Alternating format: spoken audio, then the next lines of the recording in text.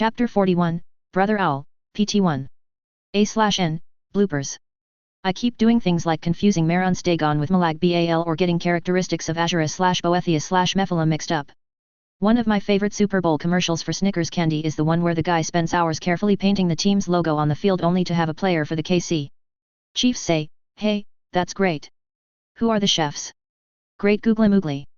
Anyway, big thanks to sharp eye readers. A/N, warning academic lecture mode engaged. Thought of cutting it out for length, but decided it was too important to my version of events.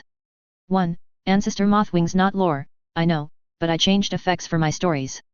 Brother Owl, P.1. He stepped over the flattened, empty corpses.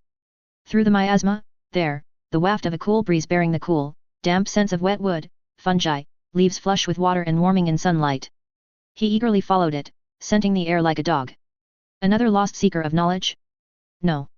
This one perused the untitled books with a frown of derision. He was tall, his age indeterminate.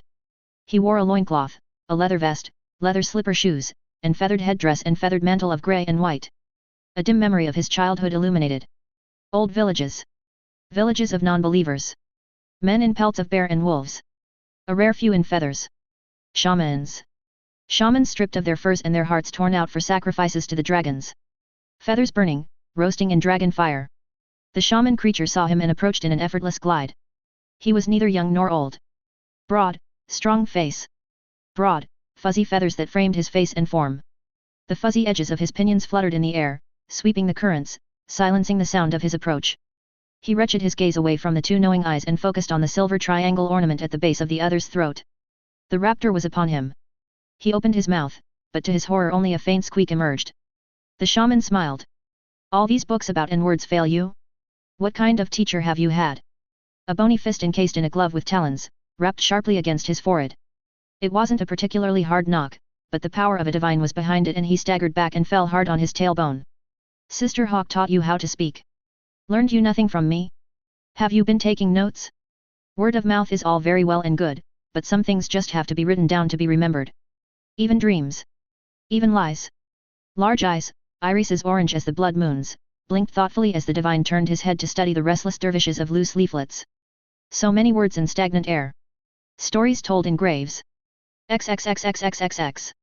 Revan had returned from the Hoagie Thumb celebration to the frozen hearth and Dagur had given him a note from Savo's errand to meet him in the Arcanum.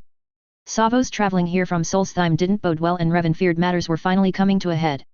When he got to the college, Tolfter was waiting for him in the Arcanum. "We could see the fires at the shrine from here, a good celebration I take it?" asked Tolfter after greeting him. "A very good one, thank you." "Excellent. Come this way, we're upstairs in the Archimage's room." As they walked upstairs, Tolfter said, "I had drinks with Krildar at the frozen hearth. It's nice to see someone in the Jarl's court willing to put more effort into Winterhold's future and willing to listen to others' points of view. I'm very glad he does listen. And we're working on a way to get the Jarl and his wife out of town so that Krildar has more room to work. I'm sure you'll find a way, I've faith in you. After all, you talked the Jarl into appointing him steward. Quite the feat with the two of them butting heads as often as they do." The round conference table, set near the central garden, had books and papers scattered over its surface.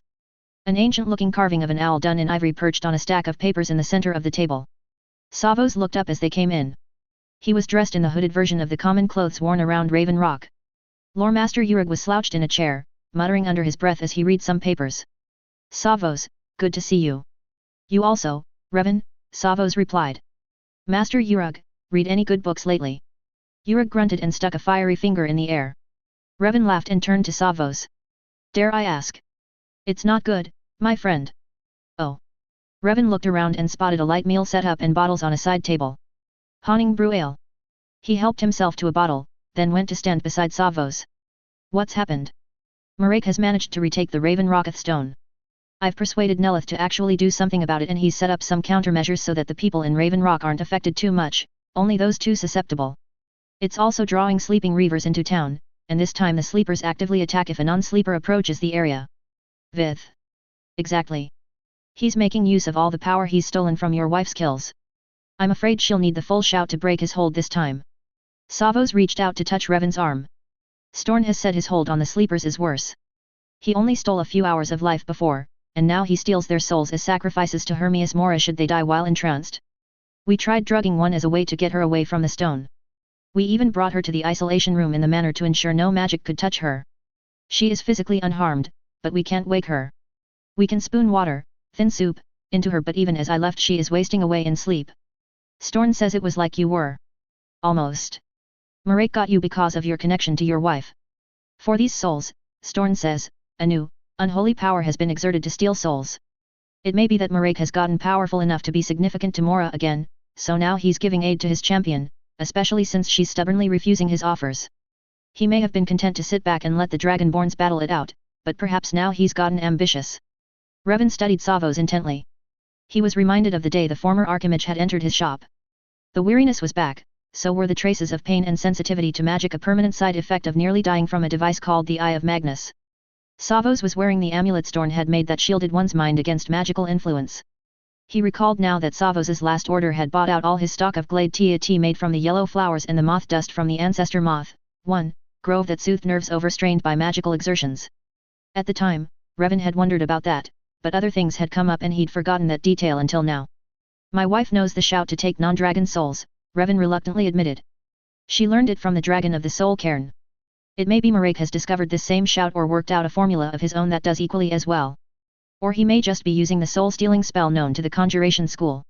We can only hope Mora is not yet involved or invested in Marek's success. He's made it clear that she can only get the final word of power from him, and to do that she will have to pay his price. A price, I'm afraid, that must be extracted from our friends, the Skull. But I wouldn't put it past him to allow Marek to gain so much power that circumstances now force us to ask the Skull to make the sacrifice. It very well feeds his ego as the Prince of Fate. Prince of soul-sucking leeches rather. Revan began feeling depressed. He sat and picked up some of the papers and studied them. Religions, he noted aloud. Why are you studying religion?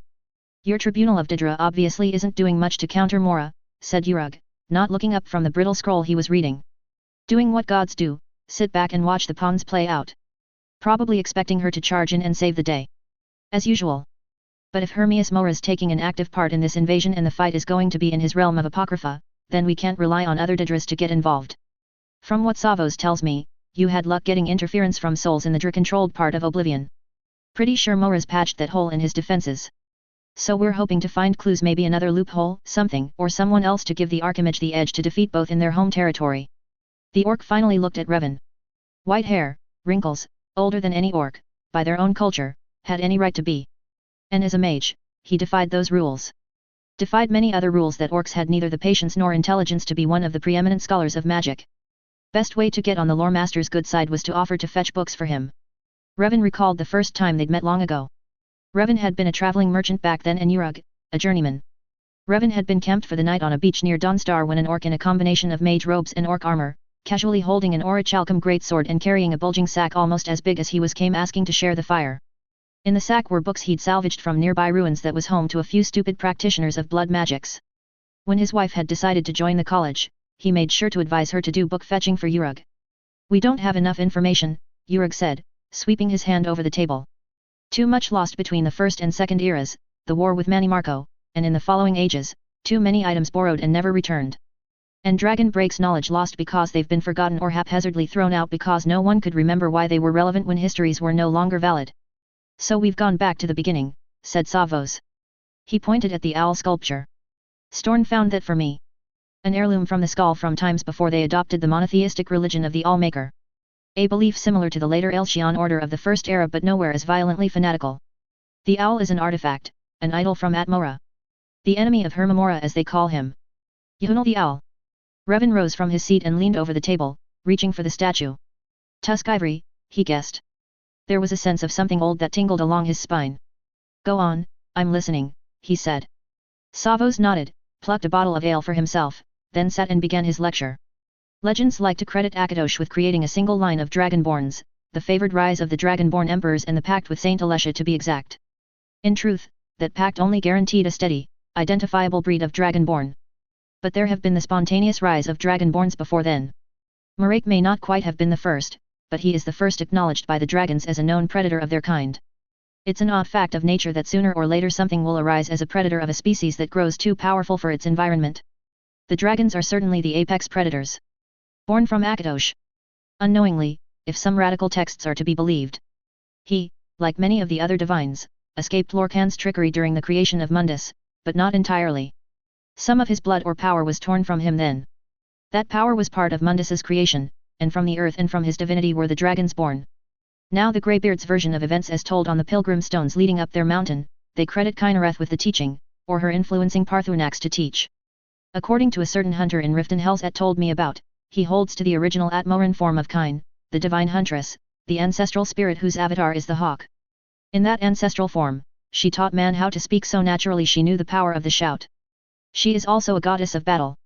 How she differs from Herson is, basically, he represents the joy or pleasure of the moment, of the hunt and the killing, she represents the battle for life and ultimately balance in nature.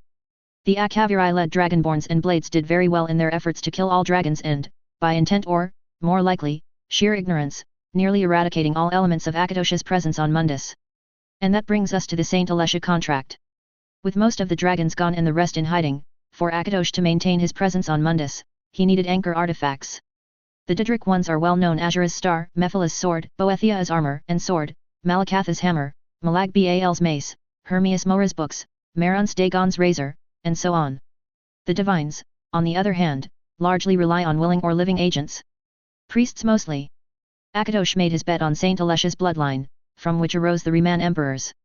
When the Septims took over, they kept the contract by keeping the Amulet of Kings. How many were actually dragonborn is hard to say, as there were no dragons to test them. The popular legend says the blood of Akadosh was in the amulet. Less popular and more truthful, I think, was Saint Alessia's own soul was in the amulet. The promise had been made on her blood.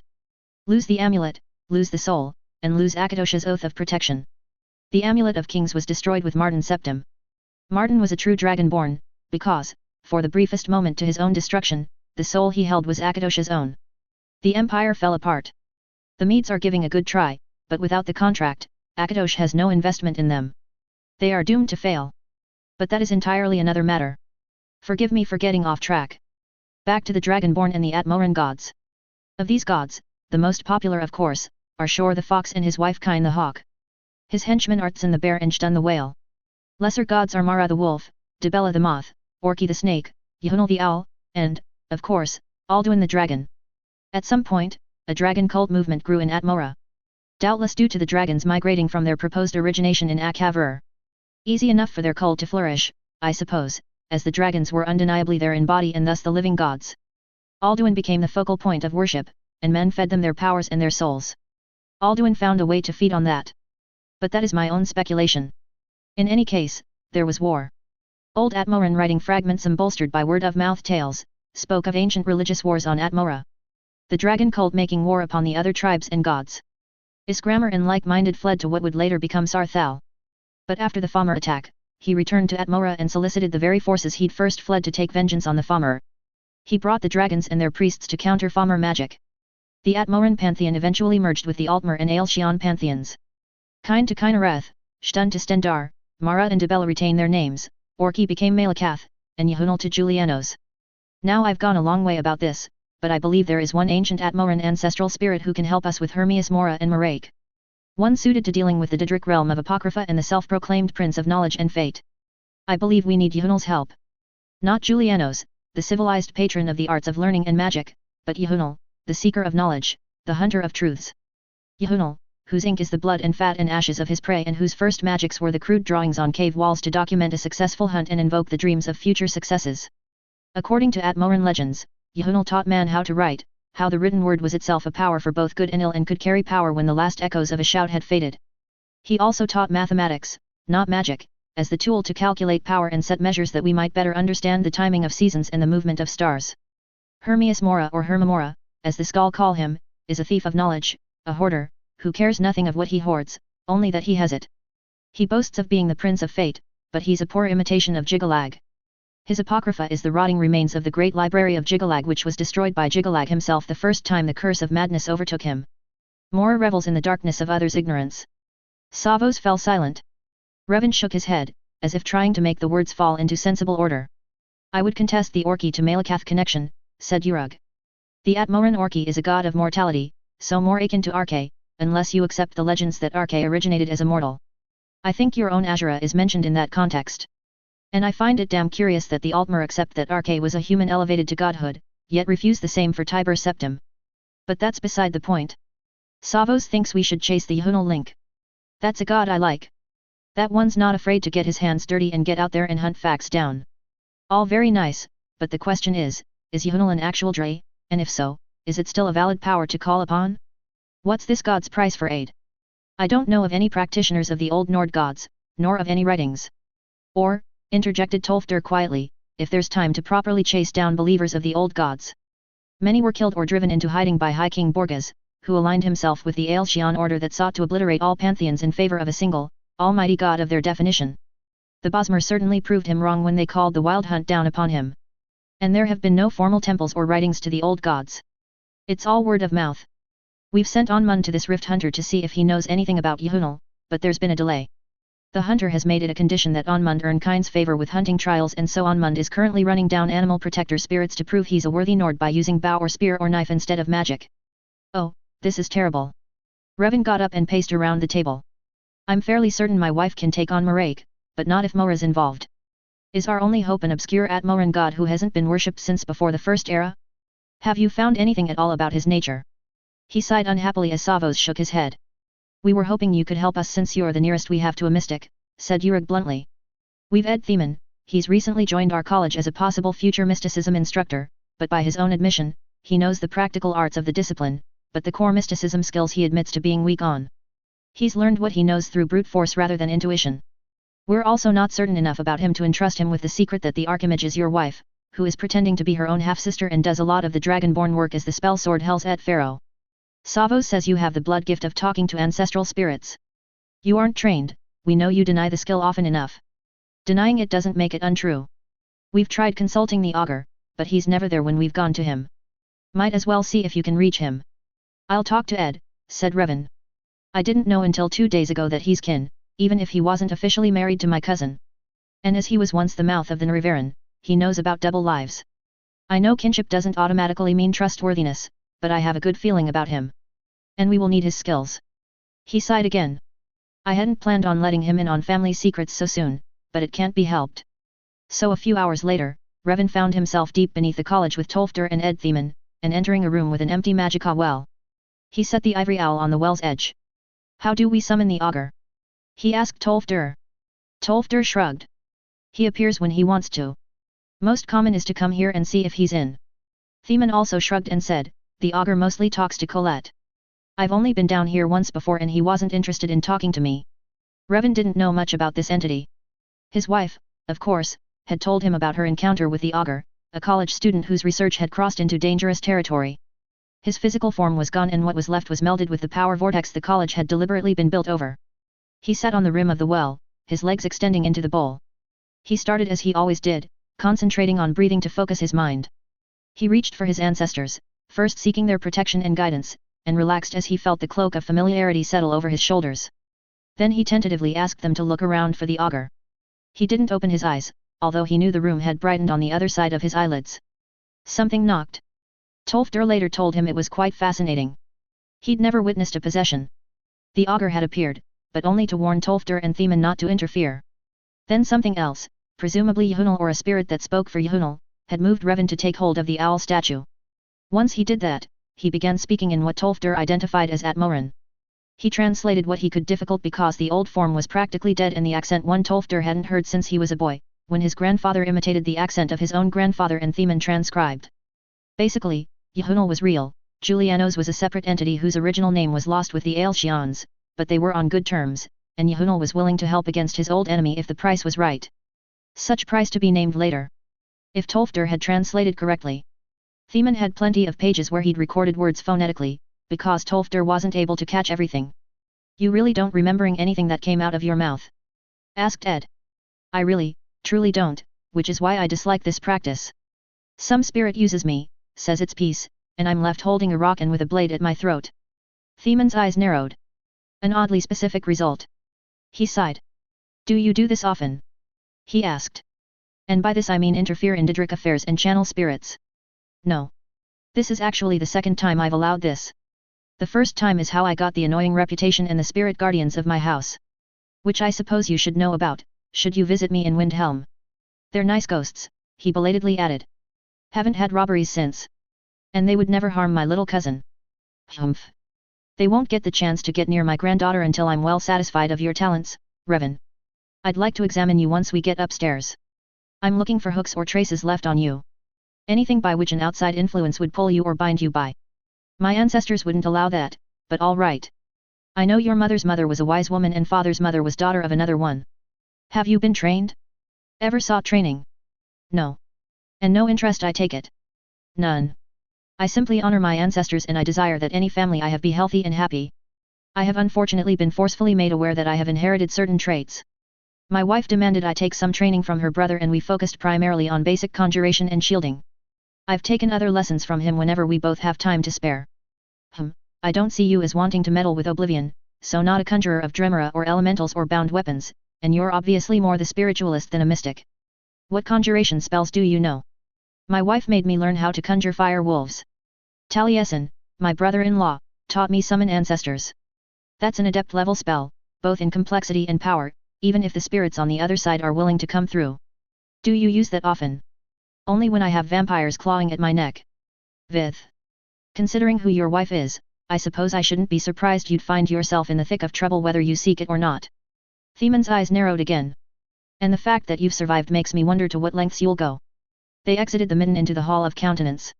Tolfdir went to check his class schedules, Themon went to find his granddaughter, and Revan decided to head back to town to dine with long-absent old friends attending Hoagie Thumb before they left Winterhold. Chapter 42, Brother Owl, PT2. A/N, Song Inspiration. The Sun is Also a Warrior by Leslie Fish, old folk song can be found on YouTube. Brother Owl, P.2. This is not a good time for you to leave Windhelm. No. I require you to attend the quarterly court sessions. You've missed the last two. You will attend, said Ulfric in flat tones of finality. As you will, my Jarl. I'm sure a few days delay will. And then there is another matter I want you to handle after court. I need information that I believe one of your talents can provide. Ah. Revan internally flinched as he recalled the events of his last mission for Ulfric. You may toss that mask in the nearest privy, steward. It is financial information I want. I am not asking you to front a spy mission again. The first and last time cost us a fort and involved us in a vampire war. I merely want your assessment of matters in the Reach and of the Silverbloods. I know very little about the Reach, my Jarl. And the Silverbloods were ruthless fetchers who literally killed their competition or enslaved them.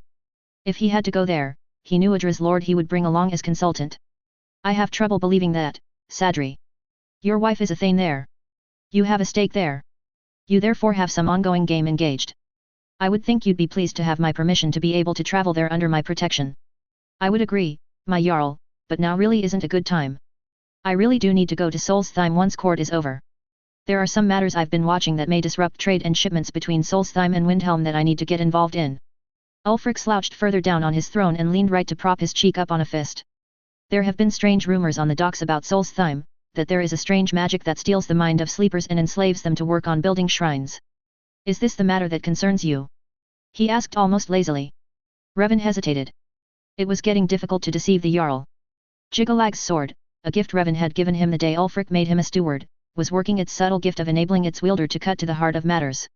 While it helped Ulfric to resolve some of his past personal issues, it also made equivocation to him difficult. It is, my Jarl. It threatens many friends of mine and my wife has already gone ahead to see what she can do. From what I hear it is a matter for warriors and wizards not merchants. That may be so, but I have financial interests in both the Redoran and Telvanese settlements that tie closely to business here in Windhelm and in Morthal. Ulfric regarded him silently and with a look of cold calculation in his steel blue eyes. You're worried about that she-devil you're married to. Very well, after court you may go to her. When you return, there will be no complaints about traveling to Markarth or who will be escorting you. You may go now and meet with Horleaf to bring me proposals of how we can fund our forces through next season's campaigns. XXXXXXX. In retrospect, it was just as well the Jarl had made Revan delay his trip. Running a hidden principality did not allow one to impulsively run around from crisis to crisis. One must keep goals in mind and consider each step. Dashing about was his wife's expertise. His store staff had learned by now that when he needed to think about important problems, he came to the shop to relax by finding jobs to do.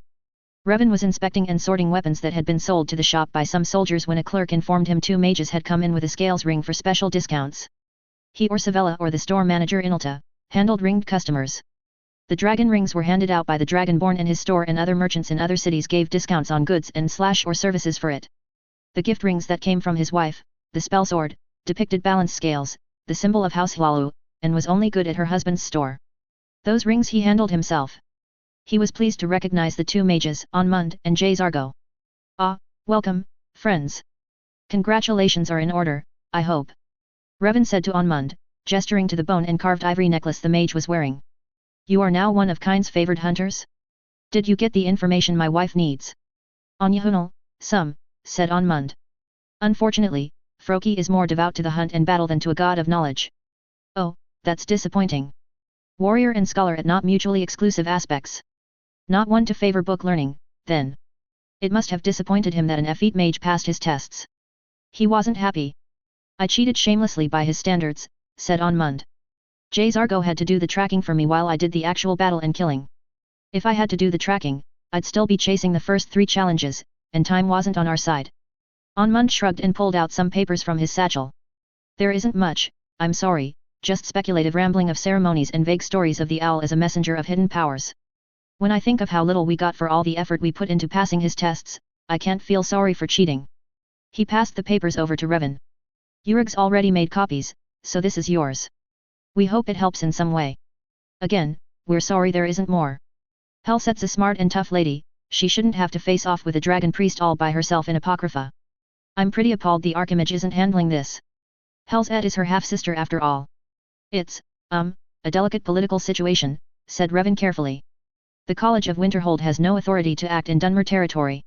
Moreover, House Telvanni has a presence there and they would take offense at the presence of a foreign institution. Savos Aaron may be of House Telvanni, but as he was acting under the authority of the college, he and the college students stayed primarily in Raven Rock and in Redoran territory. Now, my wife is a member of the Telvanni, Mage Lord Nelith inducted her himself, so she is free to act and even consult with Nelith should she feel the need. Also, since she was the first to find and explore the Black Books, it seems only she is receiving the challenges. Others have tried reading books she's found, but they haven't caught the prince's attention like she has. Unfortunate. I would rather she not be involving herself in Didrik matters, but there it is. Most unfortunate, said Zargo. Archimage Antonia should be dealing with this undead dragon priest as she has all the others. This is not right. This one worries for friend Helset's safety. Revan felt it was time to distract them. Thank you. I am so grateful that my wife has friends like you too. Now I believe Master Urug gave you the ring she left for you for completing these trials. You get a 50% discount on anything in the store. If there's an item you can't immediately afford, I would be happy to work out a reasonable payment schedule. The information the boys had won wasn't much more than what the masters at the college had already uncovered. Most knowledge of the Atmoran gods had been lost during the wars the dragon cult waged to eradicate the worship of all other gods and to subjugate all clans to their rule. Yahunal was considered a patron of explorers and knowledge seekers. And because his spirit beast, the owl, was a night hunter, it was considered a flyer between this world and the realms of dreams and of death. One would almost think them harbingers of Virmina or Sithis, depending on which legend one chose to follow. But Yahunal was a spirit that brought wisdom from the unknown. Of course, not all wisdom brings joy. He finished out his task at the store and went home to his office so that he could compare the new notes to the transcript copy of the spirit session. When he was last at the college, he'd gone with Tolfdir and Ed to consult the Augur of Dunlane and had ended up channeling an ancient Atmoran spirit. Tolfdir had talked to the entity and Ed had scribed. And Revan had days afterwards of uncomfortable dreams that glimpsed into a life or lives lived in Atmora. He'd jotted down some of them and sent them off to Tolfdir along with a package of tea. Much to his misery, they'd found interesting hints of further knowledge in his dreams. Urug, that miserable, bloody scholar, took great delight in reminding him that this was the 3rd time he'd pulled valuable information out of dead leads. For our own little hooty bird of the night, he'd addressed at the top of pages of questions. Waishrans and Ebonheart guardians, vampires, and now this. He really should start charging the college consultation fees, except that would only encourage Urug to demand more. Of course, striving to recall his dreams and putting them into writing and trying not to make his own interpretations, that was for Urug and whomever else working on this, and then falling asleep from mental exhaustion only encouraged more dreams.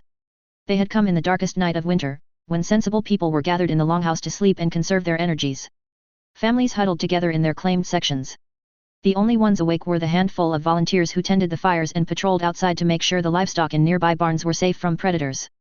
And little Danny the inexhaustible was still up, stringing colored blocks onto a cord, unstringing, then restringing in different color groups. His parents had collapsed from exhaustion just after supper. He lovingly stroked his sleeping niece's head. She was never amused by his observations that her son's energy was payback for the years she had kept his brother and him awake and running after her. They hadn't expected a dragon strike. They'd been promised until spring to decide. He had been among those counseling the clan lord to deny the dragon followers. They'd been given until spring to answer. He had returned to his small tribe, had sent his brother and their best scouts out to find a safe hideaway for the children and young parents. They would be moved out in the next 2 weeks, well before spring and whatever treachery the dragon madman planned for them. 2 dragons. One shouted fire. The other shouted foulness that sapped one's strength and magic.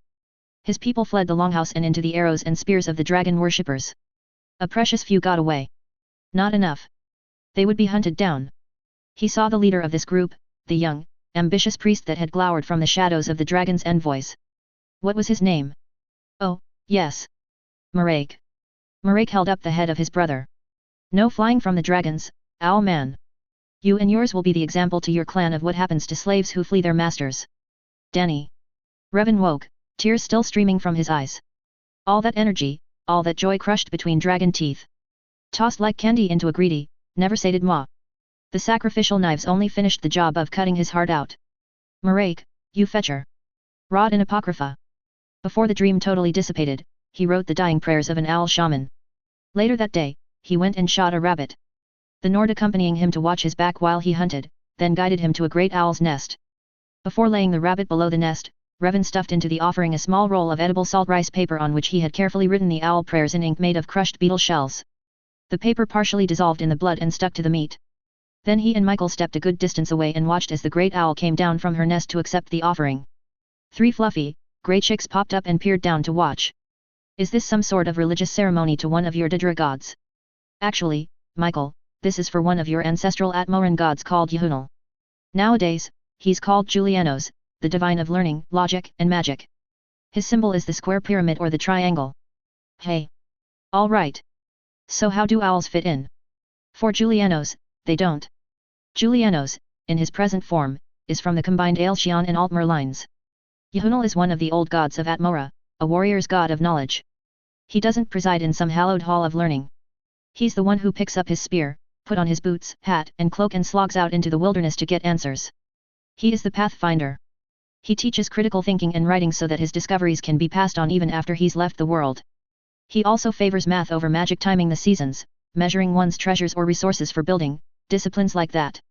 Practical means over magical. I suppose he's a combination of Julianos and Zenithar. His avatar beast is the owl, like divine kinds is the hawk. The eyes that hunt in the dark, if by dark you understand it to mean ignorance and fear of the unknown. And why are you making a gift to an old god we Nords don't believe in anymore? Because there are these insane cultists hunting my wife, and they worship Hermias Mora, the one at Morans once called Hermamora, the woodland man, demon of ignorance. He and Yahunal are enemies. And your gods won't help. Hermamora's sister is Mephila. Sex, lies, and dirty secrets. Oh. Understood. But won't she be mad at you?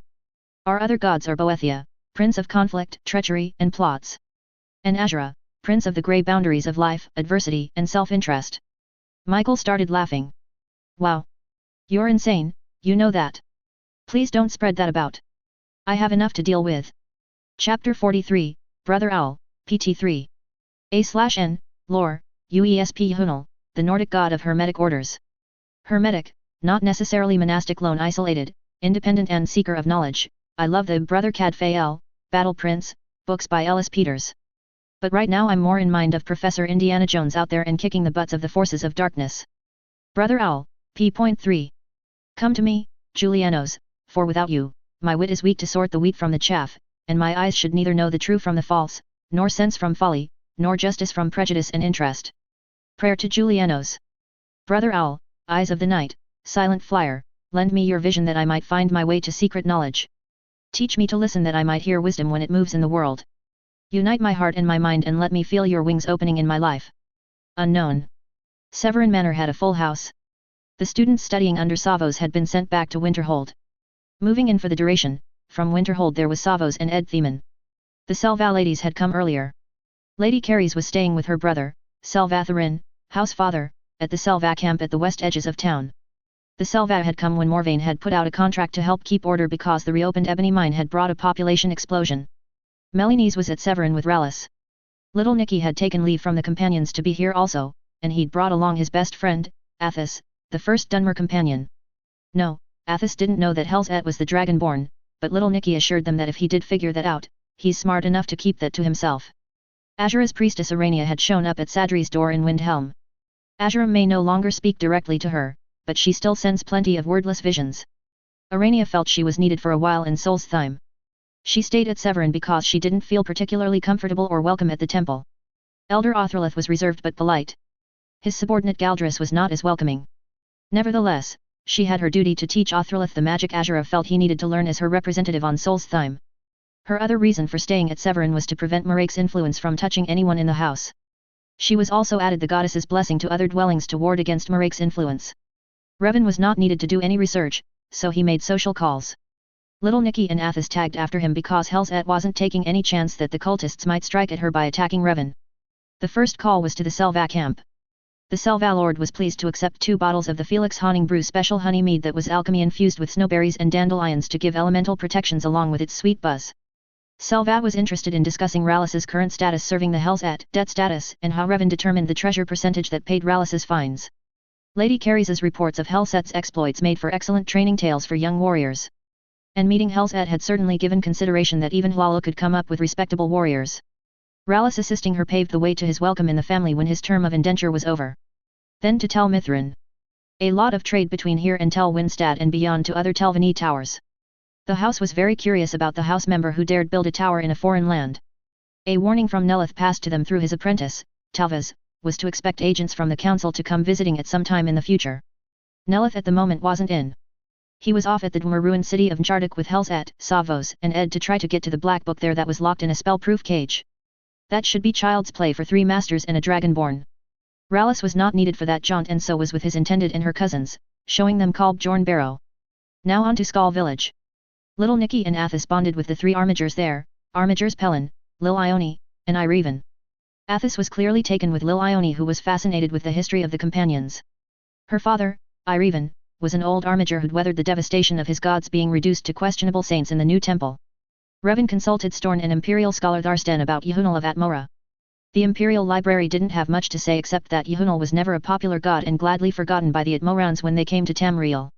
Even back then, anything related to elves and or magic suffered from association. Atmoran mages such as Galdr and Ozidal were more respected by the elves while those who knew the Thursdaym were revered by the common, non-magical folk. When the Aelshian emperors sought to blend in the Nord culture and looked for similar gods, Yehunal was subsumed to the Aelshian god Julianos. The mathematically elegant pyramid was favored over a fluffy, night-flying, screechy avian whom many didn't know how to relate to logic and facts. Storn conceded the owl was perhaps regarded with some fear by the ancestors because the eerie silence of its wings as it snatched sleeping or night-blind prey, as any creature would fear sudden death in the night. Straw death, night death, sleeping death, all the manners of death the Nords feared and abhorred that would make them unworthy of Sovngarde. The large, glowing eyes that stared out from the darkness, watching, judging, was not a thing to inspire confidence or trust or admiration. "Who did you get the owl from?" asked Revan. "I would like to meet them and spend time with them if they permit." "Go to the smithy and talk to Baldur Iron Shaper, it came from his mother's family. 2 generations past her sire was the shaman who trained me when his children had not the patience or desire to be shaman." Revan took little Nicky's wolf armor to Baldur with some suggestions for Stahlrim reinforcement and accents to add. Baldur admired the quality of Skyforge steel and Greymane's style. As Baldur worked, Revan sat quietly on a bench and took in the feelings about the forge and the smith, listened as he joked with his assistant, Morwen. Iron Shaper, Earth Shaper, a long line founded in stone and strong in earth magic. He had ancestors that had carved the earth stones for their dragon overlords. Someone of his mother's bloodline carved the owl totem from the tusks of a mammoth in Atmora. That was the fanciful daydream that flitted through Revan's mind. Baldur didn't have much to say to that. All he knew was that his father worked the forge and so did his grandfather. There were old family tales of his father's family of serving the dragon cult, working ebony and Stahlrim for the dragons, shaping rock for the temples, but not much beyond that. His mother's family raised crops. Of Hermamora, there was not much to say except that when Marek built his temple, it was death to be conscripted to work the stones of lower levels of the temple. Laborers were slaughtered so that its secrets would remain unknown. Brother Owl's image was handed down in his mother's family. He was considered their guardian bird, and owls in the barn kept vermin from eating the wheat and corn. The family legend was that if you had a problem, write it out and tuck it in the branches of Brother Owl's tree, then watch your dreams. If you were lucky, you'd hear the hoot of the owl and the solution would reveal itself. The more you tried to solve it yourself before bothering Owl, the more likely you would get an answer. Owl valued industry and initiative. And he would very much like his family guardian back when they were done, thank you very much. He missed talking to Owl about his forge projects. Little Nicky loved his improved armor, and Athos was likewise enamored of his own new Stahlrim and silver sword. And by this time, Athos knew Helzet was also the Dragonborn. He thought it hilarious the fabled Nord hero was actually half Dunmer and half Imperial, just as the Nrivaran had been half Nord and half Imperial. Helzet now had the second word of the Bendwell shout after running through Unchartic with Nelith and reading the book locked therein. Unfortunately, Mora told her that she needed all three words if she was to have any chance of defeating Marek. As they had long suspected, Mora wanted something from the skull. Revan knew it would be a bloody sacrifice. Tell me your secrets. You can trust me. Come on, who will it hurt? You aren't betraying anyone because I promise no one will know it from me. Mephala and Mora shared that whispering trait. Ed surprised Revan by writing out a question to the owl and tying it on the branch it perched on. Can't hurt, and we can only benefit. I have several ideas, but we don't have time to test each of them out. We'll only have one chance. Helzet had returned to Severin Manor to sleep after her run through of Unchartic and battling the dragon that awaited her once they had emerged from the ruins. Marek had ordered the dragon to kill her and had stolen its soul when she'd killed it. She told them Mora had demanded the secrets of the skull, and Storn had told her the secrets were nothing more than details of skull customs, their prayers and stories, beliefs, and philosophies, things the imperial scholar Tharsten had already been documenting. It was going to be a book and Mora wanted a copy even before it was published. The book didn't matter. Both she and Storn knew Mora wanted all those things no book could really contain. As she slept, Revan, Savos, and Ed sat together upstairs by the hearth to drink sujamma and rehash plans, looking for any changes and flaws in light of the Daedric Prince's demand. No changes really. Ed would work to set up a one-way gate into Mora's realm using Marek's own link. Savos would help guide the gate to its destination through the knowledge he'd gleaned when exploring those places that Helzet had already cleared of inhabitants and saleable baubles. Helzet would rerun the book from Marek's temple a third time. The first time she'd appeared in a large, open area and surprised Marek as he was plotting, surrounded by seekers and dragons. He'd shot lightning at her that stunned her, looked her over, proclaimed her a young, untested dragonborn not worthy of his time, and booted her out to await conquest with the rest of the unsuspecting world. The encounter had frightened her. Wait for him. Indeed. He was not the type of enemy one waited for to grow stronger. She took more combat training with Captain Velith and magic training from Nelith, then she'd return to Skyrim to learn more about dragonborns. The best arrogantly Nord city to start asking questions seemed to be Windhelm, where she'd eventually walked up to Revan's counter. This second reading, she'd appeared in a different area with the usual maze to run, the same dangers to kill, and treasures to collect. She'd ended up in that open area with the word wall prize at the end where she picked up the third word for her dragon aspect shout. She knew she'd come back to this place a third time. It was, after all, a place large enough for a half-dozen dragons, and she knew she'd need the Bendwell shout to capture one of Marek's dragon servants to fly her to the battleground Marek had chosen. And while she engaged Marek in combat, they would open their own gate so as not to alert Mora by using his trap books. Where it would open up didn't matter. If Yahunal came through, the Divine would be able to fly to where he was needed. She would handle Marek, and Yahunal would keep Mora from cheating. And if, by chance, Marek was winning, Revan hoped he and his ancestors would be able to tip the odds in her favor. That was the weakest part of their plan. Revan still didn't know what Yahunal would demand in return for his aid. At best, he would take Revan with him, Revan would again summon his ancestors to aid, and when it was all done, Revan would travel back with his wife. At worst, it would be a one-way trip for him. How are you sure the god will do this for you? Asked Ed, after Savos had excused himself to do some meditating before retiring. It's what I offered, and thus far I haven't heard any refusal. Do you think it won't work? Ed leaned back in his chair and contemplated his glass. After Vivek disappeared, Bar Dau dropped lower. In desperation, a bargain was made with Clavicus Vile. That was the time of the Ingenium, and countless souls were sacrificed to Vile. First used were prisoners and other criminals. But, like all his bargains, that was only the beginning price. To continue to keep the lie of stability aloft, he demanded more souls, greater souls. If you had remained in Vivek, you would have been a prize grand soul for sacrifice. You have a very strong soul, Revan. Among the strongest I've seen for one neither a mage nor a priest. Perhaps it's what attracted a dragon to you. Dragons like power. We know that the Daedra prize souls as sources of power. Question is, do the divines have the same, appreciation for souls? I believe there was this Winterhold scholar, Harold Greentree, who said that most Daedra treat souls like a petty cash box and the Daedra generally look at souls as a long-term investment. His treatise on the spirituality of necromancy is a fascinating read. A pity about his disappearance and presumed death.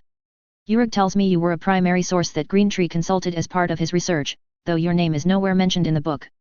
Do you by chance know what happened to Green Tree? Dead, said Revan flatly. I refused to speak to him unless he swore he'd leave my name out of it. How did he die? He violated an ancestor-guarded shrine. He didn't take the theories of ancestors as intelligent haunts seriously enough and thought regular banishment spells would suffice. Willing bindings, you understand. And although he was correct in that there were Nord guardians, he was incorrect that they would accept non-blood relatives just because they shared the same race. An incredibly stupid assumption, Ed said, agreeing. But how do you know this? Because after he died, his partner kidnapped me and dragged me to a hidden Ebonheart Alliance Waishran. I barely managed to placate the guardians set there by Almalexia's own priests, but only because they knew my wife's ancestors and were willing to let me talk. I should tell you that the Nord guardians have attached to me and are the ones haunting my home in Windhelm. I've already told them about Tyrania and you. They won't bother you if you come to visit. So you confirm the rumor that your shop is haunted. My home, yes, which was my original shop and now is the local government office for the Grey Quarter. They leave my new store alone. The only ghost guarding that shop is reputation and hired security. Ed grinned without humor. Charming. Nord spirit guardians. If we survive this, I will want to visit your home and meet your guardians. Ed went off to review again the runes he planned to use to Edeneth Stone to create a gate. The little scroll with the owl statue seemed to have worked. He'd had a dream of finding a dead mouse on one stack of 5 procedures being considered. Revan also went downstairs, intending to sleep. But as he passed by the vault room, he noted the door was open. A quick glance in showed Savos sitting before the shrine Revan had set up in there. He felt the need to step in. Savos heard him, acknowledging him with only a slight turn of his head.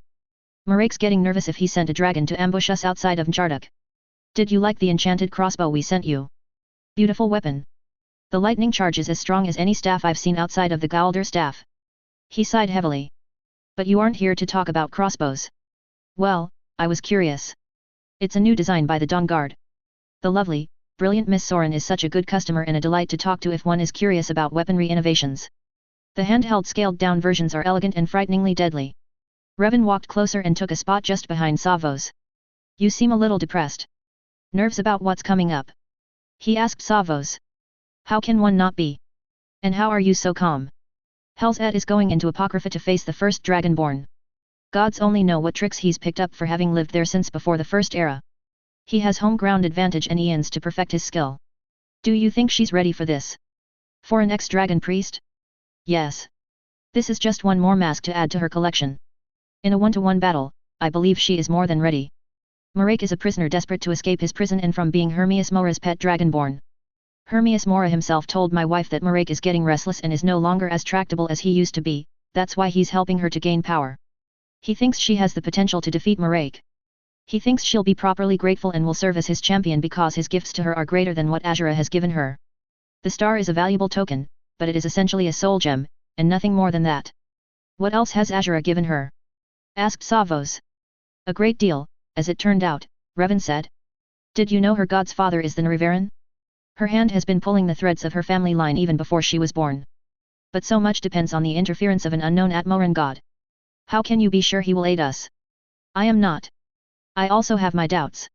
I confess I am terrified I may be playing the fool to spirits pretending to be my ancestors and to an unknown god. I am not, as you know, trained in magic, much less in mysticism. I can only have faith that I speak to my ancestors. I can only trust in my gut feelings. I confess the feelings of peace dissipate quickly when my mind gets involved, and I let myself think of what could go wrong. My wife is going into battle against another dragonborn. Every day she's not with me, I can only pray that she's alive, safe, comes back to me. We all know what we're doing is blood magic. Mora will force her hand and blood will be shed. He wants Storn's blood, and he will try to claim her as his prize by saying she is doing his bidding. To bring Yahunal through, then from here to there, that will also require sacrifice. I will offer him mine if that is required. Braver than what I was willing to give long ago, said Savos. You could have my soul to sacrifice if it had any worth. Savos, we've talked many times about this. Yes, I know. If I hadn't betrayed my friends and damned their souls, the dragon priest Moroki I would have escaped and gods only knows what he would have done free of his prison and with the staff of Magnus in hand. And even if he wasn't a dragonborn, well, he was a dragon priest and a tongue. I am sure the many he would have killed would have brought Alduin back as surely as this civil war has done. Understanding the outcome by logic does not soothe the shame or the pain, Revan. I never said that. That was never the point, Savos. Pain is what it is. Events are whatever is at hand, and you happen to be there. How Moroki got the staff of Magnus, which was supposed to have been in the Museum of Artifacts in Mournhold since it left the hand of the Narivaran, is a mystery. One may craft the finest shield, be it hide, ebony or even a clay flower pot, but in the end, in battle, the shield is meant to be sacrificed, to be held up against violence and to take damage. You fulfilled that purpose. Your friends died, yes, but from what you tell me they knew it was inevitable. The manner of death was horrible. That cannot be denied. Surviving and the guilt afterwards. Revan shrugged. He ran a used goods shop. Old memories, old items bought and sold. And after the battle, Revan. Savos said after a long moment of silence. You can't sacrifice yourself. There are a lot of people out there who depend on you. She above all. The elaborate ruse, the double life she leads is all to protect you in this entire game. After Marek tried to take you, she tore through the aisle to find and shut down all the stones. She delved into all the ruins to find the black books. Your abduction frightened her badly, and she does not respond well to threats. Manic and merciless. Yes, she has quite a temper. But we know what happens if she dies, or worse, becomes Mora's puppet. Yes, the world dies as we know it either way. I truly hope the god will come when you call. XXXXXXX. Dragon aspect was a temporary magical overlay of spiked dragon plate armor that toughened her armor, it also enhanced her physical and magical skills and shouts. Revan thought it ridiculous and had collapsed in laughter. It was the groin horns, a dragon head cod piece. She'd nearly put holes in him with an irritated hip twitch while he'd hung off them, giggling and too weak to remain standing. It had taken an earnest apology and wheedling and gentle kisses before she'd forgiven him. Savos and Ed had already left for the Skull village. She pushed him back to bed. They were going to be a bit late getting to the village tomorrow. XXXXXXX. Hermias Mora's tentacles had stabbed deep and left Storn a bloody corpse on the ground. Hell's Ed was a transparent, tentacles-wrapped statue staring into a damned book. Come now. Savos said, grabbing Revan's arm. Come on, come on. Revan ran, not really seeing where he was being led. Savos pulled him up and away from the village, his magic casting light for their path. They came to the windstone. It was glowing bright with the power Ed had been channeling into it since dawn. The flat rim of the pool around the stone had Didrik markings drawn in charcoal. Little Nikki, Athos, and the three armigers stood guard around. Bodies of dead cultists had been dragged and piled off to one side. She's gone to Apocrypha, Savos announced. He shook Revan roughly. Snap out of it. We have to bring Yahunal through. You need to concentrate. Invoke the ancestors. He turned to Ed. Ready. Ready. I've got the power in hand. You guide. Savos pushed Revan to where he needed to be, and then he took his place at a point so that the three of them triangulated around the stone. Ed drew and focused power, Savos defined and directed. The pool at the base of the windstone swirled and turned black. Revan's prayed. It has begun. She battles Marek. That she will triumph is not in question. But this battle is for her soul. Hermias Mora will betray Marek because she is the stronger. The demon will claim she was his agent, that it was her choice to involve Storn to aid her and thus the cause of his death. That Storn's sacrifice is proof of her submission to his power. She does not belong to Hermias Mora. This cannot happen. This must not happen. We must bring forth the divine spirit of Yahunal. Unite, ancestors, to again breach Apocrypha. Let us teach this prideful prince that owning the books does not automatically grant him the fullness of its contents, nor the skill to write, nor the authority to say he may judge the story of one's life before it is even written. The ancestors whispered dreadful instructions. Revan caught little Nikki's eye as he drew Simicus's dagger. Nikki grimaced and went around to the others, whispering. He went to stand behind Savos, reaching around in a gentle embrace with the point of the dagger to Savos's midriff. Very softly he said, for Atmaya and Hofnar, naming the friends Savos had betrayed and sacrificed so long ago during his prideful, overconfident youth. Savos did not stop his spell casting, but he nodded ever so slightly. Revan pulled the dagger in. Savos gasped and doubled over. Though his body reflexively jerked in Revan's embrace, he didn't try to escape. Revan stepped them both into the pool of the windstone, then pulled out the dagger and held Savos as his blood flooded out and mixed into the water. The altered stone's power melded with the portal. The waters churned. A force seized Savos and pulled him from Revan's arms to vanish into the pool. Something flared overhead. A translucent owl the size of a cliff racer, white feathers edged in red gold, orange prismatic eyes, then it, the light, the portal was gone. The windstone was a dead, carved rock and the water was clear again. He dropped the dagger into the pool and sat down on the pool rim and waited and prayed. Ed sighed and sat down also, waiting and thinking his own thoughts. The guards circled about, watching for hostile wildlife and cultists. The night passed, and with the dawn Hell's Ed came walking over the bridge from the village. Revan stood and held his arms open, uncertain of her mood. He was only marginally relieved when she flowed into his embrace and rested her head on his shoulder. Did Savos really have to die? She asked softly against his neck. Yes. Rules of the game. Divines cannot again manifest in Daedric realms or on Mundus once they've left, no more than a serpent can reuse the skin it has shed. Only through avatars. It's blood magic on a divine scale. Divines died when Mundus was created and the present gods are the ones that escaped the slaughter. If they reclaimed their stolen power, the world dies, and so they don't. Avatars are reclaimed pieces. Speaking through an avatar is non-lethal. But to actually carry divinity's fire? We just aren't built for that, and death is inevitable. But the ancestors tell me that if one can sever the connection of the soul from the body just as the divine takes over, then the soul may survive its destruction. The body, for a time, becomes the divine's artifact of its power. As for the soul, well, Savos has forever regretted betraying his friends in Labyrinthia, so he accepts for his soul whatever justice the god metes out. Oh, Revan, it's just not right. He didn't deserve this. Savos made the choice. He could have stopped me at any time. I released his soul on this side of the gate because if he had died over there, he'd be Mora's prize. She looked over at Ed who held his hands up in self-defense. Archimage, this is beyond my knowledge base. The crude definition of a mystic is one who seeks to connect to the divinity and power of the world, the spiritualist, to connect to that within. I'm a mystic, but not a very good one, I admit. I only learned what was needed to shut down an oblivion gates. I can use the tools, but I'm the farthest thing from being a Sijic master. He frowned and looked at Revan. Who are at Mehen Hofnar? You invoked their names when asking Savos permission to kill him. Revan. How could you? She exclaimed, shocked. Yahunal's price, Yahunal's mercy, Revan answered. As I have said, Savos has felt guilty for decades.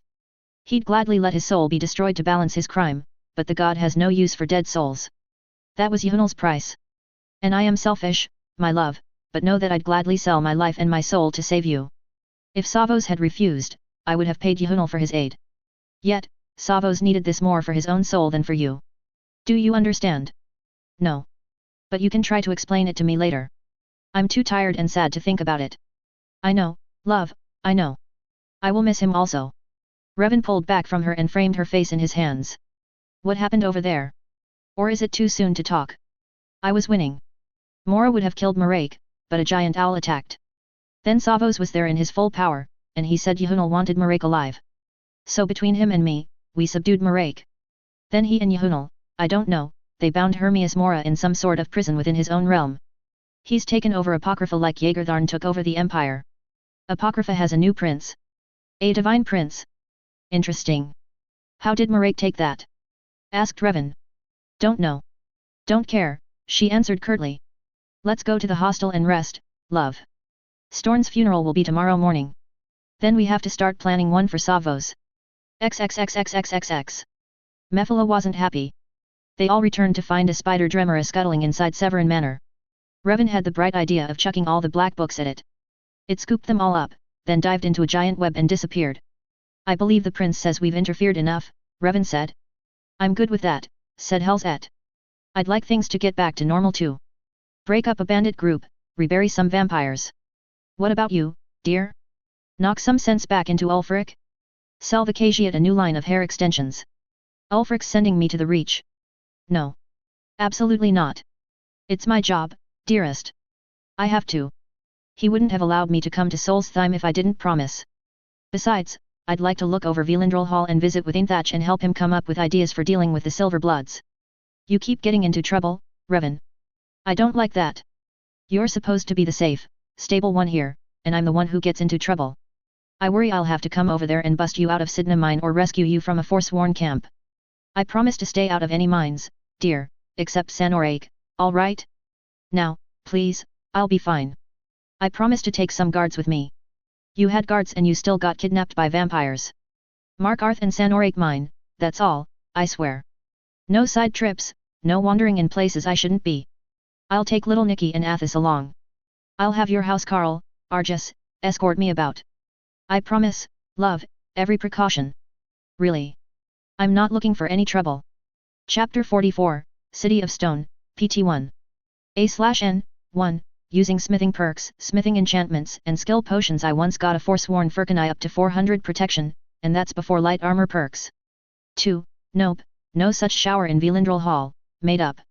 Song and poem inspirations, Hymn of Breaking Strain by Leslie Fish and Julia Ecklar plus Cold Iron by Redacted, Brit. Poet/novelist because name kept getting censored out by copyright mavens. City of Stone. Gold for the Mistress Cold Iron by RK. He wondered if it would be too much trouble to install a Telvanni lift to get to Velindrel Hall or, at the very least, rails along the wall to help with the climb. He tried not to resent the Velindrel Hall housecarl Argus too much as the Nord paused patiently on the stairs ahead of him. The Nord carried not only Revan's luggage but the groceries he'd picked up as they passed through the marketplace below. The Nord wasn't even breathing hard while Revan thought he'd pass out from exhaustion. He was only slightly mollified that the 5 other babes, all 200 years younger than him, were also showing signs of fatigue. But then there was Litram Yulsur, his age and in full heavy chitin armor, sans helmet, ahead with the Nord and showing no signs of fatigue. Finally. The view from the front porch was magnificent and awe-inspiring, but it couldn't hold a candle to the cool, dry interior of the hall. Revan collapsed over a planter just inside the door. Snowberries. He plucked a few berries to eat. Nice place, said little Nicky, whistling appreciatively. Little Nicky was his wife's human cousin who ran with the Whiterun companions and was currently the head of Revan's bodyguards. His best friend was Athos, the first Dunmer companion. And Arvin was a Windhelm sellsword that Revan had hired before and liked. The youngsters trotted deeper in the home, their energies renewed. Companions normally didn't do bodyguard work, so Nicky and Athos were officially freelancing. Thane Icewind and his housecarl Calder had also already proceeded into the depths of Velindrel Hall. Where can I set up? Asked Calder, Thane Icewind's housecarl, addressing Argus. This place doesn't have any guest bedrooms, just hers and mine. The other rooms are her alchemy and enchanter labs. My room is over there. I've removed my stuff, so you're welcome to set up in there. The main hall has plenty of space and, as I said, I can buy some partitions for privacy later today when I go back to the market. Oh, wow. Pretty kinky here. Hey, Revan, Halsey ever wear this get-up around you? Hey, Revan, where are you? Be still a moment, child. I'll get there in a minute. Revan groaned as he pushed himself back to his feet and he walked into the main room. Nicky was standing by a mannequin with a costume of leather and cords and feathers and bones. If that was armor, he, Revan, was the High Priest of Dibella. Typical wear for forsworn women, said Argus, appearing beside him with a chilled cup of snowberry juice. When she's off exploring, it amuses her to wear that. Jarl Igmund nearly went apoplectic when she pranced into his court in that costume after she'd retrieved his father's shield for him. Your bedroom's this way, Sira. Revan examined the costume, imagined his wife in it, and shuddered. That level of excitement would be deadly. Argus escorted him to the master bedroom and handed him some keys. Main doors, bedroom, and the lockbox on that table there. I've put all confidential correspondence in there. There are some urgent messages from Tel Winstad and one from Winterhold College. Courier will be coming tomorrow evening on his rounds. And I've also put in there the list of people you've asked me to track. Ain Thatch of Karthwassen is particularly eager to see you. I'll see the rest of your party settled and then head back to the market to buy some things. Anything else I can get for you there? Why don't you take the children with you? They can help carry stuff. Just make sure they don't get themselves arrested, please. Argus smirked.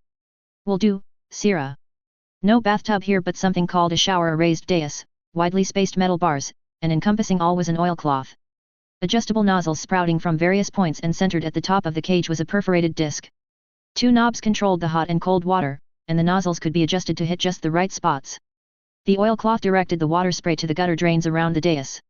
Oh gods, in 2000 years, no one had yet figured out the miracles of Dwemer plumbing? He couldn't imagine what kind of pumps still operated deep underground in Juanzel. It would be fascinating to examine, except that his wife had deliberately turned back on the ancient Dwemer defense system to prevent an invasion by the Fomor, restoring a self-repairing army of spiders and centurions to roam the underground city. Thane Icewind had been sent along with him by Jarl Ulfric. It was a condition the Jarl had imposed for allowing Revan to miss the last weeks of court sessions to go to Solstheim, where his wife was handling the Morag threat there. What mission Thane Icewind had was none of Revan's concern, thankfully. Nor did Icewind have any say in what Revan's business was. All Revan was expected to do was give Icewind a secure place from which to conduct his business. Icewind's housecarl had laid out a light lunch of bread, sliced cold meats, and fruits. Revan filled a plate and wandered outside to look over the city as he ate. To his right, he saw the owner of the neighboring house, known as Nepos the Nose, accompanied by 2 servants making their way up the stairs to go home. Nepos looked up and locked gazes with Revan. Revan smiled faintly and inclined his head in respectful acknowledgement. Nepos returned the nod, then went inside. According to his wife, Nepos officially was a business manager for the Silver Bloods. Unofficially, he was the untitled steward of Mark Arth. Jarl Igmund's uncle, the official steward, handled business between the holds, but the day-to-day grind of running the city was left to the Silverbloods, which meant Nepos. He debated whether he should call upon the Silverbloods first or just go straight to the one handling the books, which was Nepos. He decided he would follow protocol and call on Thonar Silverblood first, establish himself as the husband and business manager of Thane Pharaoh, and talk about accounts in the Reach treasury of which Thonar administered. But he would also have a dinner invitation delivered to Nepos as a meet-the-neighbor courtesy. XXXXXXX. After 2 hours of talking with Thonar Silverblood, Revan wanted to pour molten silver down the man's throat. Oh, Thonar definitely wanted Thane Pharaoh's gold banked in the treasury. It was of sufficient size to overlook the fact she wasn't a Nord and that some of it came from the Reach Manon Sanuarich and Fens Gulch mines of Karthwasan. Thane Pharaoh owning part of that silver mine had been a sore point for Thonar for the past 3 years. Revan didn't see the problem. Taxes were faithfully paid, and any profits Revan and his wife got from the mine went to pay taxes to the Stormcloak. Shouldn't that make Thonar, a public supporter of the Stormcloak, happy? Of course, Thonar admitted through gritted teeth. But the silver would be best in Nord hands, Silverblood Nords, was what he couldn't say to the face of his Dunmer guest. The Dunmer steward of Windhelm and thus, presumably, a trusted counselor to the Stormcloak.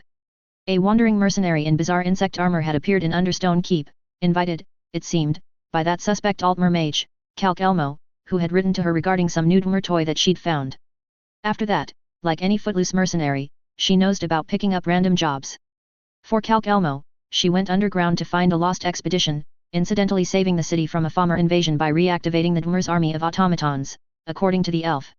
Hard to prove since city soldiers refused to go into the Dunmer city unless directly ordered by the Jarl, and those that were, never came back. And the Markarth Legion commander refused to lend any more of his people to the investigation. It seemed the mercenary had made her own report to him, and he bought her whole cloth of a story. She interfered with a professional mercenary troop hired to protect Silverblood interests, most notably, the Karthwasan operation. She intimidated the fool troop leader into withdrawing. The recalcitrant mine owner Ainthach then signed her on as a partner to retain her protection. But what really won her the opportunity to buy into Markarth was her ability to infiltrate a forsworn camp and kill a particularly bothersome Briar Heart, and then another camp to reclaim Jarl Igmund's family shield. The ease with which she came up with the 12,000 septims to purchase and furnish Velindrel Hall proved she was no hand-to-mouth spellsword. That Thane Pharaoh had wealth was not in question. One could tell by the quality of her armor and her weapons. Jarl Igmund, of course, had his uncle make inquiries of the other holds. It had been Justiciar Ondolamar who had revealed she had imperial connections and that were it not for her family's status, the Dominion would have arrested her for her crimes. What crimes she'd committed, he wouldn't say. Steward Rirek did some asking of the other hold stewards. She was a Thane in both Solitude and Hjalmarch with rich properties in both. Especially Hjalmarch, where she and other Dunmer were building their own weird mushroom town within sight of Solitude. Titles she'd won by her sword as she had in Markarth. And she rewarded the holds who allowed her maid to set up his business ventures. Jarl Igmund very much wanted the Silverbloods to cooperate with the new Thane's husband. Thonar had finally gotten frustrated to the point of asking Revan which imperial family the Thane was related to. House Felix, Revan had answered with a smile. My wife is the daughter of General Inanna Pharaoh of the 2nd Legion. House Felix trades in wine and spices all across the world. I like to keep an ear out for opportunities for them. Wasn't Karthwasan an opportunity for them? No, they only deal in wine and spices. Silver ore has no interest. They would rather others do the mining, the refining, the shaping, than ultimately, the paying for the products they sell. And you, does the silver matter to you? The mine only matters because it is a wedding gift from my wife. It could be nothing more than a place for mushrooms and bears, but it would matter to me. Oh, very nice, said Thonar, sneering. But it just so happens it has silver in it. Revan smiled, letting his amusement show. Then he laughed. Yes, so it does. And so far, that's all I've found of worth in the Reach. I was hoping you could direct me to other opportunities worth investing in besides silver. It was a sad condition when his brief meeting with the Thalmor ambassador proved more interesting.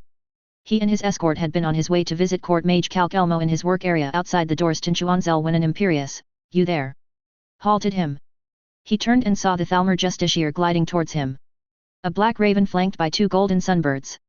Sira, said Revan, bowing politely as the Thalmor halted in front of him. How may I be of service? Little Nicky and Athos fanned to the sides even as the Justiciar's bodyguards did the same. So it seems someone in this blighted place knows their place. Revan did not respond to that. Decades of customer service gave him a thick shell to the graceless manners of the privileged, both factual and delusional. I have questions for you. Delighted to oblige. Shall we find a more appropriate place, or shall we stand here and entertain the Jarl's dogs? The justiciar sneered with disgust as the hounds rubbed against him with no regard for his space or the hair they left on his elegant black and gold coat. "Nicky," said Revan. Nicky whistled, drawing off the hounds and, after some petting, sent them towards the kitchen. "Whom do I have the honor of speaking to?" asked Revan. "I am Ondo Lamar, Chief Justiciar in Skyrim." "Ah. That would make you second to first emissary Lady Elen Wen. Such an elegant, refined lady. An enlightening experience meeting her at the private wedding reception of Snowshod to the Emperor's cousin." Proud Spire Manor had many luminaries that night, and she was among the brightest there. He moved the party over to a quiet corner. Nicky and Athos fell behind and turned their backs. The dogs had come back, and Nicky occupied them with a simple game of throw and fetch with a knotted sash. Athos waved down a passing servant and sent for drinks. Revan and the justiciar took opposite seats across a small stone table. "Not as enlightening as your wife," said the justiciar. "Agreed. But then, I am heavily prejudiced in favor of my wife and naturally find there are very few that compare. We've been watching her, you know. She has managed to secure titles in more than one hold." "Yes. These Nords do seem to value the strength of one's sword arm. That's one virtue I appreciate about them. One's bloodline can become a secondary concern to one's rise to nobility if their ability for battle is uncommon. Not always the case in Mare culture. Except for House Telvanni, which acknowledges raw power above blood, and my own House Hlalu, which values one's ability to create wealth. The flaw is that any crude creature of low intellect can make himself king if he kills enough," said the justiciar, sneering. "Or, as history has shown, any race may do the same," answered Revan, smiling blandly. "She comes of a line loyal to the Medes. Why has she not joined the Legion? Not that it's any concern of yours, my Lord Justiciar, apologies for my bluntness, but she's just not that interested. She's young, and she likes to make her own mark in the world. One would think that as the older, presumably wiser one of the marriage that you would do better to guide her to a course of wisdom, for it's clear she needs a firm hand. I do believe we are getting a bit personal, Sira. I have quite firm control over finances, and my young wife listens quite closely when I explain the ins and out of resource expenditures. Perhaps you would do better to control her allowances." "Why? My beloved is not one to waste her time or money on frivolous parties." Revan's smile was equally as nasty. "Any parties she organizes are quite controlled and to a purpose. Parties that you know of perhaps." "True. My wife's playful ways may upset the carefully planned affairs of others, but only brigands and other such scum need fear her bursting in on their parties. She is quite the bounty hunter, you know." "Yes. She scrabbles in blood for bits of gold while you scrabble about for the favors of the avowed enemy of the empire her family serves, and who confines your own people to drown in the sewers of his city." A hound scrabbled across the tabletop, knocking over cups and scattering candles while it chased the rag ball that soared overhead. "Whoops. Most humble apologies, sirs," said Nicky with a cheeky grin at odds with his embarrassed tone. "You did that deliberately, you barbaric." "This has been a most enlightening exchange, Lord Justiciar," said Revan firmly, "but I believe we are both busy mare and must be about our businesses. Good day. Nicky, stop playing with those dogs. Athos, stop trying to provoke the justiciar's guard. I'm sure she's not amused by your posturing." Athos turned away from the tall and slender golden bird with a laugh and a shrug. Oddly enough, she flashed Revan a friendly smile before turning to follow the justiciar. "I think she likes you, cousin. You do have a way with girls. How do you do it? They know I'm harmless. Now come, I want to go talk to Calc Elmo. Do we need to hang around for that? You are the ones who insisted on coming along with me. I'm sure I'm perfectly safe wandering about Understone Keep on my own." "Sure you are, Revan, sure. Look, there's the priest that we saw being harassed by the Thongher Silverblood. Why don't you and Athos go see if there's anything you can help him with? If there's a problem with the ancestral crypt, well, doing favors for RK couldn't hurt and may help." "Okay. But wait at Calcelmo's place until we get back. Promise?" Yes, mother, I'll be a good boy and wait for you." "See that you do. And no picking fights with justiciars. He started it." "No. You did by being polite to him and then you started getting cute with him when he started baiting you. Stop inviting trouble, cousin." Revan frowned but reluctantly accepted the chastisement. The boys were gone for quite a while, but Revan didn't find time with Calc Elmo too taxing. The mare's passion about the Dwemer was, well, amusing was the word Revan chose to settle on. This one's focus was on the Dwemer way of life, but he had to interpret it from the machines they left behind and what scraps he could gather and had self-taught, albeit with many an imprecise understanding, to read. Altmer history didn't have as much interaction with the Dwemer as the Dunmer had. And it was a pity that he and Mage Lord Balada's Demnevani didn't quite get along.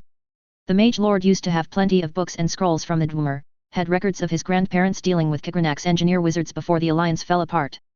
But, as happened to many ancient collections, they were lost in the Red Mountains eruptions and during the Oblivion Crisis. And Demnevine's interest was not in Dwemer society as much as their engineering sciences. Calc Elmo and Baladas were opinionated mare and needed some sort of buffer so that they didn't set each other off. Calcelmo's nephew was not adequate enough as a buffer.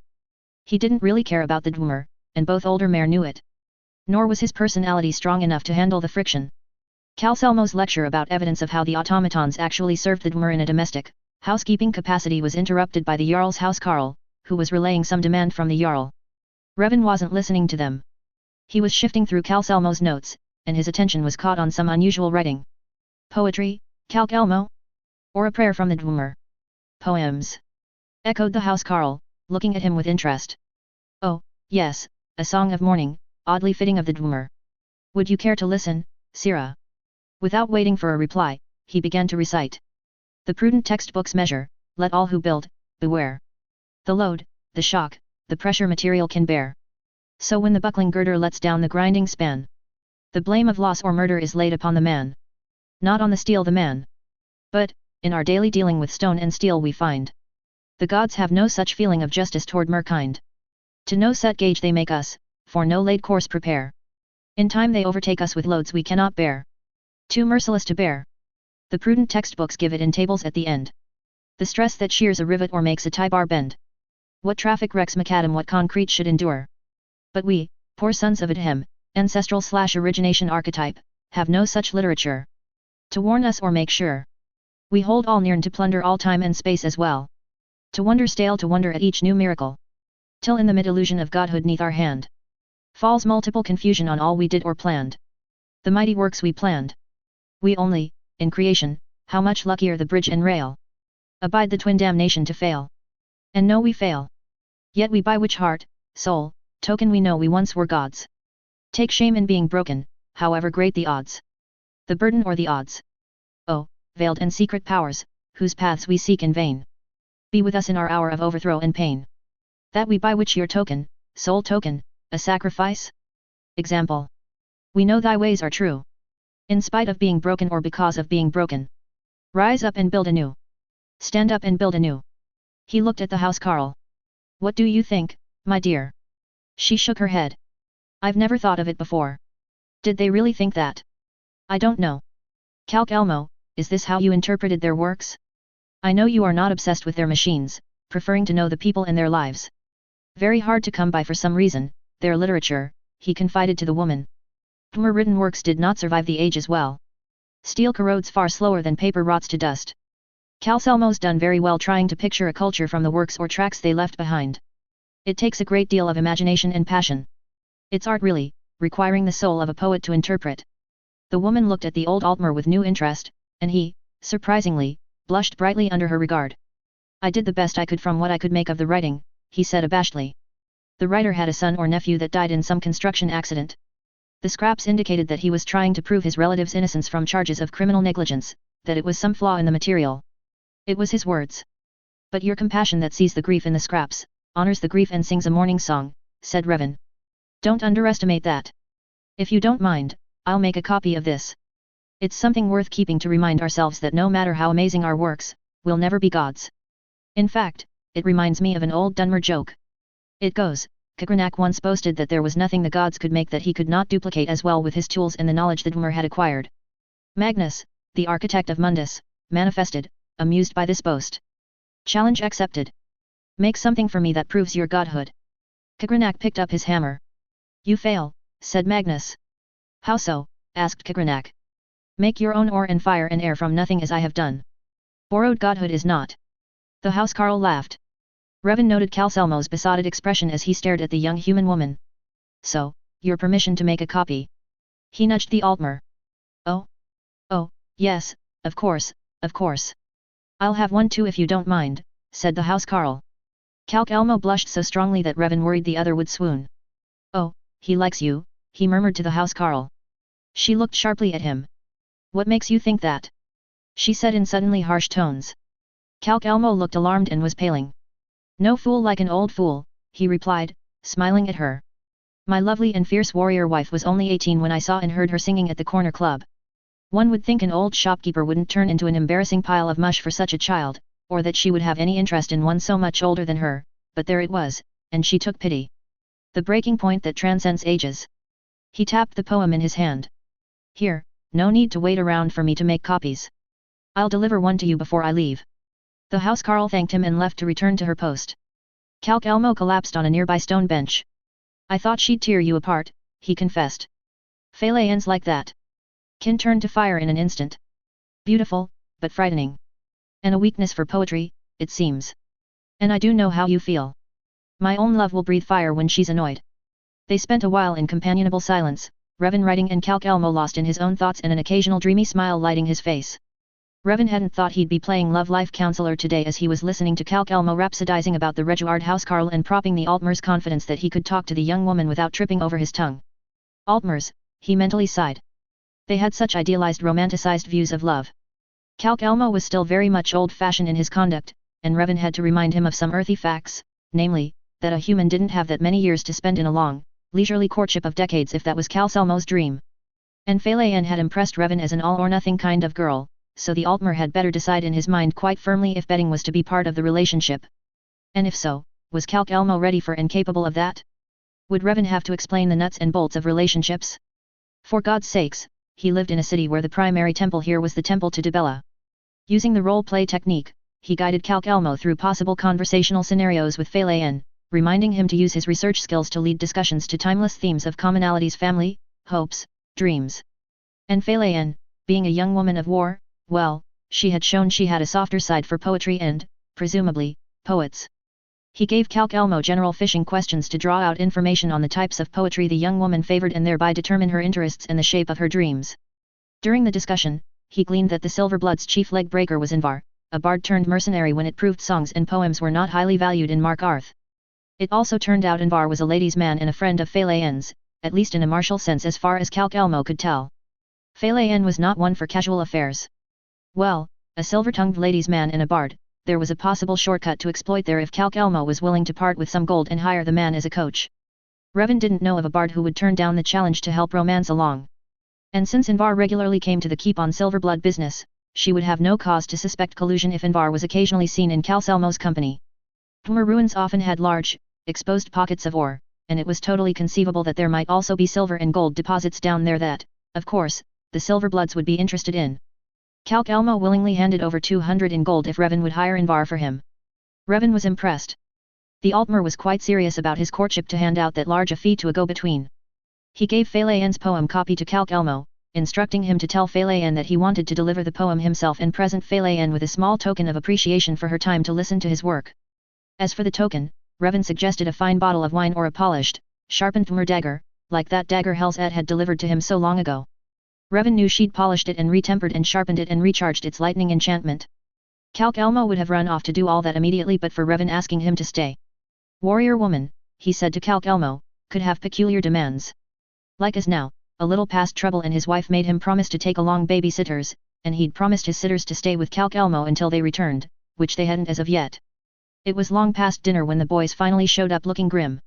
The priest of Arche did have quite a problem in the catacombs. A priestess of Namara had been eating the dead. She was a sorceress, and it was quite a battle to kill her. They were tired, had injuries that needed tending, and were hungry. No meat, please. A lot of bread and vegetable soup and wine would do for now. Calc Elmo had his nephew go to the kitchen to fetch food and medical supplies. He returned with the items and the kitchen maid, Voda, coincidentally Inathach's daughter, also carrying some of them. Revan introduced himself to Voda and chatted with her while Calc Elmo tended the injuries. XXXXXXX. Icewind hadn't yet returned to the hall. Revan wrote him a note that he and his young guards would be out a couple days at Karthwassen and politely wished the Thane good hunting with his mission. Chapter 45, City of Stone, PT2. A/N, my non-canon interpretation of the Dibellan religion in the Reach. City of Stone. Silver for the made cold iron by Arche. Revan felt that Argus needed to remain at Velindrel Hall because of the many sensitive papers and/or contracts Revan and Icewind had laying about the place. So Argus hired a local mercenary, Vorstag, to serve in his place as guide and guard. Vorstag didn't like mines or being underground. Revan was fine with that, he wasn't planning any lengthy visits inside a mine. They reloaded their carriage parked at the Markarth stables. From Eastmarch to Jalmarch, they'd ridden their sturdy Eastmarch bred horses. At Whiterun, Revan and Litram had surrendered their riding horses for a large wagon and 2 slow but strong horses. Revan piled the wagon with trade goods. Icewind had not been pleased, but Revan didn't care. He'd come to the Reach to do business, and trading was his business. Revan did the driving, and Litram kept watch with a loaded crossbow. As they passed through Falkreath, Isolda's trade caravan had joined them. Isolda and the 30 members of the Yvain trading family were armed and prepared for this new venture. Isolda and Felina Yvain had greeted Revan with kisses. "Are you sure about this?" he had asked them again. "I can't guarantee anything once we go into the Reach. There's no relying on Legion troops or Markarth guards if there's trouble." "Pfft," Felina had replied. "Most of us older ones remember trying to trade through battle-happy Benhamsoon lands and watching our backsides for blight beasts. Our spears are sharp and ready, Revan, and we've sent scouts ahead who have gone to Karthwassen and back." The travel to Karthwassen had been uneventful. The few robber groups they'd spotted had quickly melted away after seeing the organized lines of Dunmer spear fighters jogging alongside the trade wagons.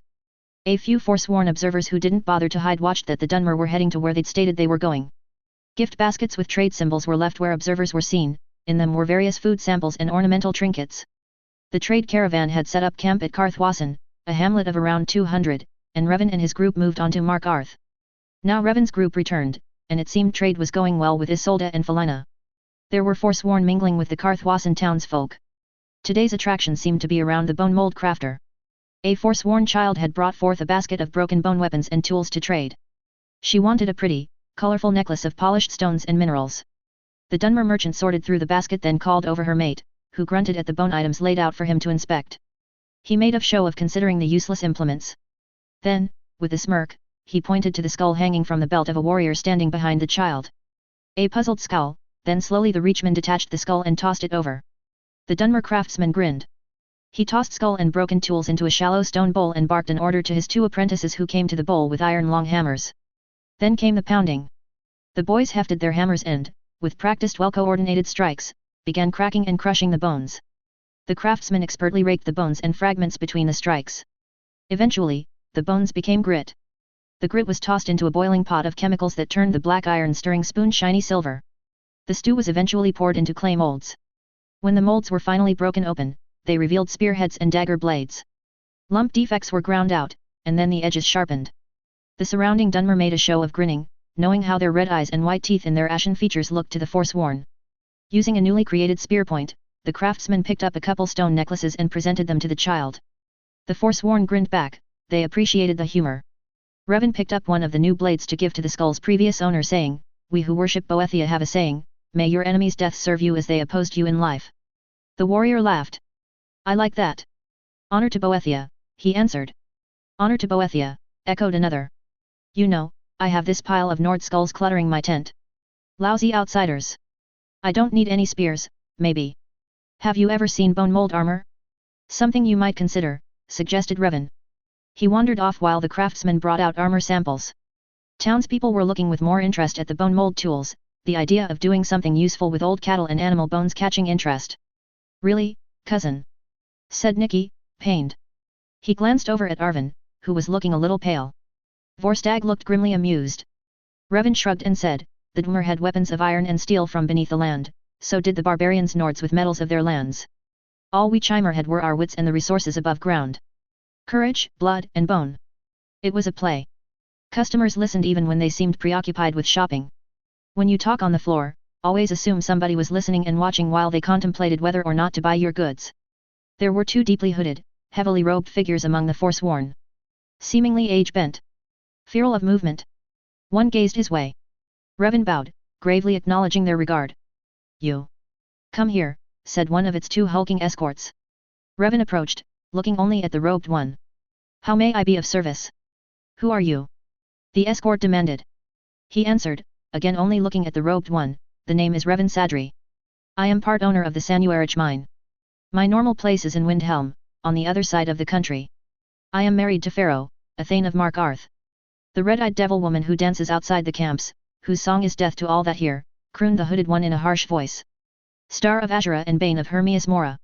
Only if you prove to be her enemy. Only if you fail to heed the spirits who tell you to turn your face away when she walks near you," said Revan. "There are many in the Reach who would kill you for merely being her mate. Then face her wrath," Revan said quietly. The hag raven pushed her hood down. Bony, raptor twisted features, beady black eyes, surprisingly pretty gold-tipped deep blue feathers mixed into frizzy brown hair. Karthwasan villagers pulled away quickly, leaving a wide circle around them. She stepped closer to Revan, lifted a hand and laid long toned fingers on his cheek. Her amused grin was unpleasant to see. The spirits are strong about you. She of the ravens favors you, declares that those who do not hinder the dark paths you walk will find tokens of her blessing. Madness is your shadow. Strongest of your patrons is the new Lord of Secrets. The blood of your sacrifice to him still stains your hands. Revan lifted her hand from his cheek and solemnly kissed her knuckles. I honor the old gods of my homeland though home be lost under ash and fire. I've been blessed to marry the herald of change for forces older than the old. Change will happen. One can only adapt or die. Choose wisely. Above all, choose what can only be true to you. She laughed, a harsh, grating sound. Then reached up both hands to pull him down by his ears for a hard, deep kiss. One hand went down to grab his balls, her talons slicing through his padded cotton tunic and thin leather pants.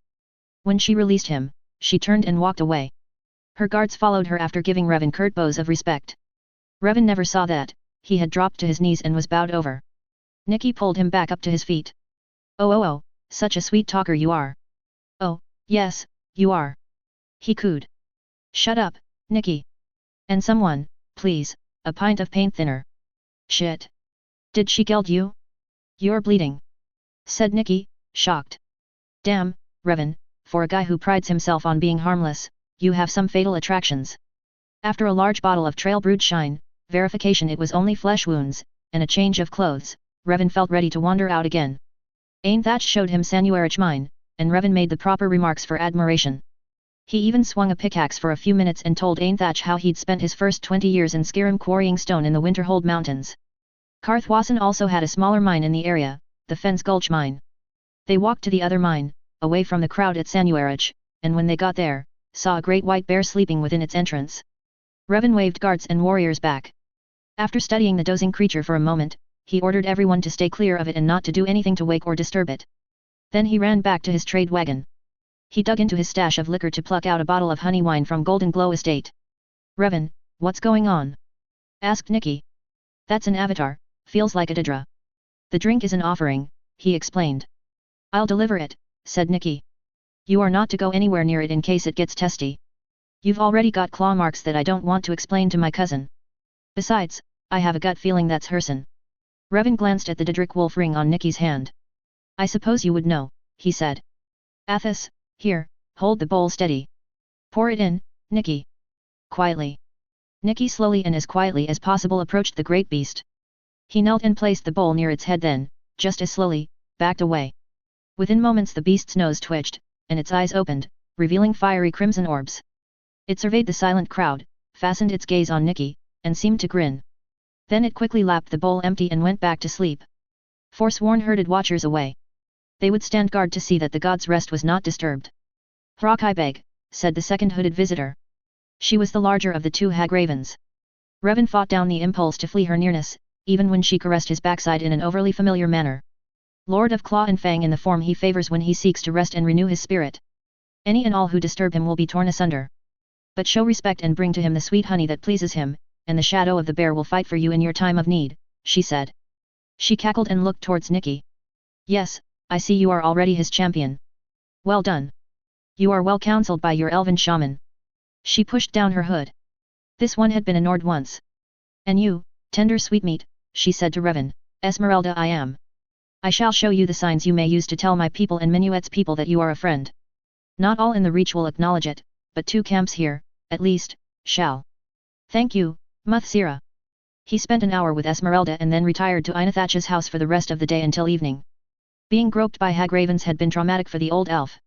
It wasn't so much the physical touching but the in-your-face magics the creatures had taken in that twisted their souls, spirits, and bodies. A raw, ferocious kind predominant to Herson's sphere, but blending with other Daedric or even Dric touches according to their individual natures. Debella's sex drive was in Minuet, and Esmeralda's side influence was the more savage aspects of Kine. So now that Karthwasan was deemed safe from the nearest Forsworn camps, safety patrols had gotten a little lax the following days. On the third night, there was a Forsworn raid. No one was seriously hurt. The invasion had been precise. They had targeted one household only, taken only one prize, the 10-year-old girl named Fjotra, a Nord child adopted by the Bretons Enman and Mina. Locals call the place Broken Tower Redoubt, said Litram Mulesur. Only seems to be a Briarheart in charge. He and the younger men had followed after the party. The older Drizzt noble was actually a better tracker than the companions or Arvin by his experience as a hunter of desperate, escaped slaves. Along with many refugees, he had ended up in Windhelm. Now he was the prison workforce overseer, the long, heavy whip at his side cracking over people working out their community service in the quarter. And God's help you if you try to escape your sentence. The mayor could quarter and core an apple with his whip. Revan had put him in charge of the hunting because he knew Nikki's and Athos's plan had they managed to track the raiding party would have been to immediately kick down the front door and charge in. The Drizzt had managed to rein them back and conduct a careful survey of the area and situation. The Briarheart had secreted the girl into one of the towers guarded by loosely spaced patrols. They could probably extract the girl with a quick night strike of their own, but it wouldn't be without casualties. The immediate sentries and the Briarheart at the very least. But one mistake, and he'd no doubt the entire force within the fortress would rally to battle. With that information in hand, Revan persuaded one of the lingering Forsworn at the trade camp to run back and appeal to Esmeralda, begging advice or aid. Esmeralda sent back the message that the girl was imbued with the power of the old gods Dibella, to be precise, and the ones who captured her will try to persuade her to accept them as her people that they may gain the blessings of the goddess. Briarheart Alban was merely trying to ensure the strength and fortunes of his clan, that the goddess's blessings went rightfully to the Reach folk and not the leeches of Mark Arth. Unfortunately, he was not one of those clan leaders who took counsel from her or Minuet. His faith was in Petra of the Blind Cliffs southwest of Karthwassen. The Hag Ravens there would not be friendly or listen to any non-Forsworn emissaries. However, Petra was currently in contention with her sister Melka and thus distracted. If the sweetmeat were clever enough, she suggested, he may be able to use this time of chaos within that tribe to his advantage. Without the guidance of Petra, the Briarheart may accept a guaranteed blessing of the goddess in return for the young vessel's release. But if killing is what they choose, then do so carefully because tribal agreements would oblige Esmeralda and Minuet to side with the Briarheart against Karthwassen. Revan and Vorstag returned to Mark Arth.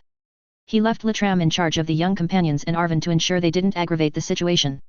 His goal was to consult with the chief prelate of Dibella's temple, but the temple was closed. The priestesses were in mourning and contemplation because their Sibyl, the incarnate of Dibella, was dead, and they were praying for the goddess to reveal her new vessel. The new Sibyl's name is Fiotra, and she lives in Karthwassen, Revan declared to Senna, the priestess guarding the entry chamber and barring his way from going any deeper into the temple. The Forsworn have captured her so that they, not Mark Arth, gains Dibella's favor. We must talk. Senna ordered him to wait in the entry chamber as she delivered his words to Mother Hamal, who consented to leave the inner sanctum to speak with him privately. He told her he had warriors with him that could attack and get the child out but hesitated because he feared reprisals on Karthwassen and because of the fragile peace that currently existed. Friendly Hag Ravens hinted that a bargain might be made with the new Sibyl's captor, but he needed to know what he was bargaining for. Mother Hamal asked what did he know of the Dibellan faith? When he denied any knowledge, she explained the faith as it was kept in the Reach. Afterward, Revan said, nicer than Prince Mephila. No watering the fields with blood is required. So, the bargain is for the right to lay with the goddess upon the new Sibyl's ascendancy. He grimaced as he thought of Jarl Igmund being the child's sexual initiation when she turned 14. A horrible 4-year wait the 10-year-old had to look forward to. And not just because of the age difference but because he doubted the man had the skill or sensitivity to make a child's first time pleasurable. He also did not believe the man capable of understanding that he was betting not just the Drick goddess of beauty, fertility and artistry packaged in a pretty, virginal child, but that he was shaping the children of the next generation in the Reach. And he was a weak man much like Jarl Korur, living in the shadow of his father, letting others like the Silverbloods set the tone of Mark Arth justice and law, sowing hate and divisiveness among the people of the Reach. A rule of hollow courage and boasts of warfare while he sat safely in the stone halls of a dead race. That would be the new spirit of the Reach if he was the sire. Jarl Hrolfr lay with the previous Sibyl. The Briarheart seeks to ensure a chief of the Forsworn will take the new Sibyl when she comes of age so as to reap the goddess's first and greater blessings. Is that the only guarantee? Do the feelings of the Sibyl not matter? If she resists, will not blessings be withheld? We do not condone rape. And what hubris they must have to think to rape a goddess. So a bargaining point. Revan sighed and considered possibilities. But she is young, trainable, and the longer she remains with them, the more chance they have of turning her to their favor. If I can arrange it, would you be willing to come to Karthwassen to speak with the Briarheart yourself? You must tell them that even if they warp her thoughts so that she believes in them, they cannot succeed, for there are ceremonies, training of power she must have from us before the goddess consents to descend into her vessel. As of now, there is only the potential. If she refuses, that leaves the child to face their anger and disappointment when the blessings do not manifest. Revan covered his face with his hands. I see, he said, muffled. So I must find a way to persuade them to surrender the girl and wait 4 years on the promise that I, a mere nobody in Mark Arth and the Reach, can guarantee a forsworn will be the first to lay a goddess and deny a Jarl his right to maintain power in the Reach. Oh, dear. It was noontime now. Revan retired to Velindrel Hall, and Vorstag went to his room in the Silverblood Inn to drink and relax. Argus let Revan know of the new messages that awaited him. He also told him one of Nepas's servants had dropped by with an invitation 2 days ago, when Revan had been expected to return, for dinner tonight. Argus also had some concern over Icewine's activity. The Thane had taken it on himself to investigate a recent attempt by a forsworn to murder a woman in the public market.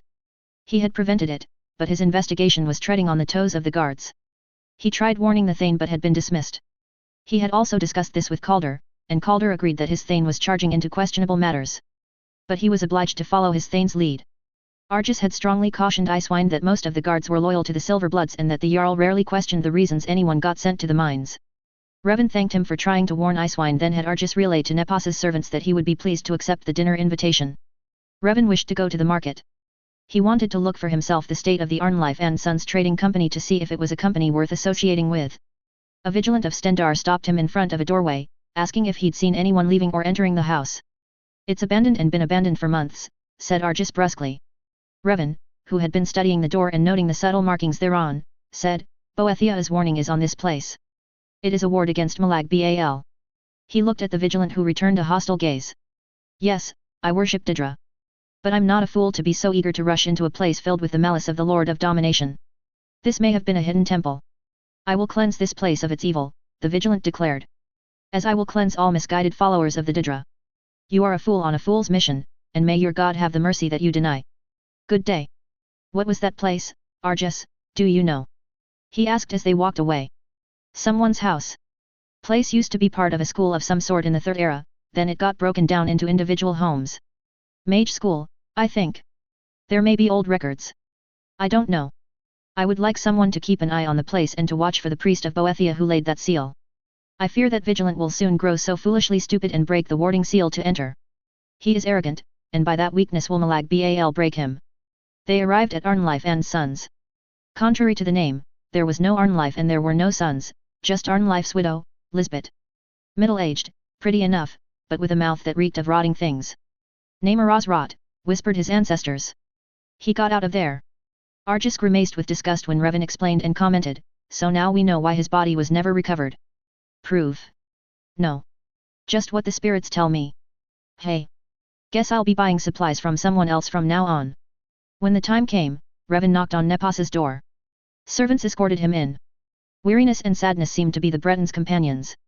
Anyone Revan asked about him spoke well of Nepas and commented on how much civic responsibility lay on the old man's shoulders. They spoke lightly of the general business culture and possible investments in Mark Arth. The dinner itself was delicious. Afterward, Revan presented Nepas with the gift he'd brought. A gift is not necessary, said Nepas. Custom of my people, Sira. A guest should always show appreciation for the host's hospitality. Do you not expend your resources to have me here? I do hope by this choice of gift I've shown proper consideration and respect. Ah. Nepas opened the box and lifted out one of the game pieces. He looked questioningly at Revan.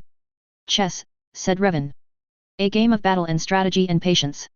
It originally comes from Cyrodiil, and it became popular in Vivek City. I picked it up from some imperial traders. Here, these are the rules of the game.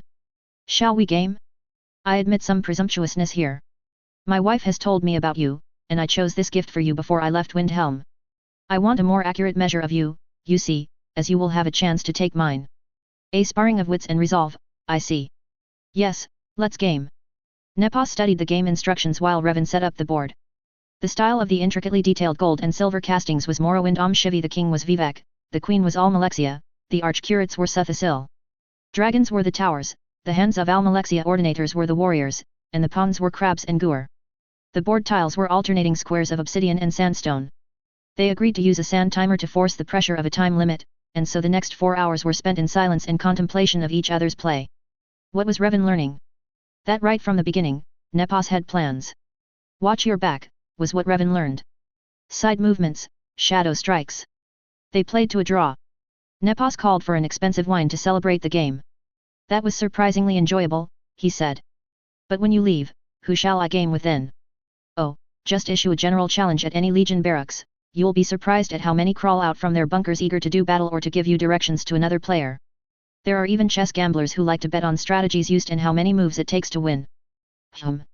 But I suspect many would not give me as interesting a game as you have. Nepos reached across the board to pluck Revan's queen from the board. He gave it keen attention as it lay in the palm of his hand. Reckless and clumsy is the impression until one realizes too late you care nothing for your safety. He set the golden queen back in her place. There was a commotion at the door. Nepos frowned and went to see what was happening. He returned with Thane Icewind behind him. What are you doing here? Icewind demanded of Revan. Having a pleasant visit, my lord. You, however, do not look like you've had a pleasant evening. I was attacked by thugs hired by this one. Icewind scowled at Nepos. I had orders from the Silverbloods to deal with a nuisance who was asking too many questions, said Nepos, looking at Revan. Revan stared back at him while ignoring Icewind's anger and loud declarations. He leaned forward and tapped the head of Nepos's Silver King. Not Silverblood, Revan said. The captive king. Something Nepos's eyes flickered. Revan stood up and confronted Icewind. Calm down, my lord, he said firmly, getting in his face. Ulfric had gotten enough bad reports about the Silverbloods. Rumors of their greed and methods did not sit well with Stormcloak's honor, and so he ordered me to observe and report back to him my findings. That is why Littram is with me. He was among the plantation owners of Draz who blatantly traded and used slaves. He knows the signs of slavery, knows how the business may be run and how laws may be twisted to justify the practice, and he has easily recognized and documented the Silverblood methods. Now, please, wait for me at home, and I will show you everything I've found. It isn't that simple, Mare. The Reach King is alive, and he pointed at Nepos, plays both sides. Silverblood schemes and forsworn attacks. Why are you surprised? Revan demanded.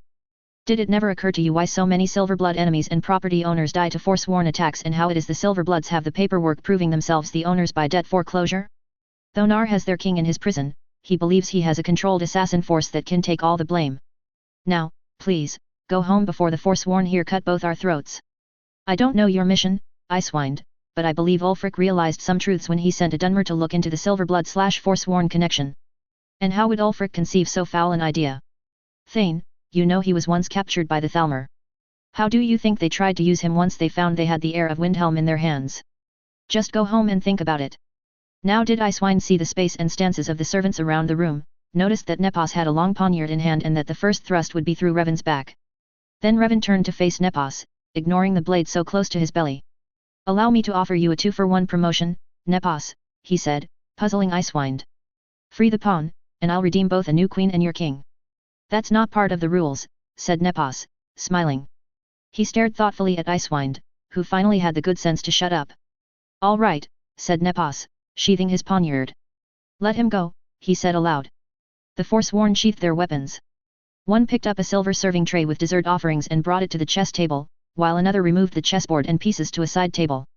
Icewind was escorted out. Another of your strange moves. Explain. Revan explained the situation of the new Sibyl and his current dilemma. He explained the clues he and Littram found proving Modonok was alive and imprisoned in Sidna Mine but still able to command his faithful. But until tonight, Revan hadn't been certain who was Madonaka's queen or secondary commander. He proposed to help get Modonok out of the mine. In return, Modonok gets the girl released and brought to Markarth to fulfill her destiny. He would not guarantee the young new Sibyl would take a forsworn for her first ascension, all he could promise was to do his best to persuade the priestesses to meet with Modonok after the escape. Anything beyond that, of course, would be Madonaka's decision. We already have a plan for Madonaka's escape. I don't think your help there is really needed, said Nepos. But out of curiosity, how had you planned to help? Well, for one, I know Icewind will soon be arrested with false charges. I'm sure there are many unsolved murders that the Silverbloods will be delighted to blame on a known Stormcloak agitator. Modonok will then get an additional truly excellent fighter on his side. He's berserker and, when the madness is on him, as wild and hard to kill as a briar heart. He is also fresh for the fight since weariness and hard mine labor has yet to sap his strength, which he will need because fighting through Chuanzel is a deadly route. I saw rough maps in Calselmo's Museum of Structures beneath the city. One would inevitably find the Dwemer paths. I know he has more than what's on display. I propose a team composed of my men and volunteers from your side to go through another entrance, destroying the automatons as they go to meet Modonok. My young companions are experienced in exploring Dwemer ruins. They've each had the opportunity of traveling with my wife through some ruins, so they know the typical traps that may be found down there. For what it's worth, Nepos, little Nicky, the Imperial, he is Herson's current champion. Ask your people near Karthwassen, they will tell you Hrakai Beg has blessed the boy. I would take it as a sign that Herson wants Madanok free to again chase the dream of freedom. When Revan returned to Velindrel Hall, he found it a mess. The city guards had come to arrest Calder as they'd arrested his master, who they accused of killing a local by the name of Eltris. Argus was more furious that some of the thieving guards had stolen some of his Thane's weapons and armor as evidence. Oh, he'd made a list of what was missing, and he fully intended to go to the Jarl to demand the return of his Thane's properties. Revan nodded wearily and went to his bedroom to meditate before sleeping. Tomorrow was going to be another busy day. Aurora Nova, dang, you're right. I was sidestepping the original references to Adam and Christianity and didn't properly register the capital E in Earth, thinking only literally of the ground soil, thinking locally and not globally. This song was one among many sung at the one-year anniversary memorial at Cape Canaveral for the Space Shuttle Challenger disaster of January 28, 1986.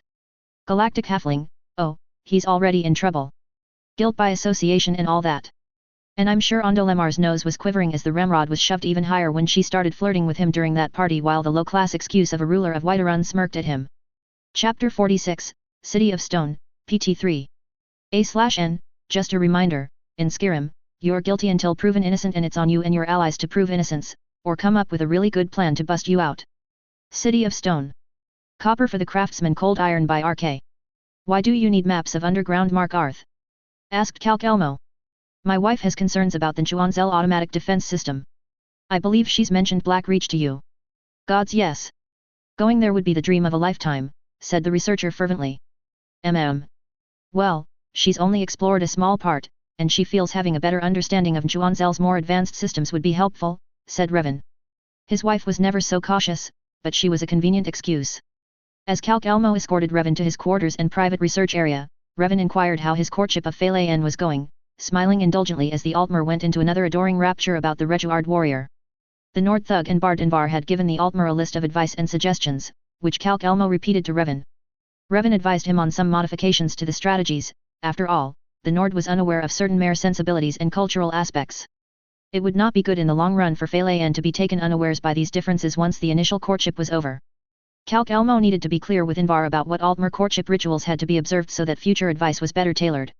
Calc Elmo trusted him enough to leave him alone with the maps and with plenty of blank parchments and inks within convenient reach.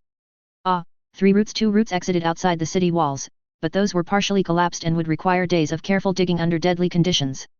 The third went to the Hall of the Dead. That would have to do. He copied what he needed and then left the palace to visit Bothella at the Hag's Cure. He paused at the door that went into the Hall of the Dead, carefully checking for possible observers. The door's lock was a good one, not master level, but not beyond his ability to pick. The Hag's Cure. Revan found himself charmed by the Hag Raven gimmick the proprietor used to promote and sell her wares. He recalled she'd bought 24 herbal wreaths from him some years ago. She had since then created her own with a unique spin. The basic wreath had sweetly scented floral herbs to soothe and relax. She had added in the center a web of thin leather cords ornamented with beads and feathers. Dream catchers, she called them, to catch bad dreams. Revan suggested charms be drawn or carved onto beads or bone that specifically warded sleepers from influence by Viermina and further suggested owl feathers rather than raven feathers, explaining owls were for an old Atmoran spirit of wisdom rather than the ravens of nocturnal. Bothella knew herbs, but her knowledge of Daedric charms could be better. He also recommended a variation of the web weave to omit the center's convergence. An open net to let the good pass, he said, not a spider web that traps everything bad and good. I know Mephila is not one of your primary influences in the Reach, but best not tempt the web spinner to investigate. He gave her a small, fat purse and an order for restoratives, as many as could be produced, by tomorrow evening. With a rueful smile, he chatted about how the higher lands of the Reach drained his stamina quickly, and the climb to Velindrel Hall or to the palace was embarrassingly exhausting. Bothella commiserated with him about the frailties of age.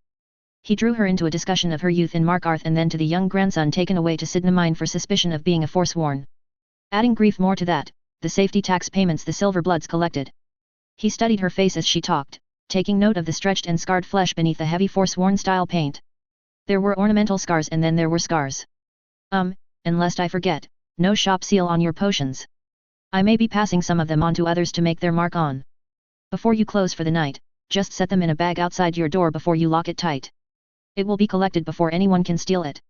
Consider it your last safety tax payment, he added softly. For a moment she looked like the Hag Raven she pretended to be. Tomorrow evening then, she agreed. Before he left, he called to Bothella's assistant, who had been quietly working in an alchemy alcove steps above the main sales floor. Oh, Muri? Yes, I remember you. Sadri from Sadri's Used Wares. If you haven't heard the happy news, Elaine Dufont is dead. Thane Icewind crushed his bones with Aegis Bane. I know it doesn't make up for the Shattershield's betrayal, but have that, at least. Good day, ladies. He went lower to the forge where the orc smith Gerzal labored and asked her if she'd ever heard of Stahlrim and would she be interested in trying her hand at shaping it. She had, and she was. He told her some samples would be coming in tomorrow, and when they did, he'd bring them to her brother's shop in the palace along with some finished examples that they could examine. Back topside to the palace entrance where he met Argus coming out. In tones of solid ice, he reported that Jarl Igmund was, of course, a guest at these events and would demand full details from his guards. The misappropriated property would be returned, however, until evidence contrary to the investigation could be provided. Icewind would have to remain in Sidna until matters were cleared. A message would be immediately sent to Jarl Ulfric, of course, who would have the option of paying for his Thane's freedom. I think Thane Icewind would have no problem being declared an escaped criminal in Markarth, would you agree? Revan asked Argus. The housecarl laughed and held out a thin scroll. The Jarl's written permission to go to Sidna Mine, for me to collect the stolen property from their evidence chest and for you to visit with the Thane. Very good. And afterwards? Afterward, I am to go to the treasury and reserve a vault for the silver from Sanuarich to be stored because Ainthach has worries about increasing Forsworn activity. Thonar will see that the guards do not interfere with the wagons and miners coming from Sanuarich. After delivery, the miners will camp where the Khajiits usually camp. Some will come later for a little party at the Silverblood Inn and leave when they've gotten drunk enough. The entrance, sir. Hall of the Dead. The doors above the Hag's Cure. He gave Argus the map he'd made. Argus studied the map then sighed heavily. Feeling like a traitor, Argus, said Revan. My father came with Ulfric's forces to retake the city for Jarl Hrolfr.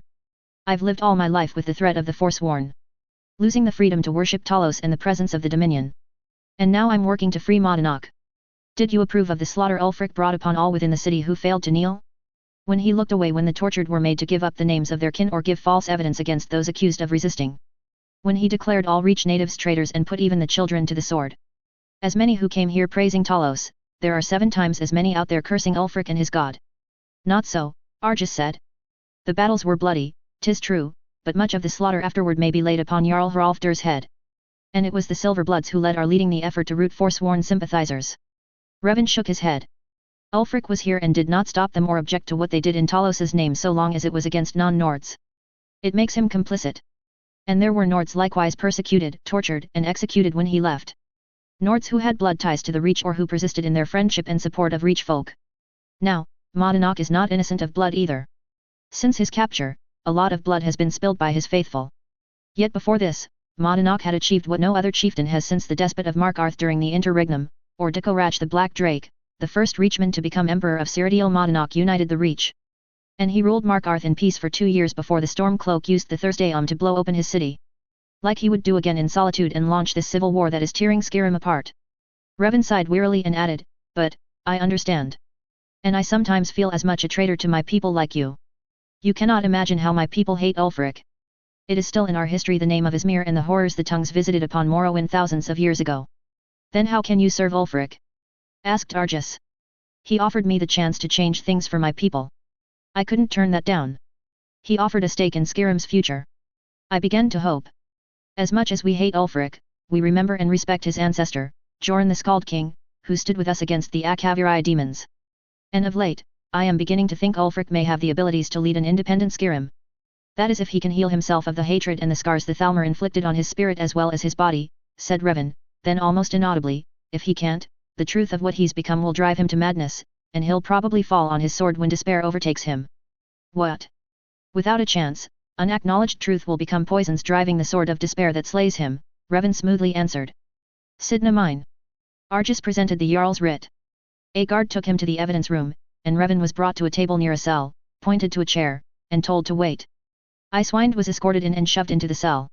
He had multiple bruises and minor cuts, and he was furious, of course, but there were no signs that a berserker was ready to emerge. I congratulate you on your control, my lord, said Revan. I am not an animal, Icewind snarled. He sat on the single stool in the cell. Revan stood up to move his chair closer, but a guard ordered him to remain where he was. They would have to talk loudly at each other so that the guards could hear. What are you doing to get me out? I sent Argus to the Jarl to protest last night's actions.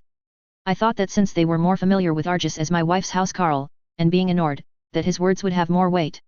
I, in the meantime, have been talking to Nepos, who has been handling Eltriss's affairs, and I've talked to Eltriss's widow. She states that she did not believe you held any animosity towards her husband, nor had her husband spoken of any concern or fear of you. He told her that he was earning some extra coin as your guide around the city. Icewind grunted with a twitch of lips that might have been a smile.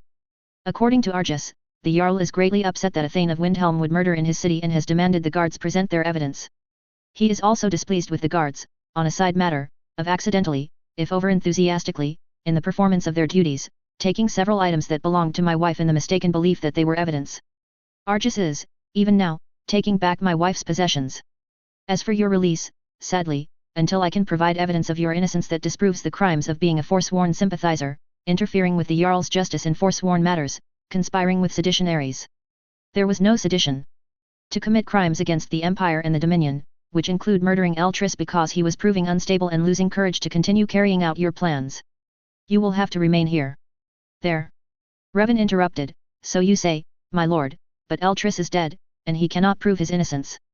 However, Jarl Igmund is sending word of this matter to Jarl Ulfric, invoking Stendarr's mercy, with the option of him to place a guarantee of your behavior. I'm being ransomed, you mean? That.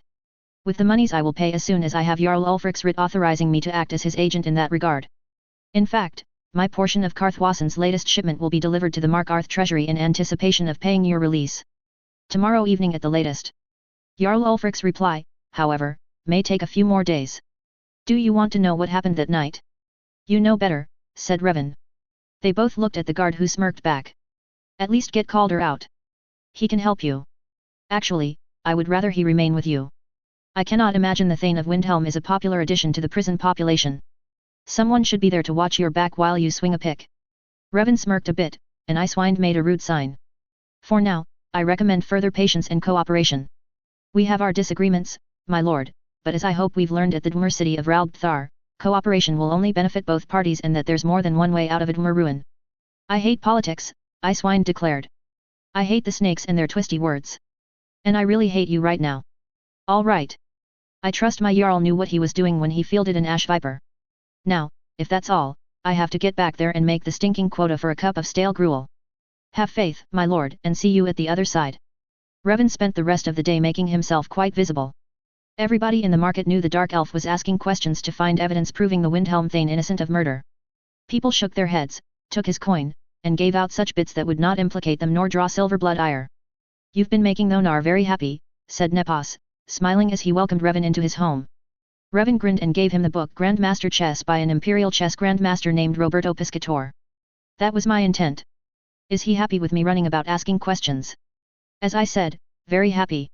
He intends to wring some reward from Eastmarch for discreetly overseeing the safety of a certain dark elf from Windhelm, who is recklessly poking his head in places he has no right to be. Additionally, Thonar intends to bill Karthwasen for the extra protection patrols against the Forsworn and penalize Karthwasen for spending silver with that new Dunmer merchant caravan without first registering such silver properly with Markarth's tax authorities.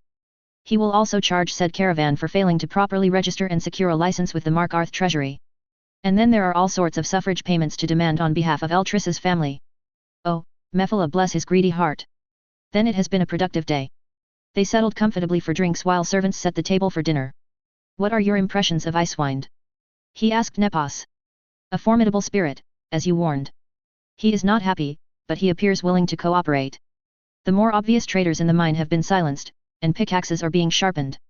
Nepos smiled broadly. That is an arrogant young man.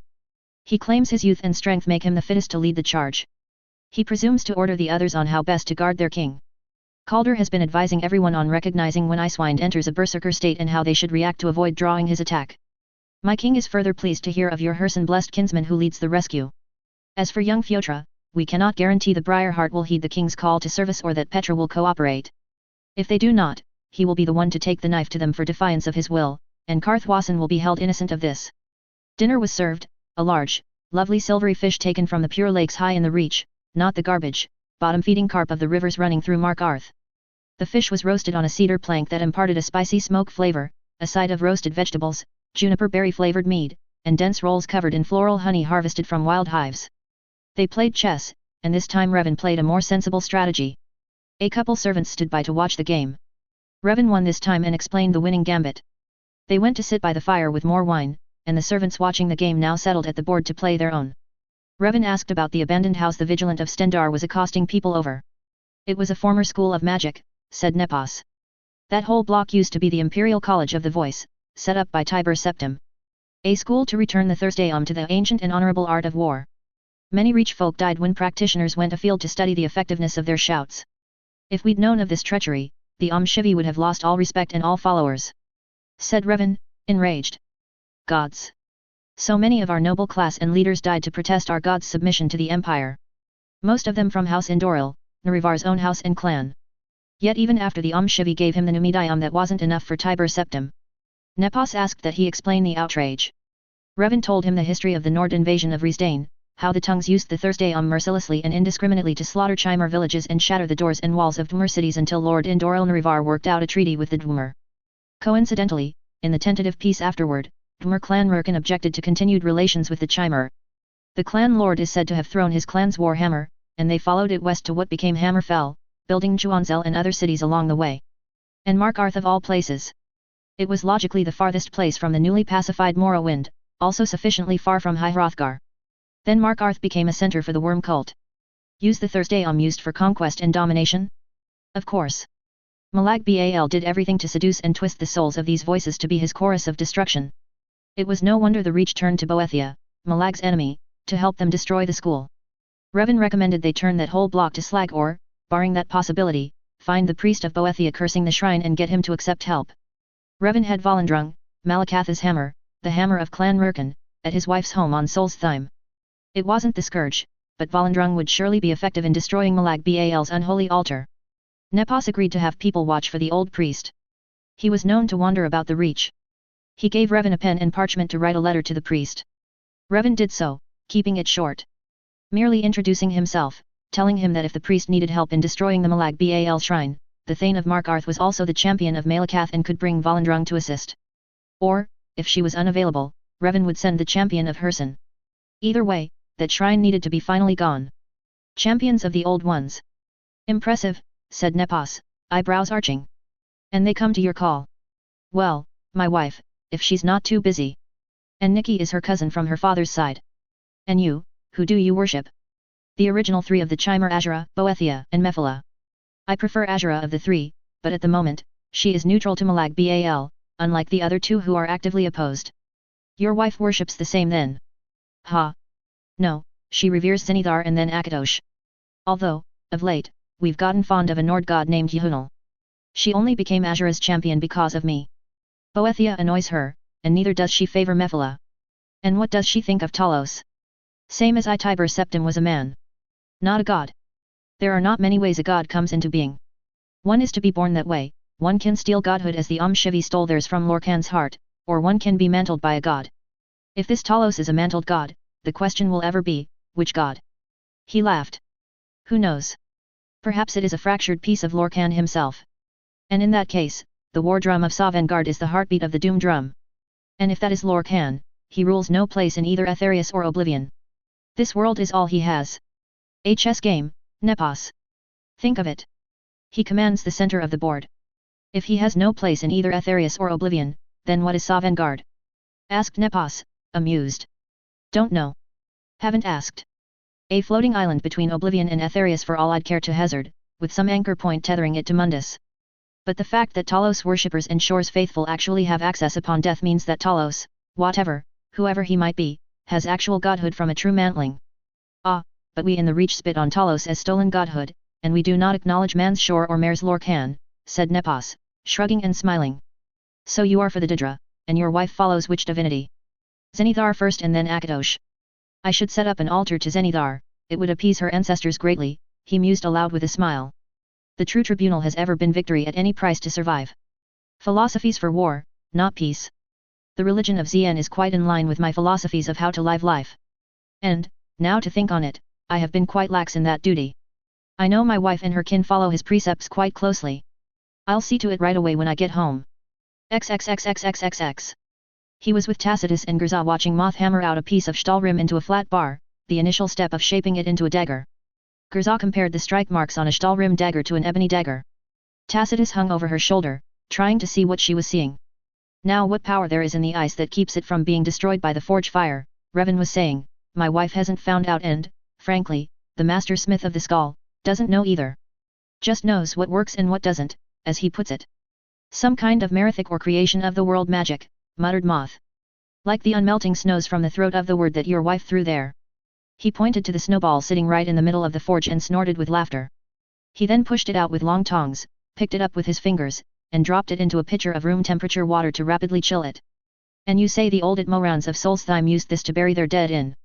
The biggest deposit, my wife tells me, is an open barrow of dozens of coffins. She says after every major snowfall, the ice just rebuilds over the coffins and becomes Stahlrim. Mining a tomb, eh? That's just cold. They all looked towards the door as they heard yelling and saw soldiers running. One soldier dashed in, grabbed a pike. Grzal leaped to grab him. What's going on? You paying for that? I'll bring it back. It's an emergency. The soldier roared. Forsworn in the city. Overrunning the forge, the mine, and heading towards the market. My forge. Grzal bellowed, furious. Stay! Cried Revan, bolting to her and grasping an arm to arrest her from following the soldier running away with the pike. He was practically sitting on the floor, trying to slow her down. The Forsworn won't do anything to your forge.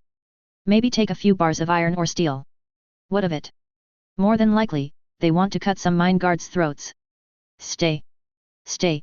Echoed Moth, taking hold of her other arm, finally bringing her to a stop. No need to get yourself killed in this. Let the guards earn their pay. We deal in copper, bronze, brass, and iron, sister. If the Forsworn are escaping Sidna, it's silver blood they want. Chapter 47, City of Stone, PT4. A/N, 1, reran an old saved Markarth game and found the exit door of the ruins was actually next door to the Hall of the Dead's back door. Makes no sense to have blatant brass doors for a hidden escape tunnel. 2. Nantes lore goddess, Ardeo, Celtic goddess, the she-bear, Ursel or Saint Ursel is the tamed-down Christianized version. Do I hear a certain rift hunter ranting about civilized milquetoast gods? 3. Another lengthy, thread-knotting chapter. Not altogether happy about some points. Theology is so very messy for me, and it's super talky, but decided to push it out anyway because it was blocking the road and other ideas were honking behind. City of Stone. Iron, cold iron, is the master of us all. Cold iron by RK. That is unexpected, said Revan. Standing in front of the door of Velindril Hall with Argus, he watched the visiting Legion division, led by officers of the Penitus Oculatus, marching from the gates of Markarth towards Understone Keep. To the forefront of the riders carrying flags indicating the Emperor himself had arrived. What an embarrassment for the Jarl, said Argus. Sidna mine broke open and Modanok free in the reach and no time to clear all the bodies and wash off the blood yet. Oh, dear. Revan sighed and rubbed his head where he felt a headache coming on. I wasn't sure if the Penitus Oculatus would actually permit him to come here with all the uncertainty of the reach. If you can get to the stables, Argus, get our horses ready. I'll see if Mother Hamal is willing to come with us now. If we're lucky, we can get out of here without being noticed. Without being noticed? Does that mean, sir, that you expect someone to come looking for you? The Emperor. Why would he be looking for you here? Of all his wife's housecarls, Argus was the one who asked the most questions. Revan had spent a lot of time arranging his wife's other housecarls to do business for him in the Reach and to stay at Velindril with the underlying mission of judging the man's trustworthiness. He hadn't thought it wasteful efforts considering how much of Markarth's guards the Silverbloods had owned, or that Argus, as a city guardsman, had lost his eye defending Thonar Silverblood from an attack. The Nord had been judged trustworthy by the other housecarls, so Revan didn't mind the questions. By now, he knows my wife is Thane here. He's bound to ask questions, and someone's bound to mention my name. Your Thane's late father was the Emperor's friend and confidant. He knows the Felix family can't help but meddle wherever they go. He also knows my wife is the Dragonborn. I've also had the honor of meeting with the Emperor when he started this tour in solitude, and he's very well aware of all the work I do while hiding in my wife's shadow. I see now. Thank you, sir, for explaining. Unfortunately, with the Emperor's arrival, the city gates were shut until further notice. When Revan dejectedly returned to Velindril Hall, a Penitus Oculatus soldier was waiting there with a summons for Revan to attend tonight's welcoming feast for the Emperor. An escort would come at the appropriate time to get him to Understone Keep. Understone was also on lockdown, so no visiting with Calc Elmo. Grzal was not at her forge, so she was locked in at the keep with her brother Moth. The Hag's Cure was open, but people wanting to go there had to thread past crimson and gold Penitus Oculatus soldiers. And Penitus Oculatus were investigating both the Hall of the Dead and Sidna Mine. He was surprised to find Justiciar Ondolamar in the Hag's Cure buying powders for a headache. Mindful of Nikki's admonishment about starting fights with the Thalmor, Revan said nothing to him and slipped into the alchemy alcove to keep out of sight. However, one of Ondolemar's guards sidled into the alcove as well, the seemingly friendly female of the Justiciar's two shadows. She gave him a wide smile. That was a level of threat he didn't expect from a Thalmor. I'm not here to fight with him if that's what you're worried about, Revan said cautiously. She didn't immediately reply but dumped a fistful of sand at the entrance of the alcove and traced a spell in it with her foot. Sounds from the other room faded to near nothing. A friendly warning, she said. She had a sweet voice, friendly, a touch playful. Thanks to the Folkihar matter, you've exceeded your wife in the Thalmor's interest. Anyone who can extract the defense secrets of a vampire lord is of greater concern than an uncontrolled, meddlesome Felix prodigy. Be aware you are now most carefully watched, and all your associates noted. Who are you? Why are you telling me this? Her smile widened, and she sidled uncomfortably close to him, laying a hand on his shoulder and bending down to murmur into his ear. Everyone knows the Thalmor did their best to subjugate all the old bloodlines and purge the tainted ones and those still loyal to their impure, dethroned and imprisoned exiled half-Dunmer cousins. She set down a ring on the alchemy table between them. A little token. This ring is said to have first belonged to General Symmachus. He gave it to Queen Baronzia when he pledged himself to her. She gave it to her daughter Morgia when our High-Kin Lord Reman Caroodle of Firsthold signed the marriage contracts to remind her that though her father was of peasant stock, he was a warrior, and he never accepted defeat. My cousins Rinala and Goranther have entrusted me with this ring to deliver to the children of the Black Queen's brother with entreaties for remembrance and for aid. Don't try to contact me. I'll get back to you when I can. She slipped out of the alcove and continued pacing the edge of the room as if looking for hidden secrets. The ring was a simple, polished steel band with a shield-shaped plate embossed with the Imperial Dragon. He picked it up using a glass stirrer from the alchemy tools and dropped the ring into his coin pouch after he'd emptied its contents into his coat pocket. He would have it looked over later for any tracking or other unwanted spells. But a first-hold cousin? A member of a deposed royal Altmer family masquerading as a common guard? What was going on in Somerset? The Thalmor left, and Bothella came around the counter to him and watched while he swept up the sand. So sorry. A little clumsy over here, he said. By the look on your face, I'd say that soldier was either threatening you or flirting. Revan laughed weakly. She sighed and leaned heavily against a wall. I heard my grandson, my Odvar, calling through my door last night. All these years in Sidna mine. He said he loved me. Told me to keep the door locked. She wiped her eyes. Look at me. I thought I didn't have any left. Revan hugged her, saying, tough and determined. Take heart in that. Modinok let the weak ones die and killed the fools. They talked over tea. She knew which of her customers were forsworn agents, so she would be able to communicate with her son eventually. After that, he went to the Markarth treasury. That, too, had a lot of Penitus Oculatus and Legion officials bustling about. The treasury was officially closed. Not only were all the Silverbloods dead, but the lack of employee bodies meant most had been forsworn. None of the contents of the treasury or the records had been disturbed or taken. Killing the Silverbloods had been the only goal. The only two non-forsworn were Eltriss's wife and Invar. Eltriss's wife, Riata, had been at her home in the Warrens and still sick from the murder of her husband. Invar had been at Understone Keep consulting with the court wizard about the future exploration of Juanzel for silver deposits. Observing outside the treasury had been East Empire Trading Company agent Revan had arranged to meet. When Revan had gotten his silent partnership in the Sanuarich mine as a wedding present from his wife, part of the deal was to help Ainthach find buyers for the silver. Any other reliable buyer was better than being forced to sell only to the Silverbloods at prices they set, so Revan had managed it with the help of Orthos, the EETC agent in Windhelm. The EETC silver buyer and his small, well-trained troop came directly from Cyrodiil. They weighed and did all the calculations, paid Ainthach and Revan according to imperial rates for silver, then extracted imperial taxes and Markarth's taxes per Markarth's official published tax rates. The agent also was the one who delivered and represented Sanuarich's and Fensgully's taxes to the treasury so that Ainthach did not have to deal with Thonar. Revan invited the agent to Velindril Hall for a light afternoon meal, some wine, and talk about the future of Karthwassen in light of the upcoming troubles in the Reach. XXXXXXX. Dinner with the Emperor, the real one, not the impersonator. This he knew by the bone mold ring the Emperor wore.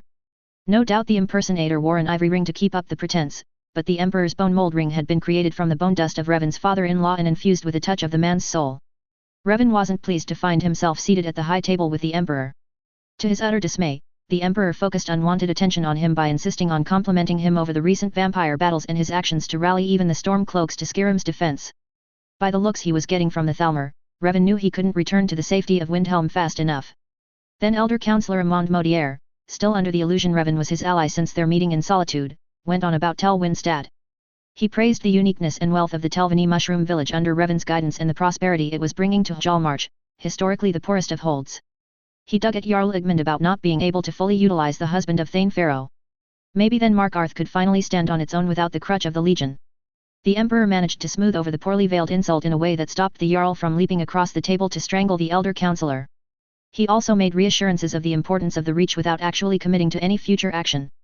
Revan firmly demurred, stating that he was happy where he was in Windhelm.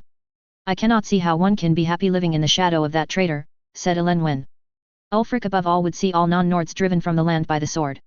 What compromises you must, negotiated to have peace, even to thrive under his rule, steward Sadri. But then, House Lalo was always the most, forward-thinking and congenial of your kind. So eager to recognize and adapt to superior forms of social organization. Revan smiled, showing teeth. A little social experiment never hurts, and many times benefits both parties by easing the opening stages of exchange. If I have to eat hackery during business dinners to get import taxes lifted on scrib jelly and kwama egg shipments, then pass the rotted shark steak back here. But then, of course, your excellency would have nothing so, flavorful served to her guests. Indeed, I've heard the feast and entertainment offered at the most esteemed emissary's own table are the best in Skyrim. The Emperor chuckled. Well, I suppose one cannot argue with your many successful ventures, the first emissary said through gritted teeth. The Dominion keeps a close watch on all promising avenues. We offer many opportunities and advantages. Oh, well, there is one wish the Dominion could grant me. And what would that be? Stop trying to kill my wife. Revan rudely reached across Ondolamar for the platter of snowberry glazed venison closer and sliced a thick steak from it. As he did so, he knocked the Chief Justiciar's hand so that the powders he was trying to add to his own wineglass were, instead, scattered across his plate. He then locked gazes with the first emissary as he chewed on the steak, daring her to say anything about his wife, to deny or to justify aloud, and before this audience the Dominion's actions. Oh, yes, there were going to be repercussions. XXXXXXX. It was 3 days before the city gates were unlocked to permit traffic, but only during daylight hours, and there were double guards at the gates with constant patrols just inside and outside. Revan and Argus escorted Mother Hamal and Senna to the stables. Trade at Karthwassen was still brisk. People from other small villages, mines, and farms had come to Karthwassen, and now sprinkled among them were Legion soldiers. And then there were the children. Quiet little shadows with haunted or empty eyes of the lost and the unwanted. Too many children in rags or lacking clothes at all. Bretons and Nords and mixes, even 6 little halfmers of Altmer sires. Mother Hamal and Senna went immediately to the children's tents to talk to the caretakers there. They rode to the edge of the hamlet and dismounted, handing their horses over to a lad minding the hastily built corral. Litram was the first to come to them. Revan could see the char marks of Admer Spider's lighting attack on his armor. The boys are all healthy, Litram reported. The girl has been claimed from Broken Redoubt, but she won't be handed over until the legionnaires are gone, and you and he can talk. I've told him you're restricted to Karthwassen anytime you're outside the city per your wife's orders. Your Hagraven lady friends explained your wife to him as had Nikki, so he's accepted that inconvenience for now. The boys were invited to stay a while longer with the Forsworn. Nikki is getting attention. This champion of Herson title of his. I've since learned Herson is currently the dominant god of the Reach. He and Boethia. Icewind and Calder. Minor injuries. From the automatons or the Forsworn. Litram laughed. The Thane got a little excited and took on 2 spheres and a ballista by himself. He is behaving himself in Madanaka's camp, gathering information for Ulfric while they watch him and keep him from learning too much. Where did all these children? Forsworn just started herding them in here, Litram said, glancing back over at the groups, his expression indifferent. Old gods didn't need this many sacrifices. Either we take them, or they get driven off to die in the wilderness. Other Reach folk also brought in orphans their farms or towns had no need for. Orphans for all the usual reasons in a frontier and war zone. They all seem to have found that the Yvain bases itself in Ivarstead, where the Gearman's Honor orphanage is. Usually, the farm folk brings them to Markarth, and Markarth throws them across the border to the High Rock orphanages. But with the caravan eventually going back to Ivarstead. He shrugged. I'm told this is the first time the Forsworn even bothered to bring unwanted children in. Revan sighed. Azura's mercy. There's no way they can expect to safely exit the Reach with this many children. I suppose we could run a courier to Ivarstead and have the Indorils come to help if the Forsworn will tolerate a large company of Dunmer wagons and armed fighters.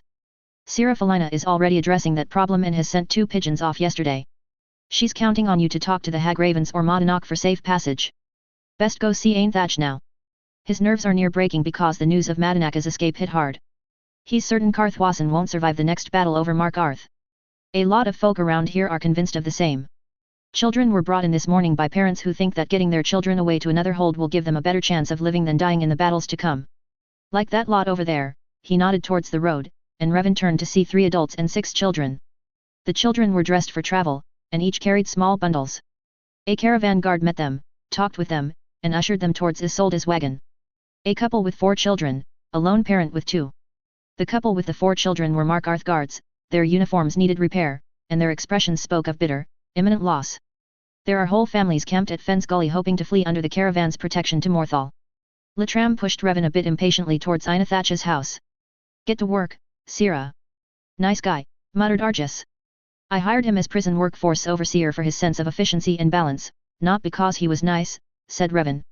Argus, while I talk to Ainthach, you and Lettram go to wherever Madanach is camped and inform Nikki that the Emperor is here. He likely already knows that through Madanach's spies. Tell him to come back here. I'll need his help to reassure Madanach, who is probably wondering if he's facing another imminent Legion invasion. Ainthach had obviously not been sleeping well since Revan last saw him. Madanach is out. We're all dead, he declared as soon as he saw Revan. I only barely managed to retain the rights to my land after the Great War and Ulfric's invasion. Why do you think my children work as servants in the palace? Ulfric wanted proof of submission. I gave them the surety he demanded my children. But since I'm no noble, rather than pages or such, they put my children to work in the kitchen and tending the dogs.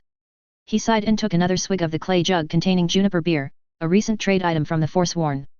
Jarl Igmund doesn't see the obligation. He sees reach servants, not tokens of a promise. He'll find some way to justify taking what's left of Karthwassen and my mines from me, my partnership with you and Thane Pharaoh notwithstanding. And that will be the final end of Karthwassen. Once the largest city in the Reach, now just a forgettable point on a map marking silver mines. Revan looked around for something a bit smoother to drink than juniper beer. He found it only mildly alcoholic, but it tasted too strongly of honey-covered juniper bark and not quite to his taste. He only saw one unopened bottle of Blackbriar mead. Beer it was then. Well, there is Fjotra, Revan offered. The new Sibyl coming from Karthwassen grants blessings from the goddess. That may work in your favor, he tentatively offered. Ha! Normally, I would be ecstatic, said Ainthach dryly. But Dibella is not a goddess of war. The grace of fertility and fortune on my land would only make it more attractive to its next owner. The blessing is to the land, not the people on it. He slumped forward, leaning heavily on his elbows while dragging the back of a hand across his face to wipe the tears on his cheeks. I can't go through this again. I don't have my Janetta to tell me the future will get better. We are miners and farmers here. For a few days there, Revan, for a few days with the caravan and the neighboring Forsworn showing up without violence, I had hopes of Karthwassen becoming the trade hub the original city was centuries ago. It was nice to be able to dream again. But it's gone. The gods threw the lots again, and we've tumbled short. You see them out there, Revan? People are running. High Rock can't take any more of us. So now we must hope the war in Skyrim will be kinder to our children.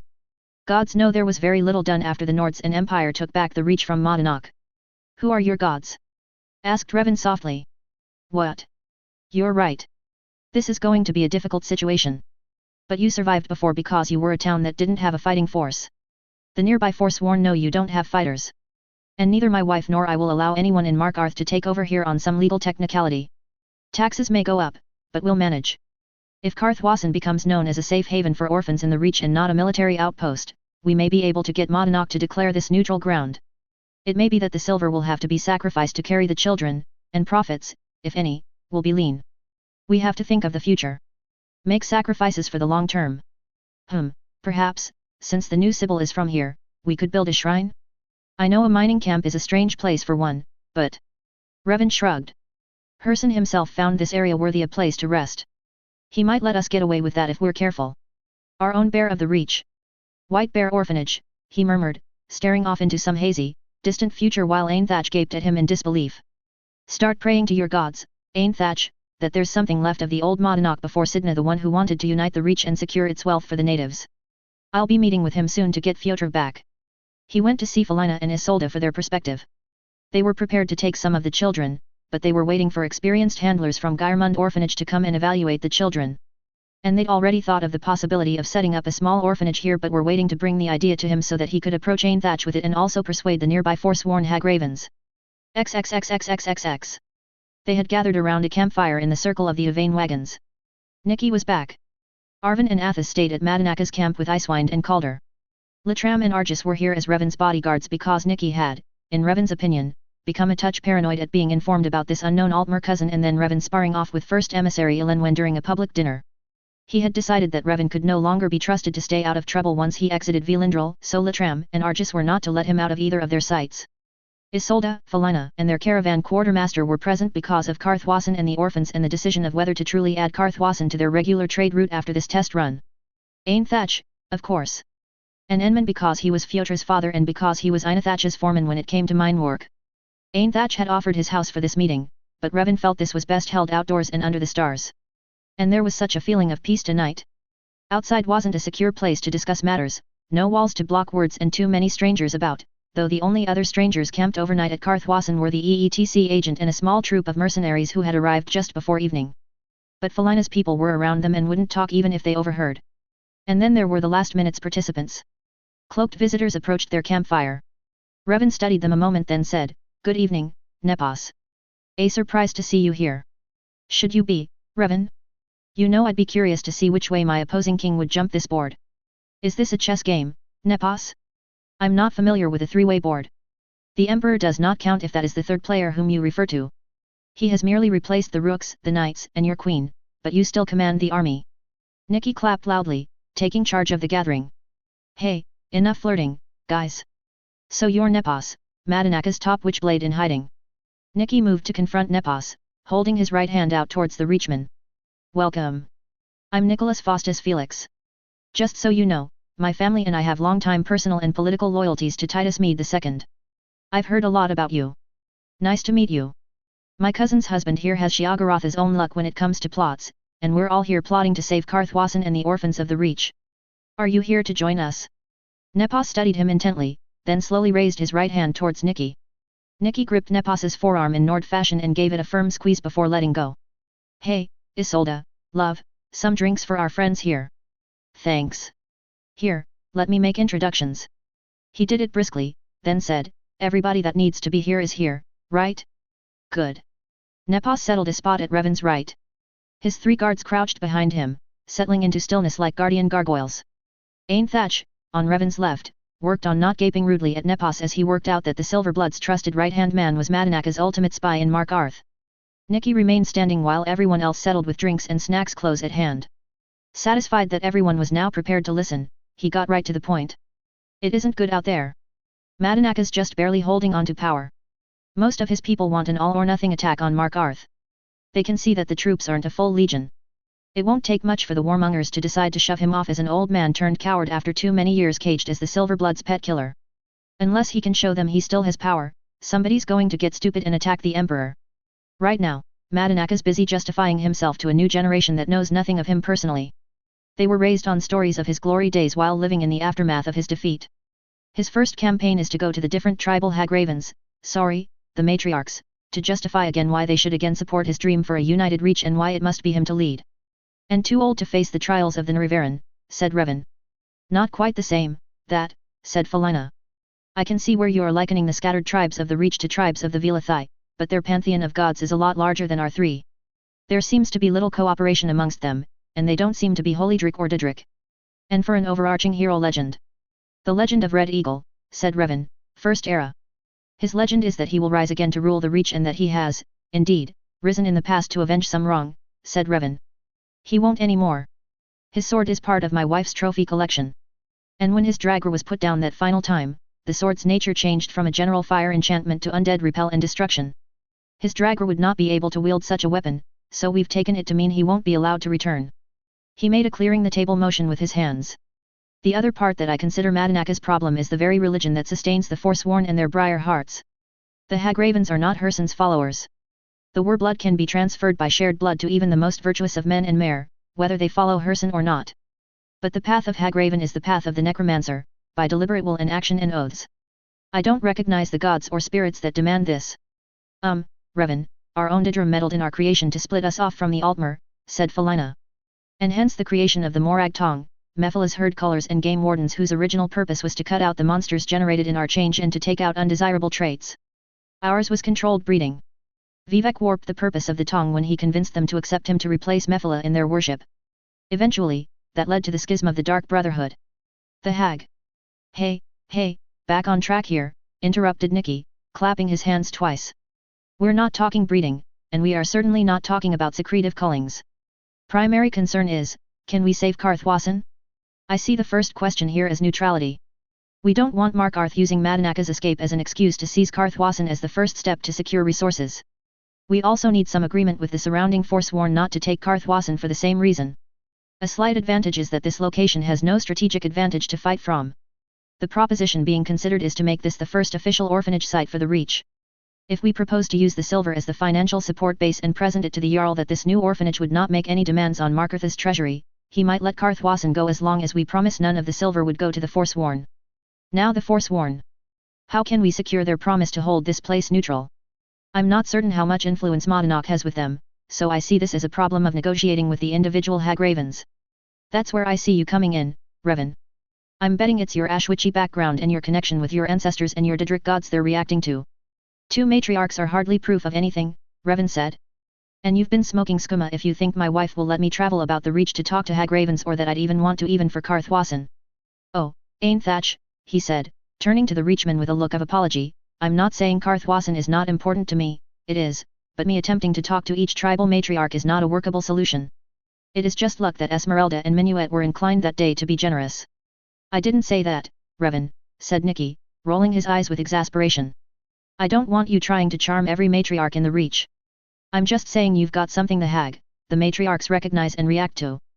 Zenithar teaches you can judge a man by his works, and you, my dear, overly modest cousin, I've watched you take down a god with the way you work the scales in your little backroom deals. You do your gods and House Hlala proud. So, back to Madanach. Madanach has to get the support of the matriarchs. And if we're using Chima references, remember that the Velathai were in a constant state of warfare amongst themselves because Boethia likes her dog fights. Don't make me teach you your own history, people. And we're not talking the Chimar and Riesdane. This is the Reach. We're talking the wildkin of the Bretons. Madanach needs to prove to the young generation he still has both strength and power so that they don't do something massively stupid, like, attacking the Emperor while he's in Markarth. We are not going to get into clipping the talons of Hersen's harpies. All the Narivaran's focus was on cutting the heart of Lorcan out of the picture. He didn't make it his campaign to attack the temple or the gods. How would you know what the Narivaran's purpose was? Challenged the caravan's quartermaster. Because he told me, that's how, Nicky said snappishly. Back to Madanach, please. Revan, take over, but just remember we're talking about the Reach, not Riesdane. Of course, Nicky. Thank you, Revan said, spreading his hands and bowing his head slightly in appeasement. Inside, he was smiling. The boy had been growing a great deal these last couple of years in Skyrim and with the companions. The young wolf was shedding the last of his fuzzy soft baby fur and was starting to push for leadership. One thing we can agree upon, I'm sure, is that Madanach cannot go the route of Red Eagle. By the tales of his own people, the day Red Eagle took the bargain a hag raven offered, he lost his humanity and became nothing more than a powerful killing machine and led his believers into battle. Battle after battle after battle. He eventually lost. The Reach doesn't need another hero like him. But, apologies, Nicky, we do have to find a way to blunt the influence of the matriarchs even as we attempt to win them over. We could approach this as a temporary truce under a Hordator. I know, Reachman, not Dunmer. The initial cell of Madanach as a war leader is a necessary evil in a time of conflict. And while he leads with the matriarchs and Briarhearts following his lead, we find ways to stabilize the grounds after him. Show that the rebuilding is now, not some distant, when it's all done approach. Commerce and wealth are not the realm of the gods, not really that of kings either. It's a matter of favorable conditions. And if we can show that such only happens when Madanach is in charge. He shrugged. I have ideas, but none are without risks. Steep initial costs and long-term payoffs are, at present, unpredictable. I really won't know until I've had a chance to consult several parties. And I can't even begin to do that without some initial promises. Promises from us, you mean? Care to elaborate? Nepos invited, his tone light and dry. Well, for one, I need to know what Madanach sees for his initial course of action. I need to know the limits of Matriarchs Esmeralda's and Minuet's friendship. How will they react if another tribe threatens Karthwassen? Will they, or do they, have the strength to tell that hostile tribe to go away? Will they ignore us and let the slaughter happen? Will they give any child that flees to them safe refuge? How will the Forsworn react to another military force in Karthwassen? Because if Geirmund's honor gets involved, that also means the Indorils will be coming too. Indorils, he turned to Nepos and Ainthach to explain, are a house or tribe of Dunmer who have a strong affinity towards the spiritual. The ones at Iverstead were once a tribunal force that guarded. Well, that doesn't matter now. They're in Skyrim, and they've begotten a new generation of young who are eager to do something but refuse to take sides in Skyrim's civil war. They'll likely refuse to take sides in the Reach War. And while they aren't as battle-hungry as Redoruns, they won't back down from a fight. They may welcome the challenge of the Reach and would move out here to initially build and run the orphanage. That's a lot of silver, Revan, said Ainthach, looking faint. How could we sustain this? I can't even imagine. Not something to discuss now, my friend, not until the questions of the matriarchs and Monadnock are settled enough for financial planning to begin. But, yes, a lot of silver will be needed for initial startup costs. But, there's also the personal investment wealth I manage for my wife and through her, possible resources of House Felix. He smiled thinly. This would be another very long-term investment with a payoff that might not be seen until 2 or 3 decades have passed. We have similar such long-term investments in the Rift, in Winterhold, and in the Pale. As mayor, she and I have that time to wait for a human generation or 2 to see profits. You, however. Well, we would honor our bargains with you to your grandchildren. And it is also possibly true Sanuarich may not have that much silver. But if the war kills you or drives you off this land anyway before the mine plays out. He shrugged. XXXXXXX. The plotting lasted through the night and to dawn. Nepos surprised everyone by insisting that Revan lead a prayer to end the meeting. Revan didn't bother protesting that he was not a priest, he suspected a test. Very well.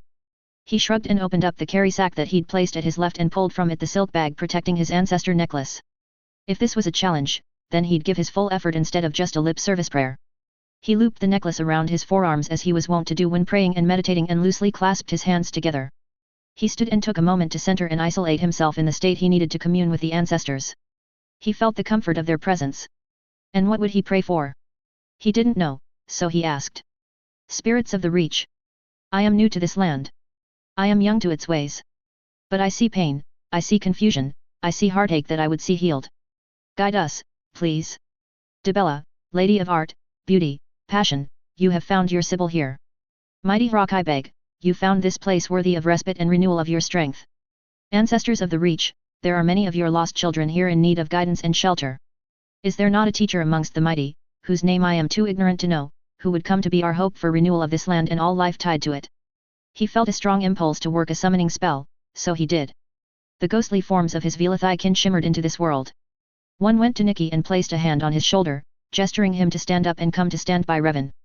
The other ran off but soon came back, one hand leading Mother Hamal and the other hand holding the flower crown of Dibella. It placed her next to Nikki and handed Nikki the crown. Then the spirits went to stand over 2 others. One was Nepos's guard, and the other was a blanket-covered figure resting at a nearby campfire. Monadnock laughed, tossed aside his deer skull helmet, and got to his feet. The Emperor threw off his blanket and ordered his Batlemage to stand down and drop their illusion spells. He followed the spirit amidst angry curses of the Dunmer, who were becoming aware just how strong was the magic worked on them and just how many armored Penitus Oculatus soldiers were among them. The curses died quickly enough as they became aware of what other power was now present. The Velathai spirits put their spears together and held them horizontally for the eagle spirit descending from the clouds. It perched, shifted, became a coiling snake, and then extended itself lower until its tail touched the ground, and then became a bear. Lady of the Beasts. Revan bowed. People were quick enough to get to their feet and follow his example. Monadnock and the Emperor included. The spirit reared up to its hind legs and reformed as a powerfully built woman wearing a bearskin as a cloak and a bear skull as her helmet, looking almost like a Stormcloak officer in that guise, except that she was Breton, not Nord. She went to Ainthach, smiled and touched his cheek in blessing. Nodded at Monadnock, glanced only at the Emperor, then went to Revan and smiled. She pulled him down into her embrace and planted a kiss on the top of his head. He crouched awkwardly because she was shorter. She was no frail, dainty waif. And by her visible body strength, she could snap him in half with little effort. She held him close for a long while as she whispered in his ear. When she released him, she stepped back, then she and the spirits vanished. Gods damn it, Revan, what god did you involve us with this time? Nikki demanded, exasperated. That tone is uncalled for, Nikki. She's what I prayed for, Revan said, a hurt note in his voice. He let his ancestor necklace slide from his arms into his hands. He cleared his throat nervously and glanced around at all the eyes staring at him. She says we may call her Archula, a divine of the beasts. She is the spirit of transformation. She, who conceives in the dying of the year, dreams the dark paths and returns to give birth to new life.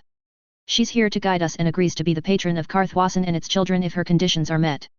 She demands her first shaman be born of Dibella's Sibyl and sired by Hersen's champion. A grotto dedicated to her will be built here in Carthwasen. When the child is born, it will be brought here. Ainthach, you will have to find a wife from the Forsworn.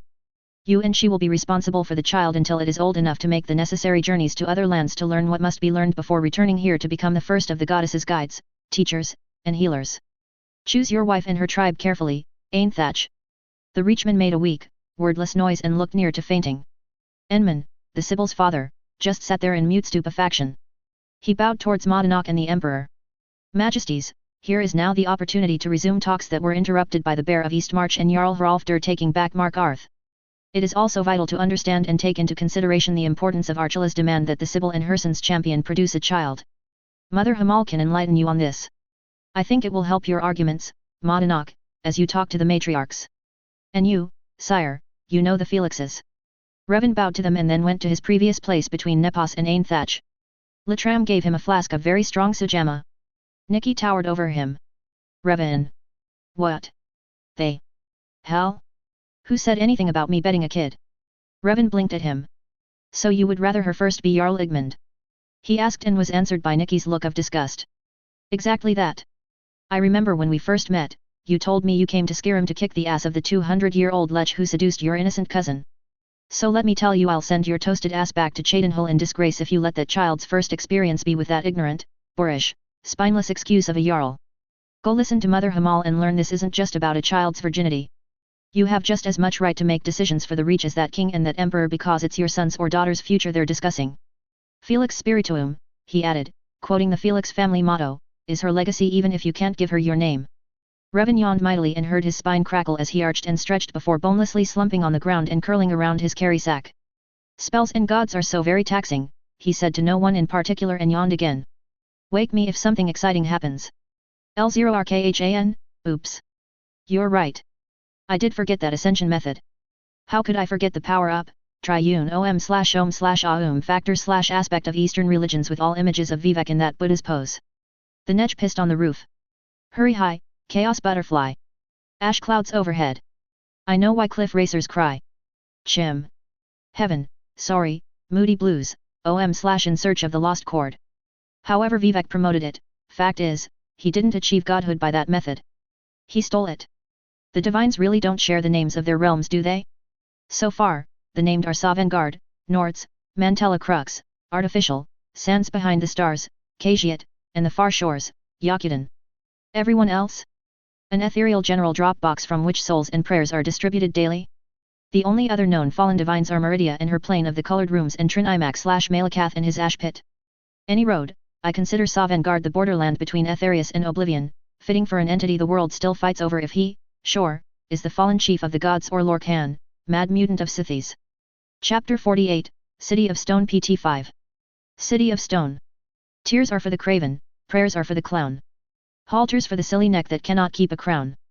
As my loss is grievous, so my hope is small. For iron cold iron must be master of men all. Cold iron, by RK. What do you want? Jarl Igmund glared over his shoulder at the Windhelm spy that followed him into his chamber. How in Oblivion did you get past Phalaen? Revan convinced her to let me pass. That old elf has a way with women. Probably that's why Dibella's priestesses seem to have made him a lay priest. The Jarl turned back to his drink, ignoring him. Icewind wasn't offended. The man's attitude was more than understandable. The Emperor had flatly told Igmund that the Legion would no longer assist him with the Forsworn. Furthermore, he revealed he had met with Modanok and had heard his side of the story. The Emperor believed Madanaka's statement that the Forsworn was not necessarily an enemy of the Empire, they were fighting to reclaim their land from the Nord invaders. If the Emperor recalled, they had sent emissaries to Cyrodiil to get recognition as an independent country and negotiate their own alliance with the Empire. And it had been going well until Ulfric and Hrothgar Thursday blasted their way back into Markarth and retook the city. Additionally, this morning had been the end of a week-long, closed-door review of Silverblood's privately held treasury records, Sidna mine prison records, and Silverblood mercenary payroll records. Initial summaries only because an actual, line-by-line review would take the Penitus Oculatus a good half-year to review 20 years of secret accounts. But the Empire had spent an unconscionable amount to support the Reach, with most of the funds ending in Silverblood hands to use for their private ventures, their private army, and their support of the Stormcloak Rebellion. He put his back against the wall near the door and relaxed, crossing his arms over his chest. My Jarl won't charge in here a second time to rescue Markarth, he said calmly to Igmund's back. But, not everything need be lost. You may be the last Jarl of the Reach, but why shouldn't your son be the first king of the Reach? His crossed arms flicked up defensively as Jarl Igmund spun around in his seat and flung his empty goblet at him. The goblet bounced off Icewine's forearm braces. If it had been a dagger, it would have been a good attempt at his heart. I'm not very good at this, he admitted to the Jarl. But hear me out. I know there are Reach-born Nords who will fight to the death before being driven out of the only home they know. I know. You know? What do you know? Igmund raged. You've only been here a few weeks. I was born here. I remember my mother and me fleeing to solitude when those savages invaded. I remember when we returned how my father tried to make peace with the savages, that he understood why they wanted their own kingdom, but they had to be realistic because we Nords were here, and the sooner they accepted it, the better it would go. He offered them a chance to become better than what they are, and they killed him. Icewind mentally sighed and kept his voice neutral as he replied, they gave your mother and you and any who wanted to leave safe escort out of the Reach. Of course, they killed those who fought back, but they didn't round up the families of fighters and torture them to get names and then killed them just for being kin to rebels. Ulfric was right there with the Silver Bloods, Igmund muttered. So was your father, Icewind almost said, but chose to say instead, and that game has run into a burrow no one wants to pursue. Or should pursue. I know you consider them howling savages, Icewind said, hardening his tone. And I agree that their hag-raven-led religion is disgusting to all right-thinking people. Some of it even puts off that Daedra-worshipping dark elf I came with. But there are many gods in the Reach. Some of them are ones we can agree on. Dibella, Kine, Mara maybe not as popular as Herson or whichever dark god, but they are respected. They spit on Talos, Igmund grumbled. They see him as a traitor. To them, Tiber Septim was once a Breton named Hjalti Earlybeard, born in High Rock and recruited by the king of Falkreath. There's a book on that called the Arcturian Heresy. The Reach has many stories of gods and spirits taking possession or stealing bodies. So if Talos is Hjalti, then he's a Breton who sided with the Nords against his own kind. Heretics, Igmund muttered. Never mind that, Icewind said coldly. Gods can take care of themselves. It's our own survival we've got to concentrate on. My survival. You can run back to Windhelm anytime. You and that damn dark elf and his. Careful. Icewind interjected. Careful what you say about his wife. You did witness he threatened the Dominion ambassador over his wife. I've nothing to say on Thane Pharaoh, Jarl Igmund grumbled. I was going to say that damn dark elf and his slave master. Icewind's back twitched at the mention of Littram Mulsewer, the Driz slaver who now oversaw the prison workforce program for the Grey Guards of Windhelm.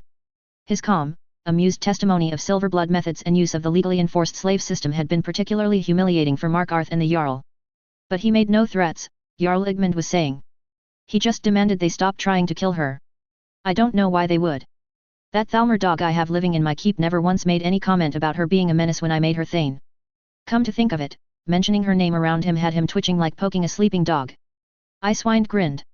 Pharaoh was doing a job for her half-sister, the Dragonborn, and set fire to their embassy, and killed a lot of guards and enforcers while stealing secret files and freeing prisoners.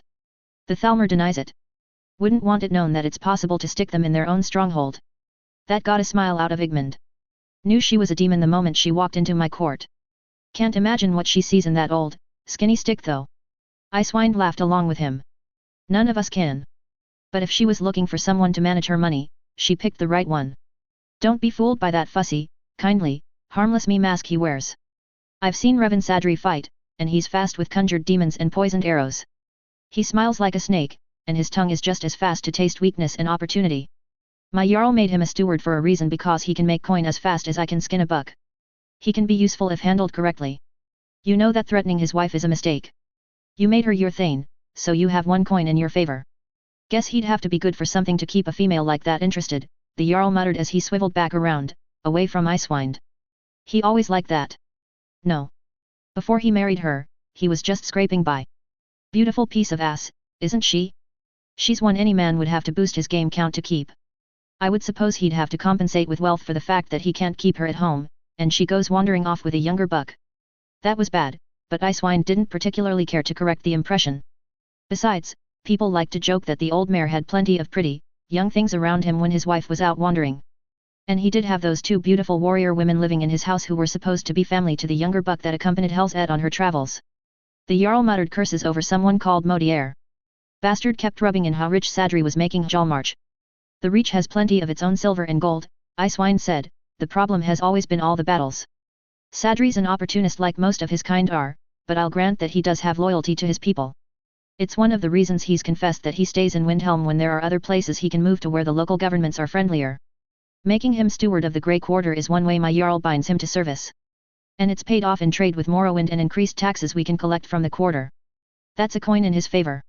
On the other side, that's meant a stronger Dark Elf presence and organization in Skyrim. Like in Jalmarch, with their weird mushroom homes and rumors that they're trying to import freakish beasts from Morrowind. And then there's that group in the Rift, the same group that's got themselves in charge of the biggest orphanage in Skyrim.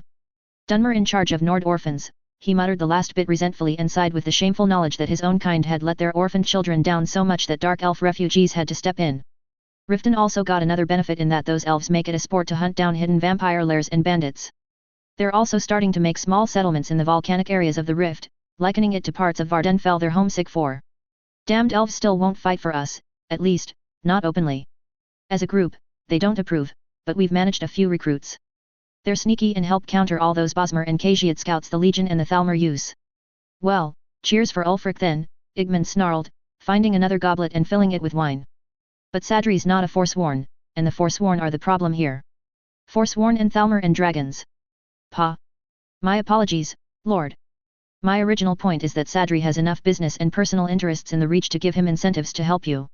One is that his wife is Thane here. Right, right. No upsetting or bad-mouthing the little woman. 2 is that he's CEO owner of Sanorake Mine and Ainthach is his friend. And now, 3 is that new orphanage for the Reach that he and Ainthach are setting up in Karthwassen. An orphanage that even the Forsworn send children to. Dark elves from Iverstead and Gearman's Honor Orphanage have come to help with the initial setup. They've come with a detachment of Wolf Teeth mercenaries. Those mercs are Civil War neutral, and their leader is married to a cousin of your Thane. So Karthwassen is trying to become its own town, is that it? Icewine sighed softly. It's just a precaution. Karthwassen will still answer to Markarth and pay its taxes. Sanoraka's silver, however, they want to use for supporting the orphans and paying the fees for mercenaries and salaries for the orphanage personnel. I don't give a shit what they use their silver for as long as they pay their taxes, and they're not bothering me every month about supporting all those whelps. The mercenaries will also make sure the Dark Elf trade caravan that's going to be making Karthwassen one of its regular stops gets safely in and out. They're also to protect Karthwassen in case some of the non-friendly Forsworn that Modonok hasn't yet convinced to follow him won't honor Karthwassen's neutrality. So Ainthach is expecting a big break in taxes for the orphans. Icewind was so thankful the Jarl wasn't facing him, else he'd see the frustration twisting his expression. 2 days ago he'd returned from a hunt with Arvin, companion Athos, and a Karthwassen guide. They'd returned to Karthwassen with 2 fat bucks for the orphans, and he was told Sadri wanted to talk with him. He'd found the mare at the new rock quarry below Karthwassen, hammer dressing stones for the grotto being built for the new patron goddess of the orphans. The patron goddess. He and his housecarl and the Dunmer companions had been at the Druidach cave getting to know their Forsworn hosts. He'd heard tales about Hel's at Pharaoh, that shopkeeper's wife who was Thane in all non-Stormcloak holds. The Forsworn had witnessed her raiding dragon lairs for treasure, had seen her entering and leaving demon-haunted tombs with yet more prizes, and they'd seen her take on Thalmor patrols. Then came word that there would be a meeting at Karthwassen to discuss the town's future and the future of the orphans. The feathered horrors believed Revan to be a priest of some old, very powerful god, and he was bringing in the Black Elves to their land. And he had helped free Modonok for some purpose while being a friend to the hated Empire. The Hagravens and Modonok wanted to test him, so they sent Nepos, with Modonok in disguise as a bodyguard, while the Hagravens scried the meeting. Nepos was to find a way to get Revan to invoke his god so they could see who he served and if it gave him any right to speak to the future of the Reach. By the screaming that had permeated throughout the cavern, that wily mare had gotten in a sucker punch.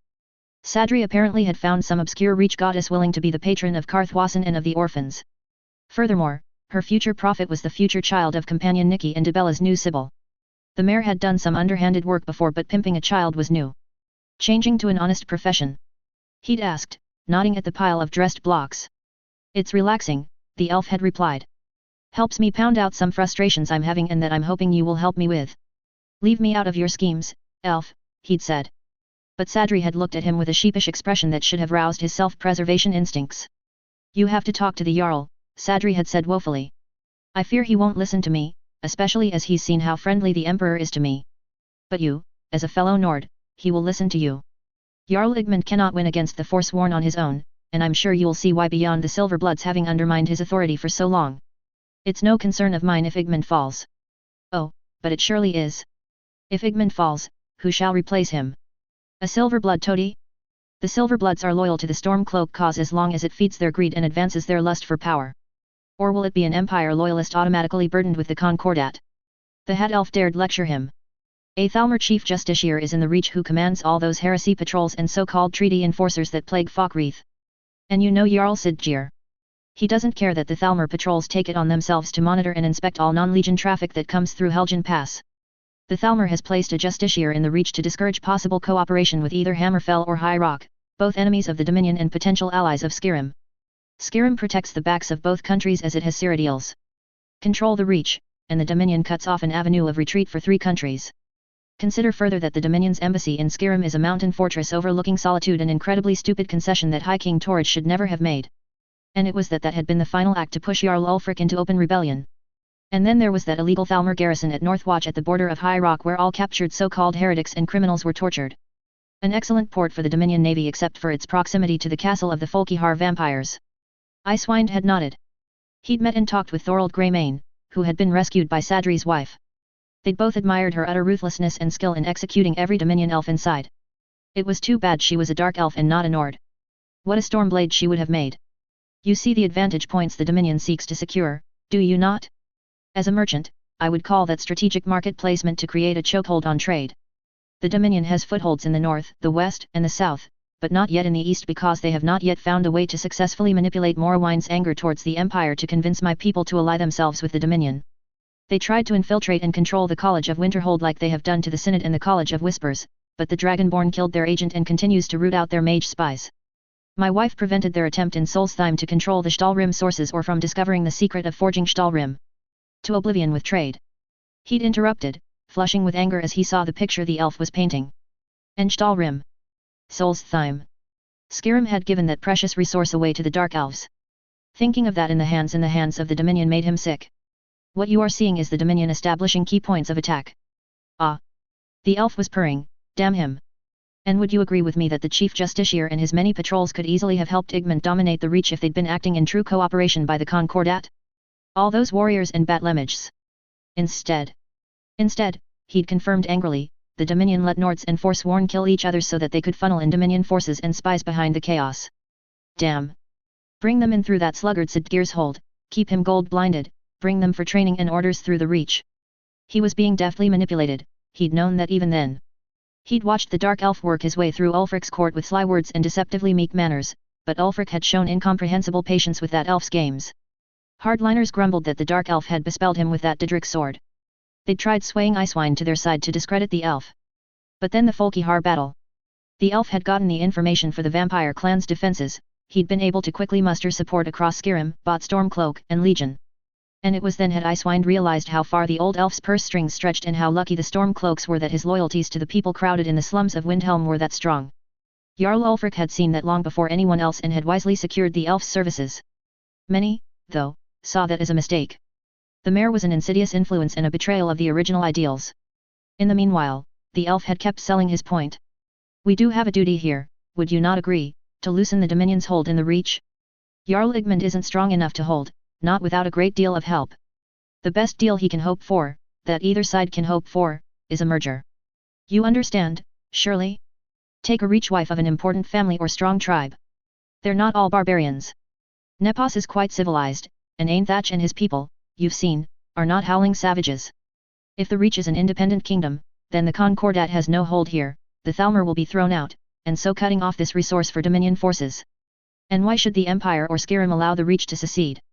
Permission from the Empire and from the Moot is needed for that. He'd scowled even as he'd said that. If the Forsworn took over and the Empire refused to send the Legion to aid Jarl Igmund, no other hold in Skyrim had the troops or money to spare to aid in any significant way. The Imperial stable is on fire. The only decent thing to do is throw open the gates and let the horses run to safety, had been Revan's cryptic answer. A boon to thieves, he'd retorted. Revan had merely shrugged. But as he considered the difficulties of the wily Forsworn, the constant turmoil had made it too easy for the Dominion to slip in. A united Reach was inconvenient. Well, no doubt they'll try to strengthen their position in Falkreath. Easy enough with that fool Sidgear. Perhaps, the elf had smiled, his expression peaceful but sending a chill through the Nord nevertheless.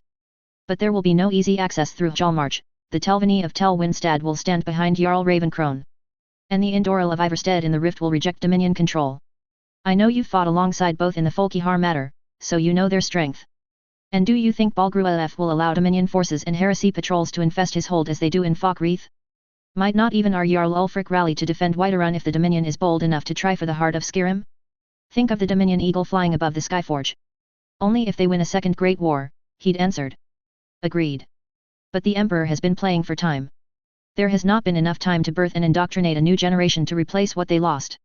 By the time they can, you humans will have replenished your numbers 2 to 3 times over. But your breeding advantage can be offset by creating so many little wars that you are weakened and blinded by petty rivalries and thus wasting precious resources and leaders while forgetting the true menace stalking you just out of sight. It's how I would play it, the mayor had concluded apologetically. Persistence hunting. That fucking long game I've heard you harping about around the court. I understand that. Damn. All right, tell me how you need my help. XXXXXXX. What would my ancestors think? Being brought to marrying one of those dirty savages and pretending she's as good as any educated, well-bred Nord noblewoman. Would you rather face your ancestors and all your loyal followers in Sovngarde and explain to them how you were too pure to bed a reach woman? If it was only that. Said Igmund, laughing coarsely. If all that was required for peace was to bed one of them, then throw the slut in. But to let her be a CO ruler? Never. Icewine thought of the many Nord noblewomen he'd met who weren't expected to be anything more than empty-headed arm ornaments. His thoughts then flitted to Sadri's wife. Gorgeous, he admitted, for a dark elf, manners, when she chose to use them, to grace the highest society, and a warrior more deadly than a flesh-tearing ice storm. Such a woman would gut Igmund before she'd let him anywhere near her bed. And Igmund was the type who needed someone docile and eager to prop his ego as a capable man. The forsworn women Icewind had seen in Madanaka's camp would serve Igmund his spit-roasted balls. We're working on it, Sadri had assured him. Finding another Empress Kataraya isn't easy, but I have a good feeling one is out there. He'd had to ask the others who Empress Kataraya was. Companion Nikki had explained the Empress was the Dunmer noblewoman Emperor Magnus Septim found to marry his clearly unstable son, the future Emperor Pelagius. She was an intelligent, politically savvy, iron-willed female who ruled the empire for decades until her assassination. It was a period that historians would later label golden. Enemies were quick to shove a purer Septim line onto the throne afterward. The problem was that Igmund wasn't an insane sport that could be conveniently shoved into an obscure vacation villa like Emperor Pelagius was. Icewind wondered what kind of woman Sadri would find who'd willingly walk into such a marriage. Not his problem. His job was just to get the bull to the pen so a nose ring could be inserted. So he spent the rest of the day drinking heavily with Igmund, telling the Jarl stories about Sadri and his Venturaus wife Helset, and talking about how the Dark Elves in Windhelm were finally pulling their weight. The next day he stood by Igmund as the Thalmor chief justiciar demanded copies of Silverblood records in the interests of making sure there were no schemes in place that would violate terms of the Concordat. Igmund referred him to the Penitus Oculatus investigators. And what would Jarl Igmund do to ensure the safety of Thalmor treaty enforcement parties out in the Reach? If the Thalmor thought they needed protection from the savages, Igmund promised to put his hold's best noble, Thane Pharaoh, in charge of that issue. After the chief justiciar left, Igmund, Icewind, and Rirek retired to Igmund's quarters, ordered a keg of beer, and discussed requirements for a Reach bride. And after that, Icewind shared battle stories about the recent vampire war, noting that while Legion and Stormcloak forces could put aside their politics for this battle, no one ever considered inviting the Thalmor to fight this menace to all Tamriel. Icewind was willing to concede that the vampires would have won if it hadn't been for the Dark Elf wizards and spell swords backing up Legion and Stormcloak forces. Oh, and the Winterhold wizards, too. He worked in Sadri's insinuations about the Thalmor justiciar failing to aid Igmund against the Forsworn, especially the magic of the Forsworn Hagravens and Briar Hearts.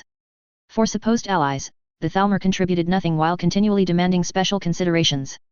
That led to a discussion of battle tactics and how the Thalmor had established attack points around Skyrim by using Falkreath and the Reach to funnel in forces. General Tullius, the military governor, could do nothing because of the Concordat. Jarl Ulfric used the Dark Elves' natural animosity towards their fairer cousins to keep them out of Stormcloak territories. If the Reach continued to depend on the Empire, well, they may as well give Chief Justiciar Ondolamar the mournful throne. Or, Igmund could join forces with Modanok and get those damn yellow knife ears out once and for all because an independent kingdom could ignore the Concordat. The Thalmor would have trouble retaliating because they could hardly bring in forces through High Rock or Hammerfell, nor would the Empire allow the Dominion army to march across it again and into Skyrim. Igmund was coming to like the idea. He hated the way the Chief Justiciar strutted about his keep. But would Modanok see things the same way? Icewind assured him that Sadri was talking with Modanok. The Dark Elf had enough witchy powers that seemed to have won the respect of a couple of local Hagraven matriarchs. He told Igmund that even the elves of the Grey Quarter had been surprised when the humble shopkeeper they'd known for so long suddenly emerged as a powerful ghost caller and shaman. Jarl Igmund did ask why Pharaoh wasn't a Thane in Windhelm. Icewind re-explained what Igmund's steward uncle Rirak had found out from other holds, that Pharaoh was the daughter of a famous legion general, and that her family had helped put the Medes on the ruby throne. She was, as he knew, Thane in other imperial allied holds but not in any Stormcloak allied holds because if it came to battle, she refused to attack legionnaires. Also, General Tullius was a dear family friend. But if the Reach did separate from Skyrim, Igmund would still be able to count on her and her husband's support because of friendships and interests they had in Markarth and around the Reach. Icewind did respect that they stood by their friends.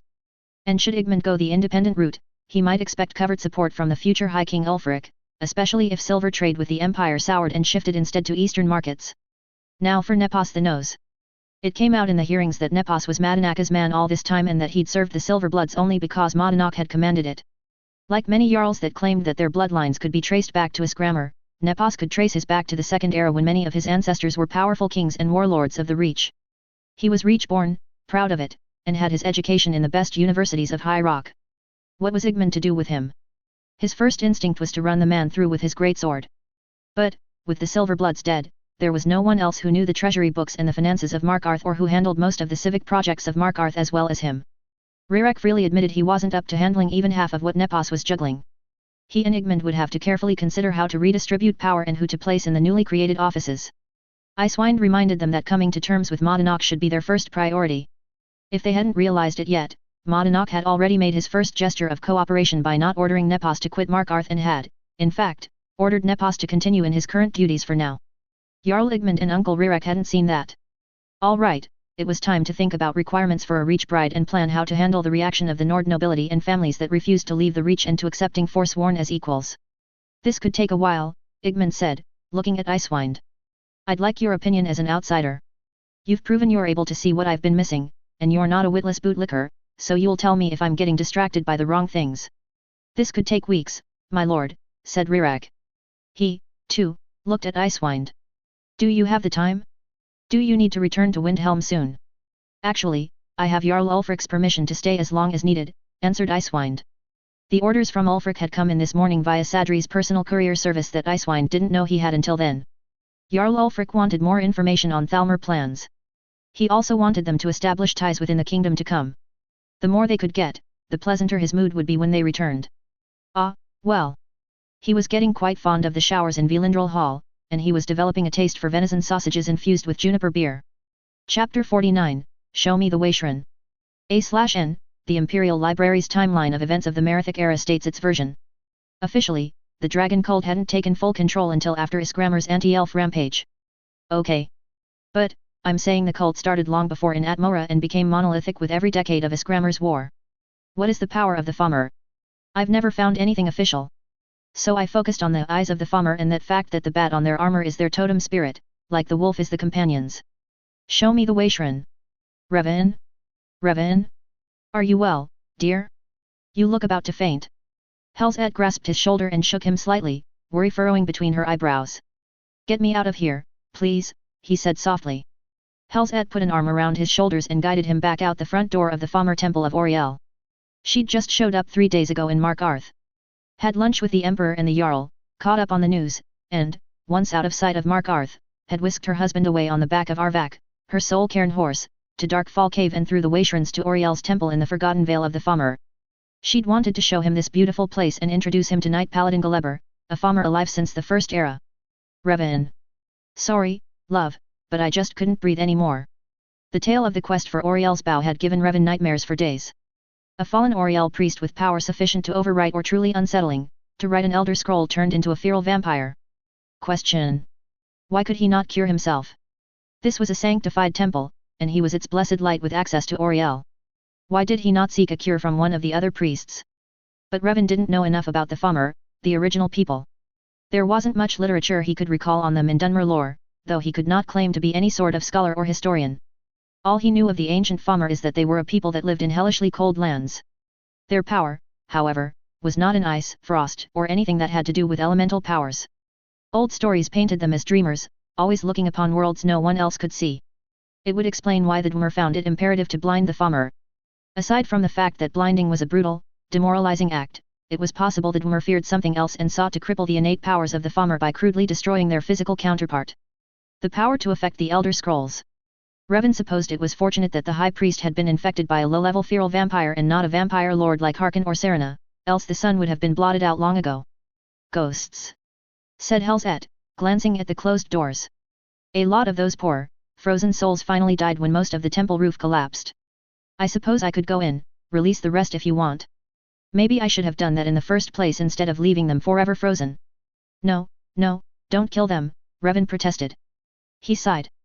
Maybe it would be counted as a mercy to kill them, but it feels wrong. It's too bad we don't know of a practicing priest of the faith to bring here. And not a human one. It would have to be a mare. An Altmer of Somerset practicing the old rites before the inclusion of man would be nearest to the Fama rites, I think. You can't talk to them. You give me too much credit, love.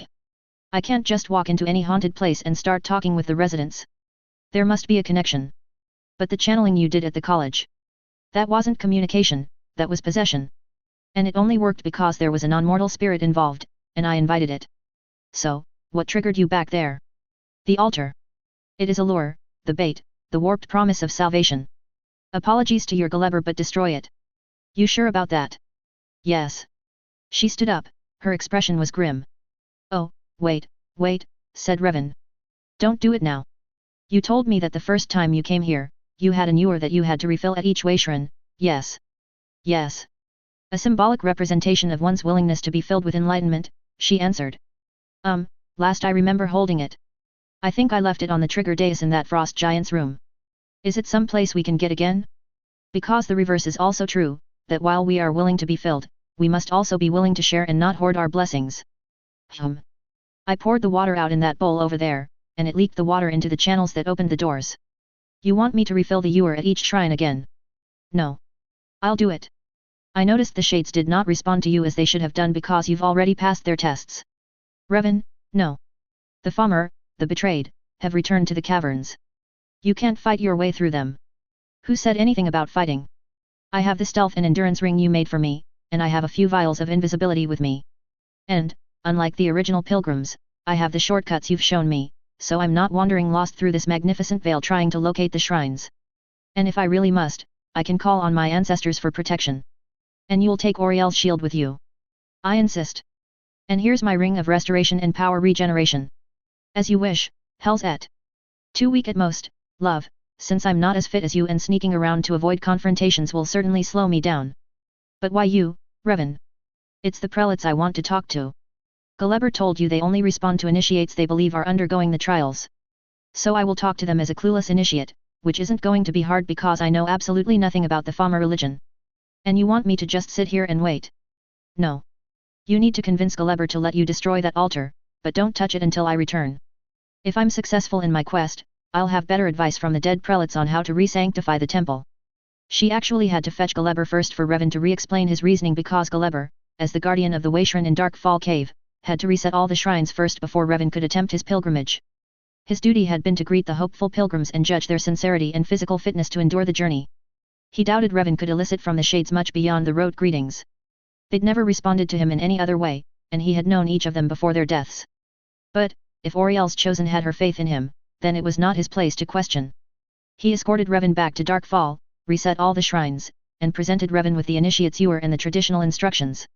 But just as Revan stepped into the shrine to begin, he stopped and stood there, head bowed, for a long moment, then turned back to Gulliver. This is your journey, Sira, he said firmly. I thought I could talk to the prelates, but as I had told my wife, I can't just talk to anybody without a blood connection. That's not saying that I'm assuming that you are blood kin to them, but I believe they will want to speak to you, the last living guardian of this temple. I've tried to talk to them many times before. Prayed, begged that they respond. Why should they talk now? Gulliver's stoicism bespoke centuries of disappointment and silence. Revan shrugged and smiled a sad smile. What cost to try one more time? XXXXXXX. Waishran of Illumination, Prelate Sidonius.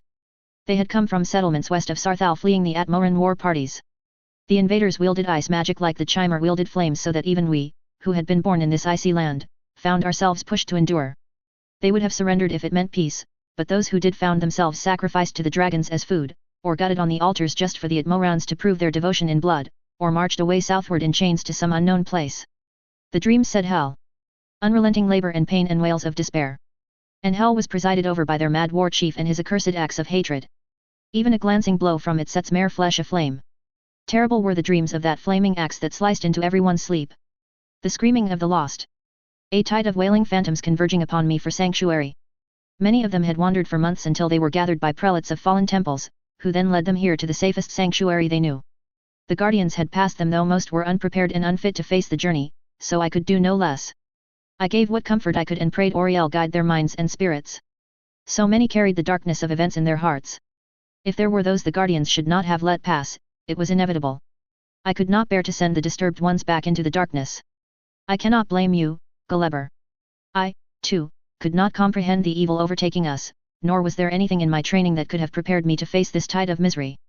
Peace, Gulliver, behold Oriel's gift, my friend. May it light your path as you seek tranquility with the past. Waishran of Sight, Prelate Athring. They came, the proof of my nightmares for the past 2-3 years. Refugees led by Amara and Denzel, my year mates. The wild, horrible stories that had trickled in of the outside world, of great flying monsters and hordes of hairy savages flooding up the beaches of the northern sea. I also saw the Dwemer looking up, watching us, and their machines distilled mushrooms. They would open the doors to their cities if we but drink deeply of Namaraz wine. They had no intention to help us win back our lands. Why should they waste their resources because the primitives are easily outlived? Nor will men waste their strength digging for Dwemer treasure when they can simply take it from the farmer. No, they were not troubled by man, but they were more afraid of losing their precious secrets to us. As if we would ever be interested in what they do in the dark. Their ways are not our ways, and their devotion to their machines unholy in their denial of the gods. They put all their thoughts, their efforts, and all but their souls into their machines. They put ours into them instead. Our people thought they were fleeing dragons, they fled instead into the maw of Dwemer industry. Too late did we see. And then we could see no more. We lost our freedom, our sight, our souls. The mantras, Gulliver, we mustn't forget the mantras. Let our words and our songs be our guide through the darkness, break the silence, the soulless noises of machinery. Are you prepared to honor the mantras of Oriel and to bring the vessels for his enlightenment? Waishran of Learning, Prelates Allegriath. Gulliver, never has any knight paladin endured what you have had to endure and yet must face in the future. We'll never again be as many or as widespread as before, but we may yet survive. This valley is no longer our temple but must be our home. Yes, as you had hoped, as you believed, there are other uncorrupted by the Dwemer even as they were preserved by Dwemer machines. They awaken by the grace of Oriel and the champion of the hunter of knowledge. We must ask you to leave the veil and return with Oriel's champion to her place of learning. You must greet the awakened and escort them back. You must also greet the new god whom our sad, twisted children will need for their long ascent from darkness into Oriel's light. This journey, this new god and his champion, will test you again your resolve, your beliefs, your gods. Question then. And return all the stronger for it. May Oriel's warmth imbue you with strength. Waishran of Resolution, Prelate Niralar. So many pilgrims come with hope to find answers and resolutions to the questions and conflicts in their heart and mind. Many are disheartened to learn the last length of the journey is the hardest yet to come. Those who lost much of their hope to get here either lose what they had left or they find the strength, the resolution, to begin again, stepping away from their past travails to explore further the path ahead. Gulliver, you stood as the physical guardian who judged their physical and mental fitness to start the journey. But as they journeyed, only they could judge their fitness to complete it. We teach of the gifts of Oriel, and we speak of examples, but only in our individual journeys might we discover the meaning of these gifts. May the enrichment of Oriel strengthen your resolve as you undertake your journey. Waishran of Radiance, Archcurate Verthur. Greetings, my brother. You are surprised to see me, I expect. Yes, I can see your coldness, and I feel pain and shame that this is so, but I have earned it. When Prelates Amara and Denzel came before me, I immediately knew their corruption and killed them and the ones infected past hope. It was a difficult battle and very tiring. But they had already infected one of my initiates who had initially greeted them. I was not prepared for that attack. I should have been. Because I had seen visions of Malag Bal's violation of our sanctuary. I saw the ripples of a black monster's wings in the time stream and knew them as echoes from the future. I saw the blaze of distant events but not the shapes between. And I raged against Oriel because I knew that for all my pleas, for all our hopes, he would not stop what was to come. Nothing could stop what was to come. As another will teach you, in the battles of time and space, by the time one sees the light, it is too late. I cannot say much more in detail. Prelate Ed Helbet may Oriel forever after hold him in grace sacrifices beyond what such as I have any right to expect and takes my place in Cold Harbor for a brief time so that I might speak with you now. I would not have him suffer any more than necessary. It is now up to you, brother. You were always the stronger in spirit and belief, but your journey took you from the priesthood to guardianship. And so you have endured. Hold fast a little while longer. May the blessings of Oriel protect you as you guide the lost home. XXXXXXX. Gulliver reached the temple and poured out the waters from the ewer. The first time he'd walked this journey, he was bone-tired yet elated with the realization that he knew his duty was to protect this magnificent place that had tested him. This time the waters spilling from the ewer were his tears bled from his spirit and soul, squeezed out by the realization of loneliness this journey had forced him to acknowledge. Empty as the ewer. By Oriel's undeniable light, how he missed hearing Verthur reading aloud scripture passages as he worked on sermons. He missed the give and take of combat training with his brothers and sisters in arms. He missed dinners, lunches, parties with family and friends at holy day celebrations. He missed the shared nights of pleasure. As the doors opened, he bent and cradled Revan's thin body in his arms again and carried him through the rubble to the balcony. Helzet was dozing in the sunlight, an unashamed creature of shadows naked on a sun-warmed fallen slab of stone. She was instantly awake as Gulliver gently cleared his throat. What happened? She demanded. Peace, he answered. He's merely exhausted. He looked around, spotted her sleeping pad, and went there to lay Revan down. Your mate, Dragonborn, is a mare of great wisdom. The prelates all spoke through him. Even Verthur escaped long enough from Cold Harbor to speak to me. I see. She sighed and sat down next to her husband and lifted him just enough so that his head and shoulders rested in her lap. She ran her fingers through his hair, gently massaging his scalp until the stress lines in his face eased away. He hates channeling. The stubborn fool knows enough shamans and ex-temple priests who could probably train him, but he refuses to take lessons unless I bully him to do so. He claims the disciplines to shield his mind also hinder the very senses that need protection. It does, agreed Gulliver. It's like learning to live in heavy armor. It can be clumsy and chafing and burdensome with maintenance. It takes years or even decades of training to a point where one no longer feels the restraints and the inner power can move again. But yes, for some things to happen, the armor must be removed. And only the individual can say what works best for one's empowerment.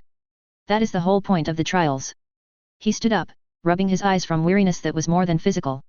Forgive me if I make myself absent for the rest of the day, Dragonborn. I must prepare myself for the journey ahead. I haven't left this veil in eons, nor dared to think of anything beyond my duties to keep this veil safe from the outside world and from the betrayed. There are safeguards to be put up or strengthened before I can leave here. Take your time, Gulliver, go rest and gather your thoughts. I will help you later to secure the temple. Chapter 50, Battling Shadows. Battling Shadows. I wouldn't have thought this a good idea, Revan said. Together they watched as Gulliver defended himself against the combined attacks of Nikki, Athos, and Icewind. Relax, dear. You know Nords respect strong fighters. And we've got to find him better armor before we leave Markarth. Something not so blatantly Altmarish.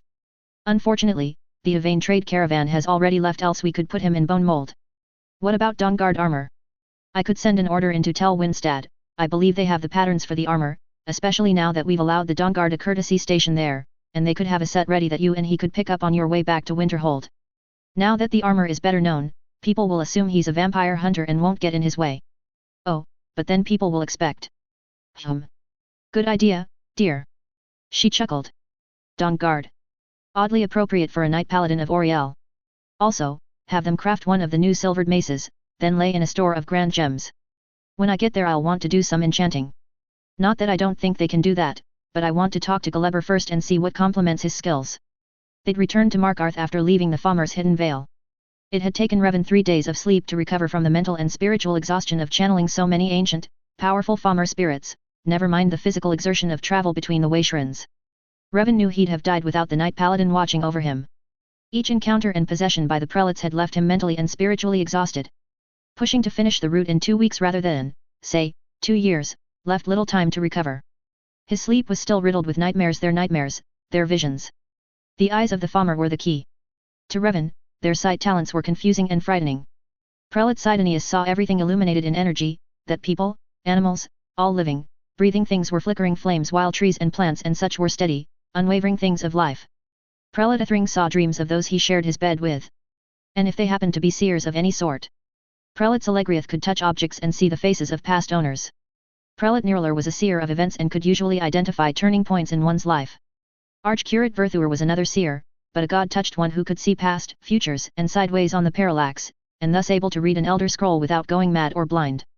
He'd touched his own future, had known his own past, and, between the 2 points of his life, drew the line upon which he could write the great lie for a trap. It was true that not even the gods could alter the words of an elder scroll. But, no one said anything about riders or hidden clauses that could be included. All it would need is an anchoring line and a trigger. All he would need is that true child of Cold Harbor so afraid of dying as to resort to reading an Elder Scroll to avoid the inevitable. A vampire lord has no chance of reading an Elder Scroll any better than any other temporal creature. But since Verthur's rider was not part of the true Elder Scroll, it would be his prophecy the vampire would remember from the reading once it recovered. A lie he'd set in motion at the setting of the third day, his last day before the disease destroyed his spirit and finished its corruption of his mind and soul. He'd wrapped the Elder Scrolls of sun and of blood around a sun-hallowed arrow, the last arrow he could ever produce. For the first and last time, he lifted his god's sacred bow and aimed east, away from Aetherius, and let the arrow and its altered truths fly into the oncoming darkness. He'd replaced the bow into its niche and went to his knees, facing west, and watched Aetherius and his god disappear forever from his sight. We write things to be remembered, he thought sadly. Our plans, our dreams, even our lies. Especially our lies. My life is a lie, let it be so. Let it be all I remember, so I am never tempted to leave the veil and spread this infection. Let me remember I want revenge. But as all lies need a seed of truth, here is truth, may it be the lodestone that anchors me to this tomb where I must forever reside. I hate thee, my God, you knew this would happen, and you kept it from us. Revan's days between the shrines were hazy recollections of stumbling after Gulliver, of Gulliver having to pull him by the hand or else he'd just stand there in a daze lost in conflicting memories of the Vale, seeing what it was before the Famr, the temple of the past, the homes of the future. Gulliver remained stoic as he followed them to Mark Arth. His armor of a knight paladin of the Famr had been packed away, and he wore the golden armor of the Altmer assembled from pieces found throughout the Vale from the many dead mare adventurers who had come chasing the legend of Auriel's bow. Superficially, at a distance, he passed as Altmer. They'd returned to Markarth because Revan had duties to attend to and because Helzet had some obligations as Thane to find out what her Jarl was doing to make peace with Modonok and what the Emperor was scheming at. It would also give Gulliver time to get used to interacting with more people. Icewind had known immediately Gulliver wasn't like any of the mare races he'd ever seen before. Up close, there was no mistaking the Famr's opaque white flesh, the blue ice hair, the silver frost tint to his blue eyes, for any golden child of Somerset. Revan was pleasantly surprised that Icewind had no problem meeting an original snow elf. The old Famr knew their doom when it landed on their shore, was Icewind's remark. And he knew the irony of overconfident hunters who eventually find prey that, when cornered, fight back so ferociously to reverse the roles. Icewind was quite proud of that. A lesson all mare needs to relearn, he warned, that man will always fight back with the fury of the gods when cornered. He'd fought many degraded Famr when they wandered out of their holes to hunt during ice storms. Yet, even he could feel pity for a people so reduced that their souls were only worth lesser to common soul gems. And how did he know that? Because it was good practice to get to know one's prey. He still hated all necromancers, but he was slowly learning to make some separation of necros from Dunmer, and so he had also learned about soul gems and how necromancy was regarded by most Dunmer. And he had the petty satisfaction knowing that the Dunmer had been suitably humbled by Shore's heart that they could no longer consider themselves superior to man, and that had allowed him to soften his anti-Dunmer stance. His own soul was still worth a black soul gem. Even the souls of those blood-sucking Thalmor and cowardly Imperials were worth black soul gems. But for Famr, time and malicious fate had debased their value to lesser and common gems. So Gulliver was no threat to him. The time of the Snow Elf had passed and Icewind could afford to be generous and put aside any historical animosity. "Thank you, my lord. We are grateful for your understanding," said Revan, neutrally, when Icewind had finished his sermon. Icewind responded by scowling. He suspected the Dark Elves were in a snit about his frank views, but truth is truth. Time for more practical things. They wanted to help this relic from the Famr past to know the current world? Then there was no better way than a good exercise to get the blood and brain working. "So, a knight paladin," he said, laying a hand on his sword hilt in a challenge. "What say we find the nearest training yard and see if you've got what it takes to survive outside the cave you've been hiding in all these centuries?" XXXXXXX. Thane Icewind tells me you're looking for my Empress Kataraya. Revan smiled stiffly while internally cringing. Having lunch with the Jarl, Icewind, Steward Rirak, Nepos, Helzat, and 3 other members of the Jarl's court whose names he didn't bother to remember was something he'd hoped to avoid. But now that the Emperor had finally left the Reach to inflict himself upon Whiterun, Jarl Igmund was eager to reassert his rule over Markarth and had summoned his advisors and thanes to discuss future actions. Icewind, sitting at the Jarl's right, smirked at Revan. "Ah, well, not me personally," Revan said. "I have, though, been making offerings to various gods Dibella, Mara, even Talos. And this new goddess I've heard you summoned from Aetherius for Karthwassen. Yes, my Jarl, and her.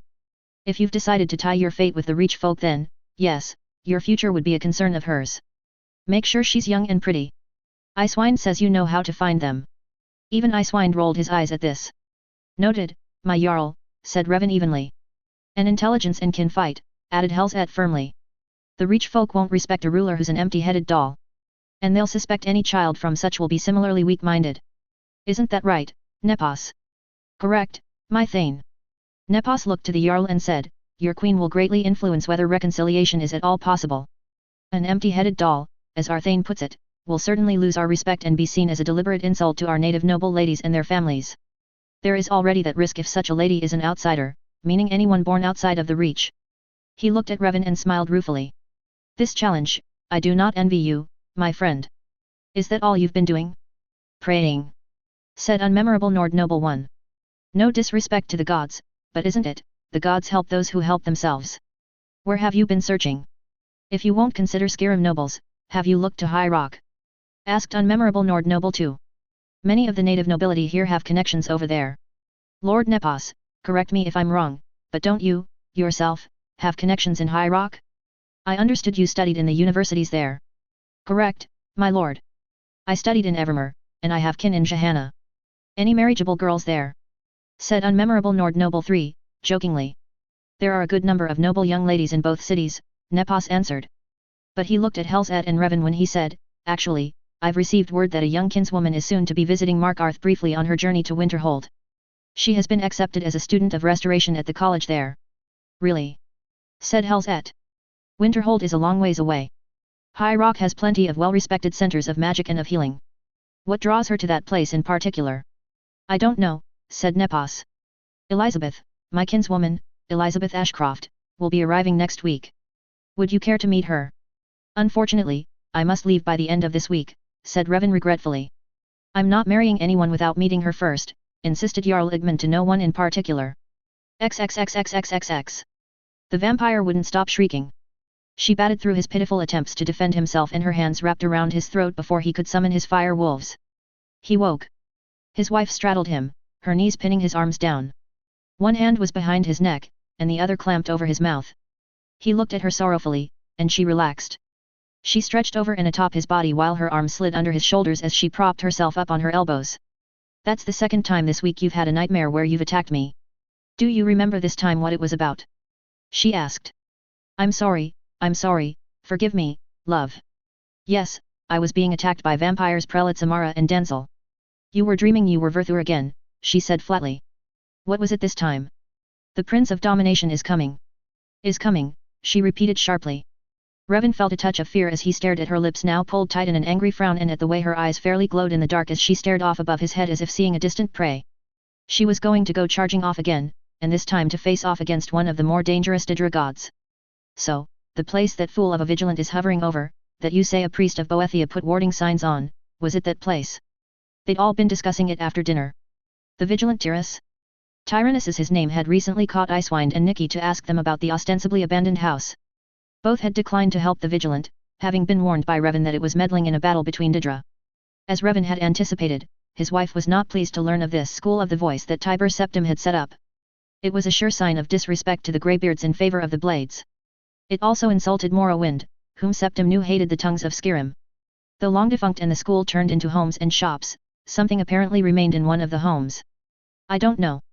But, now as I think on it, the room I was fighting the vampires in was pretty small and, well, lower class than what I expect an archcurate's chambers would be. Rather like a stone cellar. Damn. She relaxed and shifted down to rest her head on his chest. I guess I should look into it and not wait until that priest arrives. Damn vampires again. Perhaps we should start looking for the priest first. Said Revan. Ask Madanaka's people? If that is a temple of the Dominator, I don't want you having to face him without proper backup. Azura will protect your mind, but anyone else may find their wills crushed by his, and they will attack you.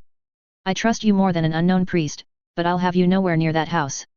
All right, you see if Madanaka's people can find this priest.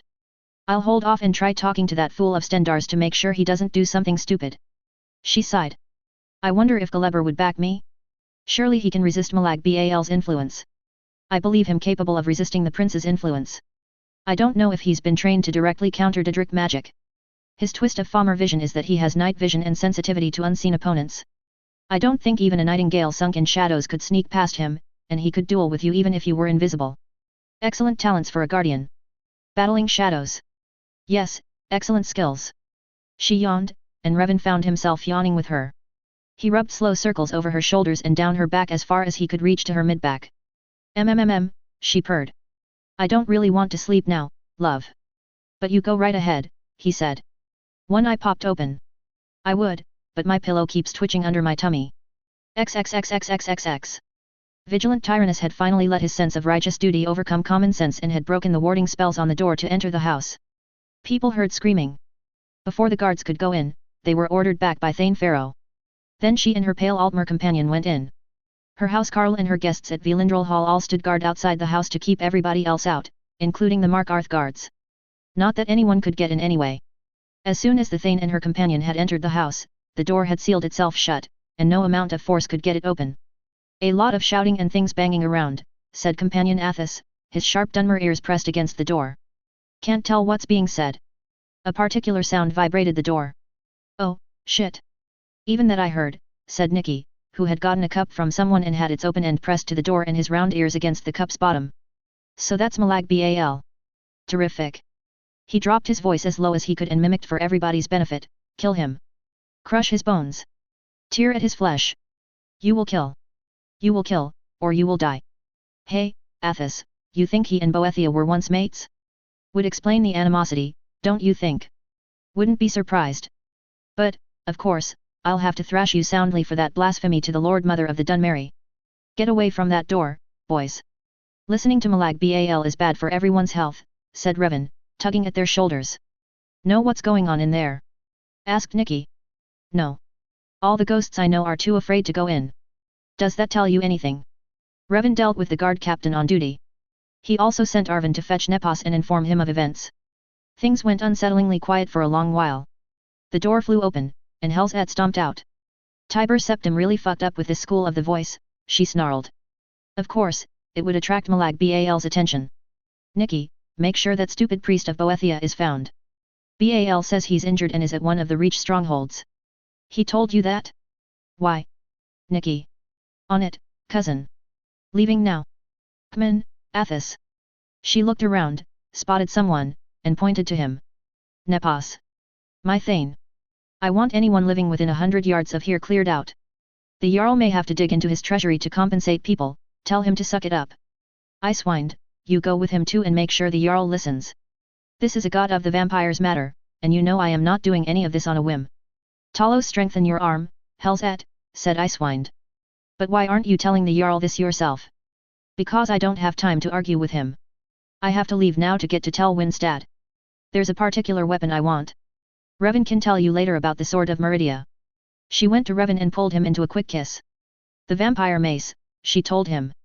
That's what's in there. Keep that quiet if you can. If that fool priest gets back here before I do, give him an earful, dear. God's damned Boethians think they have to handle everything on their own. Remind him Boethia has no respect for lone champions if ultimately the champion fails in his task. I may have to kill him, but if he plays it right with me, it'll be a glorious, purposeful death that foils her enemy. That should ensure his welcome to Boethia's armies. I'll be sure make that clear to him. Good. And also ask the ancestors for any ideas of what we should do if I actually succeed in getting the mace. I'd like some clues as to where and how to contain the item. He'll find a way to get it back, of course, eventually, but no need to make it easy for him. I'll do my best, love, but no guarantees. Most of the spirits I know will have nothing to do with that prince.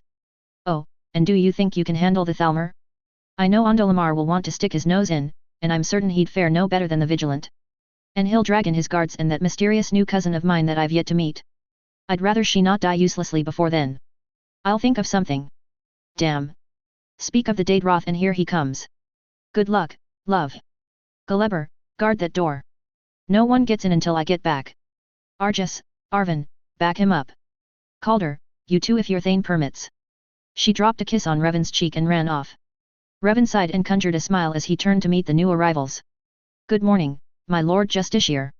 No Talos worshippers here. Mary Muir, thank you. Good development reminder points. Plus fitness, sorry, I was unclear about the measures I had in mind, e.g., Reg. Fit, can run up a dozen flight of stairs, vs Skyrim Hero Fit, can run the 911 Tower Challenge, 110 floors, with 100 to 200 pounds of armor and gear. Plus age, right. I'm not handling the age thing between husband and wife as gracefully on paper as I have in mind. I'll work on that. I blame all those period romances I read when I was younger where all those older upper-class men looked for young, trainable brides just out of the schoolroom and used patronizing and dismissive language, even the ones who were supposed to be truly in love. Plus farmer storyline, well, the other story I've started to run, Second Life is going to pick up this once Celeber gets to Winterhold. Bats and owls unite.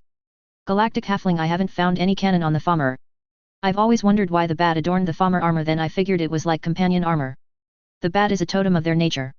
So I looked for bat spirit totems what's-your-sign.com. And again, the eyes of the farmer thieves guild case T-line and the Dwemer's deliberate blinding. So their racial ability is sight. Chapter 51, Prince of Plots. A/N, Boethia is proving, I've always felt this book is a recent development. After all, it ends with an invitation to go to Windhelm for initiation. Why would a Dunmer-based religion of thousands of years suddenly base its only proving ground in Windhelm if this wasn't an offshoot cult branch? Prince of Plots.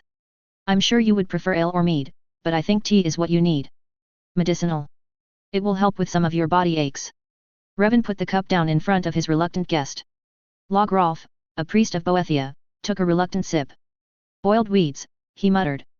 Nevertheless, he drank and was not about to admit to the Dunmer that his stomach was finally accepting something. All the healing potions they'd been pouring into him had mended his torn flesh and shattered bones, but it left his stomach queasy with a general, all-over body ache from the unnatural speed healing. Nikki and Athos had found him at the Red Eagle Redoubt, where he'd dragged himself after fighting off a hunting pair of saber cats. The Forsworn there had initially taken him prisoner until they could figure if he was a friend or foe. They were happy to hand him over to Nikki, Herson's champion. The boys had poured their supply of healing potions in him and had brought him to Velindrel Hall and dumped him on Revan and were in the Warrens to collect his meager belongings from the hole of a room he rented there. You're not doing all this out of the kindness of your heart. Why have you brought me here?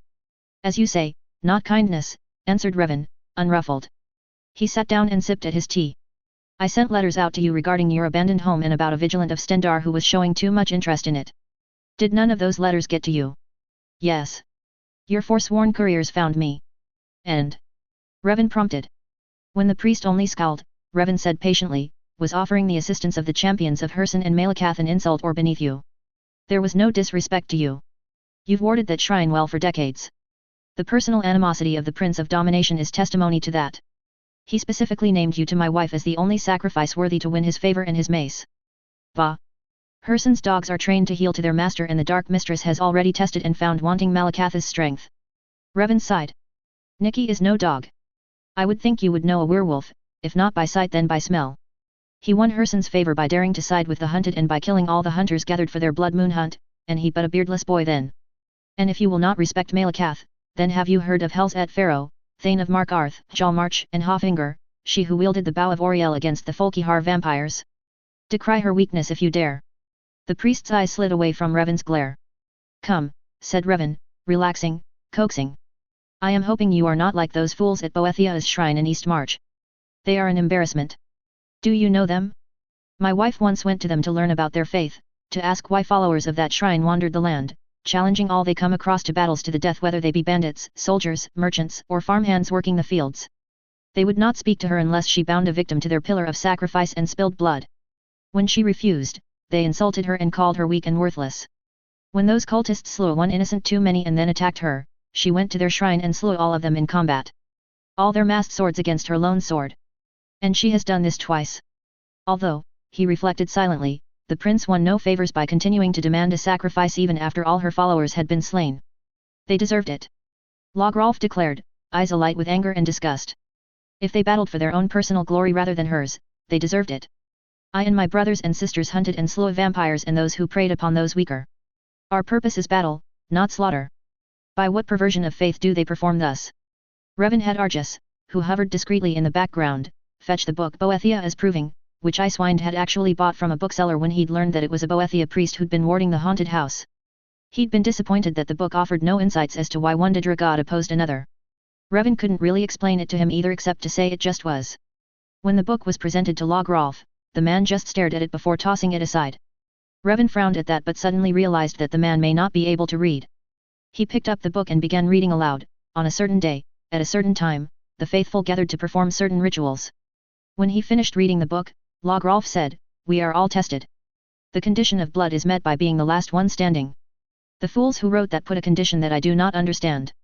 I do not hear anywhere in that story the explicit demand that a sacrifice be tied up like a goat for slaughter. The last one to die in that book may have been caught by surprise, but he had not been bound and helpless. We who worship her in the Reach do not demand that the slaughter of the helpless be a condition of faith. I do not know who perverted proper worship.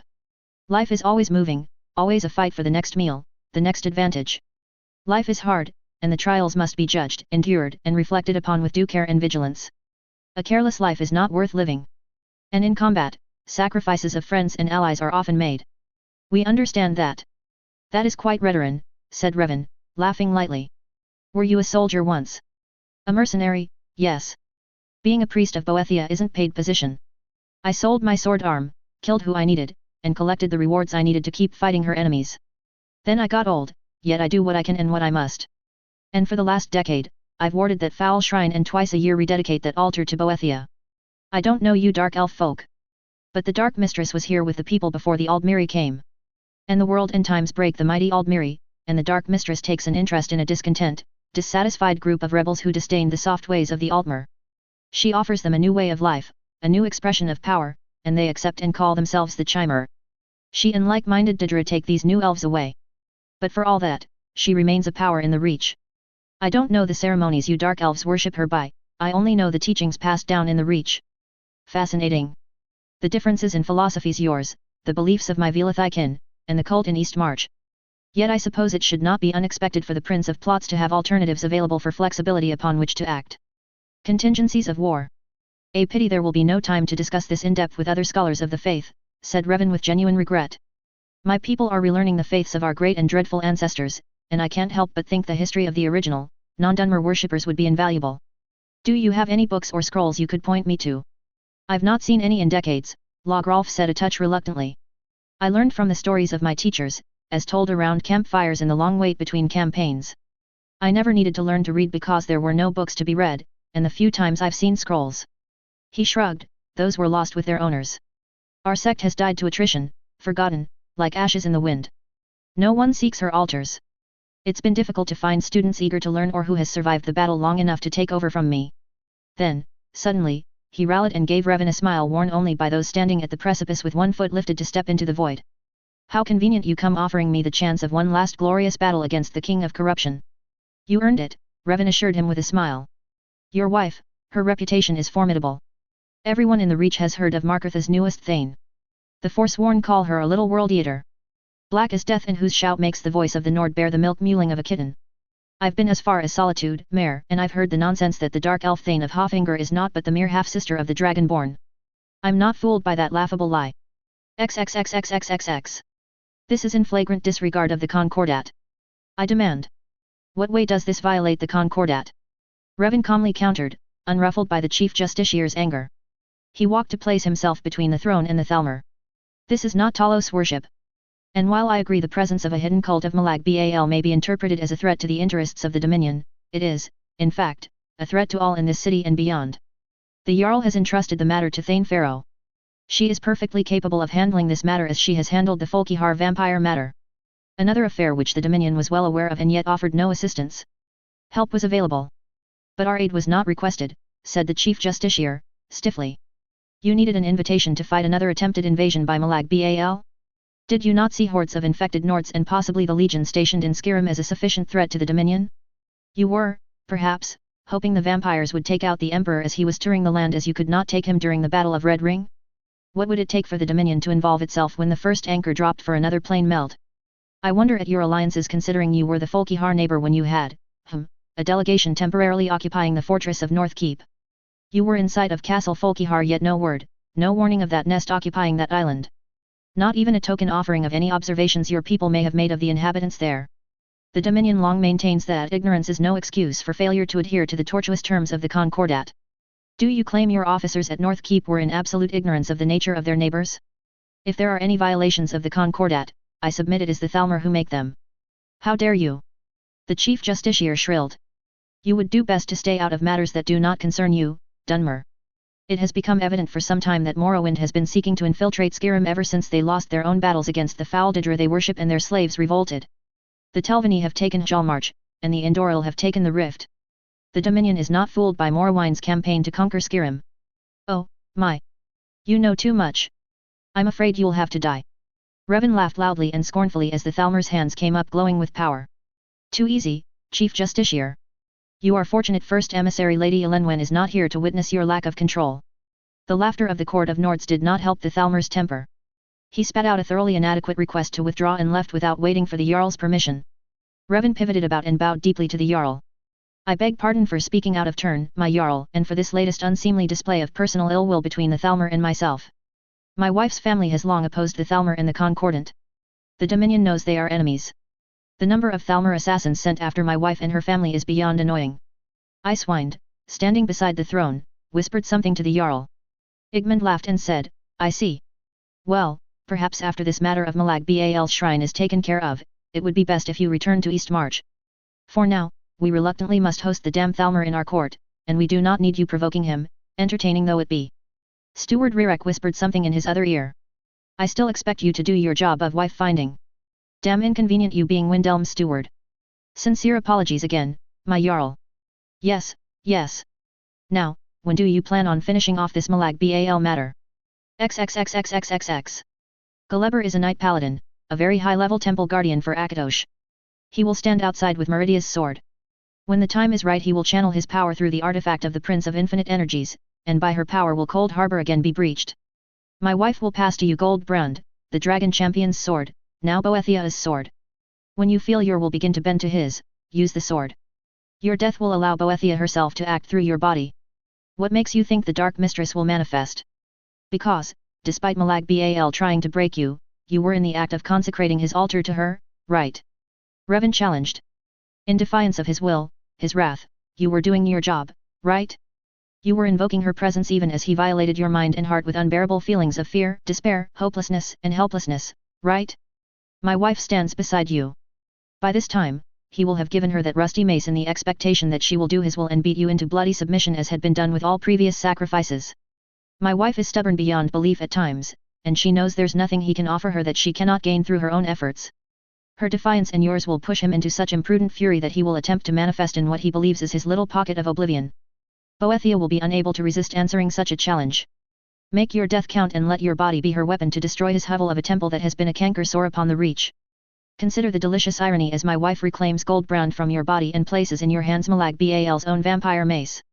Through you, Boethia will smash his altar even as Meridia's power, through Akatosh's Knight Paladin, severs the connection of his temple to his domain. His roars of impotent fury will echo as you take your attribution's share. Logrolf's eyes seemed to glow as he envisioned the event. Then he blinked and refocused his eyes on Revan, who sat there sipping his tea as if nothing had been said. That's a very tempting fantasy you weave, he said dryly, but you cannot be sure that either the Corruptor or the Dark Mistress will act as you say. Actually, I am certain they will. Daedra, for all their fickleness, are beings of habit. Why should they change when dealing with creatures beneath them, who are of no threat to them whatsoever? Say a neighbor oversteps the fence and threatens your cattle, do you beat the dumb animals for being threatened, or do you rush to confront the neighbor? Would you ever suspect that your cattle plotted to provoke the other property owner? In this scenario, you are the irksome Gur that has clawed a hole in the fence and sticks its head through to eat gourds on the neighbor's property. He resents you specifically. But you still do not belong to him, and he tries to get some lackey to do the dirty work for him, a lackey he can throw over to your irate owner to take her anger. But, the lackey was already in alliance with your owner. Or, at least, one of your owner's friends. In this case, Azura. My wife is also Azura's champion. Azura is not actively hostile to Malag Bal, but she owes him no favors. In any case, the vampire mace requires blood before it can be taken from that shrine. My wife will likely return by the end of this week. Use this time to fortify yourself for your final battle. Whether you die as Malag Bal's battered chew toy or as Boethia's favored warrior is up to you.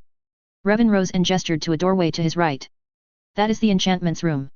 I've set up a small house shrine in there dedicated to the great ancestors. The symbols are Dunmer, but I'm sure you will recognize Boethia as marks. Feel free to pray or not. If you have a particular request needs, please let Argus know. Aurora Nova, wow. Thank you. For myself, I've had equally sad feelings for Verthur, presuming that he and Galeber had initially similar natures in devotion to their god and people. Something had to keep Verthur in place instead of leading a vampire army of Famr out of the Vale and into the world. Galactic Halfling, spill blood of course. Today is a good day to die. Chapter 52, Assassin, PT1.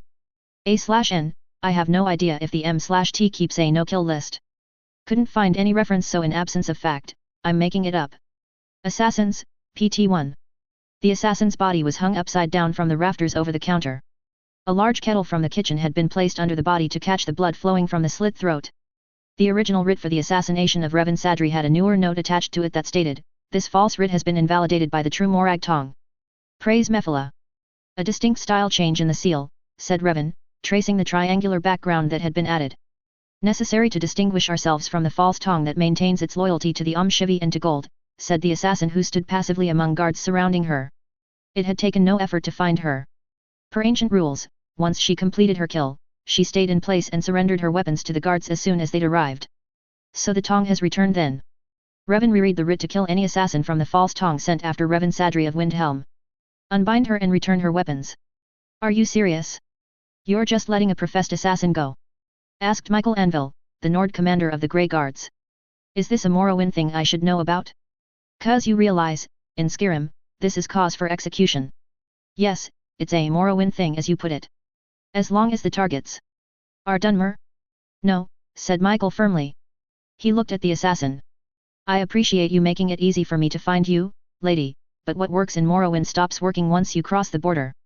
Try viewing it as rules of pursuit, said Avahan gently, his second in command. He was centuries older in years and experience, but the Grey Guards were mandated to have a Nord commander, and Avahan had chosen Michael, a stubborn young man from the regular guards. Acting as a law officer from Morrowind, she pursued a killer across borders to stop him from murdering or committing an illegal act against a respected citizen and officer of the court of Windhelm. And if indeed she follows the path of the original Tong, she is law enforcement for one of our gods. One of? Oh, let me guess, that'd be Mephala then, the one with secret murders as part of her domain. Right. Michael said sourly. I don't suppose you can tell me whose money is behind the false writ? Asked Revan. The assassin shrugged. Not my concern. A false writ has been issued on you, and my mission is to deny its fulfillment. I can live with that, said Revan, smiling. Michael, please, return her weapons. He looked at the assassin, saying apologetically, please convey to your superiors that the commander's words are correct, the Tong's status as Mephala's hand will not be accepted in Skyrim. I thank you for my life and the warning, but... The assassin did not acknowledge that but said instead, you have a category all your own, Sidura. The true Morag Tong accepts no contracts on you and will continue to deny the false Tong's fulfillment of theirs. That drew a gasp from knowledgeable watchers. It didn't mean he was immune to assassination attempts, it was merely that the Morag Tong wouldn't accept any contracts on his life. Corporal Michael scowled. So the god responsible is Mephala and not Sithis. I still don't get what makes her different than the Brotherhood. Forgive him, please, said Avahan, looking alarmed and stepping between Michael and the assassin. He's still learning. No insult was intended. The assassin nodded stiffly. All right. Fine. Here are your weapons, said Michael, scowling. He held his hand out to Revan. Mind if I keep the writs? Just so I have a reference in case something like it shows up in the future. Thank you. He turned away and started directing his men to take down the body and haul out the kettle of blood. Watching the assassin hide all those weapons about her body was chilling to watch. That many long, sharp objects shouldn't just disappear so easily. The assassin slipped away, and the lobby was cleared. Revan went back upstairs to get his bathrobe and clothes for the day and then back down the stairs to the bathing/laundry chamber in the basement. Good morning. You missed the excitement, he told Sorain Jirith, who was exiting the room after having finished his own bath. Sidura. You'll hear everything about it when you get upstairs. Dana will bring breakfast down in an hour. Please join us in my office and we can go over today's schedule. Your office? I don't believe I know what room that is. Sir Dana has not yet shown me that part of your home. Revan smiled, hiding the touch of nervousness he felt. Yes, well, it's time you got familiar with it then. I don't store public or general legal records there, only personal matters, but I do prefer it for privacy. Sorain nodded and went upstairs wearing a look that hinted he was going directly to Dana for answers. Revan wasn't worried, Dana could handle anything. XXXXXXX. Eleni released Revan from their mutual hug, and they both went to a side table where Emberise had set the food. They got their plates and then sat down at the glass-topped table in Revan's office. Emberise poured a round of fire-browned wine. How was your journey back? Eleni asked. Thankfully uneventful, said Revan. I had plenty of time to read up on all the events in your letters and the reports Emberise and Dana sent me. While you sent nothing of yours. Eleni pouted. When did you get back? Just this morning. Thank you for coming on such short notice. Of course I would come. We need to get you back to work right away. No more lazing about in your luxurious Dwemer tower and counting your silver. Oh, how I wish it had been that relaxing, Revan said with a deep sigh. Oh, we know that. Why else would the Jarl tell Amberys and me to just handle it when he summoned us to tell us that your stay in Markarth had been extended? But you eat, and let us tell you about my cousin Sorain, your new magistrate, and your new housemaid, Ruveana, and a few other details. After we're done, you can tell us what in Markarth kept you away for 3 months. First, minor details. The stairs to the second level had been moved to the kitchen. That allowed access to the laundry and washroom without going through the former shop areas that were now public offices. The Selva had moved out to a spacious loft in the warehouse Eleni owned and had finished converting into separate living units to rent to people needing homes. Ruveana was a young woman of mixed Ashlander and Redaran blood. She had travelled to Raven Rock with her Reduran's cousin seeking work. But she had no taste for mining and had heard of more diverse opportunities in Windhelm. At the Grey Quarter Community Center, she saw the post for a housemaid and office cleaner for Sadri. One would think it an easy position to fill because Sadri paid well, but for the guardian ghosts. Those ghosts had killed. The first thing the girl did when she entered Sadri's home was to make prayers and offerings. She'd heard the rumors and had come prepared with the proper ceremonies. Revan recalled catching a glimpse of the pretty young girl this morning as she was briskly sweeping the public waiting room of dirt and snow slush that had been tracked in. He looked forward to meeting her. Now a more serious addition to Revan's staff. Eleni was surprised to receive a letter from a cousin of her grandsire's generation Sorain, a 500-year-old wizard. He had written, asking if there was a need for one of his talents. It seemed he had at long last grown disillusioned with his place in temple service and wished to be of use in the secular world. She only knew him as an occasional attendant at family gatherings. A very imposing mayor even when he'd put aside his robes and armor of office for plain robes. It had seemed suspiciously fortuitous timing now that Dana was on the hunt for a magistrate candidate for the Grey Quarter. Eleni presented her cousin's letter, explaining his duties as a former ordinator of the Order of the Watch. More than a temple soldier, he'd functioned as the internal legal counsel in the Watch and coordinator between the offices of Inquisition, of War, and of Doctrine and Ordination. It would be nothing for him to assimilate the laws of the Nords to execute judgment on backlogged cases. When the Jarl had summoned Amberys and Eleni to the palace to tell them that Sadri was going to be staying longer in Markarth and that they would just have to deal with any problems in the quarter, they were understandably upset. Once back in the quarter, Amberys had huddled with the Grey Guards officers to inform them of yet more delays in the legal process and come up with workarounds. Eleni had gone to Dana Marazdotir, Sadri's Nord administrative assistant, to tell her of the Jarl's deal with it attitude. The Nord had immediately gone to the palace. She fiercely argued that there were matters that couldn't wait until Sadri's return and that there were legal matters and decisions that needed attending to. So if the Jarl insisted on sending Sadri off on missions for indeterminate lengths of time, they needed a dedicated magistrate to handle that duty for Sadri. And once she'd browbeaten Ulfric into creating the office of Magistrate of the Grey Quarter, she'd left it to Eleni and Amberys to find candidates. He sounds too damn good to be true, grumbled Dana. You sure he'd settle for being a magistrate in a slum and having his judgment questioned daily by my ice-brained countrymen, not to mention having to answer to a halalo merchant who can't seem to keep out of trouble? And if he's as smart as you say, Eleni, how long before he realized the dragonborn aspect? How would he react? Or, I suppose the mischief of Revan and his wife would be usual business for a former servant of living gods, she grumbled, answering herself. And so Sorain Jirith was invited to come to Windhelm and take on the magistrate's duties. As expected, he'd jumped feet first into his duties, cutting through the backlog. He'd relied on Morrowind law. The Nords didn't really care what law was executed in the Grey Quarter so long as that law was reserved for the Dunmer. Now for information they didn't dare put in the letters or reports. Sorain had brought the news that Sadri of Windhelm was of great interest to many parties in Morrowind ever since he'd filed his marriage and updated lineage papers with the temple in Solstheim. Legate Gaius Felix was still remembered in Mournhold as the friend of the Narivaran and the man that had stolen away King Helsith's cousin and mistress.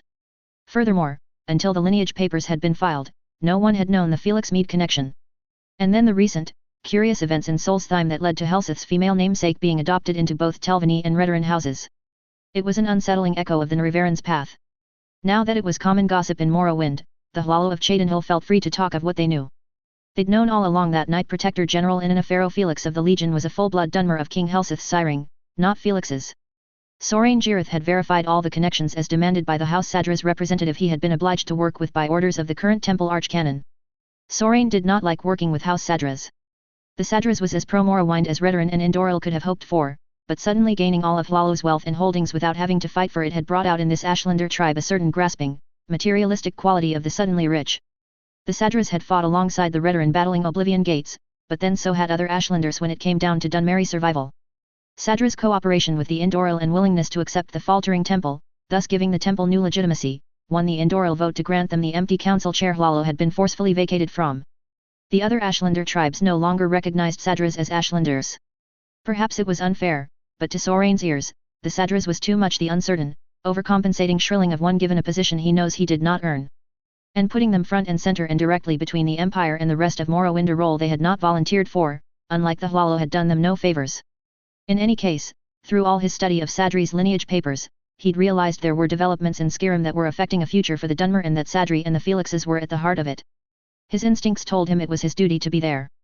And so he wrote to a young cousin he remembered who now lived in Skyrim and who had ridden home to tell them how her fortunes were looking up in the cold land of the Nords. Revan was very quiet as he contemplated the very dangerous mare now living in his house. It was no secret to his friends that he wasn't comfortable with Ordinators for having lost kin to them when the temple sent occasional purge parties into the Ashlands. Eleni knew what her friend was thinking and said, Cousin Sorain was never directly involved in those purges. The Ordinators that went into the Ashlands came from Vivek's temples. My cousin spent most of his career on the mainland and in Mournhold, serving all Malexia. He was too valuable as a negotiator and peacemaker to be inducted into the hands. He would have been wasted there as a mere shield of the goddess. But why move him into my house? Because it was more convenient for Dana as she instructed him in Skyrim's ways. Because the guardians could look him over. The Nord spirits can tell if he had any hostile intent. Your own ancestors, well, I hope you'll tell me what they say about him after you've consulted them, said Eleni. He'd sensed the guardians as soon as he'd crossed your threshold. He's also sensed your ancestral shrine, though he doesn't know where it's located since Dana hasn't yet shown him your private office. Your place was also the best and quickest way to get people here to accept him. If the ghosts vetted him, then people can trust him. Nord ghosts, not Dunmer, said Revan, uneasily. Only you, me, and handful know that, drawled Amberese. And they really aren't here to safeguard the quarter, just the Waishran stone, said Revan. And you? You're a Waishran priest whether you like it or not, because you'd have to be to have the stone, said Amberese. That's the bargain we made, so they didn't kill us. Revan made a wordless gesture of surrender. That was a misadventure a little over 3 years ago where Delphine the Blade had kidnapped him to deal with a ghost-guarded shrine. Amberese had gotten involved by taking it on himself to rescue Revan. He had tracked the party into the rift and to a long-lost cavern of the Ebonheart Alliance hidden from the Akaviri invaders 800 years ago. It ended with the Nord Guardians coming home with him while the other Dunmer Guardians destroyed the cavern/tomb of the former shrine before they'd left for Oblivion. Look at it this way, said Eleni. He's old enough to remember when traveling by shrines and teleport platforms were common. He may be able to help you if you have questions. I would think you'd rather deal with him than Master Nelith when you have to deal with the old magic and the temple magic of Morrowind. He's not a master wizard, but what he doesn't know, I'm sure he knows how to find. In any case, said Amberese, we need him for the quarter. He's been a godsend in getting legal matters cleared up. I think Ulfric's just waiting for your approval before ordering his court to start cooperating more with Nord cases. XXXXXXX. Revan finished toweling off his hair and casually tossed the towel over the clothes pole in the corner behind his office door. Breakfast, Sidura, called Ruveana, just coming down the stairs and carrying a large tray of food and drink. Revan turned and plucked off the heavy carafe to help with the load. Strong, black tea from the Colovian Highlands, imported by cousin Flora, who was trying her hand at growing tea in the rift. Nords weren't big tea drinkers, but she hoped to change that. She had some idea that the rift's unique mix of ash and mountain streams could create a unique flavor profile if she could get the plants to grow. He noted how the housemaid bowed her head as she passed the house shrine. I'm told you're part Velathai. Which tribe? He asked. Sadras, Sidura, she told him honestly, facing him after she set down the tray. My elders sent me here. They'd learned you had a weakness for pretty girls and hoped I could get closer to you, perhaps get taken on as an apprentice. You're quite forthright about this, said Revan, nonplussed. The guardians will kill me if I am not truthful to you. She shrugged. My grandmother is a shaman, and I've had a little training, enough to be aware and to know when to speak straight with guardians. What type of apprenticeship were you angling for? Whatever came up. But I'm happy to serve as a housemaid as long as I can watch you and learn from you. I promise I'll work hard and serve as honestly as if you were an elder of my own tribe. What do you hope to learn? Whatever I can. How you deal with Nords and other outlanders, how you wage war off the battlefield, how your people are thriving in this hostile land. Lessons of survivors, Sidura. Sadras is a new house and we're expected to take over Hlalo's responsibilities with the outlanders along with the lands and wealth. Hlalo appears to be thriving and we need to know how you're doing it. And why should I help House Sadras? Even if Hlalo is no longer a great house, you're still a house in Morrowind, Sarjo. Mutual benefits. Call me Sidura, if you must. I am not a noble or any house father of the Sadri. The founding line of House Sadri died when the Argonians invaded Narcissus. How old are you, Seer? 26, Sidura. I know I'm young, but it was decided that it would be better to send a spy who was young enough not to be immediately be suspected as such. And I am considered advanced for my age. I normally wouldn't be telling you all of this, but no one had expected true guardian spirits. We had heard of ghosts but thought it mere hauntings because you weren't known to be a shaman. As I said, I only got this far because of my grandmother's insistence on teaching her children and grandchildren the basics of her craft. If not for that, I expect I would have been driven off like all the others. I appreciate your honesty, Ruveana. I'll have to think this over. At the very least you will write your elders and have them make a proper request and negotiation for training. As you say, Sidura. She made a slight bow and left, deftly swerving around Sorain and Dana who had just come in. She stopped, however, when Sorain held up his hand. Sarjo. Your full name, girl, he said flatly. Sadras Ruveana Dariano. Dariano.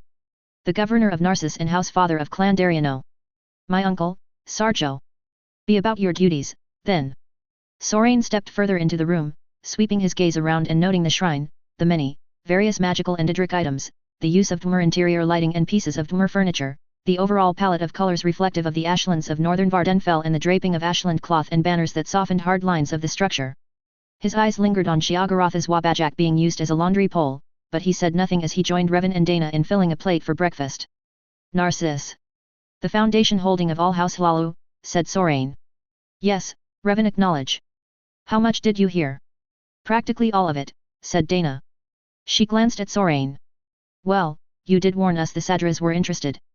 That was fast. Dariano's action. He's not part of the Sadras House Council by his choice because he has no patience for the bickering there. He still acts as an independent war chief. Redarin and Indoril don't trust him because he's proven resistant to their control. He maintains his position because he is an effective counter to the occasional forays of Argonians continually testing our determination to reclaim the southern lands. His people guard the land at Stonefalls and are the first to deal with trade caravans entering Morrowind. His desire to learn more about Outlander trade is understandable. He continues to employ Hlalo to handle the bulk of the paperwork and controls, but I am sure he would prefer knowledgeable Sadras agents there. I would suggest she stay. A Dariano alliance is one of the better ones to be made, he said. Well, as a housemaid, she's fast, diligent, and rarely needs to be told twice, said Dana. Her cooking skills could be improved, but that's a negligible quality with the corner club next door. She's very observant of people and quick to alert me of who on the staff seems unduly pressured, who's been lifting a touch too many office supplies, and to alert guards on which customers needed watching. She was the first to come upon the Morag Tong hanging up the other assassin and was quick with fetching the pot to catch the blood. The screaming you heard that woke you was from one of the early morning clerks. I'd hate to lose her as a housemaid. The Guardians chased off dozens of applicants. Dana eyed him shrewdly. Finding spies in one's home is not pleasant. But, is there something else that disturbs you? Well, just what sort of reputation am I developing? Do I come across as the type of man who preys on young, pretty girls? Dana shrugged. So? I'm sure there are boys out there willing to be your apprentice. Young Savella has been doing very well with little instruction from you this past year. I'd say she's well past apprenticeship, especially as we all know she's really not that interested in going any further as a merchant. It's high time she is released from her apprenticeship contract, and you take on more appropriate apprentices chosen for political advantage. Like the Jarls did in the past, though not lately with all the civil conflicts. But Jarls would often send their children to page at friendly courts to be instructed and even disciplined for their role as future leaders, even as lesser nobility would send their children up to their Jarl's court for the same. So take on Ruveana and get an advantage with the Sadras like I know you can. I could even find you a couple of young Nords for training in diplomacy, this would be experiencing a foreign court without leaving Skyrim. Gods know diplomats need bargaining skills and the basics of finance and trade. I have in mind young men, not little girls. And any new apprentices need not live under your roof, so there should be no problems with the Guardians. The proposal was a logical step, but Revan found his shoulders hunching defensively. He wasn't sure he was ready for such a step. I'll have to think about this, he repeated. Ruveana's fine to stay as a housemaid and learn what she can. I'll wait to see if she actually writes to her kin and see if they want to bring it in the open and bargain in good faith. And if it comes to that, I'll probably be faced with angry opinions by others of House Hlalu. You will likely be set on by the survivors of the Hlalo Council, murmured Sorain, not looking at him, appearing to be involved in spreading Yuzbay grape jam on a toasted roll. I am actually surprised they have not been pressuring you to become one of the House Fathers. You have all the necessary requirements to take such a position. Not the grand estate, not the town founding, countered Revan. Stewardship of the Grey Quarter does not meet the requirement, and the properties belong to my wife as Thane and other holds. None of those prove wealth building on a city scale. Sorain shrugged. Exception to prove the rule, he said and added, only Mephala herself can order her black hands to keep off you, even protect you in their own way, and left it at that like a dead skeever dropped onto the center of the table. Revan refused to touch that. Let's talk about today's schedule. I, of course, have to go to the palace to discuss matters with the Jarl. What immediate concerns should I be bringing to him? XXXXXXX. Gods damn it. 2 in 1 day, and it's not even noontime. Roared Michael. Guards bundled off the 2 pieces of yet another dead assassin. He held his hand out, and the Moragtong handed him another writ. Any ideas yet, Sir Sidura? He corrected after prompting by one of the other guards, of who wants you dead. He made a noise of frustration as Revan merely shrugged. All right, here's your stuff back, he said to the assassin, gesturing for her weapons to be returned to her. He gave one last glare of resentment at Revan before taking himself off. Revan wasn't unaware of the 2 guards trying to trail him at a discreet but useless distance. If there was another assassination attempt, they'd be too far to be of any help. He appreciated the thought anyway. The rest of the day was spent with Ulfric, debriefing him on the events in Markarth. He was curious about this new goddess and amused by the lingering task to find Jarl and Munda Reach bride. As expected, Ulfric was displeased that the Reach would soon declare itself independent of Skyrim and the Empire. But he would consider dislodging the Dominion's foothold a benefit if a costly one. Stormcloak forces in the Reach would be ordered to escort those Nords wishing to leave the Reach. Some funds would be put aside for limited resettlement assistance. He was already receiving messages from the Nord nobles there who wanted to know what Ulfric's plans were if any. What Ulfric planned to do was appoint Thane Icewind as the Stormcloak ambassador to the future kingdom of the Reach. He would also send Icewind funds to buy or rent another building and set up an embassy. Now the assassins. The problem of a foreign assassins guild wasn't something Ulfric wanted to hear. Ulfric needed Revan to work with Horleaf and Thane Gilder on tax issues and revenue schemes, and so the Moragtong will have to pin the writ on the Dunmer with somebody else. And regardless of whether Revan felt he'd be safer in his own home, it was more convenient for Ulfric to have him closer at hand. So for now, Revan would be staying in the palace. Non-negotiable. The Archmage 1, Mordic combat theme song? LOL. Perfect. To the Tournament of Bloods then. And even the voice is right for male version of Boethia. Galactic Halfling? Yup. Who's the right Christian cult? Lutherans, Anglicans, Catholics, Baptists. Or, as Vivek would say, let's compare our spears. L0RKHAN, Second Era Alliance equals last night's bed sheets. I believe Azura is as fickle and inconstant as suits her and any other Didra, the Lords of Change. It was why the Dunmeri originally switched from the original 3 to the promise of the Shivi. They were sick of the changing whimsies of the Didra and the constant warring. Malag Bal was an ally of convenience. I reasoned that the Dunmeri by now have been trained by the tribunal to regard Malag Bal as an enemy/house of trouble, so it's not good PR for the Mother of Roses to continue any further association. Besides, what's he done for her lately? Followers and their souls are power, and hers are growing since the fall of the Shivi. She already has to share with Boethia and Mephala, so why should she share them with Malag Bal? If most of her new followers have been culturally conditioned to fear and reject Malag Bal, wouldn't she be wise to drop a deadweight ally? Especially one who'd happily kill all her followers and then tell her to suck it, a la Vivek. Chapter 53, Assassin, PT2. Assassins, PT2. Yes, you're right, my lord, I am not interested in helping you to create strategies to arm and support Stormcloak forces in the field. My role has ever been domestic civilian affairs.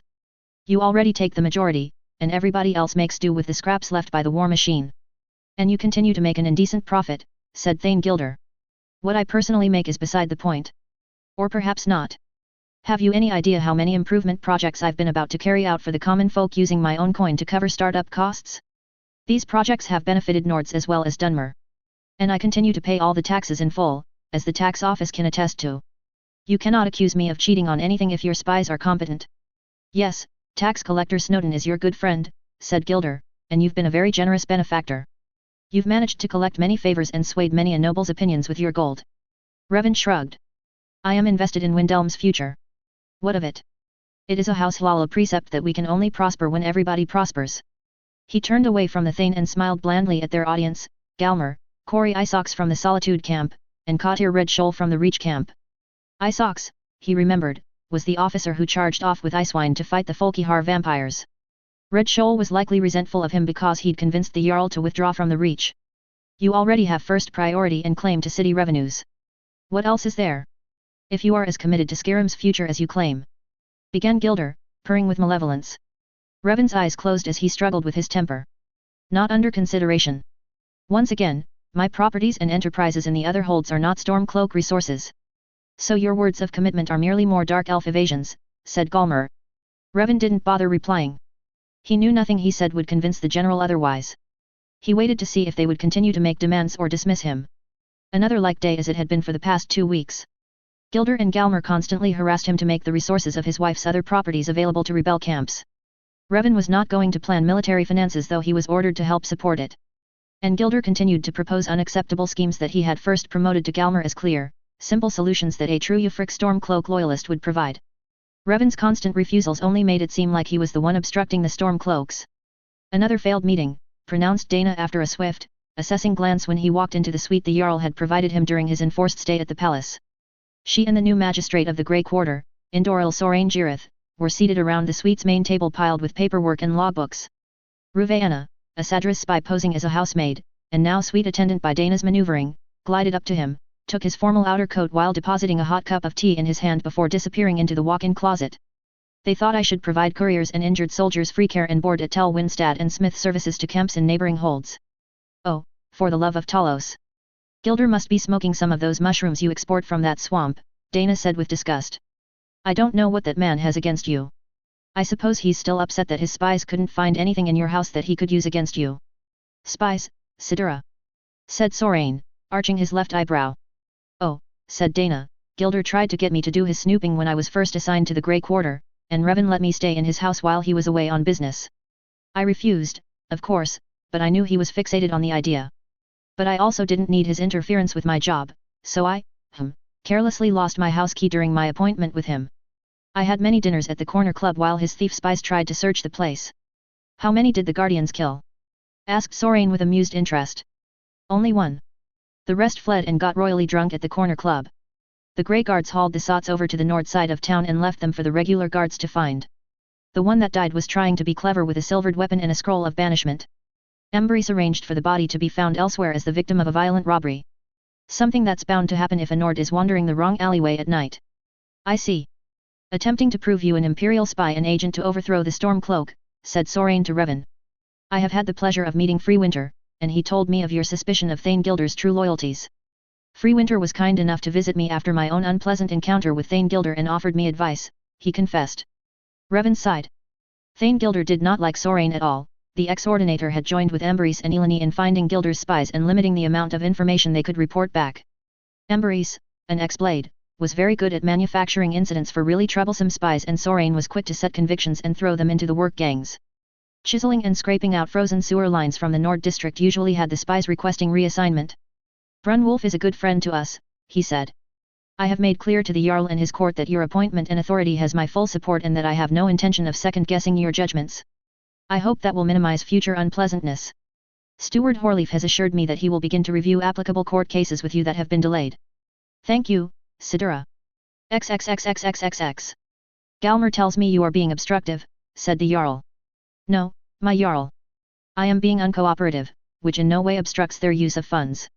I am objecting to their plans to add my properties and income in other holds to their resources to use. I see. Thane Gilder is aware I am borrowing from my other properties to support Grey Quarter projects in Windhelm. These amounts are reimbursed as soon as is feasible.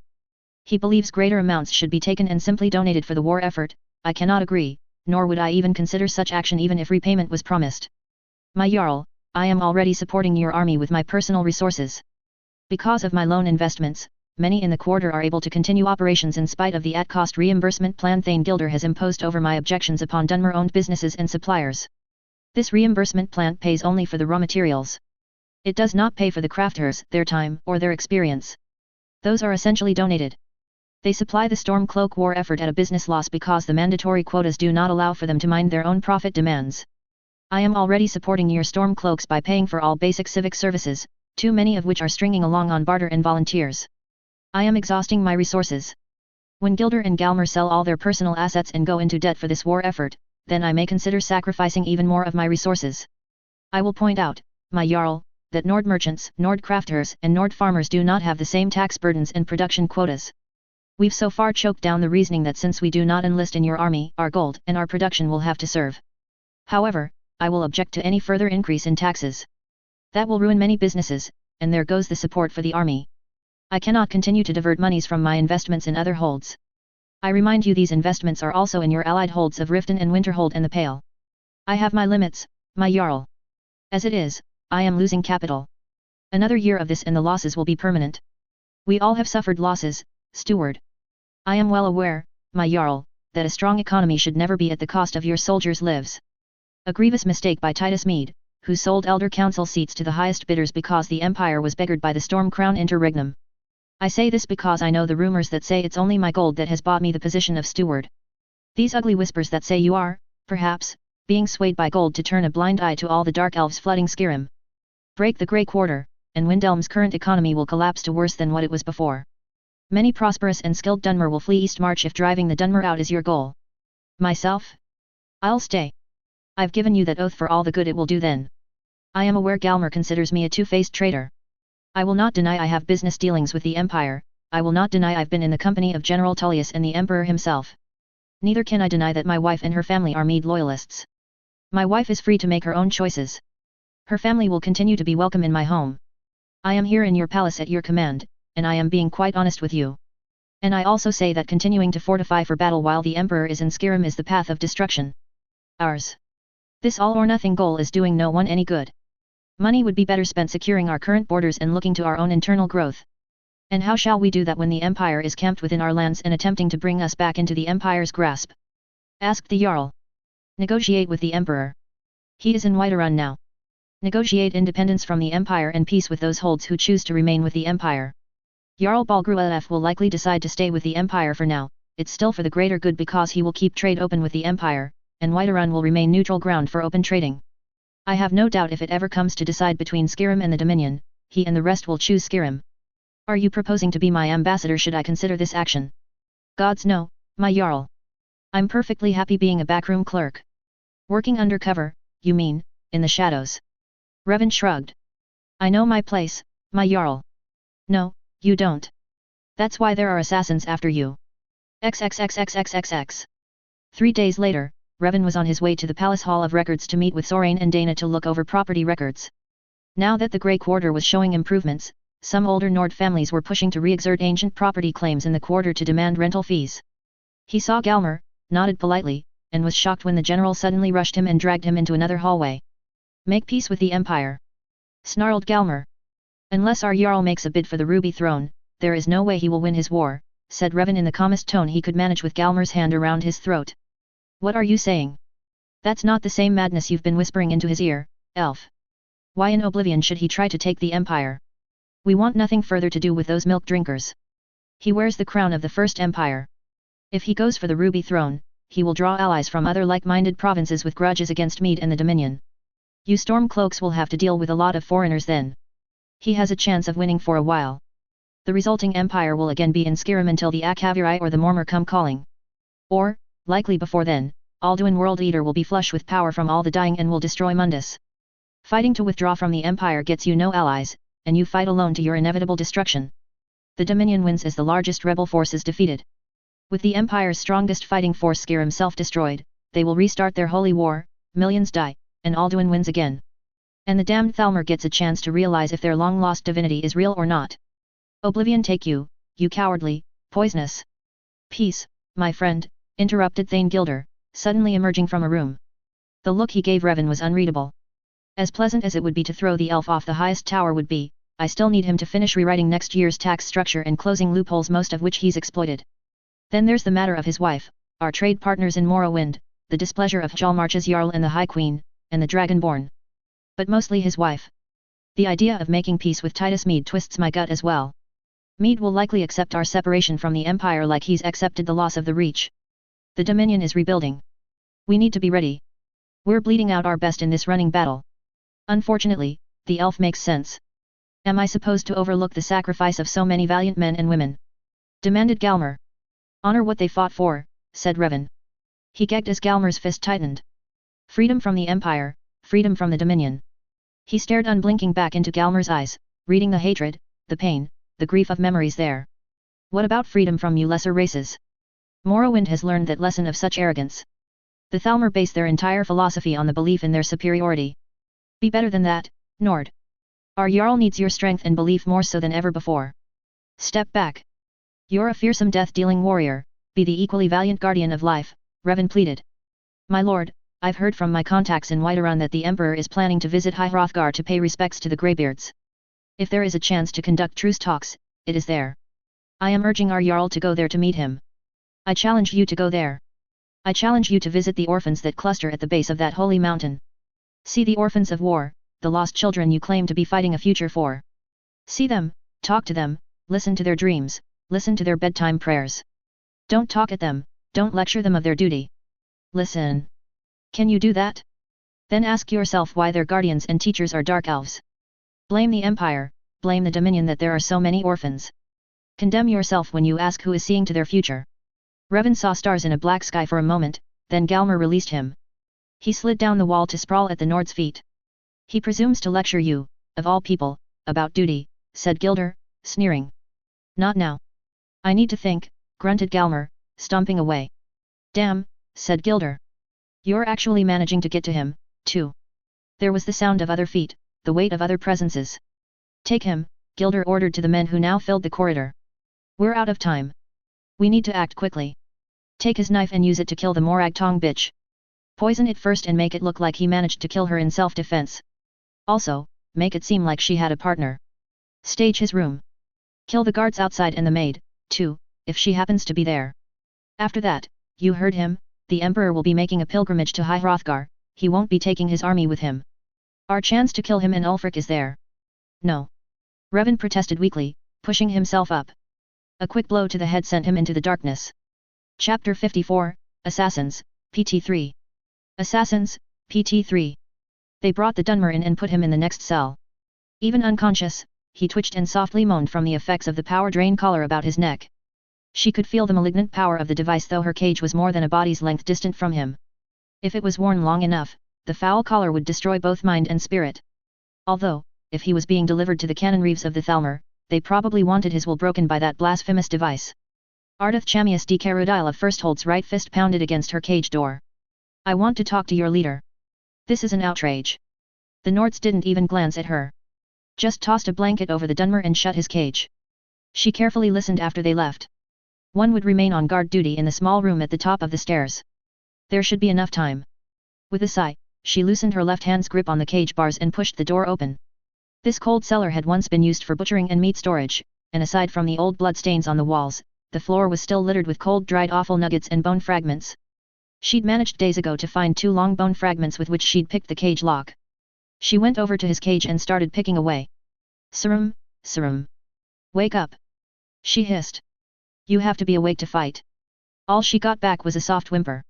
She stared worriedly at the blood down the side of his face, hoping that was the only thing holding him unconscious and not the effects of any drug.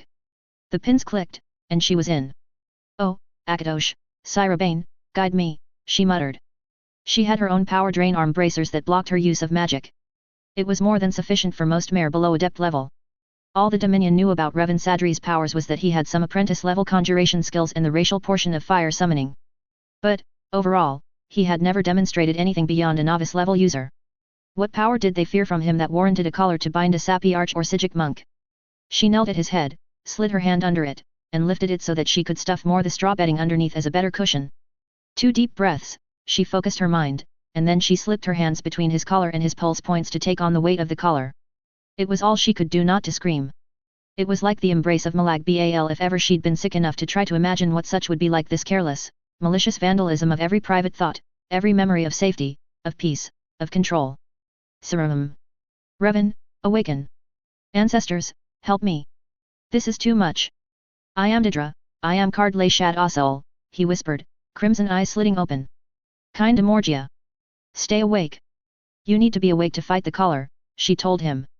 Didra on Halbarad, he whispered, his eyes rolling back and partially closing so that the barest sliver of the crimson sclera was visible. He wouldn't respond any more to her words or when she shook him. She reluctantly withdrew her hands and sat back. The only way out was up the stairs and past that guard. Without her magic, all she had was her 2 hands. The Kinjoranois were all spell swords, and even if it was only the most basic elemental magic, it was right now more than she could handle. She'd tried escaping yesterday. A futile attempt. She hadn't gotten halfway up the stairs before she'd had to turn back. Ice runes were laid on the stairs, an inconvenience only to Nords but enough to freeze any who lacked a Nord's natural resistance to cold. There was no door at the top of the stairs, but a fishing net hung with rattles and hooks was stretched over that portal. And, by careful listening, she knew the guard sat on a creaky chair positioned to face the cellar. She also knew there was a window or hatch of sorts in that room from overhearing two Nords discussing if it was worth repairing. She was surprised they'd let her live this long in the first place unless their leader was hoping for an additional reward by returning her to the Dominion. It didn't take any imagination to foresee her torture and humiliating death. There was nothing to gain by attempting an escape. The traps were enough to disable her, not kill her, so she wouldn't be able to force them to kill her through combat. The Dunmer's whole body was twitching. His long, agonized, low moans grated along her nerves. Leaving him like that was unthinkable. Well, if she were mad, perhaps torture wouldn't bother her so much. She gritted her teeth, commended her soul to Aetherius and her ancestors, and put her hands into the fire again. Oh, the Nords were back. They must be shouting in her ear for her to hear them through the agonizing hell existence had become. But though she could hear them, she couldn't understand them. She cried out in wordless protest as her hands were forcefully pulled away from the Dunmer. The sudden absence of pain threw her into the icy depths of nothingness. XXXXXXX. Leaving the darkness was unpleasant, but she didn't appear to have a choice and was birthed into a body of stiff muscles and old aches. The silk-lined blanket was heavy and comforting. The only light in the room came from a single candle behind plates of pink-stained glass on a table near the door. Next to the candle was a cup and pitcher. She thought of flowers. Her mouth tasted of flowers and warm, sunlit air. Thirsty? Asked a soft, female voice. The speaker, a shadow at the foot of the bed, went to the table and picked up the cup. She slid a hand under her head, gently lifted it, and let her sip. Room temperature water and that same flavor of flowery herbals. Whatever it was, it quickly soothed away her headache. Where? You're safe in my master's house, Muthsira. Thank you for protecting him. How? A little more tea and then more rest first, Muthsira. But be assured you are among friends here. I am Savella, Sidura Revan's merchant apprentice. Now, can you drink just a little more tea? She drank and slipped into a restful, dreamless sleep. XXXXXXX. Kinjoranois, the treacherous child, Ardith explained, they are babes who were taken during the Great War to be raised as assassins for the Dominion. Nords, Bretons, Reguards, whatever they could get, as many as they could get. Most of those children die along the way, and the survivors of the conditioning and training are ruthless tools of the Dominion.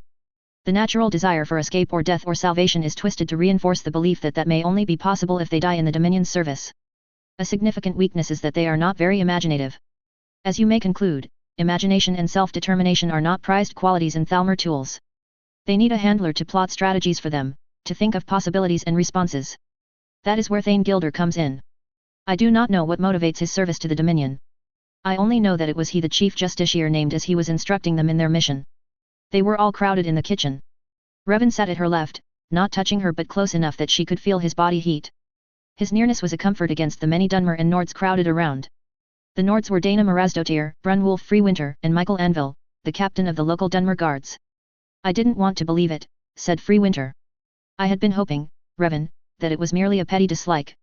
Talos knows Gilder is one for pettiness. As far as she could tell, he was not a noble, nor did he appear to hold any important political or civic position in Windhelm, but all the Dunmer appeared to respect him. Dana was Revan's secretary. She was credited with their rescue by virtue that she'd alerted the Dunmer guards, the Grey Guards they called themselves, that Revan was still alive and where they could find him. She'd also specifically told them that the Altmer with him was protecting him. But how did she know all that? It was the House Guardians. The Dunmer healer who'd attended to Ardith's healing had explained to her she'd been able to protect Revan well enough that he'd been able to connect with his House Guardians. Not magic, as this was not a conjuration. These were ancestral spirits bound to Mundus by their oaths and Idric magic. When she'd put herself between him and the malignant magic of the collar, he's rallied enough to alert the Guardians, and the Guardians had alerted Dana because she was descended from one of them, her Nordline founder having married a Dunmer warrior. It was like something from the ancient tales when the Altmer worshipped their ancestors, before they adopted the Dra as ancestors and as gods. Before the Thalmor began promoting that only the Altmer were the true descendants of the Elnofe, the fallen Dra, and therefore Dra themselves. Now only the Sijiks adhered to that ancient practice. The Chimer, too, in their own way, although they had adopted 3 Dra princes as ancestors. Revan had called upon his ancestors, and it obviously worked for him. Something she should look into in the future. Captain Michael led the raid, and they'd taken the 3 guards in the building. Not the Kinjoranois, she stated. They fight to the death and will kill themselves to prevent capture. And how old are they? If they're over 30, that's proof they are not of the Kinjoranois. They die young, giving all on their missions, or they go mad and have to be terminated because they will no longer listen to their handlers. Likely the ones you have are ignorant mercenaries hired to be our jailers. They would have no information useful to us. They don't, affirmed the mayor standing beside the captain. We've already questioned them and turned them over to the palace guards. Steward Horleaf has judged them traitors, and they will be executed when the Jarl returns from High Hrothgar. He's also urgently requested any advice you can give him, Sidura. He's sent messengers to warn the Jarl, and he wishes to know if there is anything else he should do. On his part, no, said Revan. But I think we have things to do. Emberise, see if you can get a message to the proper Morag Tong to explain the death of their agent. Eleni, please, take care of Ruveana's body. I believe the Sadras prefer not to burn their dead. Dana, alert the Indoril to send spell swords to High Hrothgar. Will runners reach them in time? Asked Ardith, whispering to the Nord next to her. No, not regular couriers. Spell-protected pigeons, Dana whispered back.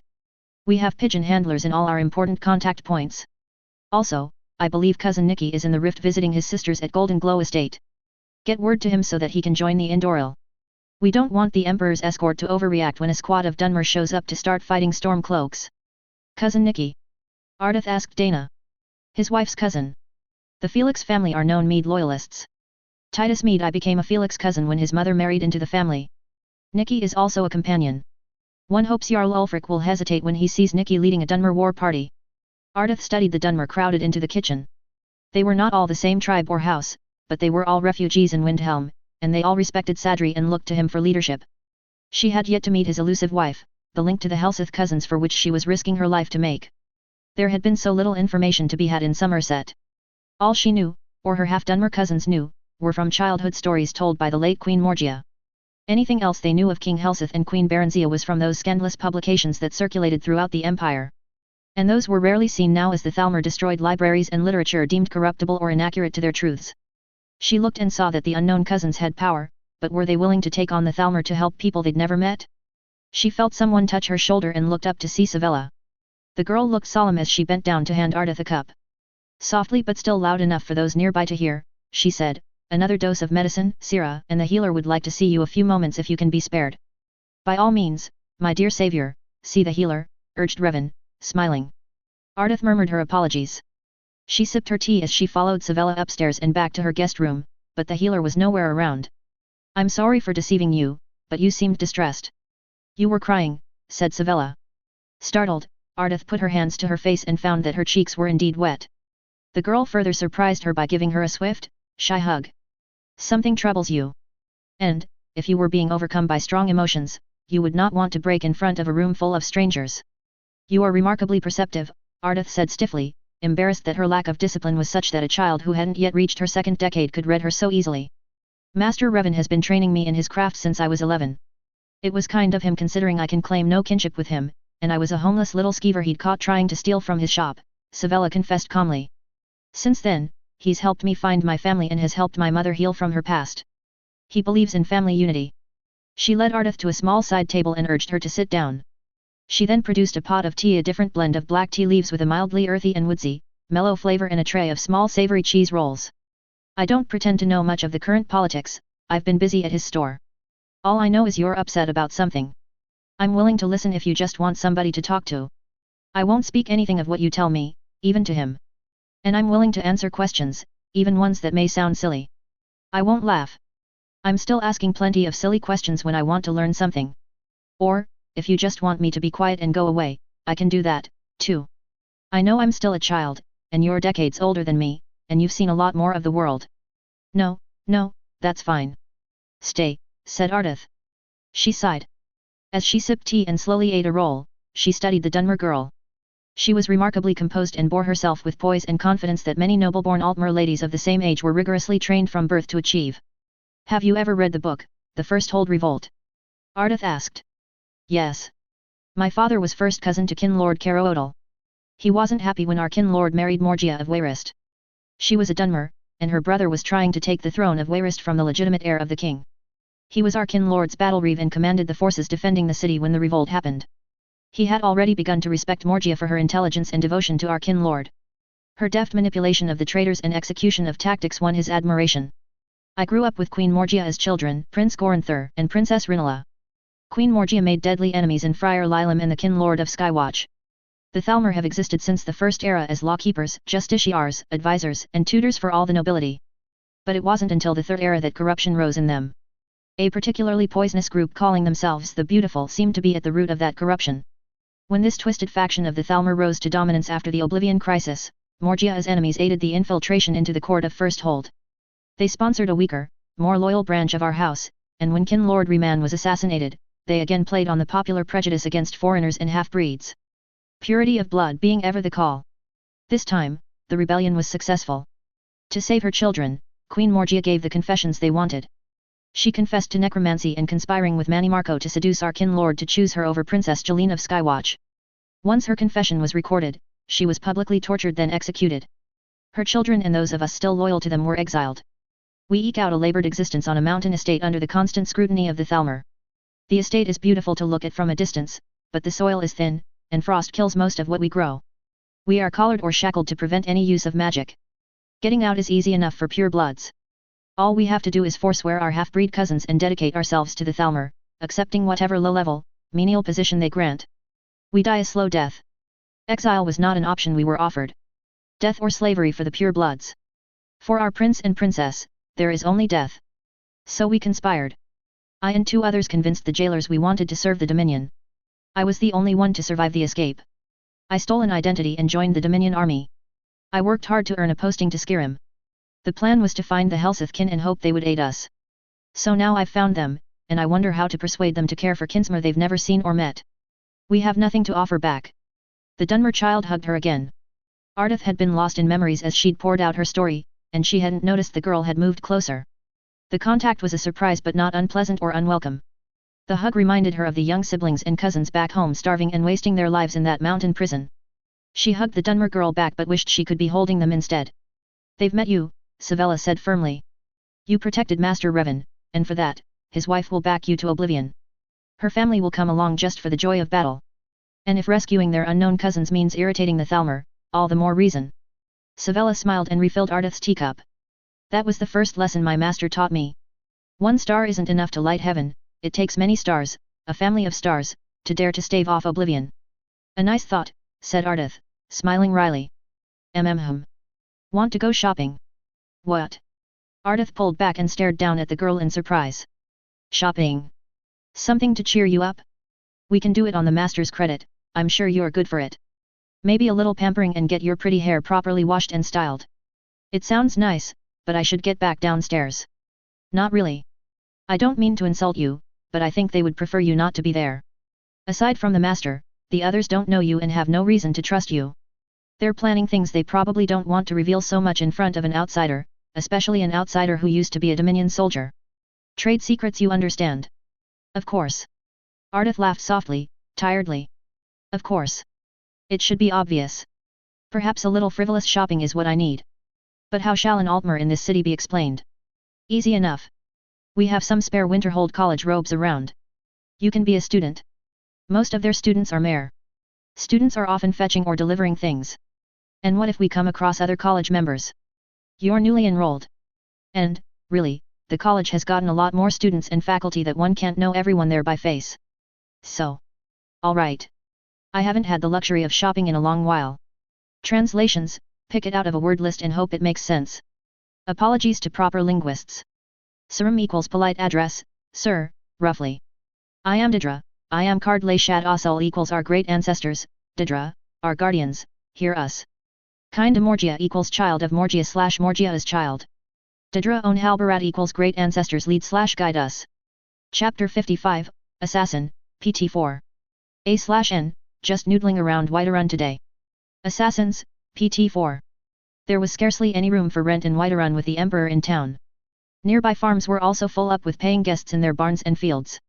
Revan and his group were allowed to pitch their tents on the Haunting Brewmead property now owned by Amelie Felix, the daughter of Cadence and Horace Felix. As a family courtesy, Flora Felix Victor was allowed a sales tent on the property to sell her Golden Glow estate honey products, and Revan also had a tent selling Skull and Morrowind goods. Additionally, the Victor cousins had a short-term security contract with Whiterun for the length of the moot. Flora's husband, Julius Victor, had his wolf-teeth mercenaries camped in the field behind Haning Brew. They would also be sharing space with the incoming Indoril troop from Iverstead, who were escorting Jarl Lila of Riften. I've yet to receive any word from the mistress. Edessa Violet, the Dragonborn steward, frowned as she sorted through a pile of messages and laid choice pieces in front of Revan. They were meeting in the underground rooms below Bree's home. These are items I need her direction on. Dragon sightings, unusual activities the college does not feel comfortable handling, rumors. Ah, and here are the copies of the latest reports of Thalmor activities around the hold that Irilith gave to me. This new Dominion assassin group you warned us about worries her and his throng are watching his brothers so closely the Jarl can't even be alone in the privy. The Jarl's temper, you may imagine, is delicate. And here is father's report of the battle at High Hrothgar. In summary, it was a near thing with the Thalmor assassins, who were all deadly fighters and wielded enchanted weapons. Commander Morrow and most of the Penitus Oculatus guards died as the assassins concentrated primarily on the Emperor. Heavy casualties with the Stormcloaks, too, and General Galmer was critically injured, and he's not yet recovered consciousness at the time of the writing. Father lost 2 good friends and a good number of others. Stormcloak's use of the voice was impressive but limited and ultimately predictable in force and effect. The assassins were ready for it and compensated. A surprise to everyone is that the mistress's cousin, Nicky Faustus, can shout fire. He used it quite successfully to defend the Emperor. All that shouting finally stirred the Greybeards to action. They came out roaring to disarm and pacify all parties. However, the assassins quickly shook off that effect and managed to gravely wound 2 Greybeards. That's when the Greybeard dragon came down to put a stop to things, she concluded. So that was all the thunderstorms 3 days ago. Parthunax reveals himself. Revan shook his head as he tried to imagine the fallout from the revelation that a dragon lived at the throat of the world. His wife had told him about the edged tablets of the shrines along the path to High Hrothgar. These tablets told how the mother goddess Kine asked Parthunax to teach man how to shout. The tale did not explicitly say Parthunax was a dragon, but what else could teach the Thursday Well, the secret was out now. Brother against brother. Not just the Nords. A dragon came out in defense of the non-dragonborn emperor, well, not truly, but what marvelous insinuations could be made of that? Is that its name? In any case, the Greybeards allowed the Emperor and Jarl Ulfric inside the monastery to talk while everyone else was ordered to leave. Father, however, assigned some to camp outside in case of a hidden or reserve assassin. Representatives of both sides were allowed to camp with them. The surviving assassins are being held under strong spells. Both sides are arguing about who gets to keep them. Father has also made sure Ambassador Elenwen is kept away from them. Former Almalexia priests have inspected them and found their binding an obscene likening to a guardian binding of unwilling spirits but done even before they're dead. The priests would prefer to attempt to free them of the bindings before execution so that at least they die free. Another pair of priests, one of ours and a Talos priest, has been sent up to the monastery. Ours will placate and free the bound spirits of their binding, and the Talos priest will send them on their way to Sovngarde for judgment. Very good. Assassins they may be, but they didn't ask for this life. One hopes the Legion and the Stormcloaks will give them the time they need to complete their task. How did Ambassador Elenwen take it? Any mention of Thane Gilder? Only that he's been arrested. His trial will begin once he's returned to Windhelm. The ambassador tried to insert herself and the Dominion in their meeting, but the Emperor refused. He stated that whomever the Storm Crown Alliance worships is not the business of the Thalmor. Oh, and an emergency mood is being called in Whiterun. Jarls Elisif, Idrod, and Sidgir are already here. Messengers have been dispatched to the Stormcloak Jarls and to Jarl Igmund. Jarl Balgruaf has also strongly suggested that we find the Dragonborn quickly to attend. I have the people in Tel Winstad looking for her. The college is also looking for her. As important neutral parties in Skyrim, both sides desire the Archimage Dragonborn of Winterhold College and the Harbinger of the Companions to witness this historic occasion of the breaking of Skyrim. Do you? No. I wish I did. At this point, the fastest way to get her attention is if the Greybeards call out to her. Shall I send that suggestion to High Hrothgar? We can only try. Yes, do it. What if the Greybeards refuse to let the messenger into the monastery to deliver his message? Bivak. Revan dug the heels of his hands into his eyes as he stood up to pace around the room. Tell Nicky the plan if he is still there, tell him he's a disgrace to the Felix name if he can't find a way to irritate the dirt out of the Greybeards and get them out of their monastery, especially now that he's a tongue. It must run in the family, Revan muttered. He'd actually heard Nicky using the imperial racial trait, fancifully called the voice of the Emperor, during some heated confrontations with Reachman. And there had been a couple quiet evenings they'd spent discussing Tiber Septim's failed school of the Thursday for warfare that had been established in Mark Arth. It was only natural Nicky had an interest in the Thursday used by his cousin. Revan found it particularly interesting that Nicky's first word was fire. Seriously, Master? Revan gave her a look. Oh, of course, master, I'm sure he's more than capable. Anything else? Yes. A shallow basket full of parchments landed in front of him. Speaking of Master Nicholas Felix, these are the reports delivered last week with the wine shipments from the senior Sidura Nicholas Felix. There's activity along the borders of Elsewhere and Valenwood and more than the usual number of Dominion naval ships running around the coasts. Revan dropped heavily back into a chair and stared at the piles. When had he become a boss member of the Felix Tong? What was he supposed to do with that kind of military knowledge? I could really use some cheese and scrib rolls and a large pitcher of chilled sujamma. Let my cousins know I'll be staying here overnight. XXXXXXX. Ah, friend Revan, so good to see you. Revan summoned a bland smile and respectfully bowed to Elder Counselor Amand Modier. A pleasure, my lord. I trust you are enjoying your stay in Whiterun, a so much pleasanter venue than Markarth. Modier's hands fluttered aimlessly. Not as elegant as Solitude, but it does have a rustic charm. So, since that remarkable performance in Markarth where you helped negotiate the separation of the Reach from the Empire's control, do I also see your clever hands in this affair? You exaggerate my role, my lord. Revan edged away from a group of Nord nobles who had been watching and listening. Modier followed him, either blissfully unaware or arrogantly unconcerned about the attention that was on them. I was only protecting my business interests, nothing more. I see. And are you here on more business? I am merely taking the opportunity to visit family and to make some sales. Hawning Brew Meadery is now part of Felix Enterprises, as is the Golden Glow estate in the Rift. I am also sponsoring the food offerings of my apprentice and her family. We have sales stands. If you are interested in fine meats and wines and good food, I invite you to visit us. I am heading back there after I visit with the court wizard. I am delivering some custom orders from my wife's Telvanni housekin in Solstheim. Ah, yes, your Telvanni kin. The counselor smiled in a way that he supposed conveyed that he knew more of Revan's secrets than he actually did. Revan smiled back, confirming nothing. That was one house in Morrowind that always did go its own way. Assuredly so. That has not changed. But, if you will excuse me, my lord, it will only take me a moment to drop these items off. The elder counselor was still waiting for him when he left Mage Farengar's office/suite. Revan wondered unenthusiastically what his game was this time. When Edessa Velit's father was hired by the Penitus Oculatus to kill the last known Dark Brotherhood sanctuary in Tamriel, which happened to be in Falkreath, he'd padded his fee by salvaging items. Among them was an elder counselor's pendant of office. How and why the Dark Brotherhood would have it was a mystery. Then Modier, who had attached himself to the Emperor's party as the Emperor toured Skyrim, had made it a point to visit Revan at Tel Winstad to ask if any unusual or unique item from the sanctuary had appeared in Revan's shop. Somehow, Revan's Windhelm shop had the reputation of acquiring rare objects. But he was right in that instance.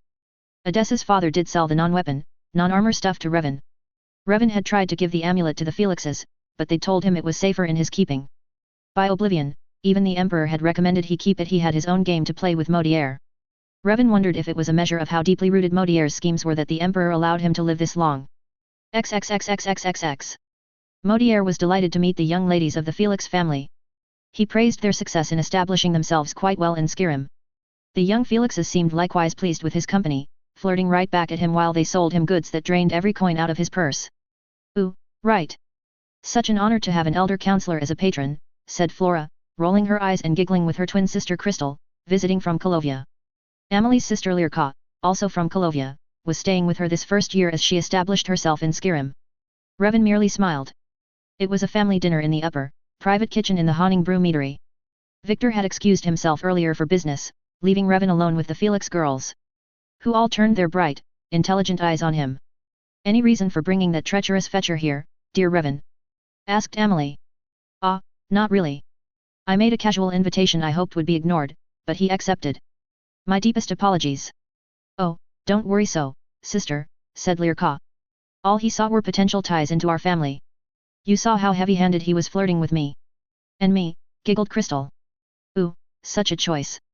A chance to access a private coastal property perfect for setting up secret ports, or the chance to secure international trade ties to further undercut the East Empire and the Mede interests. Coastal property? Asked Revan, looking at Lyrka. Oh, yes, just north of Kvatch. Excellent hills there for growing the Almondine and Durval varietal grapes. Very popular with the Altmer. And when Papa started treating those grapes like he did are the less flavored snowfall varietals using the heavier bottles and special capping process to trap the fermentation gases, well, the Altmers went wild. They do so love sparkling wines. We pay higher property taxes to get better shore patrols because the isolation attracts smugglers. The land was originally Maris land and Mama's dowry. I get half of it as mine. Amelie sold her half to Papa in exchange for controlling interest in Hawning Brew. And if he can't get a secret port, then there are trade ties through me, said Crystal. Our family may only specialize in wine and spices, but since the collapse of the East Empire Trade Company, who had all their scripts in the Morrowind basket, and who let the Blades use them like a cheap cloak for spying, we are now actually the stronger because we still have all our contacts and contracts. Modier's an idiot if he thinks that by marrying me, he'll be able to wrest any operational control from my papa. The girls began dissecting Modier, his motives, his looks, his... Revan sidled to the farthest part of the room. Despite only partially listening, he learned the Modiers of Coral were well established since the Second Era and had rumored associations with, maybe once had a member in, the Dark Brotherhood. After the Storm Crown interregnum, they got themselves a seat on the Elder Council when Titus Meade I was selling council seats to replenish the Empire's treasury. Father's letter was delivered this morning and sent specific information about Modier's trade activities. I've already noted what I needed to sabotage his recent dealings in Skyrim. I think the rest might be of use to you. Oh, thank you, dear. Yes, they may be quite useful. Nicholas Sr. sent me some naval information that I think might also interest Vittoria. Oh, I hope you don't mind that I frequently work with the East Empire. No, we understand you have friends among them, said Flora. Vittoria Vici is doing her best to keep the EETC from again becoming the official spy network for the Empire. And now that she has a Stormcloak husband, she's able to expand her plans to build Skyrim's economic independence instead of being like the old company that used their stranglehold on Morrowind to base its wealth. I got to meet Vittoria when she was visiting Riften. She was there to help Askir cut any lingering ties with Blackbriar. She also wanted to tell her in-laws that she was pregnant. Did you know that she was seriously considering changing the company name to the North Empire Trading Company? It was a suggestion from one of her top trade agents in Morrowind. Solstheim actually, Revan murmured, Razalan. The East Empire's name is a lodestone. He believes a name change would make it easier to recultivate trade with Morrowind and garner stronger buy-ins with Skyrim investors. The change would also go a long way to pleasing the Snowshot family. Especially now, especially since it looks like Jarl Ulfric might win his war. Partially, that is. Not all of Skyrim, but if it is successful, both sides aren't left reeling from mortal wounds, which makes it harder for the Dominion to just sweep in and take over as they'd hoped, said Amelie briskly. She smiled. So then, with you and Flora operating in the Stormcloak territories and me in the rest of Skyrim, we should have a fine time trading across borders and making a profit. Imperial and Dunmer. I'm sure the Nords will overlook that. Oh, I've been courting a likely Nord for a husband. Pleasant, not as quick-witted as I'm used to, nothing like my past hopefuls, but he's honorable, strong, excellent sense of family, and very affectionate. Sounds like a paragon. Does this one have a name? Companion Farkas Jurgensen. Oh, dear. Are you? Oh, we know he's a werbeast like all the Circle are, said Amelie. Nikki told us once it looked like Farkas was considering a serious courtship. He wanted to be sure I was aware of the likelihood of wolf puppies. How? I hired the companions when I found the rat infestation problem the previous owner had was worse than what we'd been told. I tracked down that idiot Mallows and beat out of him the truth about those damned rats. They were coming from an underground cavern where a mad alchemist was working on building a veritable plague of rats on some sort of idiotic world conquest scheme. Well, you had Nikki with you in the Reach, so I paid a hiring fee to the companions, and they sent Farkas. A fine courtesy to send one of the Circle to handle a mere rat problem just because I was Nikki's cousin. Nikki says the Harbinger is near to finding a solution. Part of it seems to require the restoration of Wulyathrad, the elf killer bat leaks. Then there's some lore about the original witch coven that tricked the companions into accepting Wurblood in the first place. Flora took over the subject. We were talking with Nikki about reported Silverhand activity in the area when the Indorils came to fetch him for the war party forming up to rescue the Emperor. As soon as he left, Crystal and I rode for Whiterun. We also brought papers my husband had found in Falder's Tooth from when the Silverhands used to be there until Cousin Helzet cleared them out, information about their camps and the werewolf packs they're hunting. And there was a mention of Wulyathrad fragments. We've already delivered them to Whitemane. He plans to send Nikki after the fragments once he returns from High Hrothgar. The twins, Farkas and Vilkas, are already contract committed to Whiterun for current events, else he'd send them. What was Whitemane's reaction when he realized you knew about their secret? Asked Revan. Resigned. But we just reminded him it's only fair since he and the Circle had sniffed out that our Helzet was the Dragonborn. We respect each other's secrets just fine. And we appreciated him allowing Nikki to level up in their organization despite refusing to become a werewolf. Wulyathrad. Wonderful. Revan shuddered. I suppose it would be a powerful weapon against the Dominion if ever it comes to that. Yes. Now, speaking of the Dominion, where's this new mare cousin of ours? Ardith, Her name is Ardith Chamius de Carudile of First Hold. Ooh. The First Hold Revolt.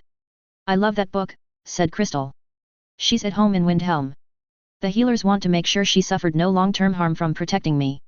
Besides, coming here to Whiterun would not be wise of her, not with the number of Dominion spies I am sure are about.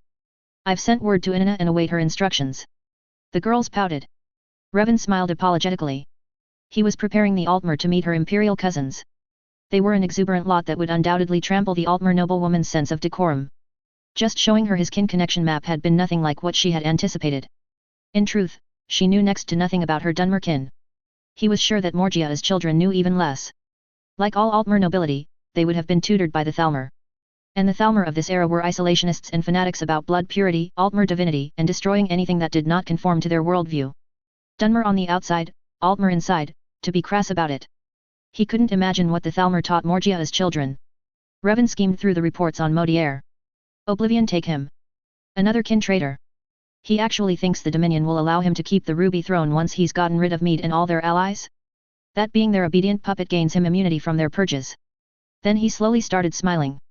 Of course he knows the Dominion will plan to betray him. And he's finding we Dunmer are getting stronger in Skyrim and that we don't trust the Dominion. He's learned that even a reluctant alliance with Dunmer has benefited the Stormcloaks. Dear Amelie, would you mind terribly if I borrowed your place to host a special dinner with Modier? Lyrka, would you allow me to play your intermediary? A proper courtship requires proper negotiations. Do I have to play the vacuous idiot overjoyed to be courted by an older, sophisticated nobleman who is also an elder counselor? She asked, eyes sparking with anticipation of some unholy game. If you like, just don't overdo it. He's a greedy, ambitious fool, but not a total idiot. Oh, you're no fun, she complained. Just in case he's bothered to learn anything about the Felixes, then he will know that your family trains their daughters as they do their sons in business and in warfare. I can pass you off as a distracted artist better than as a naive noblewoman whose only purpose is to be some potential ally's compliant broodmare. Oh, fine then. Just warn your apprentice and her mother and aunt to expect me. My latest artistic endeavor will be to find the perfect pairing of wine to their food. And food names to help them better define dish categories. And we do have to think of a better name for the stuff than boiled pastry strings. An old Aelshian word for glue paste is pasta. What about that? Asked Crystal. That way I don't think about sweet rolls or tarts. Potential. It has potential. Galactic Halfling, no, it's not canon. I just thought it a convenient plot device. Besides, when it comes to eradicating the lower class life forms, anything goes: sterilized drones/bucks, poisoned bait, addictive drugs, compromised food quality, union-busting spies. Chapter 56, Assassin, PT5. Assassins, PT5. The regular folk had long tables they walked past, and servers scooped in the food they pointed to. The rich and privileged had sit-downs at long tables with colorful buntings. Plates were of local woven straw. Servers, pushing innovative rolling table carts laden with artfully arranged food on glazed stoneware plates, sold by Golden Glow Estates and manufactured by the Indoral colony in the Rift, and served food. Other servers pushed carts around tables and through the crowds presenting a selection of spirits, wines from Golden Glow, sturdy ales and meads of Honning Brew Meadery, exotic sparkling wines from House Felix of Colovia, and spicy sujama from Sol's Thyme. Pasta was the promoted food. They were formed in long strings, little fans, square stuffed pillows, curled shells, and hollow tubes. The primary noodles were wheat noodles and egg noodles, and some were made of salt rice or beans. Cream sauces, vegetable sauces, butter sauces. Savory soup stocks of beef, chicken, crab, and don't ask how many legs it had. Mild and delicate to fiery and bold. The Felix women were in flowing collovial gowns of shining silk and wearing head dresses with a long, colorful feather pinned against headbands by gems. One could track 4 tall feathers darting through the crowds as they directed servers or talked to guests. And as each cousin wore a different color, it was also easy to find a particular one if needed. The 5th hostess was Revan's apprentice Savella. Her job was less hostess and more sentry as she intercepted those trying to enter the cooking area to poke their hands into dishes or trying to pry recipes from the cooks. Revan assisted when necessary, but she was doing well. A successful affair. I predict the new food will be quite fashionable in the Imperial City. A very hard market to break into, said Elder Counsel Amand Modier, appearing suddenly beside Revan. All thanks to Cousin Lyrka. The dear girl has a talent for promoting ideas and products. Useful as an artist, even more so in trade, Revan said proudly, but then added sadly, if only she would apply herself to business. But, alas, she is a dreamer, and her attentions tend to drift. Not good for business in the long term, you understand. Of course, of course. I fear she is already turning her mind to some other endeavor. Fortunately, we have taken enough notes of her ideas that will help my dear apprentice and her family as they continue to build their business. It can be good to have a visionary in one's family, said Modier. Especially one so brilliant that one may overlook their, impatience to oversee the tedious day-to-day attention needed to see a vision become a reality. Oh, yes. We are keen to find such a suitor for her. Revan sighed and smiled whimsically. It seems to be a pattern in this family. The strongest pairings, if I may so flatter myself, is one where the partner is the business-minded anchor while the Felix wife or husband provides volatility and innovation. Dear Lirka's partner must be an exceptional man of ambition and drive to manage the abundance of opportunities she will flush out as she hunts for new amusements. And, of course, her mate will have access to the Felix resources. I've made use of it, I've been of use to others in my wife's family. Yes. The Elder Council has noted the advances in re-establishing relations to Morrowind. We had believed they would never come around back to the Empire after the Oblivion Crisis. But Felix Enterprises has been making strides in reopening trade. In fact, the East Empire Company credits you for reopening the gate for them. An opportunity I would not have been able to capitalize on had not my wife already won their respect. Cousin Lirka is also a creator of possibilities. Are there any suitors being considered? Oh, yes. Many desire to establish a connection with the Felixes. I hear there are even 2 Altmer families attempting a match.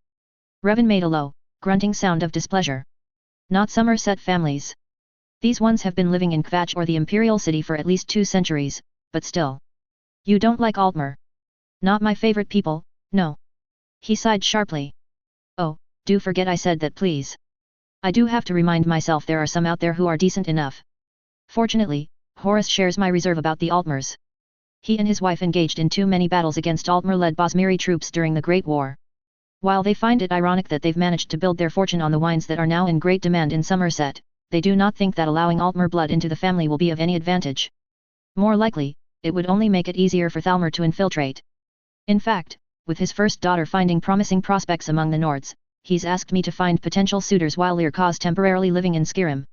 Anyone I recommend will have a favorable advantage in her parents' final decision. So you are looking only at Nord suitors. I am looking for advantages. Lirka, for all her fancies, understands the importance of leveraging advantages for the family. The family may not boast such titles as Duke or Count, but they are of the noble class and understand how the world works. XXXXXXX. Davaki in the roar from High Hrothgar had cracked the heavens and flushed out a trio of dragons who, thankfully, only flew over Whiterun without attacking. It did make for a good show for the imperial courtiers who had been tittering about Backwater Skyrim's quaint obsession with mythological creatures. Good to see you again, Master Revan. Now, tell me what's going on, commanded Jarl Balgruelf after Irilith had closed the doors of the Jarl's private chambers. She leaned against the door, arms crossed over her chest after casting muffle at various points around the room. The Emperor's here, and now we hear Ulfric was waiting for him at High Hrothgar. We hear one story that the Stormcloaks attacked the Emperor. Then the other story is that Dominion assassins had infiltrated Ulfric's troops and tried to kill both the Emperor and Ulfric. And now? The second story is true, my Jarl.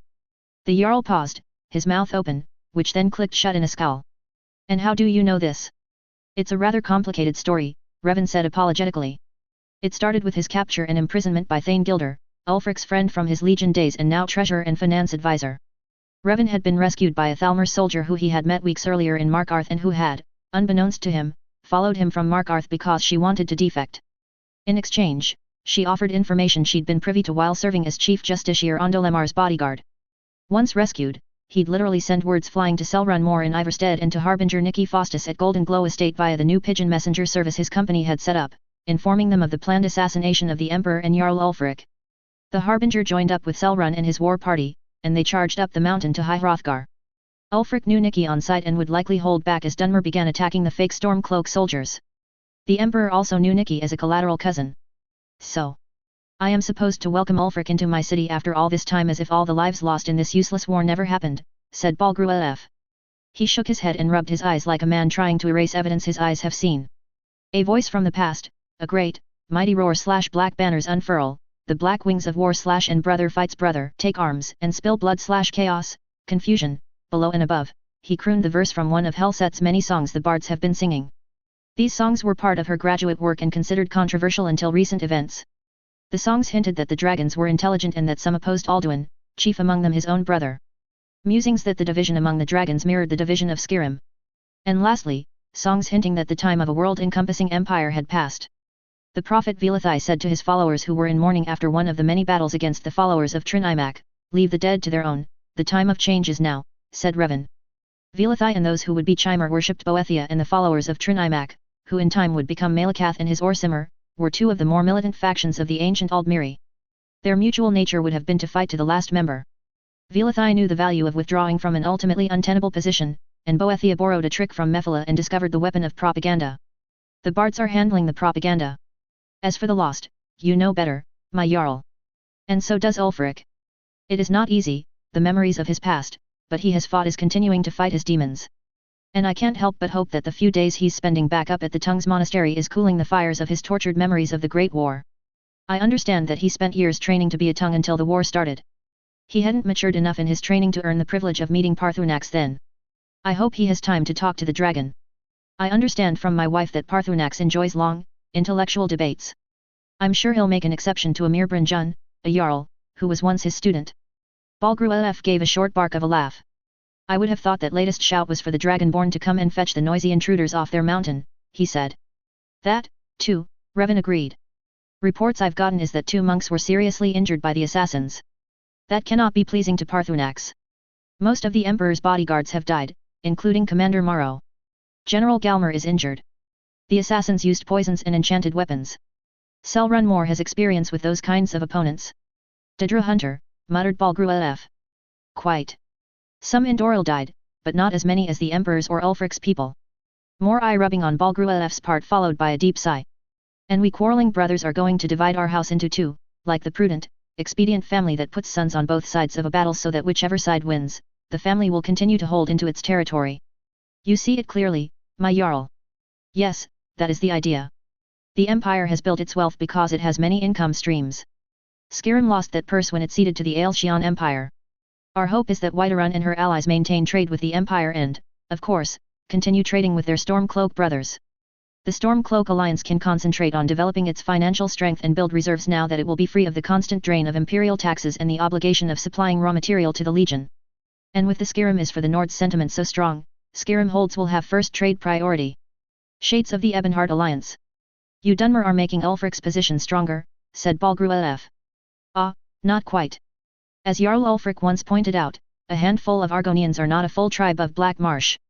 But, ironically, yes, I am depending on the Stormcloak sentiment that my people are the lesser of 2 evils for business partners. Ulfric appreciates that we Dunmer wear our black hearts honestly on the outside. Balgruef laughed. Of course he does. He took a moment to grin apologetically at his Dunmer housecarl. She merely shrugged with a small smile of wry acknowledgement. And with that, tell me what you are doing in Whiterun? Not merely just visiting your Felixkin at Honningbrew, I'll wager. I know full well your whispering voice is as much to be feared as my Thane's sky-cracking Thursday Ah, well, it comes back to the assassins, my Jarl. This one is the ambitious serpent that's been plotting the Emperor's death for quite a while now. He originally tried to hire the Dark Brotherhood, a plan which Selrun handily cut short. I speak of Elder Counselor Modier. You've been getting quite close to him, I've noticed. He has mentioned that he is courting one of the Felix women, and you are acting as the matchmaker. Yes, Revan confirmed with a slight sneer. He is after Lyrka and her private coastal property with its profitable winery. The property is close to Hammerfell and convenient to the Dominion Navy. I've hinted my approval will guarantee a match. The ladies are playing along with me and encourage his advances. Modier has finally realized that accepting Dominion help to the throne is no guarantee of a long and prosperous reign. I've been selling him the idea that the Felixes are disillusioned with their Mede cousins and that courting us will create an escape route into Morrowind should he need it. Once I have solid evidence of the extent of his treason, I will, of course, cut him dead. Balgruef contemplated him in a long, thoughtful silence. I once had an ebony sword I would gladly lend you for that, but your wife already stole it some time ago. I thank you for the thought, my Jarl, but I have no skill with a sword, said Revan, smiling. Chapter 57, Assassin, PT6. Assassins, PT6. The Emperor is on his way back. Legate Faisandil at Fort Nugred has taken charge of what remains of the Emperor's escort that was waiting in Ivarstead and is escorting him back to Whiterun. The Endoril are guarding Ulfric and keeping him safe at Ivarstead until a new escort from Windhelm arrives, and then he will come to Whiterun. However, they will be staying at Heljarkin Hall in the Pale just outside our border. Irilith finished her report, and all eyes turned to Revan. Unfortunately, by default, he was now Ulfric's representative by his position as a steward of Windhelm. Also, because, again, he was the harbinger of trouble. Last time it was vampires, and now it was assassins. At this meeting were Jarl Balgruev, Commander Caius, Legate Gaius Maro, Jarl Idrod, Jarl Sidgir, High Queen Elisif, and Steward Falk Firebeard. General Tullius, military governor of Skyrim, was also present. And then representing the Empire's interest was Elder Councillor Amand Modier. Revan merely shrugged at the attention. Unless someone asked him something, he had nothing to say. Elisif asked. How could you save him? The horror and disgust in her tone made it obvious she wasn't talking about the Emperor. He has my oath of loyalty, Revan stated. Not that I care for his politics, but I cared more for the chance to better my people's lives. Keeping him safe is the price of that. He's a traitor. Revan looked down at his hands in his lap. It was a contention point that would never be agreed upon. I distrust the Thalmor. In that, I agree with him, he said finally, raising his eyes to meet hers. I do not trust their intentions, I do not like their methods. I prefer to live where I am free of their heresy patrols. Even my wife, given the choice of Thalmor rule or the extremes of Nord prejudice, chooses the Nords. She supports Ulfric. Pain and fear of betrayal in her voice and eyes. She chooses the Nords over the Thalmor. She is also half Imperial, I remind you, and remembers that Skyrim is the wall Cyrodiil has more than once put its back against in times of war. We get reports from her family, who trade throughout the Empire. We hear news from her mother, who commands the Second Legion. We see how the Thalmor spread poison and division where they move freely under the protection of the Concordat. She knows what Skyrim will lose if the Thalmor gets their way. The Battle of Red Ring was won, Jarl Elisif, but the war is still being waged. The Empire is losing unless drastic measures are to be taken. She glanced uncertainly at General Tullius, who had relay ridden the past 2 days, non-stop from Solitude to get here. Hard enough for a man in his prime, harder yet for a man in his 60s. Tullius was staying conscious only by sheer willpower. He met her glance, military officer to Jarl instead of military governor of a province to an inexperienced provincial ruler. He wasn't contradicting Revan. None of the Empire's representatives were. Dividing forces would seem illogical. Call it diversification, Revan added, continuing to talk while this silent exchange was going on. Jarl Ulfric won't get all of Skyrim. The Reach is gone, its silver will go neither to the Empire nor Skyrim. He won't get Hoffinger or Whiterun, the 2 richest holds. He will have to settle for the Pale, East March and the Rift and what peace he can find with the Mare of Morrowind. He paused and looked at her, analyzing her reaction, and silently sighed. He rounded the table to approach her. She shied back against Firebeard, who automatically shifted her back and himself into a position of defense. Revan ignored him and focused on Elisif. In a voice pitched only for her ears, he said, "No one asks you to forgive him. Don't. Instead, demand more of him. He says he can make Skyrim stronger. Demand he proves his words. Demand he makes Skyrim stronger for all Nords, not just those who followed his banner. He has had enough voices telling him to let those holds staying with the Empire die with the Empire. I can't speak for the rest of Skyrim. You can. You actually do have the power to make a difference here. Grant me audience later on, and I can tell you how. Why would you do this? Would you work against your Jarl?" She demanded. "He knows I will do nothing to jeopardize his rule. I will not disgrace my wife's standing in your court. Any suggestions will be to the mutual benefits of both your rules." Now General Tullius spoke. "Listen to him, Jarl Elisif. If he says there is a way you can influence Ulfric, then do it. As a ruler, a leader of your people, you often must put aside your personal feelings. Feelings and gut instincts can often be 2 different things. Your feelings may say, 'Gut the bastard,' while your instincts are telling you, 'I need to protect my people, and the bastard's the best chance for it.' To lead, you have to decide which you will listen to or how to find balance if both are valid." "Are you saying I should learn to accept Ulfric?" she asked him.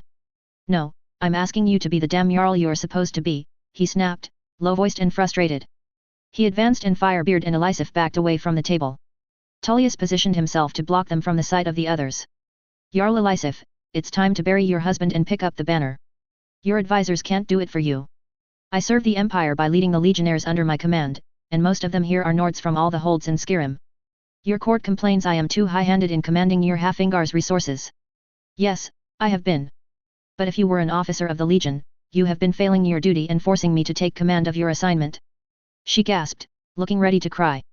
Then Jarl Idrod was there, putting an arm around her. A glance from her and Firebeard backed immediately away. "Come, Elisif, I can see you're not feeling well." Jarl Idrod took her out of the room. "So, Ulfric will be staying at Heljarkhan. What of the other Jarls?" asked Balgruev, moving matters on. Revan sighed. "Jarl Skald and Koror will also stay at Heljarkhan. Jarl Lawgiver is being escorted by Thane Moore and his Indo-Rills, and they will be camping at Honningbrew. Cousin Amelie has graciously vacated her own rooms for the Jarl to stay in. Honningbrew remains open, he added dryly. Plenty of drinks for the oncoming weeks. XXXXXXX. How did your meeting with Jarl Elisif go? Asked Amelie. It was well past midnight when Revan finally returned. Amelie was working late, going over her accounts. As well as could be expected. Jarl Edrad was present to assist me. Elisif considers her a friend. Long-time neighbor, sympathetic older woman who's ruled her hold for longer than Elisif's been alive? Yes. Finally. Elisif never made any effort to reach out to the other Jarls after her husband's death. She knew she was being judged because although a Nord, she was born and raised in Cyrodiil. She let Firebeard and her husband's and father-in-law's Thanes handle business. She had no friends in Skyrim. All of them and her family are in Cyrodiil. She and Edrad finally had a chance to talk outside of court and without her handlers at VC's reception. I don't think she's strong enough to rule on her own, stated Amelie. Balgruuf has to lead what's left. Also, Elisif needs to marry. Preferably someone aware of the need to build naval defenses for Solitude's coast. As it is, the Dominion Navy could sail right in unchallenged. I agree. I've mentioned that to Balgruuf. If Elisif can be brought to agree to a political marriage, he'll propose his brother for the match. Hrongar may not be as politically savvy, but he can't be bought by the Thalmor, and he is a staunch believer in Skyrim's need to be able to stand without the Empire. And it cuts out Thane Erikur. Good. That one is pure slime. Ah. You've met him then? Of course. An unmarried Felix heiress visiting Solitude? Of course, he'd arranged to meet with me while I was there reviewing Honningbrew contracts. Offered to teach me how to trade in Skyrim. He was irritated when I reminded him that my cousin was married to a merchant with decades of experience in this land. Of course, a pawnshop merchant may not be quite at the level of Solitude's Minister of Trade, but I preferred to take my initial risk with family. Silly, naive me, she added mockingly. Oh, such a risk-taker you are, my innocent Cyrodiil cousin, he mocked right back. They shared a moment of quiet, contemplative silence. Do you really think advising her to scream, berate, and cry at Ulfric will actually incline him to listen to her? Guilting him? Yes. He's no longer the rage-blinded, pain-maddened Thalmor war dog let loose on an unsuspecting Skyrim. He's regained some sanity and can look critically at his past and accept that he's made unforgivable mistakes. Elisif can embody his guilt if she accepts coaching on what to say and what points to strike. He cannot help but listen to her. She can speak to him as Jarl Balgruuf cannot because he will always see Balgruuf as a rival in power and strength. She, however, is no match. The instinct, the sexual prejudice gives her the advantage to slip under his guard because she represents no danger, so she can say words men cannot. She can be his constant reminder that he needs to keep in mind the Skyrim outside his borders. The one voice that reaches past his many isolationist advisors. Debella's trick, snickered Amelie. Victory through surrender. Revan rolled his eyes as he rejected the implied relations between the two rulers. I also hope by this act Elisif will finally be able to let go the better part of her grief. Enough that she can consider remarrying. It would probably be better for her personally if she abdicates, but that leaves Solitude dangerously exposed. The two strongest candidates, should that happen, are Thane Bryling and Thane Erikur. Bryling is likely to listen more to Ulfric than Balgruuf, and she sees little value beyond traditional ways of conducting affairs. Erikur, we both know, would sell Solitude to the Thalmor for the gold. He's Skyrim's version of Modier. The only reason he hasn't poisoned Elisif and made himself Jarl is that he feared if Ulfric won the war, the Jarl of Solitude would end up on the chopping block. He would rather Elisif lose her pretty head than him if he jumped up too early. You don't consider a political marriage between Elisif and Ulfric a valid option? Her amused expression told him she'd consider him insane if he did. No. A little guilt goes a long way, and he needs a clear head. She also needs to look beyond to a future, not stay abed with a painful past. I'm not matchmaking. I have enough trouble trying to find someone for Jarl Igmund, Revan grumbled. That is, if I ever get time outside of this mess. XXXXXXX. Elder Counselor Modier to see you, Master. Revan set down the ebony sword he'd been polishing, stripped off the oil-covered gloves, and stood up as Savella stepped aside to let the Elder Counselor in. Tea or drinks, Master? Noble sir. None for me, dear. My lord? No. All right, then, off you go, Savella. I will see you tonight. Don't forget to stop by Modran's on your way back to pick up the moon sugar wine he has for me. Are you sure you'll be safe here alone, Master? I can find a guard who'd be willing to watch the doors for a few extra coins. I'll be fine. Just remember to set the door alarm bells as you leave. Revan shut the room's door and turned to Modier. Thank you for coming, my lord. And again, I do apologize for obliging you to come out here to meet with me. Not at all, not at all. It's chaos at Whiterun, and I am glad for an excuse to leave that madness for a while. Modier looked around at the room reserved for Jarl Lila, lawgiver of Riften, due to arrive tomorrow. He was amused at the horrendously expensive mirror that was now half of one wall in the room. They could both hear the alarm bells ringing below as Savella shut the door as she left. Still, with the Emperor back at the palace and you the only elder counselor here to witness such an important event, I can appreciate the valuable time you must be sacrificing to meet with me over such a trivial matter of pawnshop items. Again, any excuse to get out of the palace, repeated Modier. The place seems quite empty aside from the groups camping in the nearby fields. Indoril from Iverstead, an advance group for Jarl Lila of the Rift. They're part of the assassin hunting group that is doing a sweep to ensure the Emperor's safety. The girl implied your safety is also of concern. Oh, recent warnings from Windhelm that they might not have caught all of those involved in assaulting and capturing me for the Dominion. The main reason why I've been obliged to restrict my movements to Honningbrew and not leave the property without an escort. An overreaction, if you ask me, but Ulfric himself sent orders for me to remain under watch until he comes to Whiterun. And in case you're wondering, my fair cousins are out and about. Likely to be all day as they've scheduled themselves to be at various events. I've volunteered to oversee the last of the preparations here for Jarl Lila's stay, after which I will move into my tent with a guard on the outside. That impressive sword you're polishing is part of that preparation. Oh, no, said Revan, chuckling. It's something my wife, borrowed from Jarl Balgruelf and which I'm cleaning up before I return it to him. Now, those souvenirs from the Dark Brotherhood Sanctuary in Falkreath, I recall from our talks in solitude that you had a morbid interest in any items I might have for sale. At the time, I didn't have any left in stock. But Selrun Moore arrived yesterday ahead of Jarl Lila's party, and he brought some leftover souvenirs he hadn't sold me. This assassination attempt on the Emperor put into his mind that the items were bad luck, and he didn't need to be involved in any more assassin games. So he brought them here to sell to me. Revan went to a side table and picked up the box sitting there. He brought it over to Modier and opened it. One alchemist's silver dagger, a couple of tasteless bone-decorated rings, and, this iron bit on a silver chain necklace, Revan said and picked up the silver necklace. Its disc with the imperial dragon debossed on it glinted. Now, this is a curious piece. I first thought it an imitation, a counterfeit. What is a replica of an elder counselor's sigil of office doing in the hands of assassins? Surely a fake. Except that Thane Moore had the metal tested and found it was not silver but highly polished of meteorite iron such as the Elides used. One would think the Elder Council of the Empire would be given tokens of gold or precious platinum. Instead, Empress Alessia had the tokens forged from the same star iron the Elides used for their weapons. Star metal from the forges of the gods. Surely you could tell me if it's genuine or not, my lord. You would have an amulet I could compare it to, do you not? Modier's initial jovial mask had faded to be replaced by an expression of grim intent. No, I didn't think I would need it while traveling abroad. It's locked in my treasury at home in Cyrodiil, Modier said. But you say this was found in possession of the Dark Brotherhood? Infamous. Infamous and quite valuable. Worth thousands in favors and gold in the hands of the unscrupulous if it is genuine. Selrun had no idea of its significance or its value. To him, it was just an iron ornament that he didn't think I would be interested in buying when he first brought me items to sell. What do you plan to do with it? Well, my first thought was to bring it to the Emperor. There's a counselor out there who may have sold his office in exchange for a world-changing kill. When Selrun took out the Dark Brotherhood, he found evidence that Vittoria Vici was the first of many targets. The Emperor's cousin. Although why bother is a question. She's not a candidate for the throne, especially since she's marrying a commoner of a family affiliated with rebels. Her death would only put his guards on high alert. I can only surmise the ego of the Dark Brotherhood demanded they make some sort of clumsy statement to the world that they were back so that they could kill the Emperor even when his guards were ready for a strike. Fools. They deserved to die for that. If I gave it back to the Emperor, to find the traitor, all he would have to do is call a meeting of the Elder Council and demand that they all show their amulets. The one who failed to produce would then be the traitor. Who do you think that would be? You're playing a dangerous game, my friend, warned Modier. No more dangerous than the one you're playing, said Revan. My life was saved by a Dominion soldier defecting from her post in Mark Arth. She does not have names, but she knows for surety there is a traitor in Jarl Ulfric's court and another who stands close to the Emperor.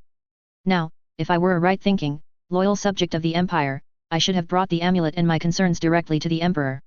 If there are too many of us in Windhelm who remember the Empire leaving Morrowind as the Oblivion Gates sprang open, leaving us to fend for ourselves. This does not inspire me to any sort of great loyalty. I can also say my Felix in-laws are also a tad tired of their Mead cousins. The connection was only a single marriage, and Titus Mead has no Felix blood in him. He rejected the name when his mother married into the clan, but he did take their money to buy his first army. He accepted their help when he marched to take the Ruby throne. This second Titus Mede has even less claim, a candidate chosen from a pool of Mede cousins. Not even a marriage tie with Felix. And there's no new Mede generation to choose from. Invalid for one reason or another, or dead. Such a sad state. The Felixes would probably not agree with me at first, but I am thinking a new blood alliance may be worth pursuing. Revan paced around the room, seemingly too excited to sit still. The Medes are faltering, and the Felixes are have spent, a great deal to support their rule. They are generous to their own members. Very supportive. I am constantly surprised at how much help they've been willing to give to me and to my kinsmother that I've been rediscovering. I have reciprocated. And now you are courting dear Lirka. She seems taken with you. This has given me ideas. What are your thoughts, my dear Amand? That you are a devious, ambitious mare, my dear Revan, said Modier, smiling tightly. You live up to your reputation as a schemer. A schemer? Said Revan. Is that all? A schemer just makes plans. I make things happen, I influence, I affect. I do not merely scheme. I think you have some potential, although your handling of the Dark Brotherhood gives me some doubts. Why did you go to that incompetent lot? For sentiment's sake, because a house aunt's stress was an assassin? Oh, yes, of course, I've fished around for information on your family. Purely business, you understand. Knowing one's rivals in the marketplace. Still, you are well placed to seize power should Titus Mede die. But you are also heavily in debt to the Dominion. You may wish to rethink that debt burden. You think you can offer me better terms? Not you, though. Your wealth is Felix's wealth. Have you recommended me to Horace Felix already then? Does he consider me a favored candidate for Lirka's hand? Yes, he does consider an elder counselor more favorable than a rich Altmer family of the Weavers' Guild in Kvatch. Ah, then I am well poised to claim a Felix connection without your further interference. And their wealth would be helpful as I take my place on the throne. But I don't need any more God's damned elf advisors. Revan stopped his pacing and turned to focus on Modier. The elder counselor had picked up the sword Revan had been polishing. Put that down. Let's not be hasty, Revan advised. Your servant girl is going to return to discover that an assassin did get to you. How tragic. You should have taken the warning more seriously and protected yourself better. I will be properly horrified. I also could have been killed. I will assuredly rush back to make sure your delicate cousins are properly consoled and protected. Especially Lirka. You're looking feverish, Amand. Put down the sword. Modier moved quickly to place himself between Revan and the door. Don't worry about your wife. She's still so young and pretty. I'll make sure she finds a wealthy match to a properly influential family that can handle her headstrong ways. Another appalling demonstration of your inability to correctly assess asset performance, said Revan with undisguised disgust. Last warning, Modier, put that blade down now. You die first. Modier chased Revan around the room twice before falling over dead. The mirror panel slid open, revealing 5 observers. General Tullius, Legate Morrow, a Legion scribe, Sel Runmore, and Irilith. I don't know if that was technically a confession on Modier's part, said Tullius, staring down at Modier. He didn't deny anything, General, said Irilith. She looked at Revan. What was the poison you used? She asked. Cybnach beetle oil and fox leaf juice. Cybnach oil numbs the sting of the fox leaf poison seeping through his palm and into the blood. Fox leaf is a plant one finds in the rift, pretty red leaves like the ears of a fox. Its juice overexcites the heart and eventually causes heart failure, as it also has the frightening effect of turning one's blood to jelly. Revan had donned new gloves he'd had in his pocket, and he pulled the sword out of Modier's grasp. He got out a bottle of Flynn from a cupboard and poured it on a dust rag that he used to wipe off the blade. He also cut the poison-soaked leather wrapping the hilt, discarding it and the rag into a clay bowl. Keep the blade, Sidura, said Irilith. Balgruef would not have that thing anywhere near his children again. Besides, you seem deserving to be its keeper. Thank you. What kind of mirror is this? Asked Legate Morrow. It seems solid on this side, yet we could see through it.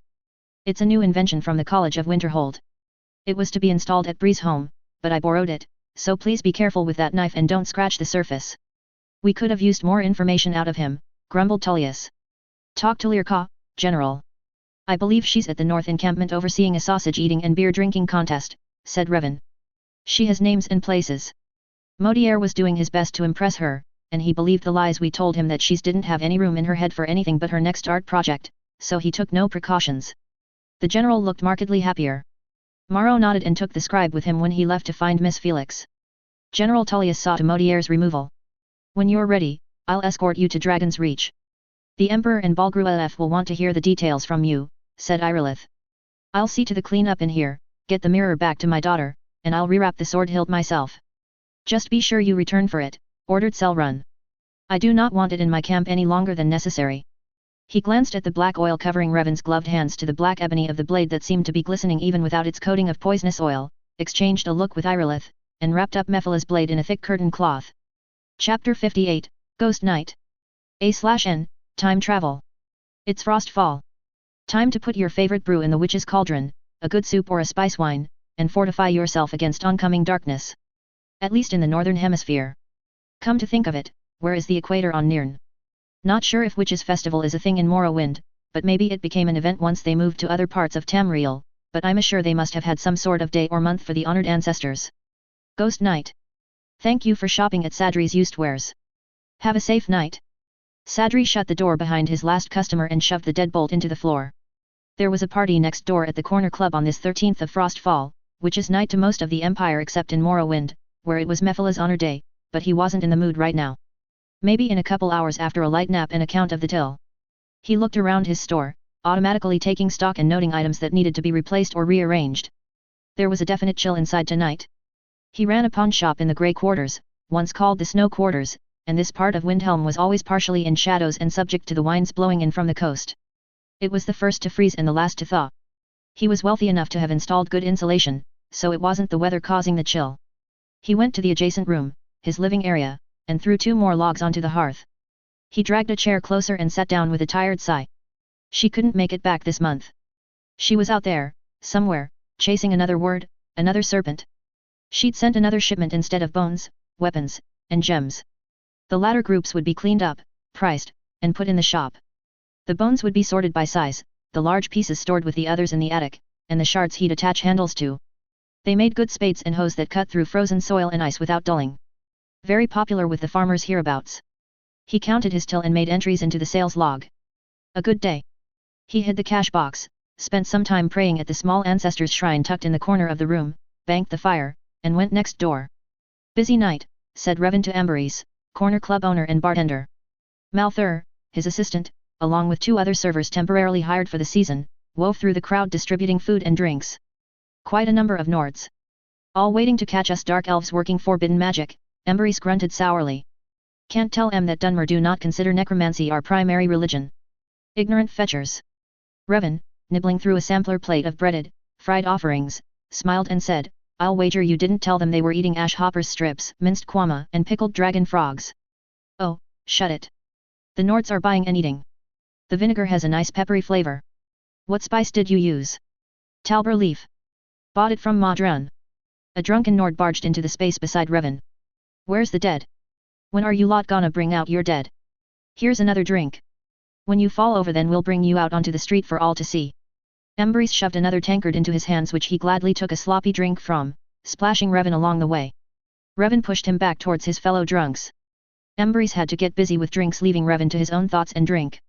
A light caress across his shoulders. Revan turned, frowning, to see a pretty female smiling at him.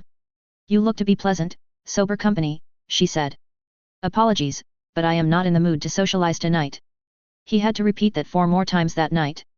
He hadn't been starved for company before he was married, and now after, when it became known his wife left for weeks or months at a time and regularly sent him rich items to sell, he got propositioned on an appallingly regular basis. Amberese and Malthur didn't help. For them, it was a bet to see how many tried. 2 bards were performing that night. Male and female. The male, a Nord, had finished his set and was having a drink.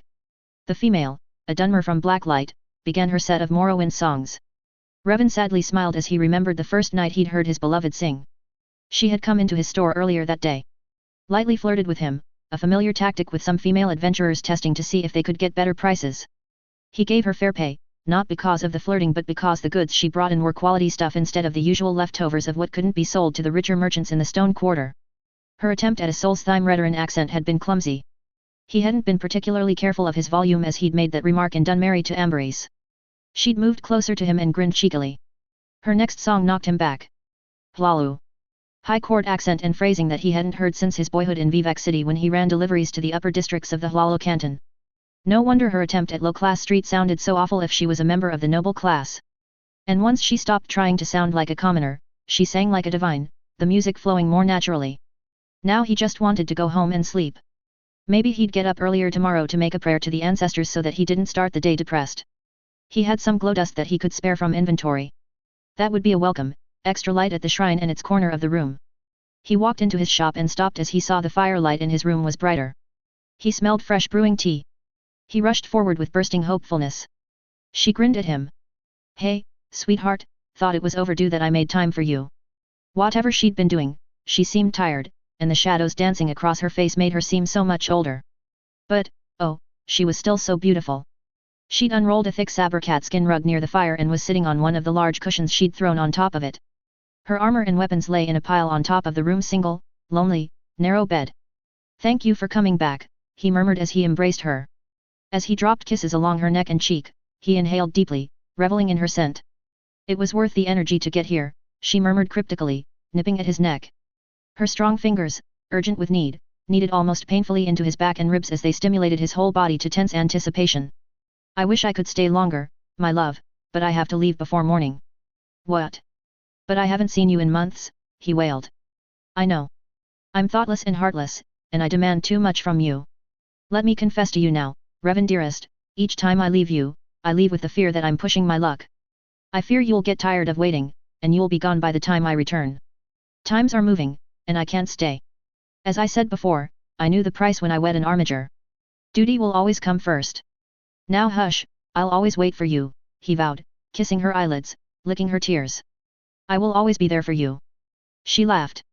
It was a strange and wild sound. Yes. I know. Revan gasped in shock when she started ripping at his clothes. There was violence in her passion he'd not experienced before. He didn't know where she'd been, he was afraid to ask what she'd been experiencing. His child bride, only 20 now, seemed imbued with a strange frenzy that was frightening. Her eyes burned with fires stronger than the dragon fire that had engulfed him on their wedding day 2 years ago. He could only moan as he surrendered to her heat, giving up all his own spirit's fire. He was wrapped in furs when he woke up. The hearth fire had been built back up, and the room was toasty. There was a fresh pot of tea at hand and warm, savory rolls. Yet he was cold. She was gone. His bed was empty of her armor. XXXXXXX. Was it worth it, young Davakan, to Kren Tiad, break time? Asked Parthunax. I'm about to take a second husband, dearest Fadden. I am marrying the brother of the new High King of a reunified Skirim. I am fond of him, but this is a political marriage. And I can't go through it. Not until I make things right with Revan. My greatest fear I wasn't there when he passed. I couldn't leave the Akaver peace talks. 80 frost falls since his death, I've wondered who it was my husband lay with that night. When I got the letter from him thanking me for making time for him that night, I was confused and shocked and hurt that he was betting someone else. Had he been drugged? Drunk? To think it was me? And when I next saw him, as always so grateful to see me and so eager to hear of my adventures, I couldn't berate him about that letter. Something maybe the wisdom of Akadosh kept my mouth shut about that. I've always wondered, though. And after he died, I still talked to him. Prayed. He only manifested once that I know of, and it was in aid to our daughter who was fighting off assassins. Through her, he sent the message that I was the only one he'd ever held on Frostfall. Since then, it's been a peculiar madness, one that either broke me, or I broke time to make. She sighed and held her hand in the time wound that Alduin had torn open at the throat of the world. See you soon in the next 2 centuries. Parthunax lay in the snow before the time wound, contemplating the riddle of a ghost of a future that might be. The tower was the sigil of Frostfall. And, even now, the towers of the world shook in the instability of a yet-to-be-fulfilled destiny. Chapter 59, Family Investments. Family Investments. They're getting bored. We need more bones, Kettle stated before turning back to his mosaics. His current project was a series of stoneware urns that depicted Whiterun's countryside. It was an order from Jarl Balgruelf that would be gifted to the Emperor. Revan had built the whole workshop for him and hired a former Dawnstar guardsman, Gregor, to manage the Heljarkin property. Over a year ago, Revan had, on a mad whim, ventured to bargain with the giants of the Stonehill Bluff area. By using crude pictures painted on large canvases and pantomime for speech, he'd managed to buy their services. They ground a few dragon bones for him, and he gave them an acceptable amount of cattle for each bone. The advice from the farmer he'd come across was that the giants worked best with people who stuck long enough around for them to identify and feel comfortable with. It had worked for his family for 3 generations, buying protection from the giants with 1 fat cow a year for a year of peace on the farm, no mammoths walking through, no bears or saber cats allowed in the vicinity. So Revan did a search for a Nord mad enough to court a relationship with the giants there. He found Kettle, an artist whose dream was to have a large workshop for his artwork and a generous patron. All Revan asked him to do was to work with the giants and to put up with a Winterhold College scholar who wanted to study and document the giants. In return, Kettle would get his dream of an art workshop. Revan's other hires would see to all the tedious business and household chores. And it was a lucky score again when Gregor, the landless third son of a minor noble, applied to be the property's steward. Before then, he'd been in Jarl Skald's service and selected to be the potential housecarl to any new thane that Skald might take. A respectable position. But he'd become doubtful of serving any thane who indulged his Jarl's pettiness against non-Nords and any he perceived as traitors because they didn't hate the Empire as he did. And his condition, that any new thane kills giants in defiance of an imperial decree, struck Gregor as beyond pettiness and into viciousness. So, with curses from the Jarl, he decided to retire from the guards and seek employment under a pair of dark elves. Gregor wasn't only just a capable warrior, he also knew land management, bookkeeping, and any number of skills that made for a good country steward. Revan arranged for him to take lessons once a month with the Dragonborn's Whiterun steward on trade contracts and mercantile laws. After an evaluation period, she recommended he be let in on the secret of the Dragonborn's true identity. Revan followed Kettle into his workshop. Bored? Last time you said they were losing interest. That was before Oishi decided to look for a mate. He wants cattle to impress, Kettle brusquely informed him. Revan didn't ask who Oishi was. Kettle had a name for each local giant, and so far, only he could tell which one was which. Bennett, the Winterhold scholar studying the giants, said that Kettle and the giants had worked out a picture-based understanding of ideas that were highly contextual and individual to each giant. Frustrating as hell. There was little of the audible language he could even attempt to study. A Khajiit destruction mage sent by the college confirmed Revan's suspicions that much of the giants' language was in a range below human hearing and just at the edges of Mare and Betmer hearing. Master Urug complained that his reports read like studies on Kettle rather than on the giants. Ah, well, persuade them to be patient a while longer. I am having bones shipped in from Solstheim as soon as I work out some details of the export agreement. Whatever. I'll let Oishi know more bones are coming. And this order for obsidian. I don't know if I can get it in the sizes you want. What do you need it for? Balview wants it. I bought a large piece from a Khajiit. Balview was making a sewing needle for some mammoth leather. I gave her the obsidian. She wants more. She wants one big enough to nap a skinning knife from. All right, I'll start looking. How long do I have to put up with the Jarls? They make too much noise. Too many people. The giants are irritated. That Skald keeps talking about killing my friends. Complains the gold they bring in isn't worth it. Jarls Ulfric, Skald, and Koror had taken over the main house. The tents of their troops encircled the property. Kettle had been driven to sleeping in the hayloft of the small barn for the property's cart horse and 2 milk cows and half-dozen goats. The Jarls were crowded into this country house because they weren't comfortable staying in Whiterun, where they would be surrounded by enemies. The only Stormcloak Jarl in Whiterun was Lila Lawgiver of Riften, and she and her guards were staying outside the city walls at the Haunting Brew Meadery. Revan heaved a sigh and put a hand over his eyes. I can't promise any time soon. It's politics. Kettle made a sound of disgust and returned to his art. Revan went to find Gregor. Lycra rushed past him, clutching a large bowl of colored stones pieces. She was absolutely in love with Kettle's mosaics. He found Gregor in the entry hall discussing with Flora, Crystal, and Jarl Ulfric the many items displayed there: a couple of mammoth bone clubs, knapped spearheads, meat cutters, axe heads, and bone ornaments. The collection's prize was the dragonbone mold shield created by Nysel Farron, a master armorer from Blacklight, Morrowind. It was lighter than Daedric or ebony and weighed no more than if it was stretched hide over wood. The armorer experimented with a new process that forced air into the bone dust slurry before pouring into molds. When cut apart with diamond dust-coated wire, one could see the airy internal structure.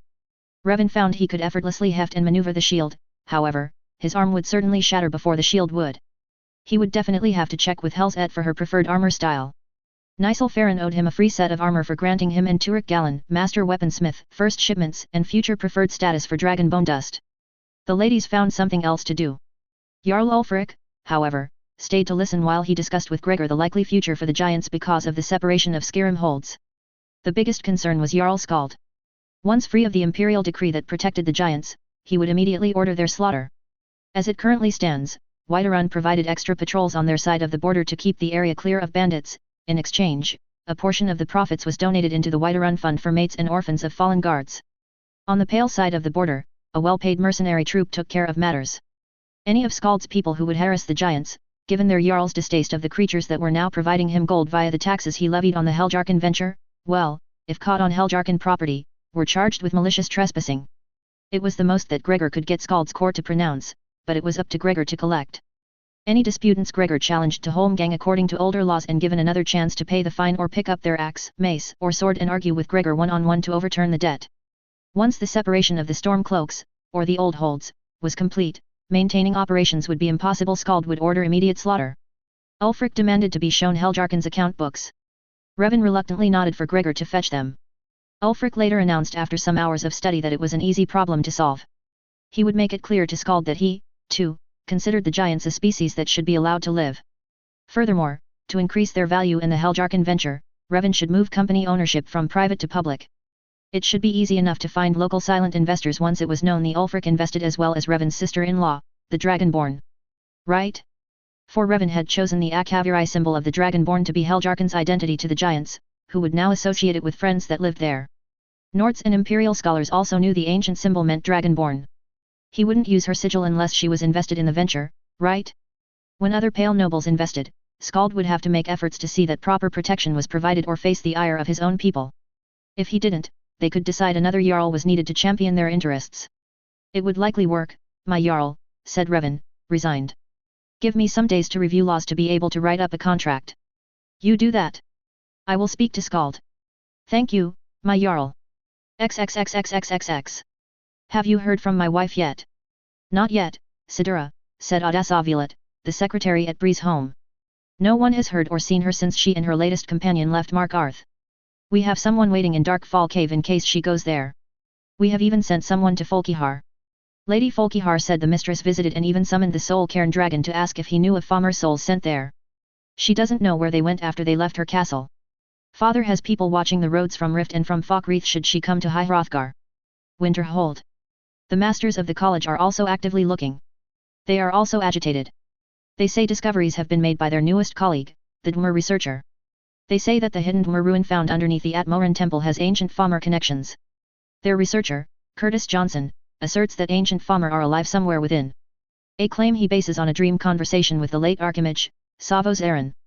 Master Baladas believed him enough to fund the research, so at least they aren't requesting additional funds from you for it. Here are the latest decoded missives from them. Master Urig also requests you find time to meet with Sira Johnson. Indeed? That would explain the words of the prelates. Revan sat and recalled his journey with Falmer Knight Paladin Galeber through the Wayshrines of the Vale.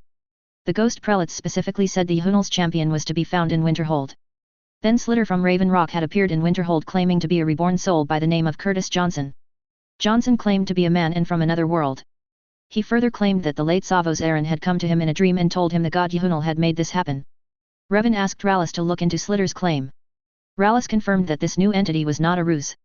It was impossible to pretend the depth of unique knowledge or skill Sir Johnson displayed, nor could the reborn soul credibly fake it ever having been a Dunmer. By the ancestors. And I'm stuck here.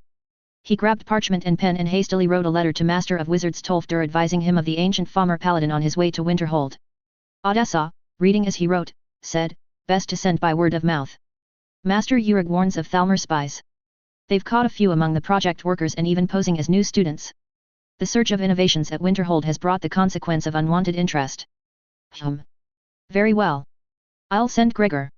With the Stormcloak Jarls staying at Heljarkin, it would be expected they would again send a demand for the Archimage to present herself at Whiterun.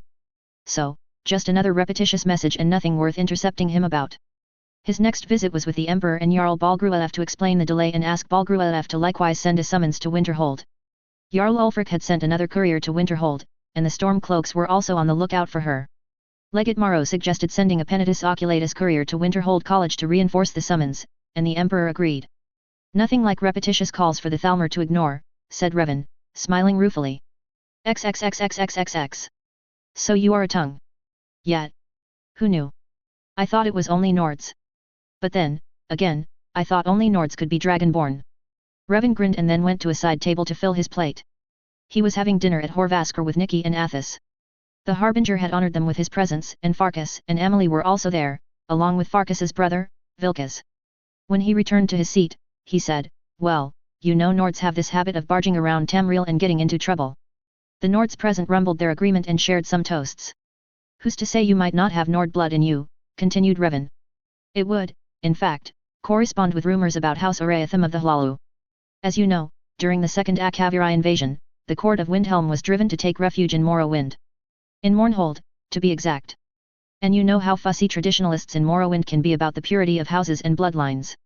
The Nords were there 20 years.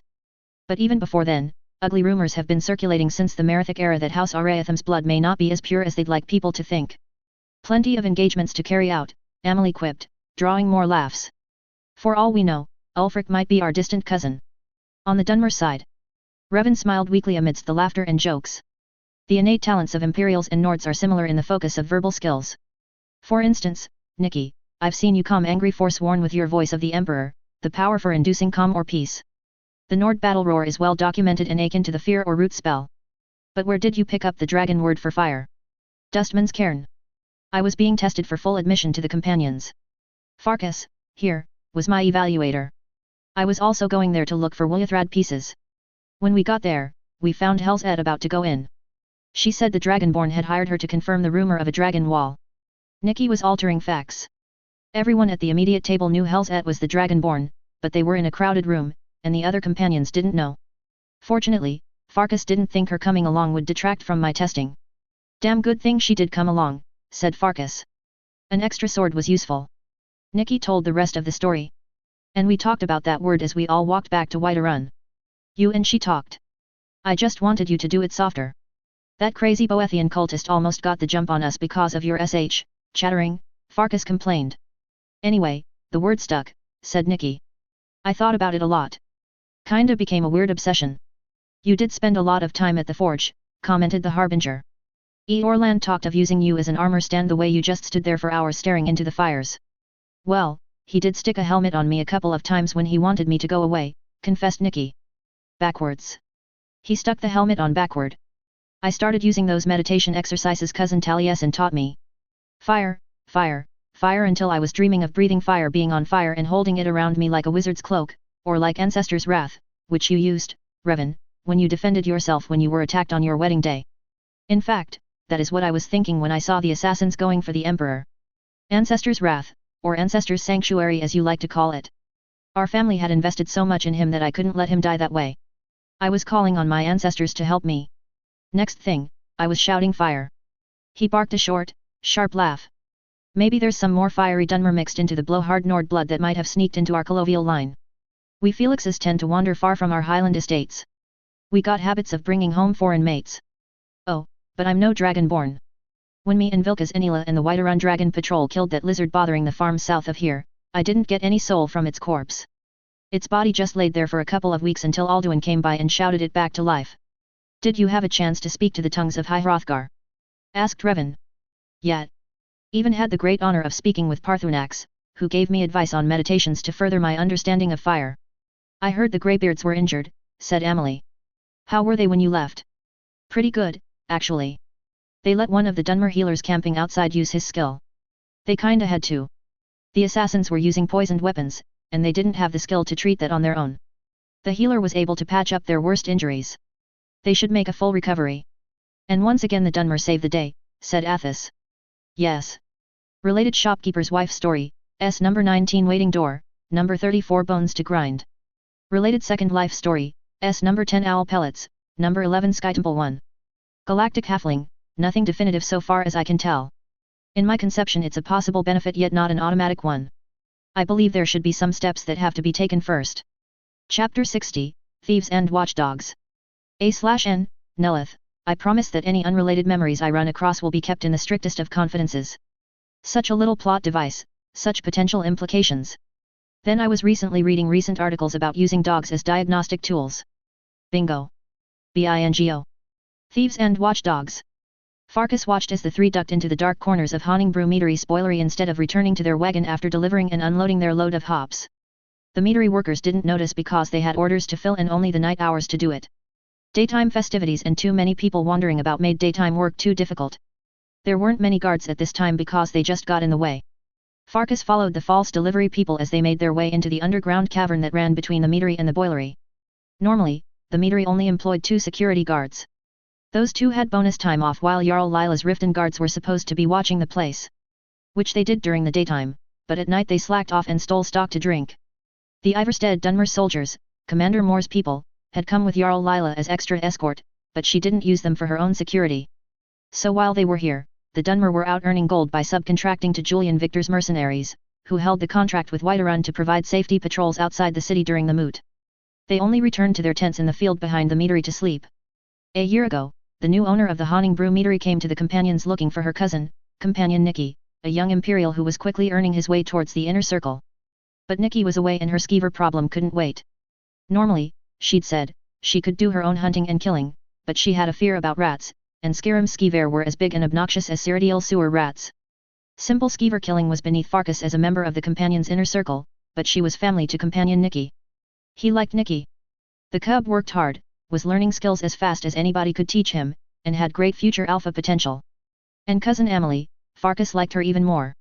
He understood her fear of rats and skeever. He felt the same way about giant spiders. He believed her when she said she'd normally handle this problem herself. He recalled Nicky boasting that she could shoot as good as Ela, not just on foot but also on horseback. And she'd brought her 3 collovial coursers, herder, and defense dogs. Giant, ambulatory mops. Their thick, ropey fur helped to shrug off the teeth and claws of big predators. Anyways, once he'd let her know that Nicky was out on assignment, she promptly offered to pay full rate for an experienced companion. This isn't just a rat hunt, she'd warned. These are bigger and are monsters.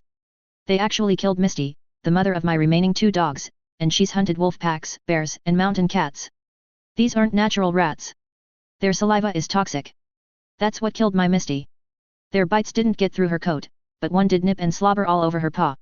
There was poison there and then more poison when she was licking the bite wound and surrounding fur. I hunted down and beat out of Mallows what he knew about those things. Oh, he knew all about the mad alchemist down there doing experiments on the rats and he didn't care. He really hated Sabhorn, the former owner. So Farkas took the job. Good thing, too. One had to have the innate, special gifts of that only the circle had of speed and endurance to dodge all those fire bolts the alchemist threw and to push past the effects of the skeever venom. If he'd sent any of the whelps, they'd be dead. He found the alchemist's journal and as Amelie read it aloud, they both had a good laugh.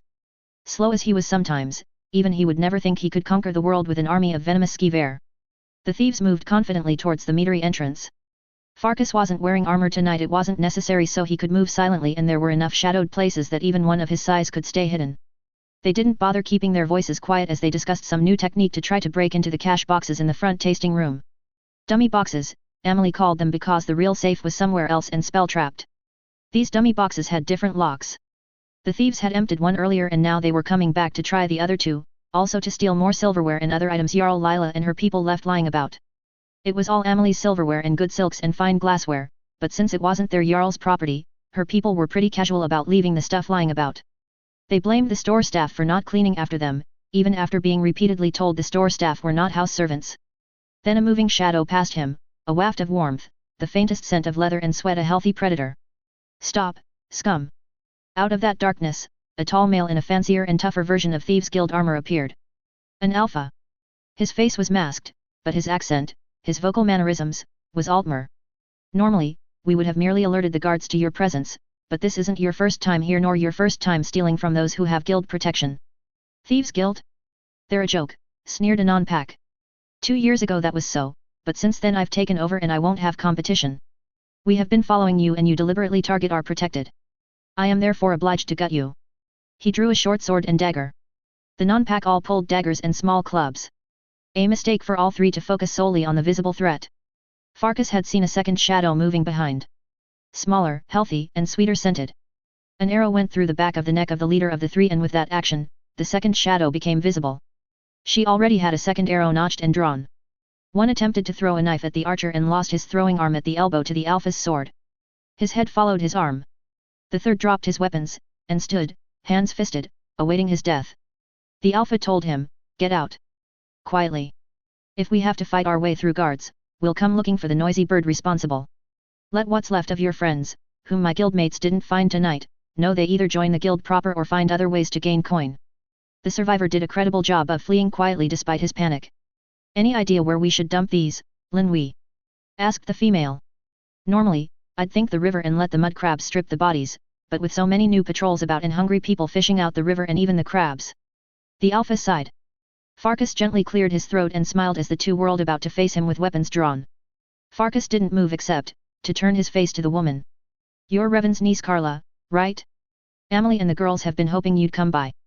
Amelie's mother, Cadence, Told them all about you. You gave them good prices on Golden Glow and Honing Brew. I'm Farkas and I'm going to marry Emily. Guess that makes us cousins. Kind of you to say, but there is no kinship, said the woman in an amused tone. She lowered her weapon only slightly. I am not truly bloodkin to Sadri. My father was his friend and I call him uncle out of fondness and respect. The Felixes owe nothing to me. What I sold them were tools of revenge and I have no concerns for the land or businesses once I sold them. Okay. But the girls are really hoping to meet you. When we started noticing the thefts, Revan said you'd be here soon to defend your territory. This is all very interesting, interrupted the Alpha, but what are your intentions? Farkas blinked slowly at him, wondering if the Alpha was a bit dim. I'm obviously not gonna kill you. And I want you to get back that silver tea set I bought Emily. We're doing our best to recover what was stolen, said Carla. Giving us a list of what's missing would be helpful. Oh. Wish I could. Emily would know better, but she and the girls are away at Heljarkhan. Can you wait around 2 or 3 days? I'll send a courier first thing in the morning. Farkas moved out of the niche he'd been watching from. Come on, I'm feeling thirsty and I'm sure you two might like some drinks. But the bodies? Carla asked. Oh, Commander Moore will take care of them. Very well. Then we'll see ourselves out, said the Alpha. Best you go with him and not wander about on your own yet, Sira, warned Moore, appearing on the empty top shelf of a wall rack. He tilted his crossbow up and away from them to aim at the ceiling. 2 others appeared lying on other empty shelves, one held a crossbow and the other a mage staff. Ah. Well, I'm surprised you didn't stop the thievery before we had to interfere, said the guildmaster in a much put-out tone. We kicked the regular Riften guards off guard duty yesterday. Those lazy Eswits will still escort her to and from Whiterun for the moot, shopping, and any social visits, but we're the watchdogs here now. What an unfortunate time to visit, with your cousin. The Alpha coughed lightly. Yes, bad timing on our part. So lead on, cousin Farkas. Farkas led the 2 out of the boilery and across the yard to the tasting room of the meadery. There wouldn't be employees coming in to set up the room for customers for some hours yet. Moore's people who had replaced the regular Riften Nord guards were in their places upstairs. The one guard who patrolled the lower rooms had already passed through, acknowledged Farkas's authority to go where he pleased with a nod, and had stationed herself outside at the front door with the other guard. Farkas went behind the bar to pour drinks. Carla turned out to be a very pretty woman. The guildmaster was predominantly Altmer. A Dunmer somewhere along the lines by the slightly non-Altmer shape of his ears. Farkas had drinks poured when the guards knocked and then escorted in a third leather-armored and masked guild member. The Alpha's shoulders bunched slightly. Irritated and yet resigned. His quick, glaring glance screamed, "What are you doing here?" The newcomer threw his shoulders back. Confident yet accepting his fate. The shift in head position said, "Sorry. Backup patrols found this one prowling the hillside perimeter," Sira the guard reported to Farkas. "Hey. It's okay. He's with these 2. Sira. If it's drinks we're having, a good, stout ale will do me fine," said the newcomer, boldly sitting himself down at the bar. Carla grinned while the Alpha scowled. Farkas poured the ale. "Nice to see you found something better to do than selling fake potions, Brynjolf. That fake dragon blood salve you sold RIA caused her some nasty rashes. It cost her some jobs because she couldn't wear her armor for days. Well, I did say those with delicate skin and constitutions should avoid the cream because it may be too strong for them," the notorious Riften huckster said as he pulled off his masking hood. "You baited her. I'll get Vilkas talk to her about that. Besides, RIA liked Vilkas a lot and would probably listen better to him on a lecture on using your smarts to recognize a hustle." Brynjolf was looking at the other 2, doing that silent body talking packmates did. Invisibility potions and spells. They were lying in wait, explained Carla. Doubled patrols outside and wizards in the patrols running ghost wolves, said Brynjolf, shaking his head, answering their unspoken questions. "You let one escape, right?" "Well, he got caught by the backup patrol. You wanted to let him go to warn his mates to get off your territory," Farkas recalled. "He went to the front door to tell the guards to let that one go. So. Will you come back to meet the girls?" XXXXXXX. He didn't like Ionis. He might be a long-time family friend and retainer come to bring news and gifts from Amelie's family, but there was something about the man that put Farkas's hackles up. Ionis was funny and nothing about his manners or tone said he lied as he spoke of fond memories of the Felixes or of watching Amelie and her sister growing up, yet there was something. There was the scent of illness. The man looked like he'd just been through hell. Nikki had confirmed it. Ionis had been temporarily detained by the Thalmor. Captured while delivering messages. Nothing, fortunately, beyond business notes and trade agreements, but a rough interrogation just the same. His aunt had sent him to Skirim to get him away from Kolovia. Get him out of Cyrodiil. Give him time to heal. He confessed to Amelie that Ionis made him uncomfortable. Healers might say he was physically healthy, but Farkas couldn't put his finger on it. Amelie said she'd keep a close eye on him. Was there a specific telltale sign? A tick, a gesture? He looks like he's wandering in his head, like someone remembering bad things was all he could say. And he smells different when that happens. He smelled like shit, but that was hardly something he could tell her. Not literal shit, just strongly off. The sharp, acrid sweat scent of fear, the misting hint of spraying blood of pain, the rot of despair.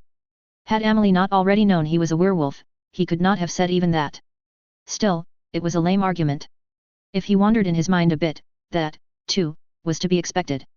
The Thalmor didn't hesitate to use foul magic and drugs as they tortured their prey. He smells bad sometimes, was just about the stupidest excuse to tell your love that a lifelong family retainer and friend was not to be trusted. All right, dearest. Do something like scratch the top of your head if he's smelling off, to let me know and I'll try to question him, she said.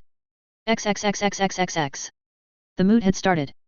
Since it was the Jarl's only meeting, they didn't require either the Harbinger or the Dragonborn to be present. The Jarls would settle internal matters before finally meeting with the Emperor. At the conclusion of the first week, Amelie threw a "Be happy, we haven't killed each other so far" party. I have something for that, said Ionis, frowning slightly as he observed Farkas scratching his head for the third time in an hour. Hey. Well, I do a lot of traveling myself in foreign places and it's unavoidable. Nothing to be shy about. What? Ionis sighed and dropped his tone, moving closing to Farkas. Fleas and lice. I have decent smelling creams that stop the itching and can clean out bites to prevent infections. Also good for most spider and ant bites.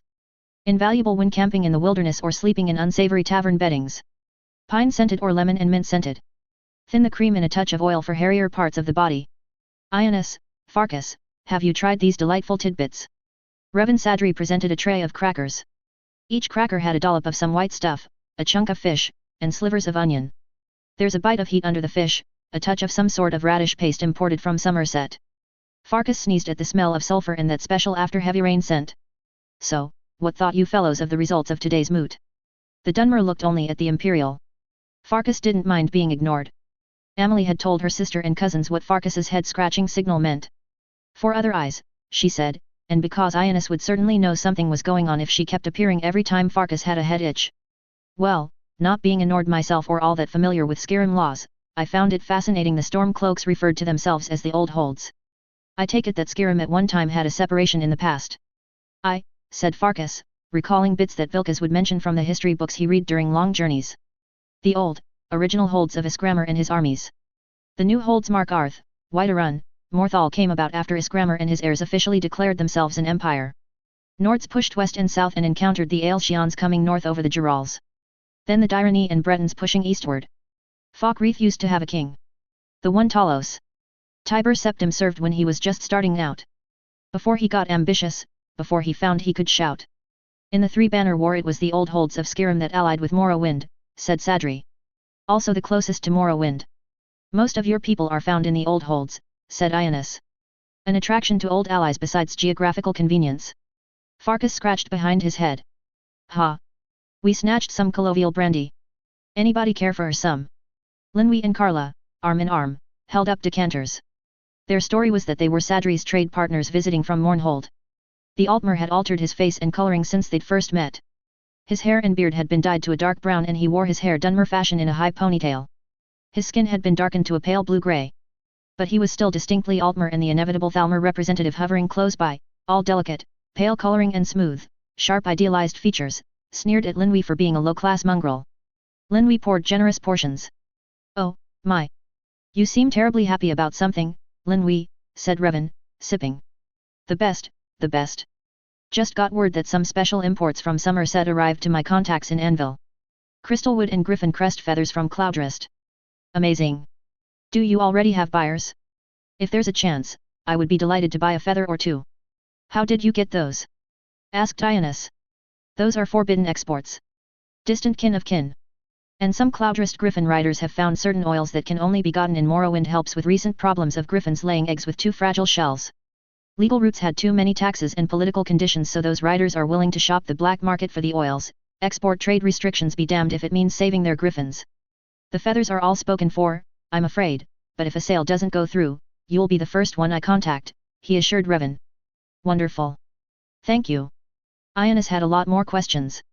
Farkas wasn't a traitor, but he did think a true traitor wouldn't be so free with details. He and Carla were rapidly dropping names, places, routes and schedules. Ionis was strangely intent on every word. Sadri watched Ionis. The three mare were hunting in a way Farkas didn't understand and for prey Farkas couldn't clearly identify. Then Ionis suddenly seemed confused. His expression, his wild, wide-eyed searching eyes of someone lost and in distress. Farkas hooked his thumbs in his belt, signaling that the strange scent event was over. Carla coaxed Ionis away and towards the food table. This was repeated twice through the evening. At the end of the party, a tired and desperately confused Ionis was escorted to a room to rest and a guard put at his door. The girls gathered around to hear what Linwei and Revan had to say. A mind spy, a memory tracker spell, said Linwei. Once the victim is in a compliant state, that spell can be placed. It records everything, and I mean everything, places you go, who you talk to, what they look like, what you see, smell, hear, eat, and where you took a relieved yourself. The subject is not aware of the spell. However, if left long enough, the mind can become too full of memories and that's when confusion sets in. Things you suddenly can't forget that play and replay in your mind and make it hard to think. Confusion, as I said, and needing long sleeping periods or just suddenly falling asleep in place. They may even begin talking in their sleep, repeating conversations like water seeping from an overfull jar. Ideally, the handler would retrieve their unwitting spy before such a breaking point and remove those memories to themselves or to an enforcer who would then go out and capture or destroy or subvert whatever the Dominion desires. How do you think they found so many blades, how they knew the secret signals and passwords, knew the bolt holes and hidden bases? And not just blades. Ignorant family members and friends, people whom the blades had identified as linchpins in government and commerce and defense. However, it takes at least an adept in mysticism to set that spell without driving the subject insane in a matter of hours. It was meant for research and teaching.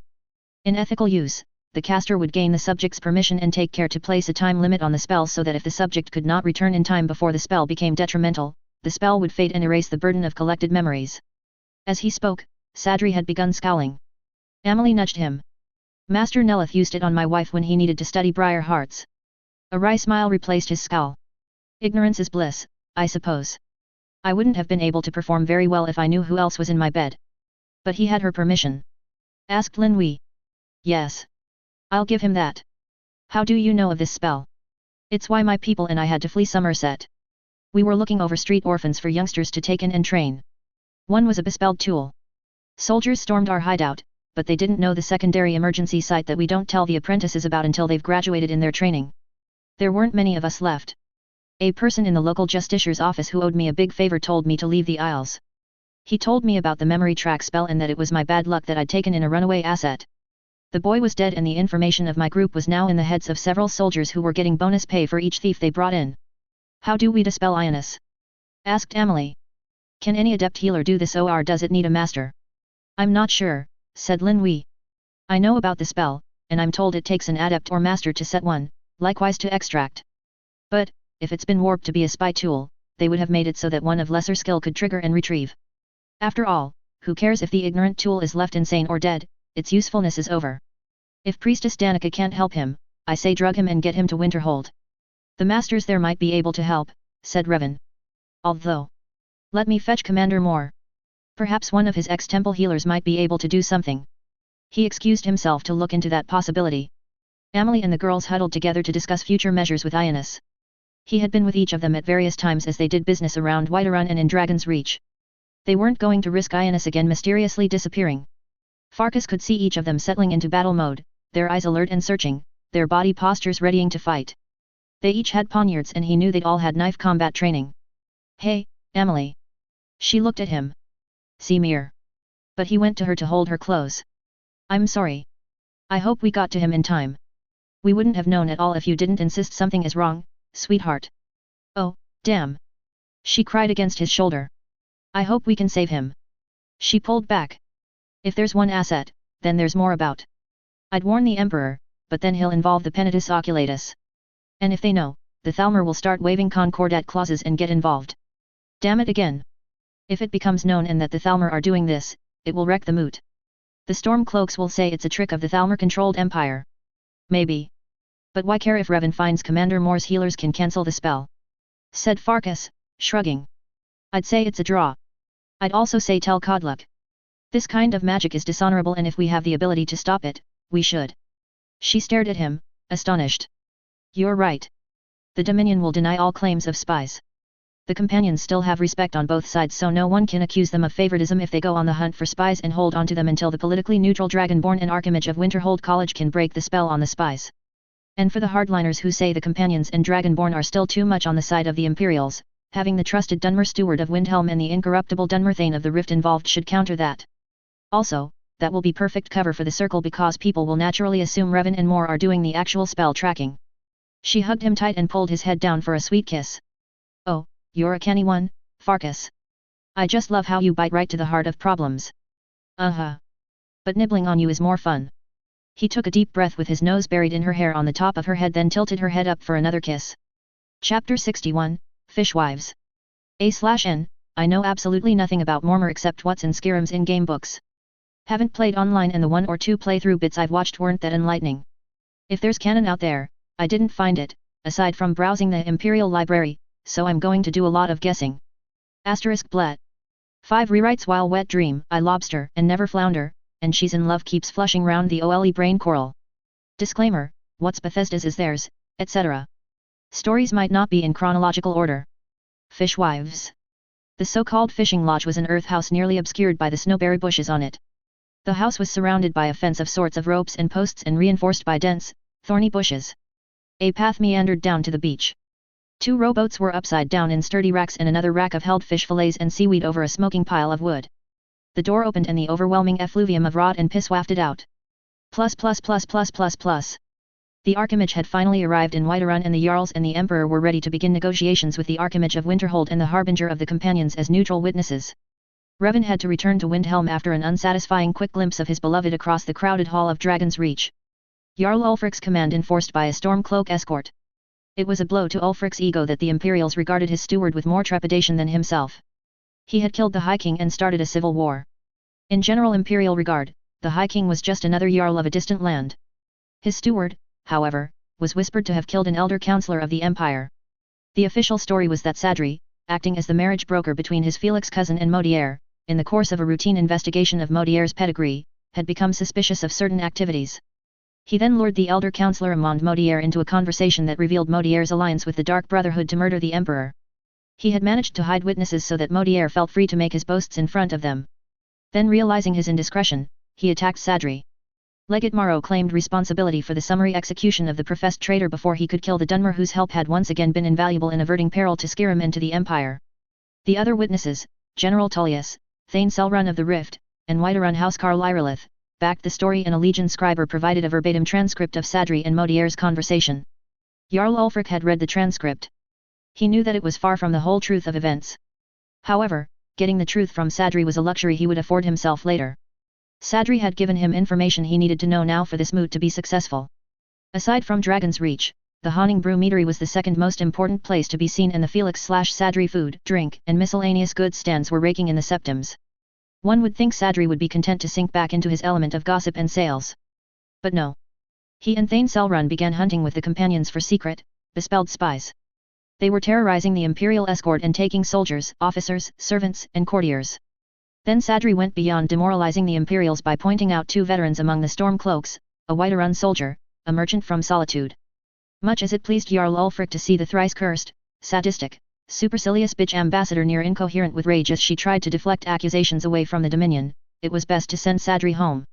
Thane Selrun could handle the spy tracking. Besides, there was an elf problem in Windhelm that only Sadri could handle.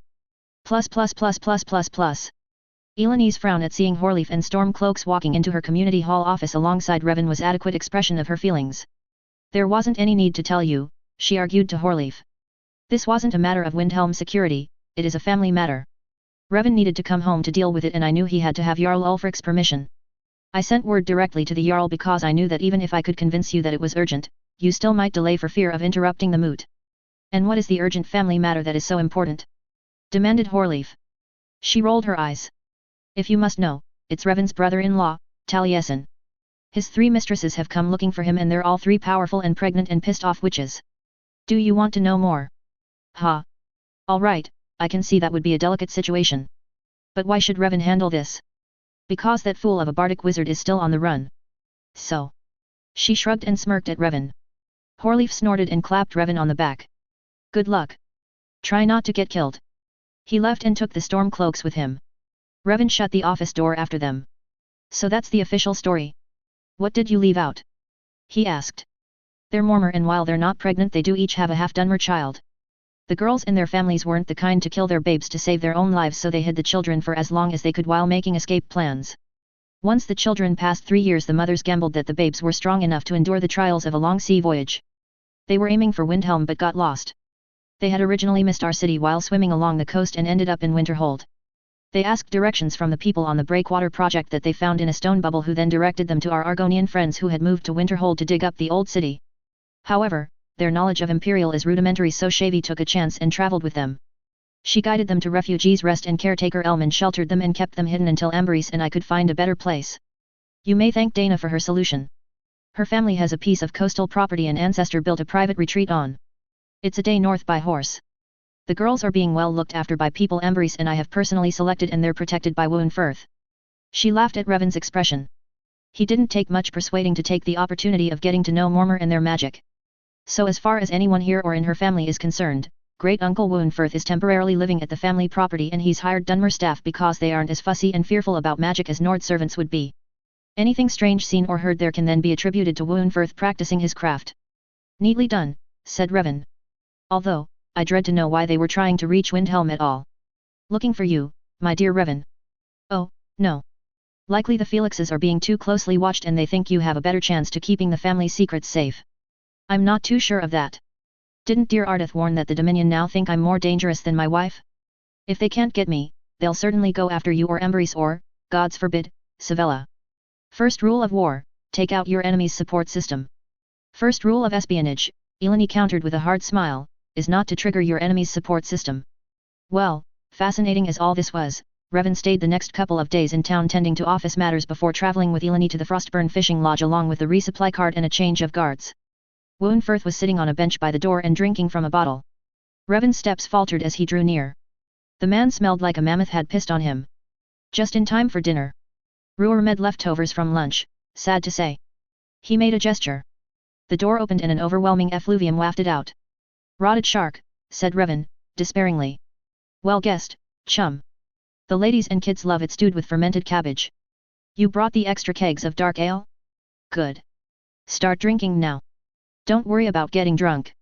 Once the meat hits your belly, you'll sober up soon enough or you'll spew. Eleni claimed a delicate stomach and stayed outside with the guards while Revan whimpered, wiped at his watering eyes, and entered the barrow house. Plus. The few books Revan had seen that mentioned Mormor the sea elves or fish elves and a calling about as flattering as dark elves for Dunmer described the Mormor as having white eyes with no discernible pupils, pale flesh with a look of dense, rippled jelly that he could well believe would make them practically invisible in water. The children's flesh lacked their mother's characteristic for now. Hopefully, that would develop as they got older.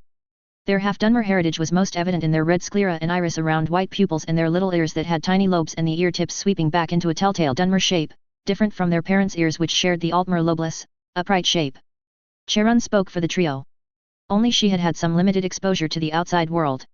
She spoke very basic Altmer and rudimentary Imperial. The other two were ignorant of the world outside the mist like the majority of Piandania's citizens. Her daughter, sitting comfortably in Revan's lap, was Tyce, who was trying to feed him the leg of a deep-fried and spiced rock beetle from southern Morrowind. Perel's Hoda and Zura Azinwin sat on the floor in the center of the circle of adults mouthing the large beetles as if teething on candy. Revan's lips plucked the beetle leg from Tyce's grasp and, with the leg still sticking out the corner of his mouth, went back to delicately lip nibble on her tiny fingers, causing her to giggle. She ducked her head and rubbed against his cheek. He gently blew, ruffling her fine, white hair. They like your ancestors, commented Eleni as the boys, Inwin and Hoda, crawled over to haul themselves to their feet by grasping and pulling on the hem of Revan's housecoat. Eleni scooted over on the padded bench and lifted one boy to sit between them and the other onto her lap. The boys, like Tyce, made grabs at Revan's ancestor necklace. Antony Felix, rather, he said, and threw him the rest of House Felix. The Araetham and Hlalo give cautious welcome and my Velathai can reject, but are not actively hostile. I'll try talking to them later. He carefully unwrapped Tyce's fist from around Antony, his late father-in-law's bone token. He looked up as Cherun loomed over him. She had a frown as she reclaimed her daughter. She said something to Mathak Indathri, one of the two language tutors here and today's interpreter. She asks why you wear charms of attraction, if for personal allure or for sales advantage. Do Mormor practice ancestor worship? These ancestors, he was careful to touch only the Felix tokens, Antony and 2 of his Kolovia kin sent by the Felixes, are happy to meet their newest descendants. Mathuk explained this custom of death mementos practiced by some of the Velathai clans. It was a lengthy trial of Mathuk explaining to Chiron, who then attempted to translate what she understood to Perel and Zyron, who also took back their sons to hold close. Some of the Mormor practiced the old ways of ancestral worship, they were among them. For the rest, Ornum was both king and god. While they had their doubts of Ornum's divinity, there was no question of his power to make miserable their lives if they came to his notice. So for the sake of their families they had to leave. Ah!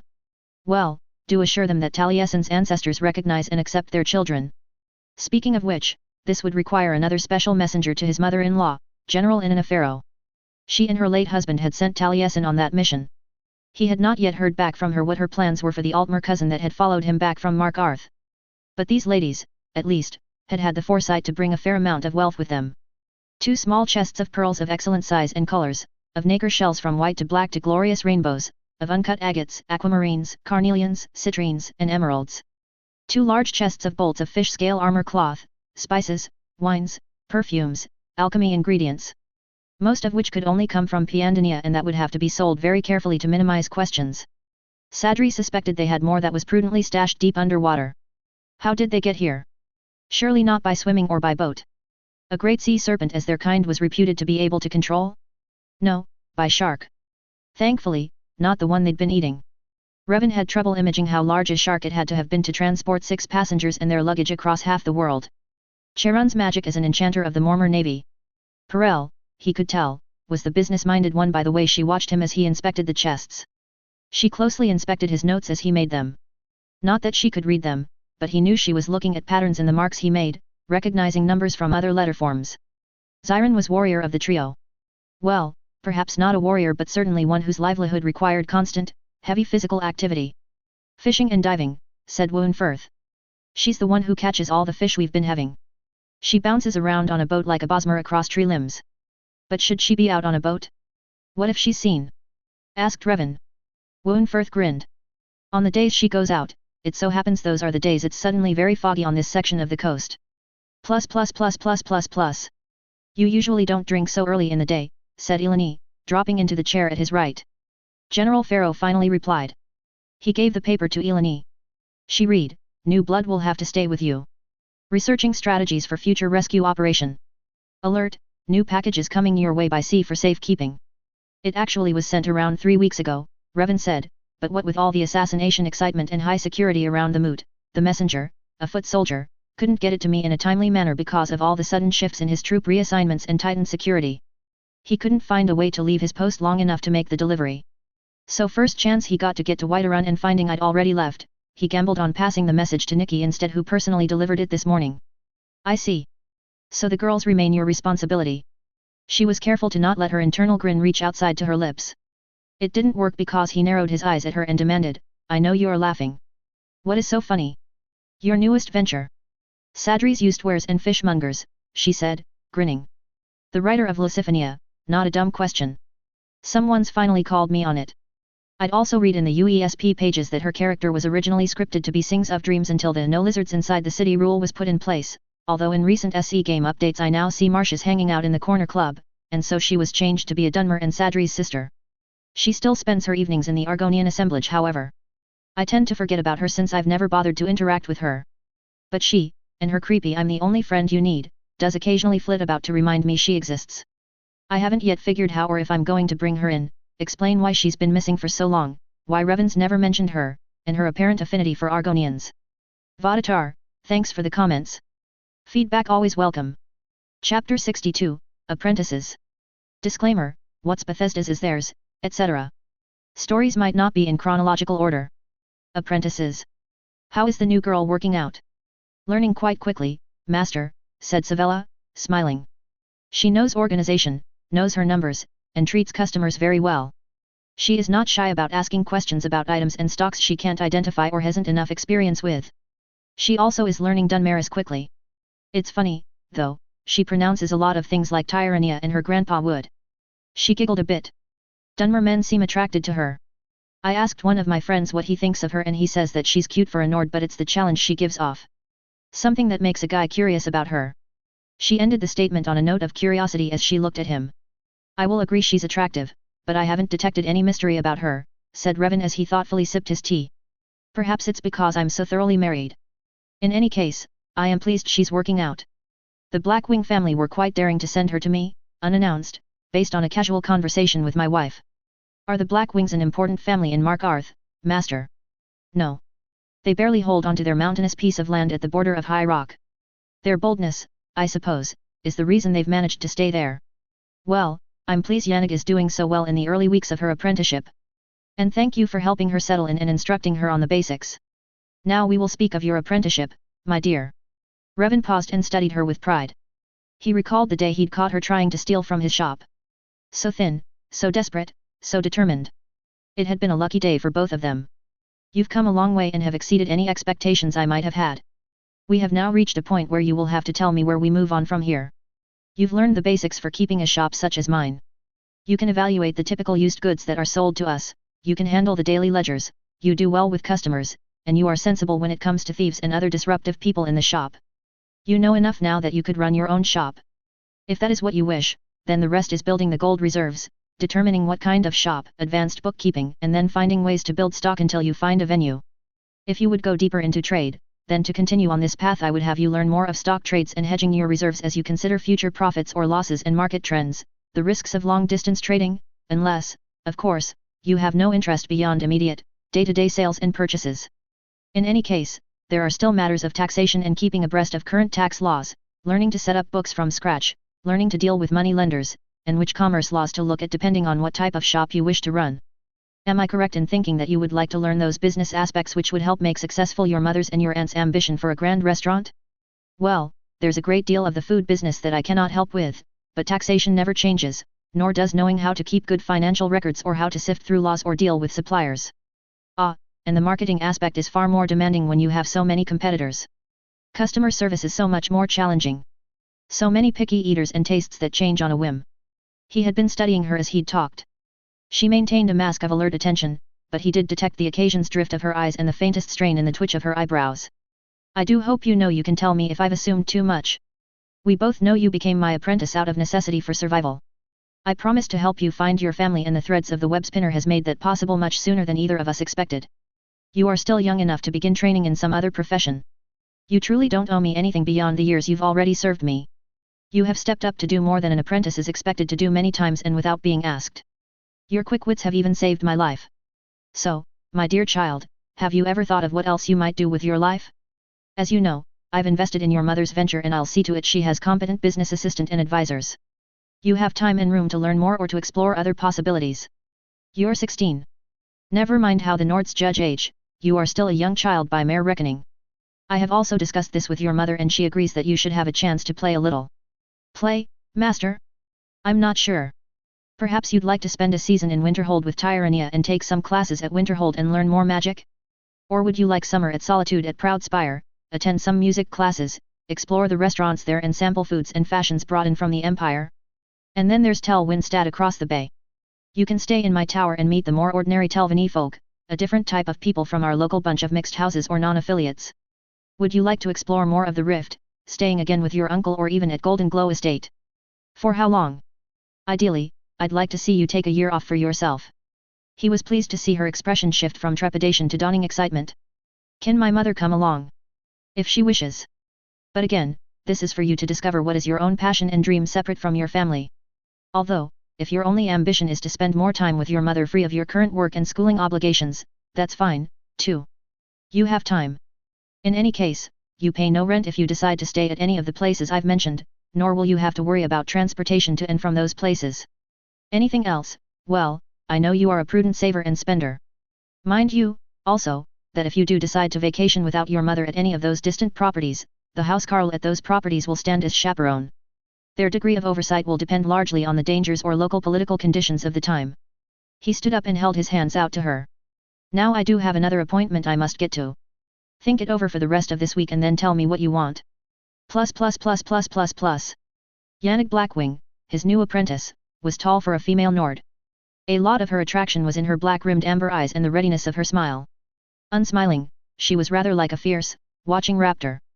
Her thick hair of mahogany had whimsical purple highlights and fell in gently curling waves around her face and neck, softening the angular features.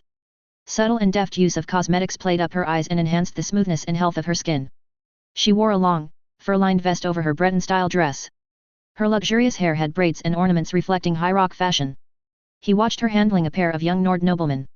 Hard to tell if the goal of the young men was to buy swords or to get Yannick to go out with one of them. She eventually sweet-talked one into purchasing a fancy poniard and the other, a chitin shield with magic deflection. The blade buyer managed to pat her ass as she turned away to lead them to the sales counter. The Nords left, congratulating themselves. Revan followed her into a back room where she went to Koram's inventory window and marked down which magic shield was sold. Koram saw her, came up to read her note, and told her to come back in an hour and he'd have another she could replace on the wall. That was a 10% markup, Yannick dear, purred Revan. She grinned at him. Was it? Oh, my. Should I chase after them and refund them the amount? No. But don't make it a habit. Rightio, master. But as my ma says, Nord men only understand a shield bash to the head to get their attention and a swift kick under the belt to make them listen. Your mother is not a shopkeeper, he said repressively, and that is a very limiting view. In any case, please refrain from shield bashing and ball kicking the customers. He observed her for the rest of the afternoon. She had all the potential to be an exemplary sales clerk, but that wasn't what she was here for. This was something she had been given to do while he had been in Whiterun. Eleni, who handled social programs, had been pushing him to accept more apprentices. She needed more warriors on the political front to carry through some of her ideas, and she wanted these warriors to also have a good sense of economical sense, not just ideas they'd have no idea how to pay for. As she envisioned it, Revan would teach economics and trade, she would handle social justice issues and social politics, and Amberys handled law enforcement and its politics. Apprentices would officially be Revan's because of his higher social rank and prestige. Revan agreed to this because he trusted Eleni's greater social consciousness. She and Amberys were the actual brains and drive in the changes being done in the Grey Quarter, while he was like a Telvanni mouth in front and drawing attention on himself so they could work. He had been doing this already for his wife and then had taken on this extra social duty even as they had voluntarily aided him in keeping his wife's dragonborn identity a secret and helping him manage affairs between his wife's properties and attached communities. So, 2 more apprentices would be coming. One was another Nord, Olaf Gallowglass, young male, distant cousin of the Cruel Seas. The other was the youngest son of Sadras Venrose Dariano, Khan of Clan Dariano of the Sadras, or House Sadras. This Khan had originally sent his niece to spy on Revan, whom he'd determined to be among the most successful and influential of the exiled house of the Hlalu. Ruveana had been her name, and she'd been needlessly killed by enemies intent on capturing Revan. Both Eleni and Magistrate Sorain Girith believed it a good idea to make alliance with the Darianos. So be it, he would take on apprentices, but on the condition that no apprentices would be living in his house and Eleni would see to their lodging. Even Yannick would be moving out soon. That left only Dana, his secretary, as his semi-permanent guest. She had originally meant to be short-term, but that changed when she found out her line founder, a Nord mage of the Ebonheart Pact 800 years ago, was chief of the guardian ghosts here. Between her ancestor and his ancestors, the house was quite full. Plus. So what have you decided, my dear? I'm thinking alchemy, master.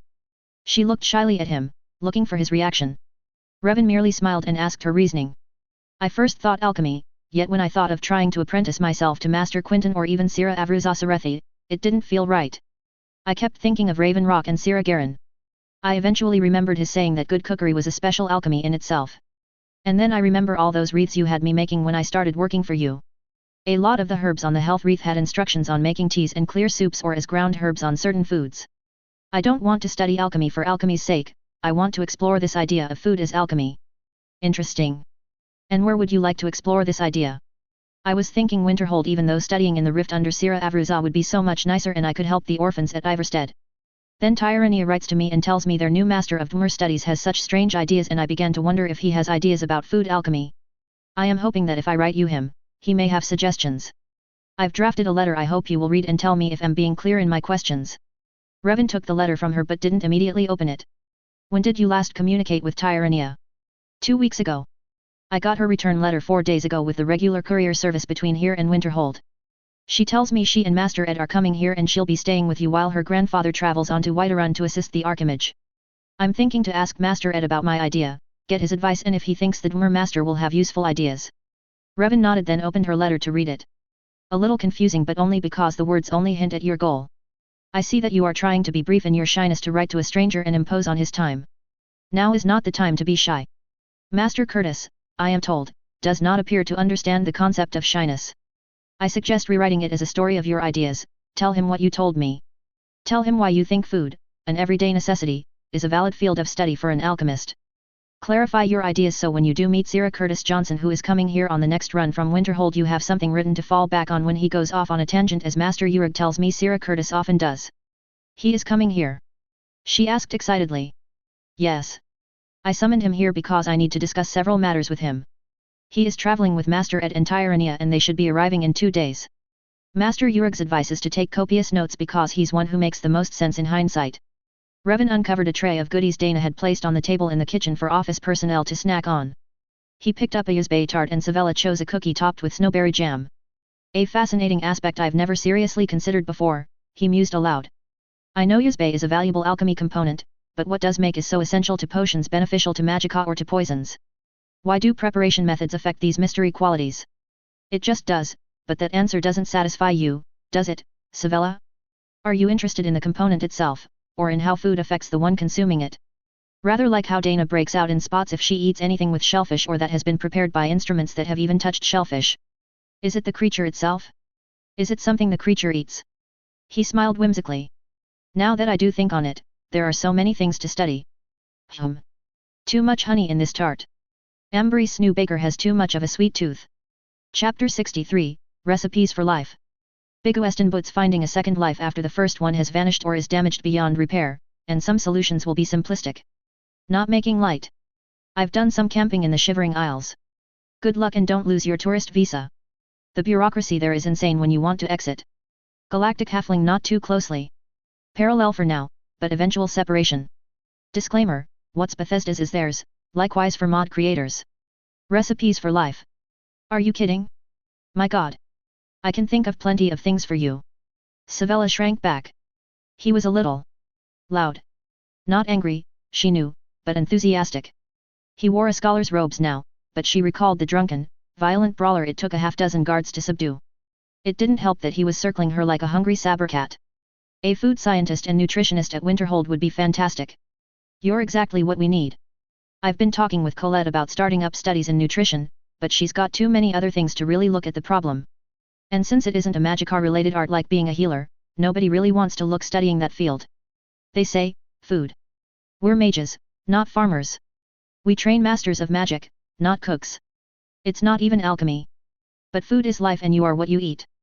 Argonians and hist sap, Cageot and moon sugar, Bosmer and the Green Pact. Flamingos wouldn't be pink if they didn't eat their shrimp. Golden dart frogs wouldn't be poisonous if they didn't eat all those toxic ants and centipedes. Falmer wouldn't have gone blind and warped if they didn't eat those mushrooms and continued to eat those mushrooms all their next generations. Zombie mushroom spores in the air and in their brains since birth. The food you eat can alter how a body regenerates and rebuilds itself, how well DNA replicates. Food is obviously an important field of study.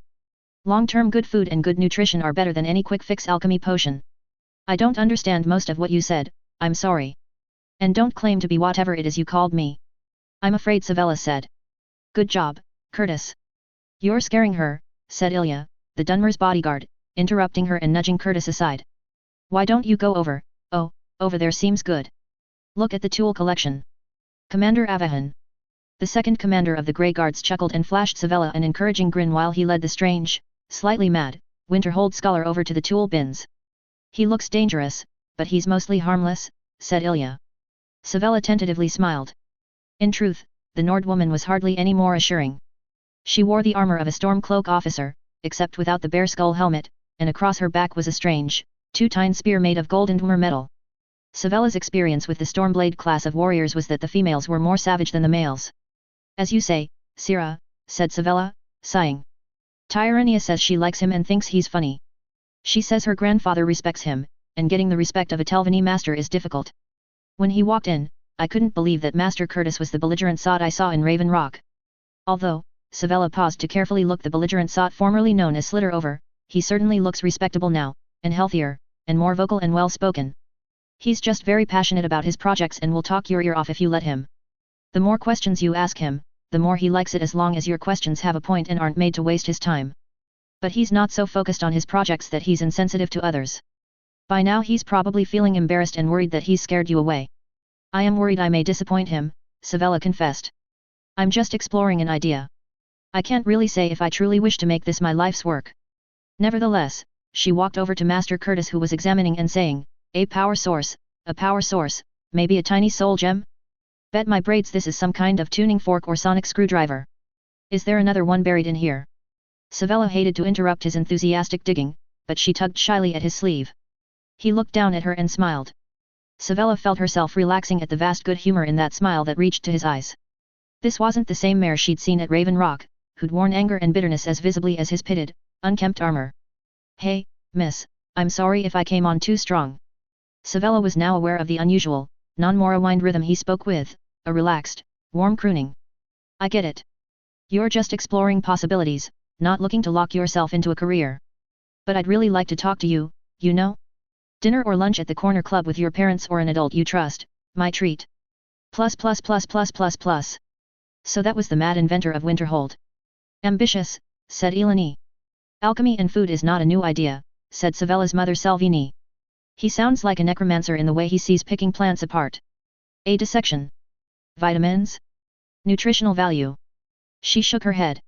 I have a strong feeling the field of study he envisions is one that could easily take several lifetimes to study. He spoke of so many different intertwining disciplines. Yes, but his main focus is finding what foods and combinations of foods can best support one's health, and is readily available for the long term and affordable, said Eleni. And it is not like you are to discover all this. It is obvious he has some knowledge and he has specific ideas he needs proven, but that he has neither the time nor skills to do job himself. From all I hear of him from my contacts in Winterhold, laziness is not a quality anyone there would ascribe to him. The right tool for the job, seems to be his motto. Perhaps the right ego for the job, too, said Salvini, jabbing at her pie. I'm sure the college restoration school is too proud to reach out to the various temple schools of healing for their observations and gleaned knowledge. The ideology, the pride and arrogance of secular mages. You'd be amazed to learn how many necromancers are renegade temple healers. Your sire was one such. I don't remember which Reguard god, but he'd been an acolyte before deciding the temple life was not for him. He wanted miracles on his own terms. I remember, and this was before you were born, there had been a sickness going around and he mandated that all porridge and stews and soups be prepared in iron pots and any water for teas be boiled in the same. And among the first lessons he made me learn was how to properly prepare those plants he used most often for his own health. I'd tried to use his recipes when I was getting sick during pregnancy, but it wasn't working. The bastard only showed me how to make changes when I got too sick to see to his comfort. Recipes that specifically benefited Dunmer women undergoing certain changes in their bodies. He had to force me the first few times to drink those formulations because I feared he was trying to kill you. She reached out and stroked Savella's shoulder. I've seen him prepare teas that caused women to be rid of their unwanted babes. At least he knew that I was serious, that I would kill myself if he made me lose you. The soups were actually pretty good. More importantly, they helped. I wasn't vomiting my guts out and I got stronger. Savella lifted her mother's hand to stroke it against her cheek. I don't believe he wants me there to be an alchemist, mother. Not exactly. It sounds like he wants a cook to create recipes according to alchemy principles. But he's avoiding to say who or what he wants food prepared for. I noticed that. One of the first things Master Revan taught me was how to identify our customers as soon as they walked in the door and to target their needs. Plus. Strange clients. She hadn't missed that her master and his wife had strange clientele and friends. She knew there were secrets around her and she'd been careful to avoid learning too much about them. She had enough memories of the necro den she'd lived in before the nightmare of Honor Hall Orphanage. You never, ever wanted to pry into the business of the people around you. She had learned willful ignorance was sometimes a valid survival method, yet she wasn't blind and she didn't think she was stupid. The master and his wife, no one got that rich that fast and made conquests in so many different holds or survived so many dangers without divine impetus behind them. But Savella didn't ask. It wasn't necessary she know.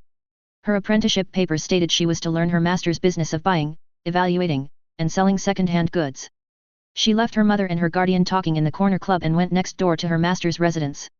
All the office workers had left and there was only the night watchman Balithan and the cleaning staff. According to Balithan, the master was at the palace and would be staying there for the night. Muthsira Dana was upstairs in her rooms. Savella paused in the front lobby, halted by memories of this once being a small storefront. No bins of paper forms, no benches for people to sit as they waited for clerks to attend to whatever business they brought in, and the side room didn't used to be the group office for more clerks. Yes, the new store was larger, more spacious, and much busier. It was a good place to work, the master made sure it was. It just wasn't here, where it all started. She went to the kitchen and used her keys to access the master's private larder and made some tea for herself. She liked the apple-flavored black teas from Golden Glow. She lingered here, sipping her tea. She could sense the spirits that wandered the house. Most of them were downstairs keeping guard on whatever great secrets were hidden in the master's office. She recalled the day they came. Guardians, no need to worry, he'd assured her. Yes, and she'd often see the guardians during quiet times and always felt peaceful around them. She wondered why Nord's spirits guarded a Dunmer home, but it wasn't necessary she know. She finally went downstairs and through the faux brick wall that hid his office. She bowed respectfully towards his family shrine and went to new shrines of divines on the other side of the small ashram garden in the center of the room. The divines being honored were Akatosh, Zenithar, and Yahunal. The first two were traditional to his wife's imperial family. The last was new one they'd found together, a divine prince of oblivion. An owl perched on top of the pyramid base that normally would have signified Giuliano's. Master said that Yahunal the owl was an old Nord god of wisdom and learning like Giuliano's but whose hands-on approach was more akin to Zenithar. Savella liked this new old god. The Dedrick princes frightened her though her kind master seemed comfortable with them. Talos, well, he had his Nords. She only knew Akatosh as the chief of the divines. Zenithar had to do with industry and commerce. Yahunal, a god of discovery and learning by doing. All else she knew of Yahunal was that he'd helped save the mistress while she was in the Oblivion realm of Apocrypha and fighting a dragon priest of Hermos Mora, and that Yahunal now ruled Apocrypha. The master had been a bit nervous introducing the Atmoran god's shrine to 800-year-old Nord guardians. The empire of Tiber Septim had not existed yet for them and they did not fully recognize Talos as the latest aspect of Shore. He'd explained to her that Yahunal was a god the Nords had abandoned because of his association to magic and favoring intellectual pursuits. Too elven for the Atmorans who were at war with the Snow Elves. It was unfair to the god, but there it was. Savella scooted a stool closer to the altar table and put down a shallow bowl in front of the owl god. I hope you like this, holy Yahunal. I was told Skal beer was the closest to ancient Atmoran beer. She took a small bottle from her pocket and filled the little bowl to the brim and took a small sip herself from the bottle. She grimaced at the strong burnt flavor and then began telling the god of her day and her thoughts. Really, telling the little owl statue and likely an entire room full of friendly spirits was as good as telling her master. Actually, maybe even better. She'd watched him since that first day. On all the shopping and trading trips she went on with him, she'd studied as he coaxed others to talk or to show him items. Afterwards, he would test her on what she saw or heard, and he was always delighted when she could catch things he missed, and those usually because she saw the world differently than him. But here and now, she wasn't being questioned by anyone judging the quantity or quality of her thoughts. She could meander a bit. Go off in fanciful word games and make little jokes, even ridicule little absurdities and giggle at odd notions. You should play a little, her master had said a week ago. The strange tenseness, the fluttering in her guts. Was she making a mistake? The last time she felt this confusion was the days she plotted her escape from Honor Hall. She knew if she didn't get out, she'd die. Now she wondered if safety had made her a coward. Oh, in her mind she knew she wasn't going into exile into unknown, unmapped territory. She was only going to Winterhold and she would be staying with Tyrania and her grandsire in their new house in the center of town. She was going to do a year's apprenticeship in general magic at the college with side studies in alchemy with an emphasis on the medicinal properties of common foods and herbs. Maybe experiment with new recipes. The shopkeeper was talking with a pair of customers about bolts of cloth and jewelry. It was stupid to try stealing in a near-empty, quiet store, but the pain was getting more than she could bear. He'd caught her almost as soon as she'd slipped the box up her sleeve. If it's tea you're looking for, why not this one? It's very good for coughs and light fevers. The one you picked is pain relief for female problems. The Nord lady at the frozen hearth who was providing pies for the Azura's Day feast laughing and saying, a little alchemy trick with snowberries to help with ice chills. The potion is on the sour side so a little honey to sweeten, but another trick there with honeycomb essence to toughen one's stamina and shore up the armor of one's flesh against the snow. The recipe has been in my mother's family for generations. Food is life and you are what you eat. Better than any quick fix alchemy potion, Master Curtis insisted. Long-term and readily available, added Muthsira Eleni. The right tools. The right ego. For the job. I get it. You're exploring possibilities, Master Curtis said with a smile. Me? I like cooking, but is that enough to say what's good food and bad food? She asked the owl god. Advantages and disadvantages. People can have strange responses when you tell them something's either good for them or bad for them. Take into account circumstances, the product user's needs. And expectations, Master Revan counseled. She smiled then and sipped the last of the beer. Take into account. I know accounts. Master says I'm good enough now to run my own shop. And that's what Master Curtis really needs, he needs someone to set up shop for him. I don't know enough to be a good researcher, but I am trained to organize and plan and evaluate old stuff, find ways for a second or third life. And I know respectable alchemists in all holds of Skyrim. I've even contacts with temples in Morrowind through all the letter writing to find my mother. And there's the ex-temple healers and mages in Ivarstead, they know me. And all the big temples in Cyrodiil that have teaching schools for healers, they'll ignore a letter from a novice alchemist. But once I get permission to use the College of Winterhold's name, they can't ignore me then. I have no problem asking for their help. I can at least get things started even if I decide to do something else later on. She heard a noise to her right and looked. Nothing there. Then she noticed the owl god's bowl was empty. Lucky for them, just on her master's desk was a bottle. Ash fire mead made by a Nord brewer on Solstheim. Well, they were out of Skall beer. Maybe Hunel would like to try something else? She staggered a bit as she walked over. That Skall stuff was stronger and sneakier than she thought, and she wasn't all that experienced with drinking. Always under supervision and just to learn how to recognize good stuff, bad stuff, expensive stuff, and cheap stuff. This brew was strong stuff. Popular with Nords. Seemed like regular mead but infused with Solstheim plants. Maybe she'd look up the alchemy properties of the ones she could guess. Later then. She wanted to keep exploring her ideas with Yahunel. Oh, stop clicking your beak like that, holy lord. This cork's in there good and I don't want to break it. Chapter 64, Rediscovering Family.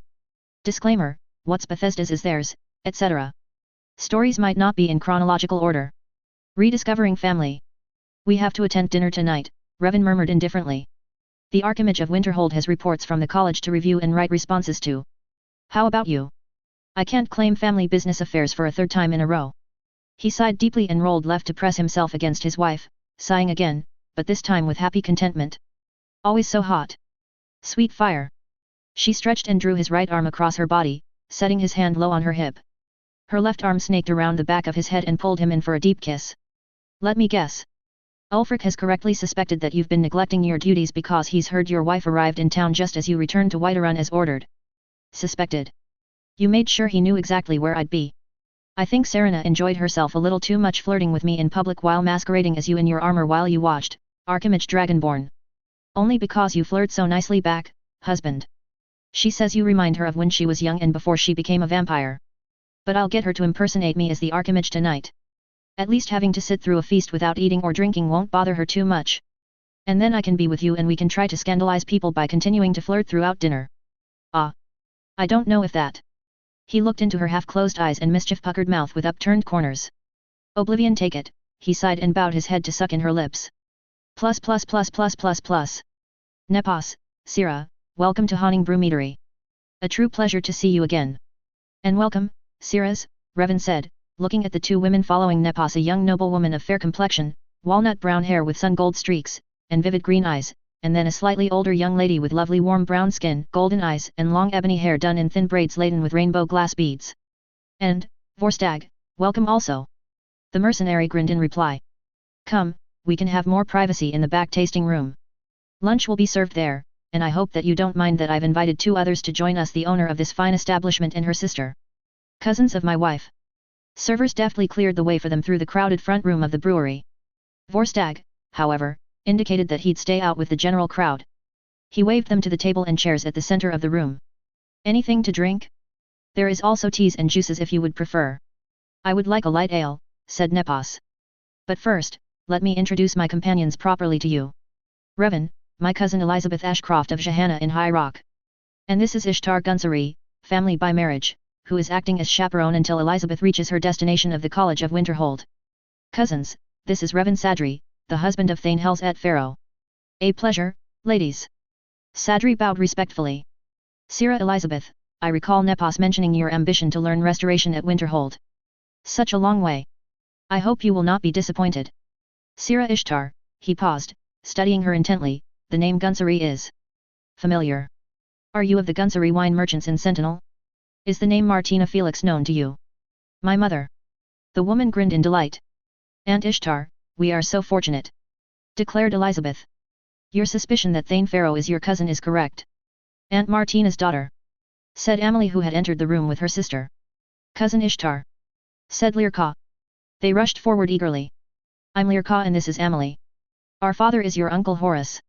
Revan and Nepos retreated to the small bar where Nepos sat on one of the high chairs and Revan moved behind the bar to set out glasses and various sweet liqueurs and began heating a small pot of water for tea.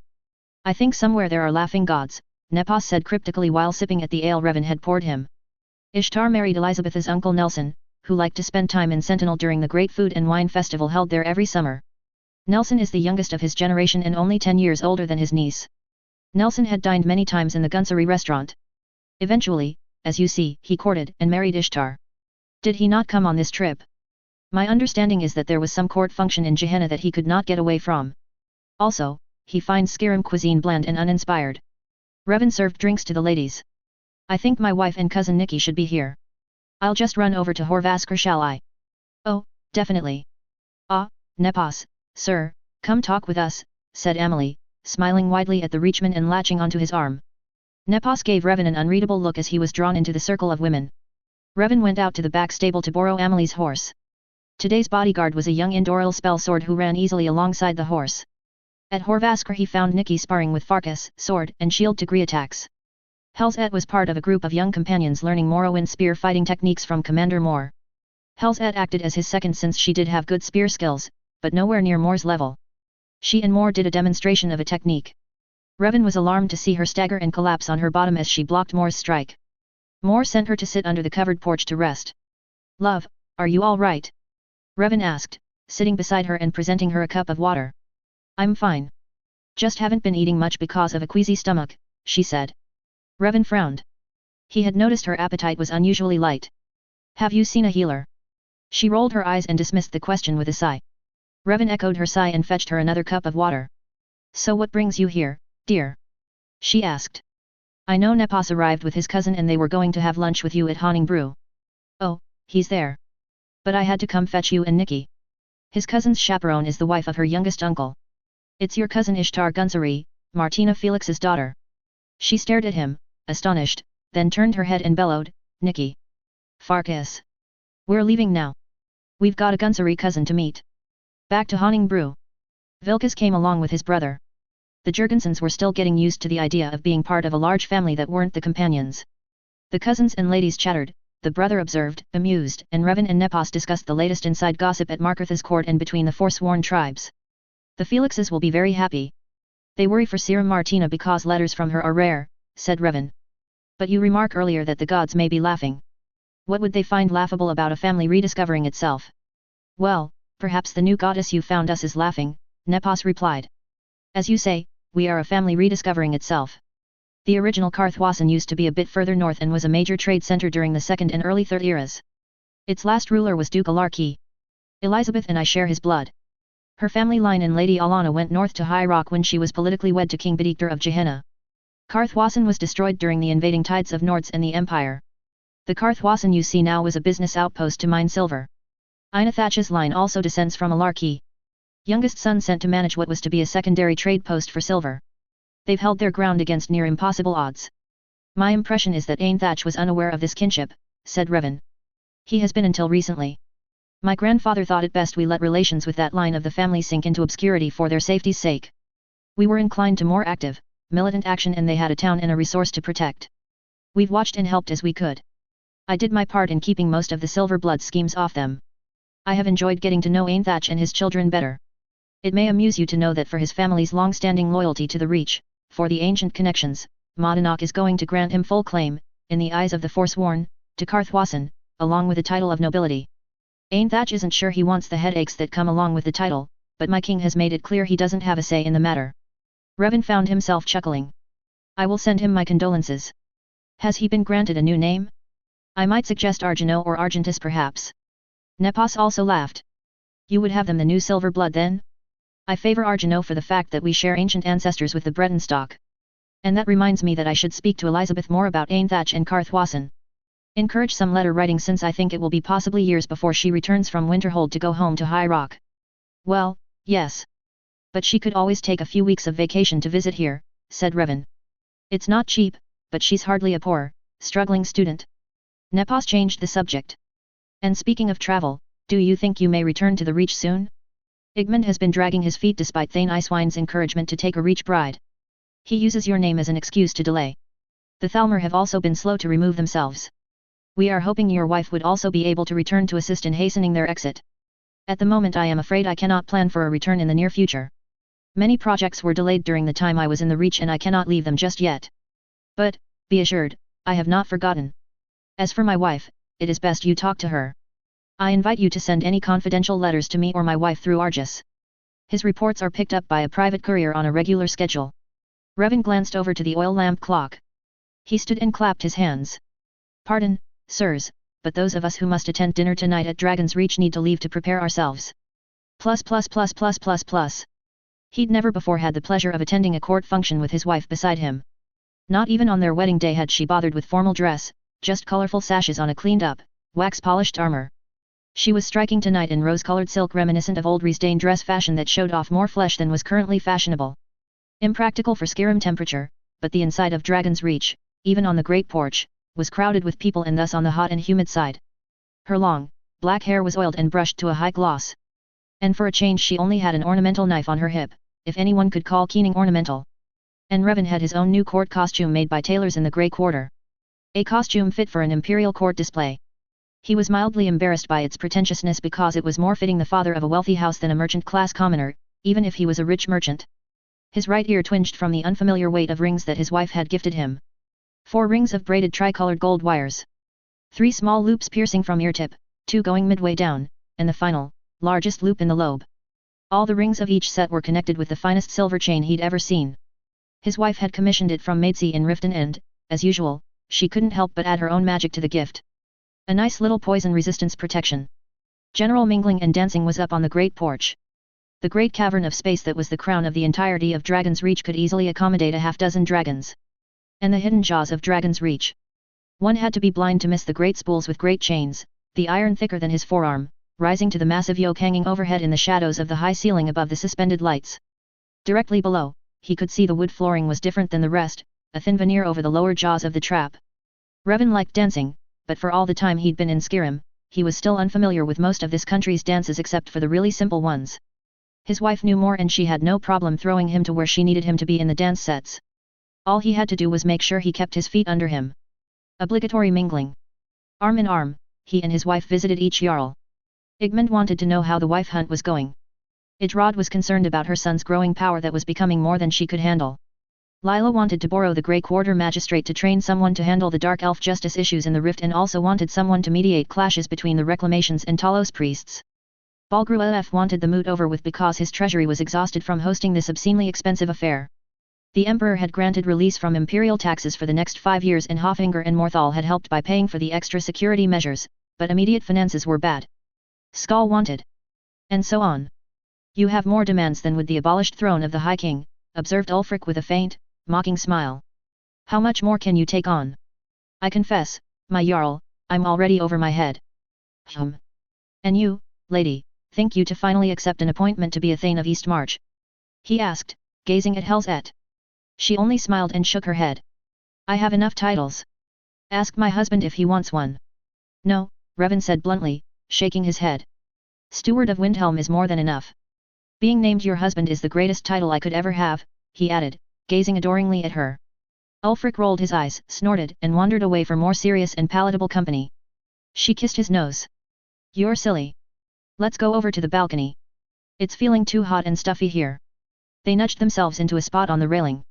Skuldafen is somewhere there, said Revan, looking towards the Velathai mountains. What's a Skuldafen? During the Ebonheart years, it was a place safe from the Akhavirai and where the leaders of the pact would meet and plan their strategies. When Delphine captured me, it was to take me to appease the ghosts guarding an intact gateway shrine hidden in a secret Ebonheart supply depot. Magister Sorain had his friends delve into temple records for me and they found many references to that ancient place. It was built by the dragon cult and was the largest of the dragon temples and dedicated to Alduin. It's interesting reading when I have the time for it. The Ebonheart War Council records. He stopped, feeling Helzet sway and wrapped his arm around her waist and pulled her closer. What's wrong, love? I'm fine. Either I'm boring you unconscious with my chatter or you're truly ill. I've noticed you aren't eating as much as you should and you've been oddly clumsy at times. I catch these annoying colds all the time on the road, dear. Stop fussing. At least with this one it's just an upset tummy and not a plugged nose and hacking cough. And I am an apprentice-level healer. Yes, beloved. And I hear healers are the worst patients. Dinner was announced. They took their places at Ulfric's table. Thane Icewine took the absent General Galmer's place at Ulfric's right and Revan ceded the left-hand place, which would have been Thane Gilder's, to Helzet. It was a calculated appeasement to the Windhelm faction since Helzet had too often been sitting with the Emperor during breakfasts and lunches. He watched her and saw she only took token bites of food from each course. Her hand shook faintly as she lifted her wine goblet to her lips. A few sips, then the goblet slipped from her fingers, splashing across the table. He reached for her, but she twisted sharply away and spewed all over Ulfric's lap. Chapter 65, Making Excuses. Disclaimer: what's Bethesda's is theirs, etc. Stories might not be in chronological order. Making excuses. Kodlak Whitemane, harbinger of the companions, was dead. The Emperor and the Jarls had left Whiterun 2 weeks ago, but there were still plenty of strangers in the city and surrounding areas. The Whiterun city guards failed to note the purposeful gathering of a random assortment of armored visitors until too late. Although, to be fair, no one had expected an organized, hostile strike against the Companions' Hall of Horvaskr. They'd escaped through a hidden tunnel beneath the Skyforge, a defense weakness unknown to the guards until now. Farkas had come to see Revan at Honningbrew to seek his help to put together a credible explanation to the Jarl and to the public about Horvaskr's tunnel. Vilkas and Nikki were out hunting for the relics stolen from Horvaskr. That left Ela and Farkas to regroup the companions, many who had been everywhere else in the city and the surrounding countryside helping the city guards with security since the Indorils had left with Jarl Lila of the Rift and Julian Victor's wolf-teeth mercenaries had left when their contract had ended. Companion Ela was out hunting for any silver hand still in the area. For all her intelligence, she was still too blindingly angry for reasoned coherency, and so it was left to Icebrain Farkas to defend the companions against public opinion. Jarl Balgruaf wanted answers of this egregious breach in his city's defense that the public now knew about. As Jarl, he had known of this tunnel. It had been trusted by himself and the past Jarls of Whiterun that the companions would be responsible to guard this gate. They had failed, and he needed to know why. Suddenly, tradition was a piss-poor excuse from the companions, even for tradition-loving Nords. A reasonable assumption would be that this was meant to be an escape tunnel, said Revan. Its proximity to the palace would indicate the Jarl's court would have access as the point was guarded on one end by the companions who would ensure escape. The other end was at Battleborn Land, one of the founding families and, presumably, loyal to the Jarl. It's been centuries since the city was so threatened that the emergency contingency was never used and has been largely forgotten. The Harbinger and Inner Circle know, of course. But, as Whiterun has never been so threatened in centuries, beg the sin of complacency. Point out that the attackers were not a threat to Whiterun, but, obviously, only to the companions. They came with weapons to attack and kill anyone who tried to stop them from taking the relics the companions had been collecting. Wulfrad. Isgrammer's X. Your heritage. The heritage of all Nords. And so they murdered Harbinger Kodlak Whitemane. Also killed Wervinar Greymane and his manservant, 2 young initiates, and the housekeeper. The Silverhands claim the noble cause of hunting monsters, werewolves specifically. But time and again they've proved themselves no better than brigands. My wife can attest to having infiltrated their camps when asked to search for missing people. They catch werewolves, yes, but she's found plenty of non-war bodies dead from torture as these self-claimed heroes tried to make them confess to being beasts. They think themselves the peers of the Dawnguard and the vigilance of Stendarr. Yet, when the call was put out to fight the vampires, the Silverhands were absent. The claim of the Silverhands that the companions are werewolves and monsters by the reasoning that the companions wear wolf totems on their armor, are therefore baseless. Farkas shook his head, looking lost. I can't say all that. Take a deep breath, Farkas, and relax. We'll practice the answers step by step. First of all, think of this as a shield exercise. This is defense work, not attack. You're absorbing the force of the blow or deflecting. Now, let's start with the first possible angle of attack. XXXXX. Even if he had to hold a piece of paper of key points while he spoke, Farkas did well, said Amelie, hugging Revan. Thank you. My pleasure to help. It's not much different from what I've often done with Helzet. Though with her, it's political and social fencing and financial traps. Farkas was perfect for this. It wasn't polish the audience needed, but words from the heart, and he delivered. Amelie nodded. Have you found anything else about these Silverhand bastards? She asked. Nothing new other than what I've already told you. It's fortunate Nikki knows the layout of Driftshade Refuge for having emptied it of the bandits on an earlier companion contract. Ah, and I did get a message back from Iran. He has no respect for the Silverhands. He is sending 2 whom he thinks may be able to help with hunting the remaining groups once the main group has been dealt with. One is Gunmar, an interesting fellow I've met before. I believe he's being sent from some sort of dark humor of Iran's because Gunmar is an animal trainer. The other is Florentius, a priest of Arke. Helzet says he is an amusing fellow who spends half his time talking with Arke. And, of course, there is Serena, but she is soon to leave for Winterhold where she will pose as the Archimage Dragonborn while Helzet rests at Goldenglow. Will you be here when they come? I'm afraid not. I have to return to Windhelm. Ulfric wants now to deal with Thane Gilder. This time, it's my turn to sift through Gilder's papers to discover what plots he is involved in. And I'm very afraid Ulfric may make good his threat to make me a Thane. So you're not going to get a chance to be with Helsed at Golden Glow? Oh, that's sad. Helsed says she barely gets a chance to be with you more than 2 weeks before something comes up, and then it's weeks or even months before you get together again. All right, go back to Windhelm. But you will tell your Jarl that you will be attending your wife when the time comes. No excuses. We're already sending word to the rest of the family so you will be there to meet them, or we march on Windhelm. Revan couldn't help but grin as he imagined Ulfric facing off against General Inanna, Helset's mother. Oh, the family, he said, his grin fading. Mayhap a decision will finally be made about the 3 Mormor ladies and their children? I cannot continue to keep them confined. They have been patient, but it is still imprisonment no matter how pleasant we endeavor to make their current residence. It was an easy enough excuse that they didn't know any language beyond their own, but their instructors tell me they've dedicated themselves quite well and can both speak and read common, even a little bit of Dunmaris. Oh, dear. Of course, you're correct. And the Morgia cousin. We need a lot more details. A raid into Oridon to rescue our cousins isn't an easy thing. Aunt Inanna is good at planning overland campaigns, but naval maneuvers is not her strong point. None of us have any experience against the Altmiri Navy. One of the Mormor ladies is a naval mage, said Revan. He and Amelie exchanged glances. Of course, that doesn't mean she's an expert on naval combat. And the Mormor Navy hasn't left the mists since the Third Era. He sighed. I'll try talking again to her. Perhaps it's time they meet more of the family, said Amelie. Once Helsed relaxes a bit more and is more reasonable about carrying a babe, we can make a quick trip up there and introduce ourselves to our new family members. Reconciling Mormor cousins to an Altmer cousin shouldn't be all on you. Thank you. I gladly turn that problem over to you. But good luck with keeping Helsed in place, chuckled Revan. Yes, well, fool us once. She'll not be running away again to go adventuring anytime soon. Speaking of running away, I don't suppose you've heard anything from Taliesin, have you? We're all worried because none of our contacts in Morrowind have heard anything. Revan shook his head. No. All I can say is he's not yet joined the ancestors. Oh. But he worships Zenithar and Akadosh like the rest of us.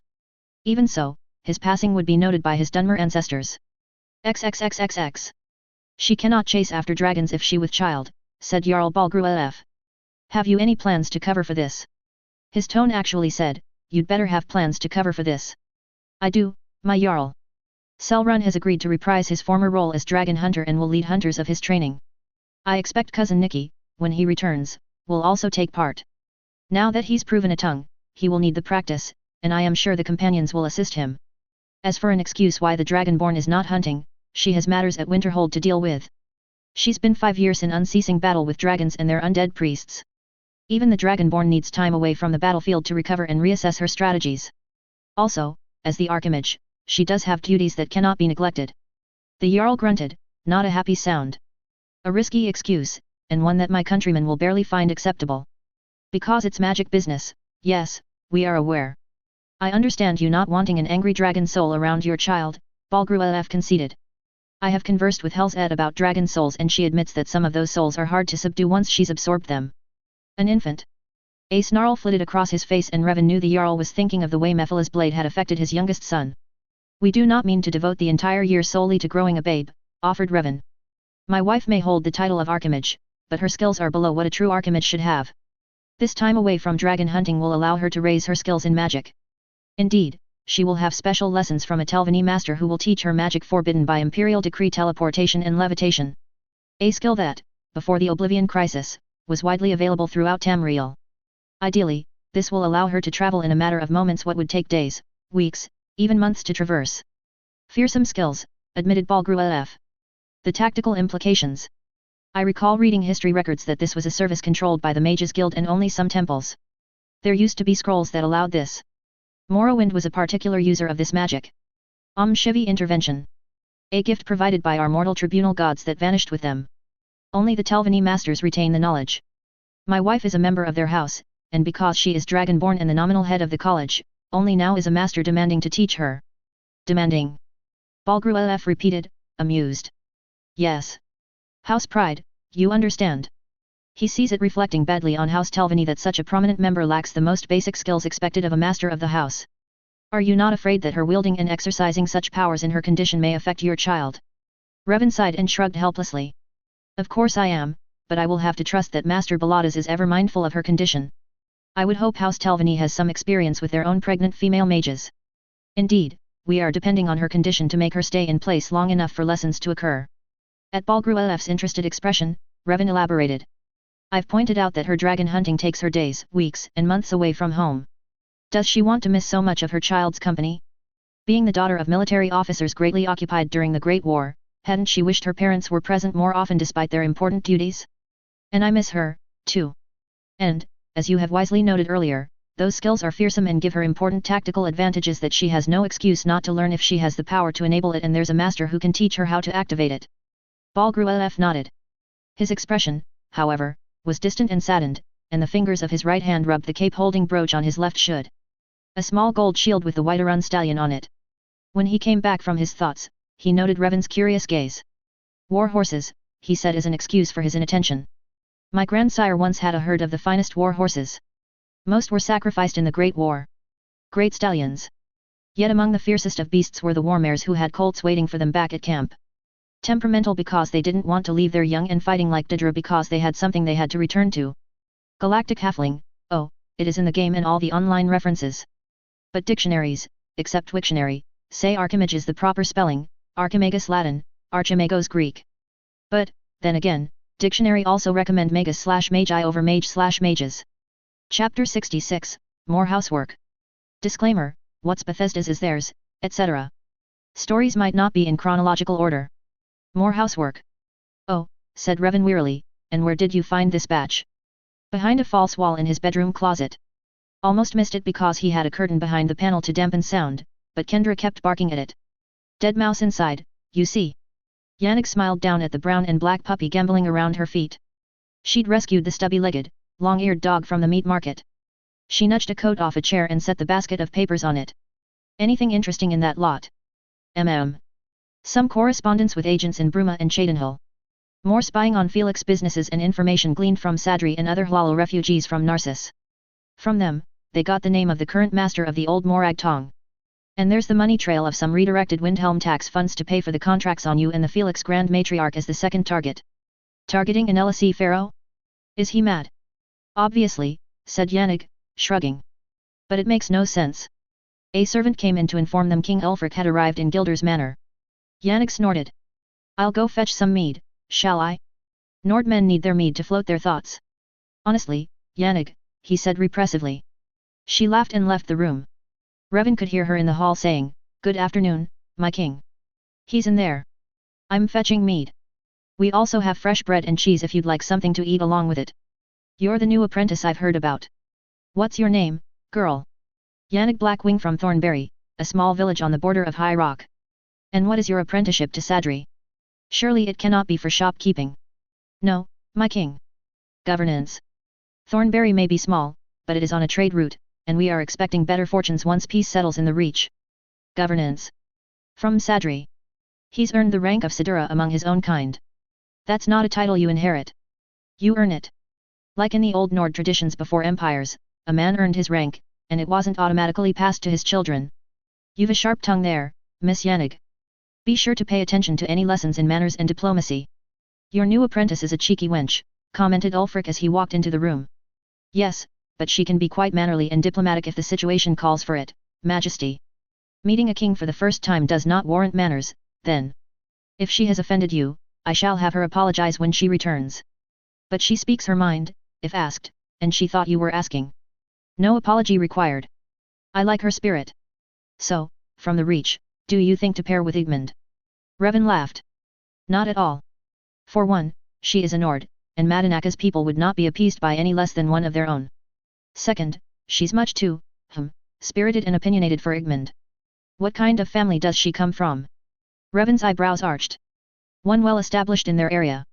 Not wealthy, although their fortune has been growing of late with the increase of trade through their small town. So, how does she come to be your apprentice? It was an arrangement made through my wife.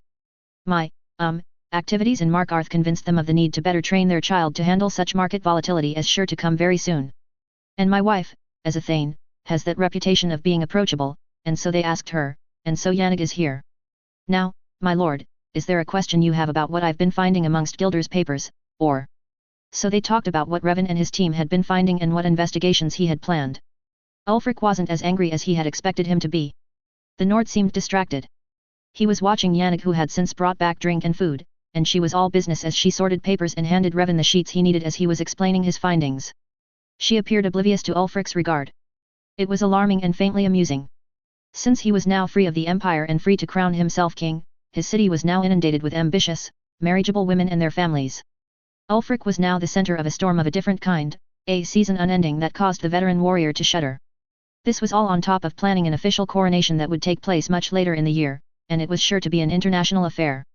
But Revan just needed him to concentrate on the matter of the moment, and so he told Yannick to take her dog and go help the clerks searching the basement for any other hidden areas. And now that he had the king's full attention, he could continue to explain recent findings. XXXXXXX. I'm grateful for your time, Sidura, said Selrun Moore. He had asked to meet with Revan to discuss a personal matter and had invited him to dinner at the corner club. I am happy to be of service, Sarjo. There made light talk while they waited for their food. Spy hunting with the companions had been a great boost to Moore's reputation and pleased Jarl Lila no end for her wisdom in making such a Dunmer thane to her hold. Adoptions were up at the orphanage. The number of Nord visitors to the small shrine dedicated to Lord Geirmund, Archimage, and Batlemage of Windhelm in the First Era, was a surprise to everybody who didn't think a wizard would be so well regarded. A Talos priest had moved to Iverstead and a small chapel was being built for him in town and a room was set aside for him in the orphanage grounds so that he could counsel and/or tutor interested children. The number of pilgrims to High Hrothgar had tripled, with some even leading cattle up the climb as gifts for the dragon now known to be up there. A pair of reclamations priests from Blacklight had also moved in. Moore had quickly laid the law to all the religious sects suddenly appearing that conflicts would result in all chapels being shut down. Fortunately, Constance Michel soothed any ruffled feelings from his mandate. And here was the subject Selrun wanted to discuss. She's finally accepted my offer of marriage. I am here to ask the favor that you stand as her house father and sponsor. It took a few seconds for Revan to close his mouth. But I'm Hlalo, congratulations on the match, but shouldn't another Indoril stand as her sponsor? There are a number who are willing, but she likes you. It is also known House Hlalo's standards and tests are the least strenuous or as physically dangerous for entrance. Indoril is not House Redarin and we do not require proof of combat prowess and honor, but it would take a great deal of time and dedication to fulfill our requirements of cultural and religious knowledge. You know her, she will not sacrifice the years that would take away from the children. True, House Hlalo does not require martial or spiritual acquisition. But I am not a house father. I have no authority to induct new members to either Clan Sadri or House Hlalo. A moot point in light of your achievements and connections, declared Selrun, and it's not going to be long before Hlalo and Sadri representatives approach you. Oh? What have you heard? Selrun shrugged. I'll send you a list of the people asking questions and what they've been asking. I'm sure Sarjo Sorain has warned you that you've become an interesting person to certain Morrowind circles. The ones that have approached me aren't that high up, just ordinary folk looking for the patronage and protection of a house member of sufficient power and influence. You and your wife have proven to have both twice over, even 3 times I will concede. At Revan's questioning look, he elaborated. Tel Winstad for the Telvanni, Raven Rock for the Reduruns, and your insistence that I involve myself with the Nord orphanage, which led me to give up service in Whiterun for the Rift, eventually leading to Indoril's settling here. But enough on that. I'm here to talk about you taking my Constance into your house and then you negotiating her way into mine. It seems an overly complicated route, and Miss Marantz will still require time away from the children. I have faith you can persuade her and that you will find a way around the question of house authority. Your payoff is my personal alliance. Let me think on it. XXXXXXX. I can't imagine you'd have any questions for me. Don't you have enough ghosts spying for you and giving you information from the gods themselves? Sneered Gilder. His cage in the palace dungeon was nicely decorated, insulated, and well furnished. The heavy curtains didn't close all the way, however, and the iron bars could not be ignored. He was in good condition all things considered, nothing missing or broken and the worst bruises were now only faint shadows. Ghosts don't spy for me, and they interfere on their own whims. As for the gods, they do as they please, talk as they please, play games as they please. I'm not interested in why you're working for the Thalmor. I'm sure you've been asked that enough times. I'm here to offer a bargain. I can't do anything to stop your execution. All I'm offering in exchange for information is the knowledge that anything you can give me will be used to greatly annoy and embarrass the Dominion. What are you planning?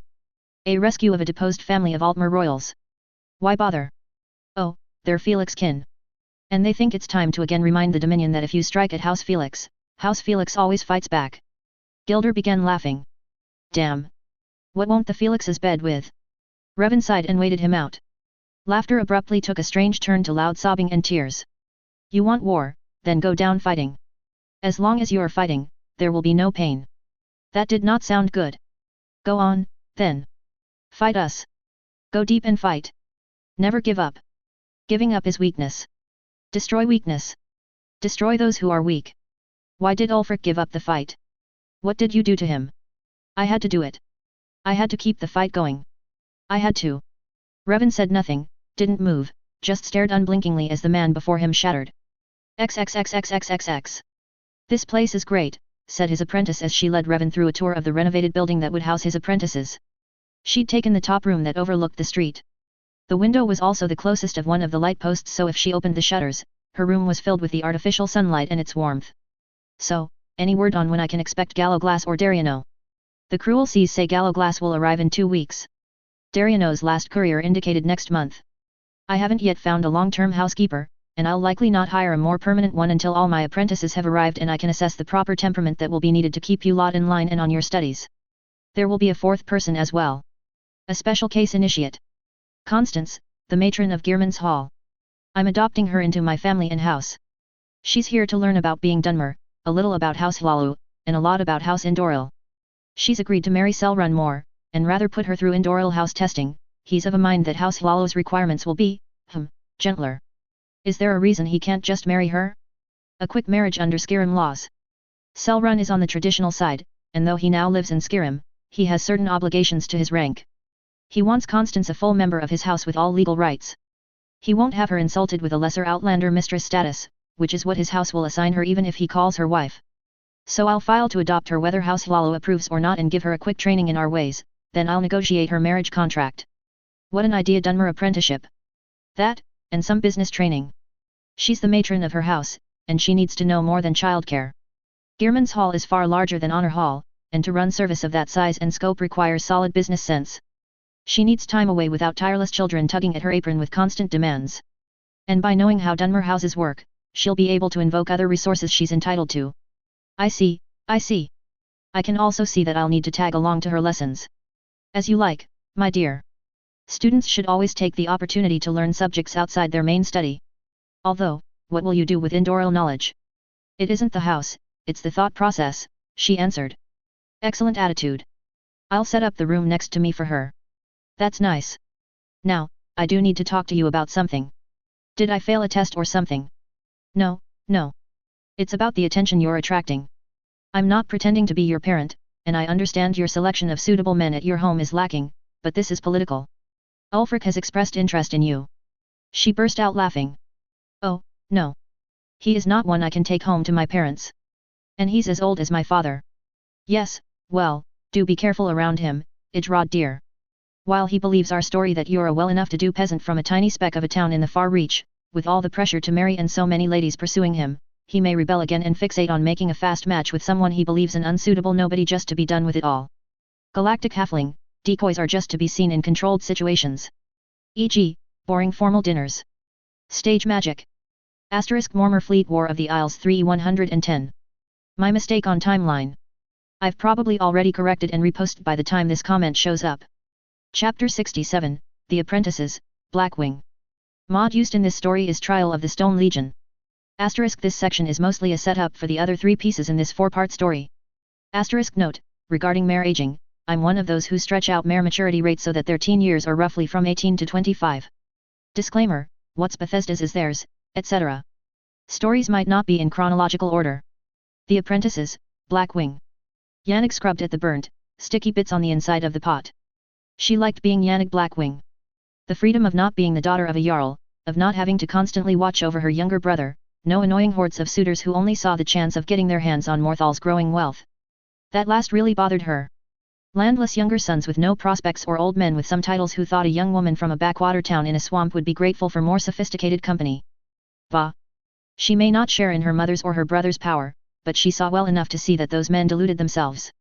Now that her brother was being seen to by more knowledgeable and competent people, she'd had time to contemplate her own future, and she knew that she needed more tools to cope. Her mother's gifts hadn't come to her as it did her brother, so she'd have to do this the old-fashioned way and leave home and have experiences. But how to do that? It wasn't her intention to strap on a sword and wander out of Morthal even though she admired Thane Pharaoh immensely. Thane Pharaoh had solved the mystery of the burned house, had killed the vampires responsible. She was so young to have such skills, and so kind for one who practiced such a hard and often bloody profession. The Thane's husband, Revan Sadri, was a surprise, the unlikeliest of mates given his profession, gentle manners and his age. But, from talking to the people at Tel Winstad, she'd verified for herself what her mother asserted, that Revan Sadri was who she needed to teach her how to lead Morthal into the uncertain future. Bless her parents, they'd understood and helped her plot out her journey. Mother talked to Muthsira Eleni who was handling all the contracts for the apprenticeships. Father travelled back to his childhood home in Thornberry, a small village on the border between the Reach and High Rock. He brought back cousin Yannick Blackwing, who was eager to see the world outside of Thornberry. Yannick was actually a man, but already in his village he was known to emulate female traits. The deal father had worked with his sister's family over there was, if anyone came asking, Yannick was female, the name, fortunately, was given to either sex, and she was being sent to train under the husband of the Dunmerthane of Markarth because the village believed they needed someone trained to handle the increasing trade coming through. All true. Thornberry was on a new trade route now that the Forsworn were no longer attacking travelers, and Yannick did need training. However, he would be trained at Tel Winstad by the business managers there.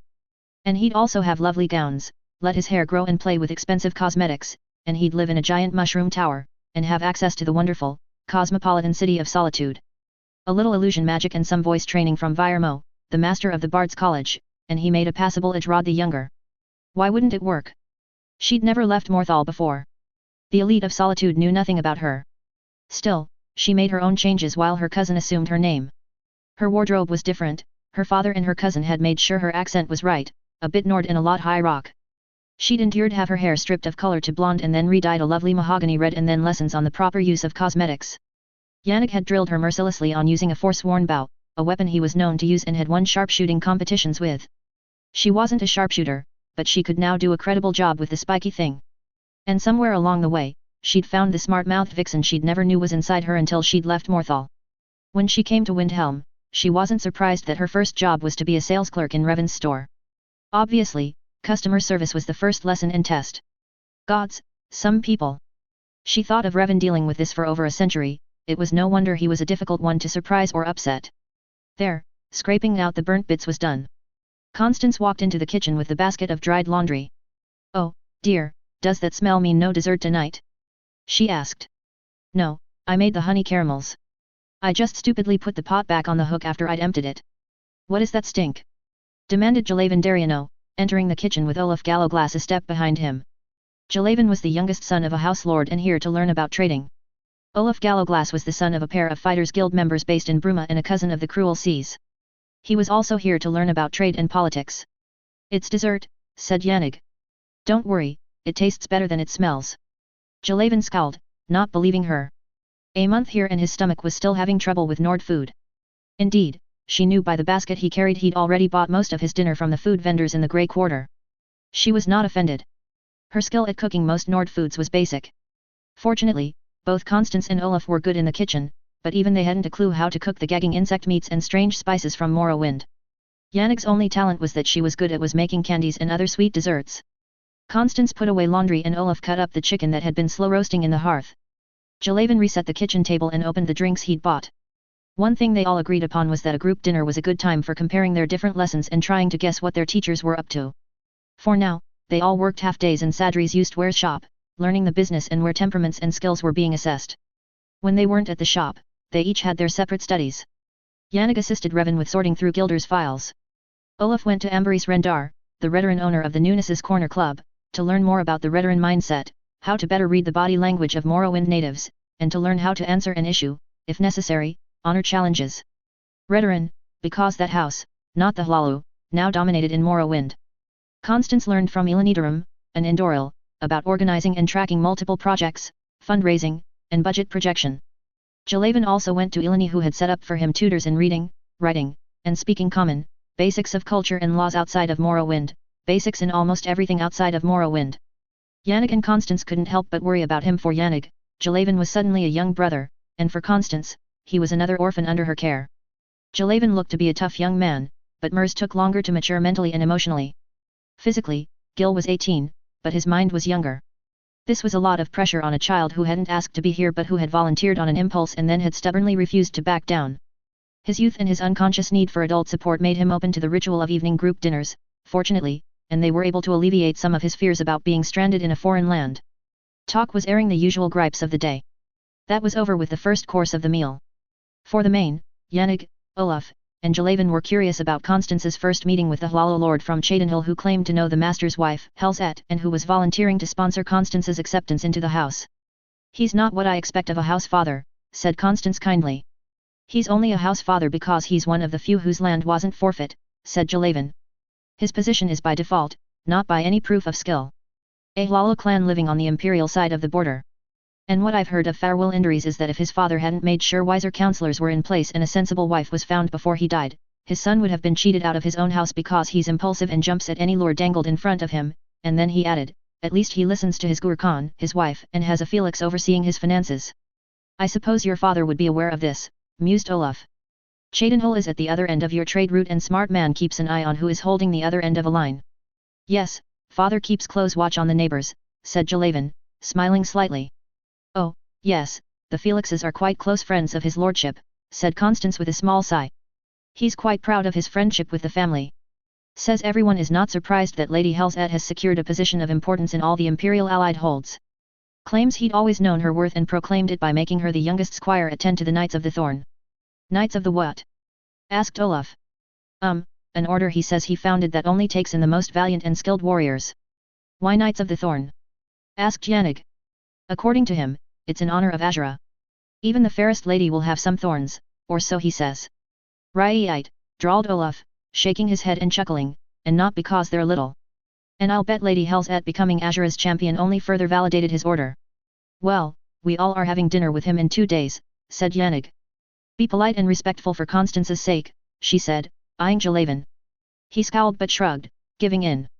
"I suppose now is as good a time as any to tell you he's not only here to sponsor Constance, he's also here as part of a group who are evaluating our master's possible promotion to Sadri House Father, seeing as he's the most prosperous of the name since the founding line was killed when the Argonians took Narcissus." "Where did you hear that?" asked Olaf. "My mother and my brother foresaw it," she thought, but answered instead, "I hear the gossip." "And, Constance, didn't you say that even your Thanemore has heard the rumors from his friends in the temple?" Oh, yes. That's one of the reason he was sure getting me into House Hlala through Master Revan would work." "It's a good plan," mumbled Jalaven around a mouthful of hopper meat. "Indorils don't embarrass easily. They're always so sure that they're right. Maybe having House Hlala stepping in where they should have." Constance interrupted. "Oh, no, Gil. I don't resent the Indoril Council for upholding their ways. I understand not wanting to compromise for one foreigner. They were willing to forego the physical and martial trials, but it was me that couldn't agree to leaving my children and traveling to Morrowind for I don't know how many years to learn what they wanted me to learn. So I'm the one who failed Selrun, and he had to struggle to find a compromise his house could accept." "Well, I'm glad you're here and not in Morrowind," said Olaf, grinning at her. "You make the best snowberry muffins. XXXXXXX. Oh, yes, the Felixes were quite vexed with me. I suppose filling a child's head with all the tales of battle and glory was, imprudent of me. But, I was once young and impulsive myself, so I suppose I should have anticipated she would just one day leave to find glorious adventure. Quite horrifying. But no surprise that the inherent nobility of her bloodline would see her through." Even Revan Sadri's smile of polite interest was showing strain. But then, he'd already spent the last week in constant company with the Hlalo Lord. Count Indries had surprised everyone by inviting himself to stay in Revan's home. He found the place surprisingly soothing and not at all the haunted horror of the tales that had been told to him. "The Fetchers find him amusing," was Sadri's low-muttered, exasperated explanation when Yannig dared ask him about it. She knew the ghosts were real and that they did not easily welcome people outside the designate public areas. The Count was rambling about how young Helzet reminded him of the hero of Kvatch, another gallant young lady who was of great assistance to him in closing down an Oblivion Gate. Yes, another Knight of the Thorn. Sadly, she disappeared after the epic battle between Akatosh and Marons Dagon. "Now, when are we leaving for Kynes Grove?" "What?" Yannig looked around, a touch frantically as she realized the Count was looking at her. She'd allowed her mind to drift while he'd been droning on about another glorious adventure. I was planning, early morning day after tomorrow," she stammered. We. Well, of course," drawled the Count, lifting an eyebrow at her uncertainty. "Revan has meetings with Jarl Ulfric, and since you are going to Kynes Grove to further investigate the dealings of that villain, Gilder, and you being an apprentice for less than a year, you will certainly need the guidance of one with decades of experience in dealing with villainy." "But, your lordship, I'm not, it's just papers." I'm just looking into a room he's been known to rent. Just papers. Of course. Papers that lead to answers. Answers that surely there are those who would do anything to prevent their revelation. Yannick forced a smile.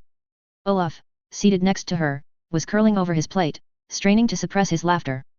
She kicked him. Yes, I'm sure my apprentices could greatly benefit from your experiences, said Master Revan. His brows were faintly drawn together in displeasure as he looked at them. As you've said, my lord, you had such influence on my wife. Olaf and Jalaven, you will go with Yannick and his lordship and assist. Olaf sat up, no longer laughing. Jalaven scowled. Constance, you will also go. I'm trusting you to be the voice of maturity for this giddy bunch and to make sure they exhibit proper decorum on this investigation. XXXXXXX. I resent that, Olaf grumbled afterwards. I'm a professional. I know how to conduct myself around difficult clients. Of course you do, Olaf, said Constance soothingly. And then her tone hardened. If they are a paying client. But you clearly did not maintain that professionalism to our master's guest. And you, Gil, your scowling was very telling. Stupid Enwa. Typical how Lalo lets one like that have power. Language, Jalaven. Constance said sharply. You coming along would be helpful, said Yannick. You can keep him out of my hair while I work. I doubt I can do that. He's very stubborn. And lately, Yannick, your temper has become almost as touchy as Gil's. If you were truly listening, twice his lordship gave you opportunities to answer him and reassure him you did not need his help.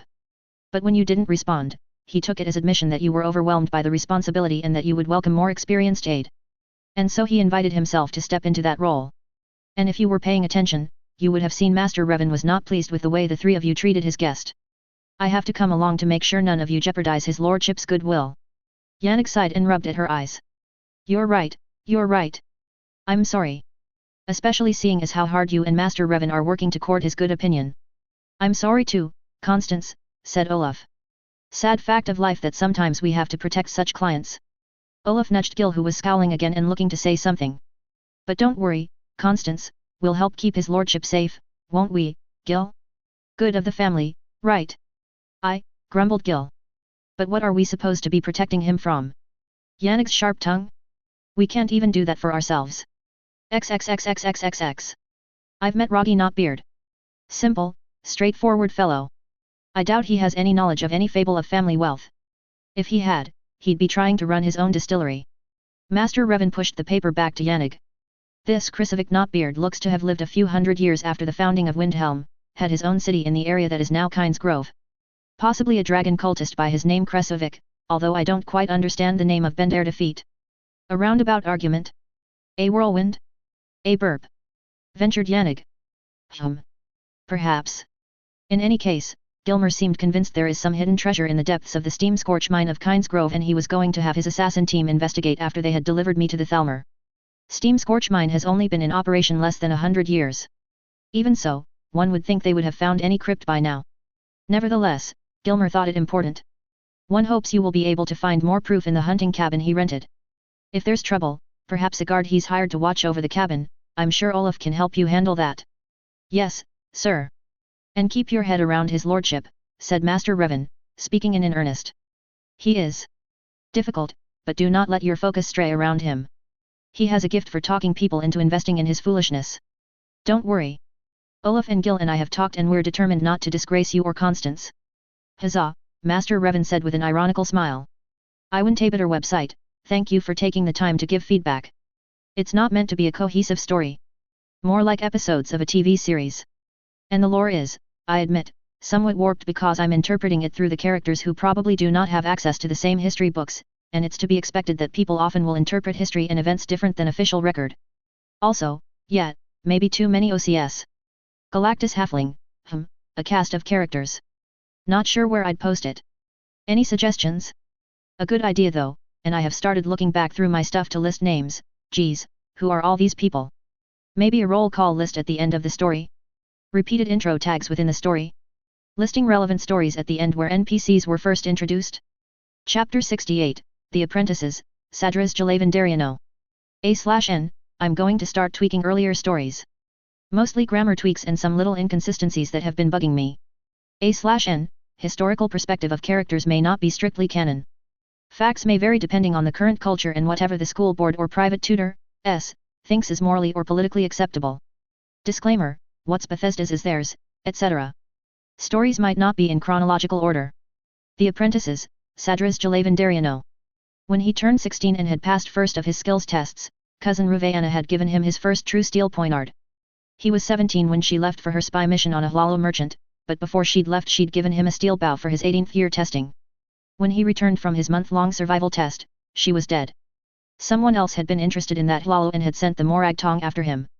He lived, but Ruvayana had died. Yet, his father still wanted a connection with this Hlalo merchant. A Sadri, no less, whose line was among the clans that formed the great house Hlalo and created Narcissus as their foundation city, the city his father now ruled. This Sadri was not a direct line descent, but from a branch that had moved to the Isle of Vardenfell, but was now in Skyrim after Red Year. This particular line of that clan had returned to the Velathi and had marriages in both the Urshilaku and the Zainab. Before she died, cousin Ruvayana had confirmed that Revan Sadri was an untrained shaman and that his home in Windhelm had guardian spirits. She'd also warned that he had one of Almalexia's own ordinators of the watch serving him and that the new Morag Tong declared him protected. No one was stupid enough to get near the Morag Tong war. The new Tong had come out of the ashes and claimed their mandates came from Mephala herself. They had been reborn to erase last remnants of the old Tong that had been corrupted by Vivek. The new Tong only took orders from Mephala, and Sadri clearly was a favorite of the web spinner. Grandmother Tananu, the wise woman of their family, confirmed this in her own way by warning that the great ancestors had active interests in this Sadri and his wife, and that the smart Khan could either hide his head in the sand and hope not to be noticed, or he could walk behind the madman in the ash storm and hope to be guided out. The dispossessed house Hlalo was showing unexpected resilience, notably in the cities of Cheydinhal and Cyrodiil and of Windhelm and Skyrim. In Cheydinhal, the Hlalo clan of Indaris ruled. In Windhelm, that particular Sadri appeared to be leading. As to be expected, the traders had imperial help. One name notably stood out in father's investigations, an imperial house named Felix. Indaris were friends with Felix. In Windhelm, Sadri was married to a Felix. Sadri had also filed in the temple marriage papers to Felix. What was more, he filed a partial lineage tracing of his half-breed Felix wife, exposing her ties to clan Oraetham of House Hlalo and the imperial royal house Mead. Furthermore, his wife had claims on her by House Telvanni through Mage Lord Nelith, oldest and most powerful of his house, and by House Redoran through clan father Morvain of Solstheim. Skyrim was not all that welcoming to Dunmer, yet this half-breed had obtained noble status among some of the districts of that land. And she was also sister to Skyrim's legendary Dragonborn, the Nord version of Narivar, one would suppose, were it not for the utter irony that the Dragonborn's other title was Izmir, Dragon of the North. The Izmir Monster King was the worst of the 5 that Lord Narivar had battled and defeated. All those happy little coincidences. Father never was one to drop his brains into a shitpot and pretend the world was all roses, especially when he knew the art of growing prize roses demanded the gardener be ruthless in pruning, praise and honor to Azura, the beauty of twilight. He made the grim choice to follow the madman in the storm. Narcissus was the center of many trade routes. He kept an army of Hlalo employed to handle the paperwork. It would be better to have Sadra's people handling key positions, but it would take time to properly educate ones to take those from the experienced Hlalo already in place. In the meantime, he had to rely on people that resented Sadra's rule and were surely leaking information to their exiled Hlalo kin lords. He had to have information on Hlalo and Felix, and the best opportunity had seemed to be in Windhelm. Initial reports from spies had painted a picture of an old man who seemed to attract young girls. Not an old lech, but more of a safe father figure. So Kandariano conceived the idea to send a young female spy. That was Ruvayana, young, smart, and she could travel with her Redoran cousins of her mother's family. It worked. She got in. She found a busy master who was running around Skyrim, and so the actual running of the Grey Quarter was in the hands of his 2 best friends. She found guardian spirits at Sadri's home and who let her stay under the condition that she immediately confess her identity when Sadri asked her. When that time came, rather than kick her out, he expressed he was willing to teach her if Sadras would make an honest contract with him. Before that could happen, she died by Dominion assassins sent after Sadri. They tried to make it look like a Morag Tong contract. Malakatha's ash pits, even a representative of the new Morag Tong showed up in Narcissus to restate that it was not the Tong's way to kill witnesses.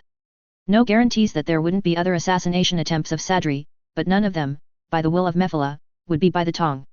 Well, Jalavan's little sister, Bailri, wasn't even 6, so she was too young to go.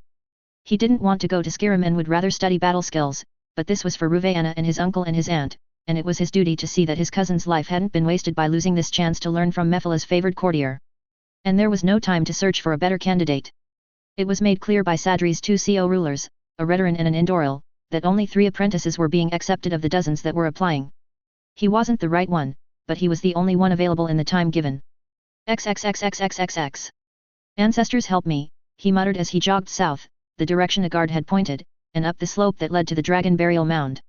He had been a lazy idiot and had slept in, thinking the soft, city lord would sleep in and not bother to rise until mid-morning or noon. The extra sleep hadn't been worth it, for he'd reawoken, his heart pounding, with vague memories of fighting for his life. The Hollow Lord had wandered off again after breakfast. Today, he had solo watch over Count Farewell Indories. Constance was off with that scary Indoril of hers who had ridden in last night from Iverstead. The Indoril was negotiating some business with the nearby orc stronghold and thought Constance's presence would help impress on the chieftain that his intentions were truly peaceful. Olaf and Yannig were at the late Thane Gilder's cabin and literally digging into more secrets, if the 2 shovels Olaf borrowed from the miners was any indication of their planned activity.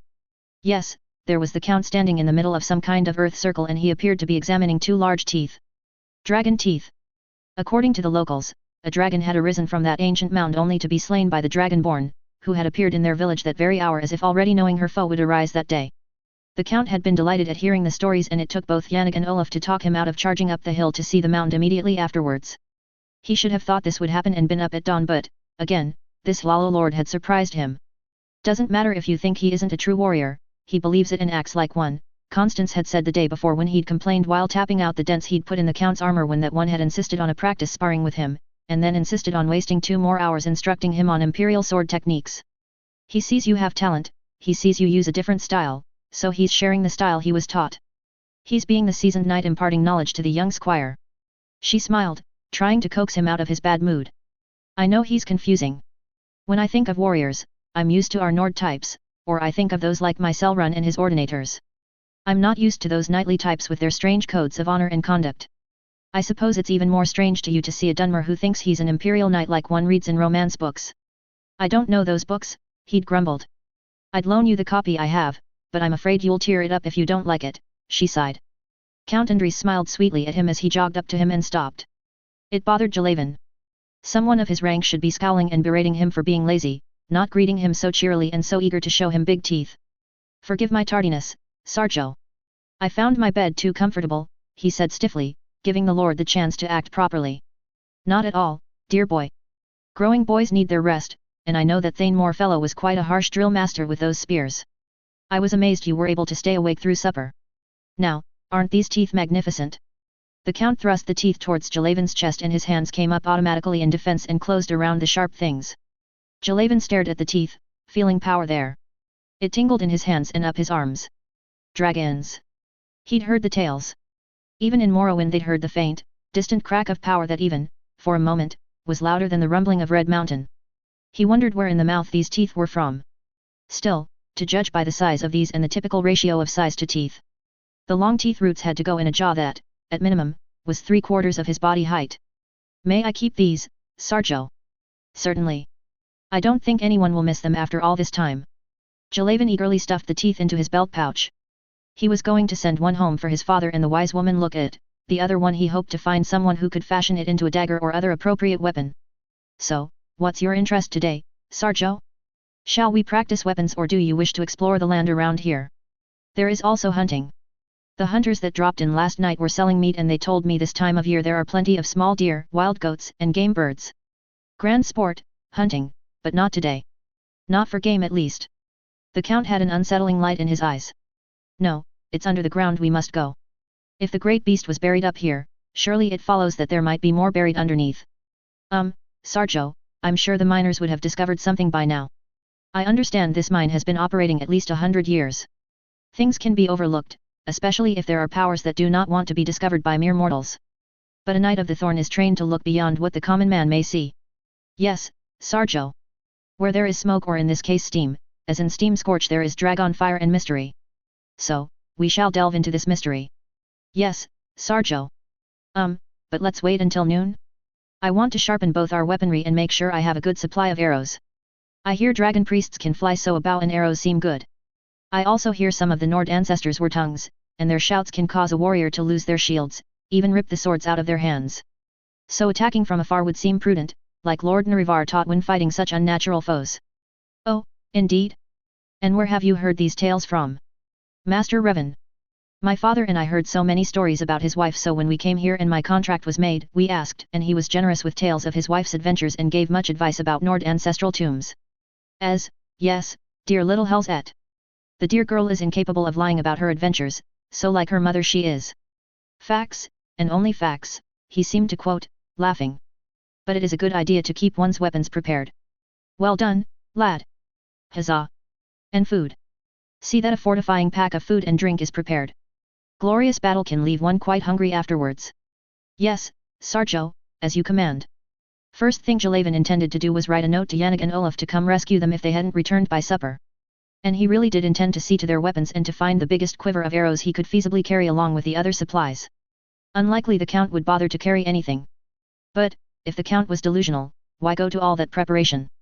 Because as he walked behind the Hlalo back to the inn, his hand brushed the bag with the dragon teeth and the sick feelings of disaster got stronger. Grandmother Tananu had said the ancestors were thick around Sidura Revan Sadri, and that he should watch his dreams for messages from his own ancestors. XXXXXXX. It seemed like they'd been wandering half a day in circles in the hot, oddly humid mine, but it was probably only a couple hours. The Count was sniffling from all the dust he'd inhaled. Jalaven had immediately put on a dust wrap upon entering the mine. Finally, they explored one dark tunnel that sloped steeply downward. At the bottom was a boarded wall. Odd. The boards didn't seem to be supportive or holding back loose rock. Even the Count could see that. He obligingly held the torch while Jalaven labored to pull the boards down, which revealed a locked iron gate. Sarjo, maybe we should go back and get Olaf. He's a Bruma Fighters Guild member. Yannick's also an expert with the bow. Nonsense, lad. We haven't even begun to explore. A faint heart wins no glory. Now, follow me. Down they went. The heat of the upper mine level faded to chilling dampness. They heard the roar of falling water.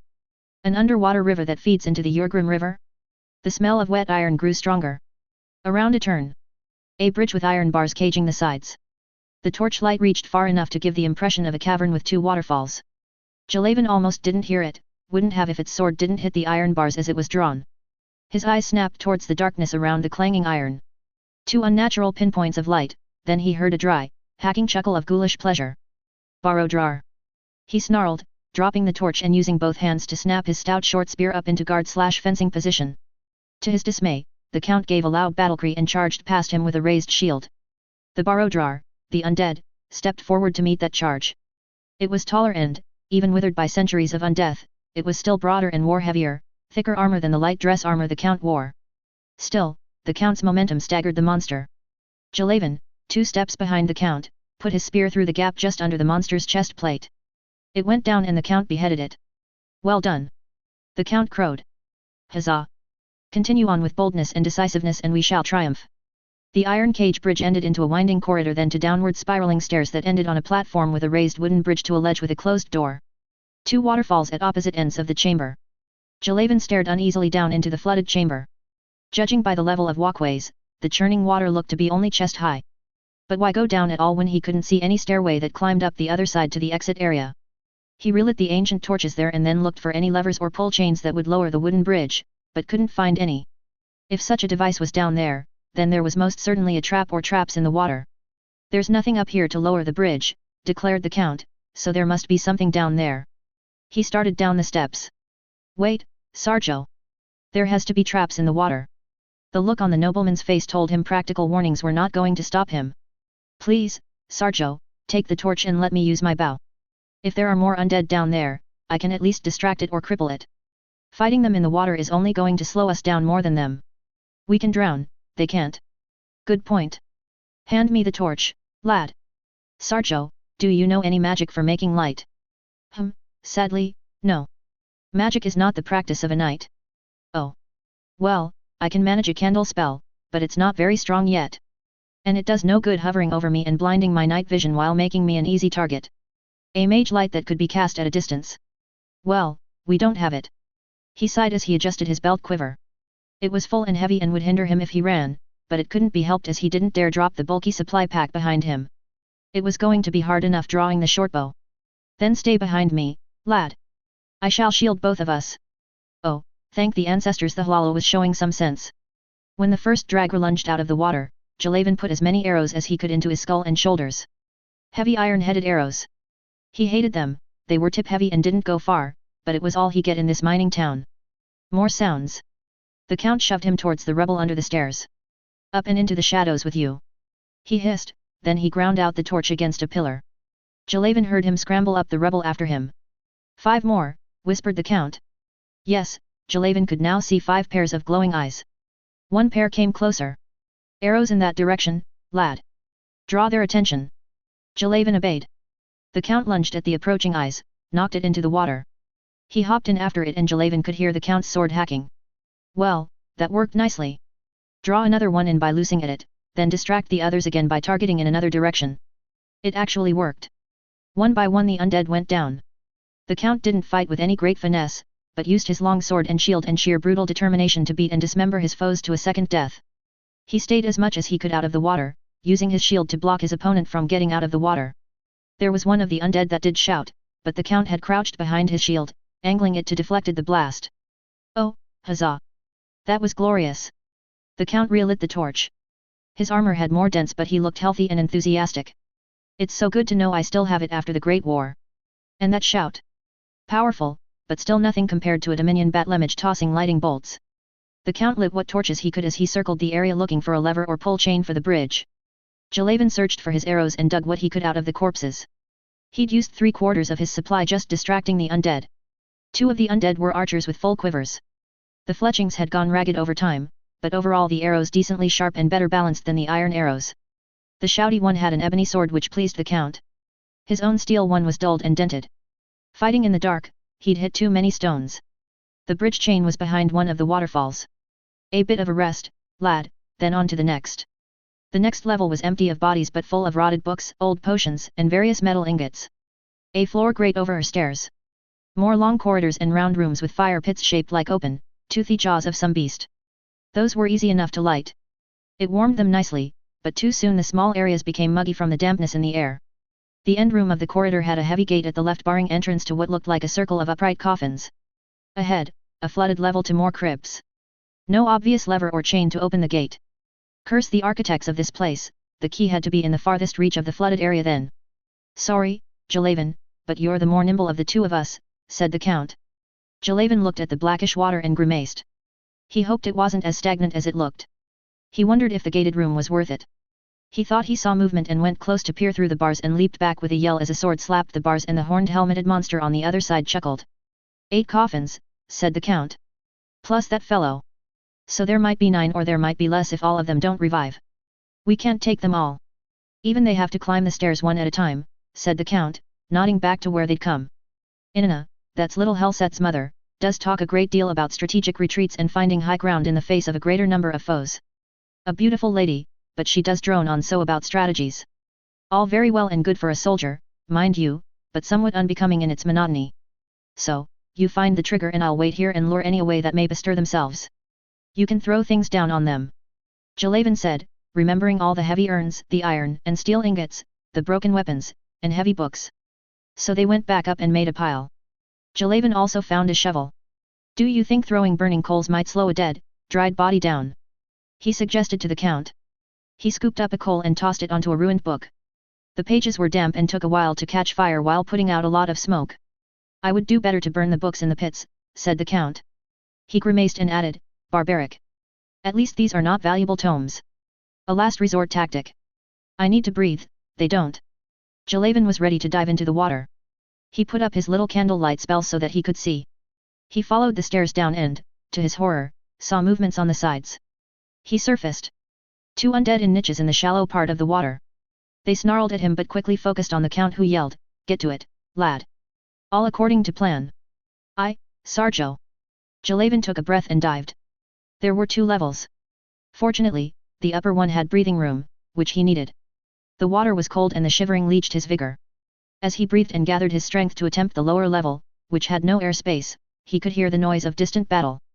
The count was noisy, but at least he was still alive. It took him 3 dives to finally find the pull lever. It seemed to work. He hoped it did. He didn't have much strength left for any more diving. He went back, clutching his spear tightly.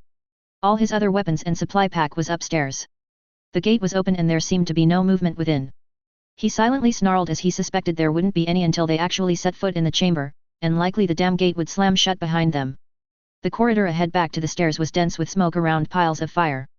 He could hear the undead shouting their guttural curses and the sound of things being thrown. He saw one monster was dead, missing a lower leg and half in the teeth of a fire pit. He lowered his spear into position and aimed at the back of the nearest one just beyond that next fire pit. He took a deep breath and charged. Active cast. Jalavan Dariano Apprentice. Farewell Injuries, Game, Oblivion, Count of Cheydinhill. Mentioned/referenced. Yannick Blackwing, Apprentice, General Inanna Pharaoh, Helset's mother, Olaf Gallowglass, Apprentice, Constance Michelle, Orphanage, Cell Run Moore, Scary Indoril, CO Rulers equals Ambris Rendar and Elanidarum Sadras Venrose Dariano, Gil's father, Ruve Anna Dariano, Gil's cousin, grandmother Tananu, Asadras wise woman, Revan Sadr and Hells et Pharaoh Felix Nelith Counselor Morvain of Raven Rock Bailri Dariano, Gil's sister. Chapter 69, The Apprentices, Olaf Gallowglass. Disclaimer, what's Bethesda's is theirs, etc. Stories might not be in chronological order. The Apprentices, Olaf Gallowglass. The cheap iron sword's god's awful balance made it harder than necessary, but he deflected the axe strike at the cost of his hand going partially numb. He had to shake off the laughable excuse of a shield so that he could grab the knife from the sheath strapped at his lower back. It was good that the fool had no defense awareness, just an all-in attack method that made it easy to put the knife into his kidney. He grabbed the dropped axe. It was good steel. Besides, fancy fencing was no good at this stage of battle. The robbers knew they were losing and those that remained fought desperately and with the viciousness of knowing they've got nothing to lose. Now, if only he had his regular Bruma Fighters Guild armor instead of this stinking, badly tanned, poorly cut and riveted leather crap. Olaf. To me. Her voice cut through the battle. Not really any louder than the screams of dying men nearby, but he'd been primed since birth to listen for it. Coming, mother. The rest of the battle didn't last very long. Master Merchant Nicholas Felix kicked through the burned remains of a wagon until he found a small iron box. His fine outer robe of velvet and silk were ruined tatters hanging from the tight inner armor he wore of bone-colored plates riveted to leather of an unfamiliar type. Felix often hired Olaf's mother and father when he was traveling in Bruma. This job was actually in Kolovia and he had hired Olaf's mother to act as his bodyguard while he traveled with one of his caravans through an area with high bandit activity. Mother had yanked Olaf from his contract of keeping peace at the Greenwood Village Festival, had swapped in a non-guild freelancer to take his place, and told him get over to Kolovia and pretend to be novice, down on his luck freelancer desperate for hire. Simple enough. Make friends down there, get recruited by the bandits posing as caravan guards, get as much intel as possible, then take out as many of the fake guards as he could when the inevitable attack came. Felix handed the iron box to Olaf's mother then walked to where Olaf and his new friends were gathered, resting and taking care of their wounds. His green eyes swept over them. You say one of these younglings is yours, Beryl? Yes, sir. That's my Olaf right there. A throwback to your family then? He doesn't look much like Vincenzo. True. He looks like my father, who he is also named after, and he would blend right in with my kin in Windhelm. Felix looked him up and down. Olaf, your mother says she sent you alone ahead of her to infiltrate these outlaws. Who are these with you? Friends, sir. They're not part of the false guardsmen. They were recruited like me to be fodder, to be cut down by the ones attacking and by the ones pretending. Was that the plan then? For you to recruit a counter-force? No, sir. I was supposed to get myself recruited by the gang, but I like these guys. I didn't want to see them die. A smile curled up one corner of Felix's mouth. So.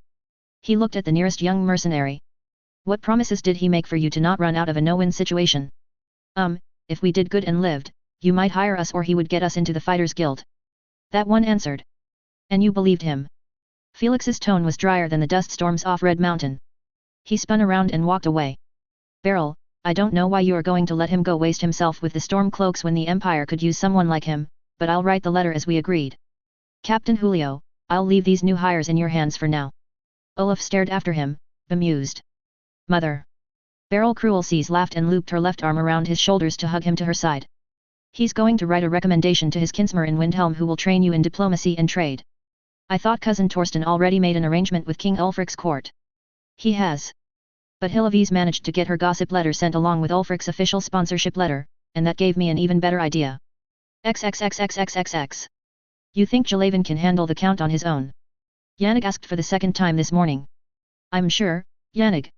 We've talked with the local hunters and the hunting is good. So when the count gets bored of exploring the mine, Jalavan will either talk him into hunting or training him again in imperial sword techniques.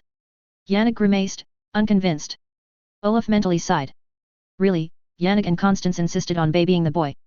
He knew a mare's 18 was like 9 or 12 to humans, but even that young, a boy needs to work on pushing himself. Constance had argued that that wasn't the way Mare raised their children. Or, it wasn't the way the Indorils she knew raised their young. Until their young passed several maturity testings and succeeded, they were expected to be obedient and defer to an adult. Olaf really couldn't argue because he didn't know of any Dunmer families in Bruma. Oh, he'd worked with other Dunmer on guild contracts, but they were all adults, usually 50s and up, and a guild contract wasn't the environment where children were involved anyway. So we start digging here, he said as Yannick jabbed her shovel into the ground near a clump of snowberry bushes. Yes. His notes indicated that bears like to eat the berries and would discourage anybody from staying too long in the vicinity. Oh. He carefully inspected the area for recent signs of bear activity. Skyrim's bears were bigger than in Cyrodiil, but they did like to threat pose much more than their smaller cousins, which was a greater invitation to run away. He didn't see any fresh claw marks, no fresh scat, so nothing recent. But the berries were ripe and their scent was in the gentle breeze, so he was sure something would be coming to check on the advertised feast. They dug. Yannick had been diligently poking through the late Thane Gilder's hunting cabin these past 2 days, had pried up floorboards and chipped at hearthstones to find the small purses of coin, the carefully wrapped packets of letters, financial books and maps of buried caches to be available to various agents. They dug up the chest she suspected was there. Silvered weapons. Olaf said when they got the lid open. Yes. There was a vampire problem some time ago. A lot of silvered weapons was produced. Great against the undead. Ah, she exclaimed, pulling out folded paper. A map of Krisovik's tomb. And letters from the Stone Legion. She spat out that name with venom. What is the Stone Legion? Legionnaires that deserted and formed a robber band. They've hit caravans in Morthal and in the Reach, and are getting bold enough to start going into Hofingr. Military precision strikes. General Tullius hasn't been able to catch them because they know how the Legion works. They probably some still have friends in the Legion who may or may not be aware of their desertion and so pass on info on Tullius's plans. She flipped rapidly through the papers. We need to get this to the master and he can get it to Helzet. His wife? What can she do about this Stone Legion? Olaf asked. Yannick started, stared at him for a moment, then said, Oh, right. You and Jalaven haven't met her yet. No, but I'm looking forward to meeting her. The daughter of General Inanafero and Legate Antony Felix? Since coming to Skyrim, I've heard many fantastical stories about her. She's, well, everyone knows her sister is the Archimage of Winterhold, the Dragonborn, so if Tullius can't catch those murderous thugs, maybe an angry Dragonborn can, and Helzet herself is an experienced bounty hunter and has collected on many a robber gang. She turned her attention back to the papers. While she read, Olaf sorted through the weapons. He didn't recognize the style. Silver filled the ornate grooves so it kept a keen steel edge while the softer silver would do its work against the undead, the war-beasts, ghosts, and Idra. Nice work, he commented aloud. He really liked the look and the feel of the axe he was holding. He gave it a couple swings and then threw it and was delighted at how deep the head bit into the wall of the cabin. Yannick glanced at the axe. Oh, yes, Dawnguard design and created with spells that make it very effective against vampires, and the Dunmer added in the silver and their own Morrowind twist to further enhance its ability. Silvered weapons were common in Morrowind because of undead and restless spirits raised by the Sixth House, and because their own traditions have them using ancestors as guardians. Which makes a good argument for being an obedient child if you want your ancestors actively watching your back once they've left life. Olaf considered that and mentally shuddered. Think anybody will miss this axe? Thane Gilder won't. Pass that set of 4 throwing daggers over here. I think I'll claim those. Oh, and grab those 3 spearheads for Jalaven, he'd probably like it, and that rapier for the Count. Then we'll rebury the box until we're ready to return to Windhelm. I'll just keep these papers with me. We probably can leave the weapons and just return to Windhelm without it. The Stormcloaks can come back here and dig it up and haul it out themselves, said Olaf, starting to shovel dirt back in place. So this Stone Legion, what have they to do with this mine? They're on the other side of the country, right? Gilder seems to know some of their officers and the leader of these traders. He found ancient records about this Krisovik's tomb that was here in Kynes Grove. A warlord for the dragons. He provides the map, they send people to find it, all the treasure and magic weapons the warlord had buried with him, and he takes a share. If they get caught by the Stormcloaks, he uses his position to get them out. They got back to the inn. It was well past supper time, near midnight, but the innkeeper was willing to scrape something together for a few extra coins and if Olaf chopped some wood to refire the oven. Yannick went to her room to clean up. She returned just as Olaf was loading wood into the oven. Get food to go, she said urgently and shoved a note into his hands. I'll get after the town mage and see if she has any useful potions and charms or spell scrolls. He read Jalaven's note. Gods damn it. XXXXXXX. I am impressed, Olaf declared as he peered under the iron gate and saw the coffin-lined chamber and 5 more dead zombies, or Dragra as Yannick insisted on calling them. Dead bodies in the waterfall chamber, 3 more in the debris litter and flame-charred corridor they'd just come through, now this crypt chamber. The iron gate into it had been prevented from fully closing by Jalaven and the Count having dragged down one of the heavy urns from upstairs and then filling it with debris. The gate coming down on it had caused the urn to crack, but it held and the gate stayed half open. The undead were piled on their side of the gate. By the wounds on the bodies, the Count and Jalaven had used sword and spear to re-kill the undead. "I'm not," said Yannick. "Those fools should have turned back long ago." "What is Indor's thinking?" "You're putting all the blame on him?" asked Olaf, amused. "Of course. Indor's is charging into glorious battle and poor Jalaven is doing what he's supposed to do and obeying his elders." She squatted and, with her left hand as a third leg, Crouch walked under the gate. Olaf helped her search the bodies and they recovered a couple of nice gems. He figured looting the corpses was below the Count's dignity and Jalaven just didn't know better, except that he did take all the arrows from the zombie archers. They followed narrow corridors that led to a wooden platform above a burial chamber. A bridge to a central pillar where stairs curled down to the chamber floor. A side walkway went to an alcove with 2 dragon head statues and a table that glowed with magic. The platform they were on only covered half the room. To get to the alcove you had to take the bridge to the center pillar platform and another small bridge to the alcove, where there was another set of stairs down to the burial floor and its burst coffins and dead bodies. The only exit was another open grate going down. "They're near," said Olaf. He touched a wet patch on the stairs. Something, a glint of light, and this puddle grabbed his attention from all the other blackish puddles of water. "Red." He showed Yannick and she grimaced. "I hope we brought enough healing potions, Yannick. That's a dangerous amount of blood." "How did you see that?" "I know you can't have smelled it. This whole place reeks of wet rotted meat and wet rusted iron." She shook her head. "We've only got 2 large bottles from Idra, the innkeeper. The local mage is an elemental only and doesn't practice alchemy. Idra does, but she's largely self-taught, and so I don't know how potent her stuff is. Pray Talos it's sufficient." They were delayed from going down to the next level because Olaf found Jalaven's broken spear and, knowing the boy was better at using a spear over a sword or axe, he had to search this chamber and the previous one to find 3 poles good enough to affix the 3 silvered spearheads they'd brought along. Down again. Just how bloody deep did a burial crypt have to be? And these corridors?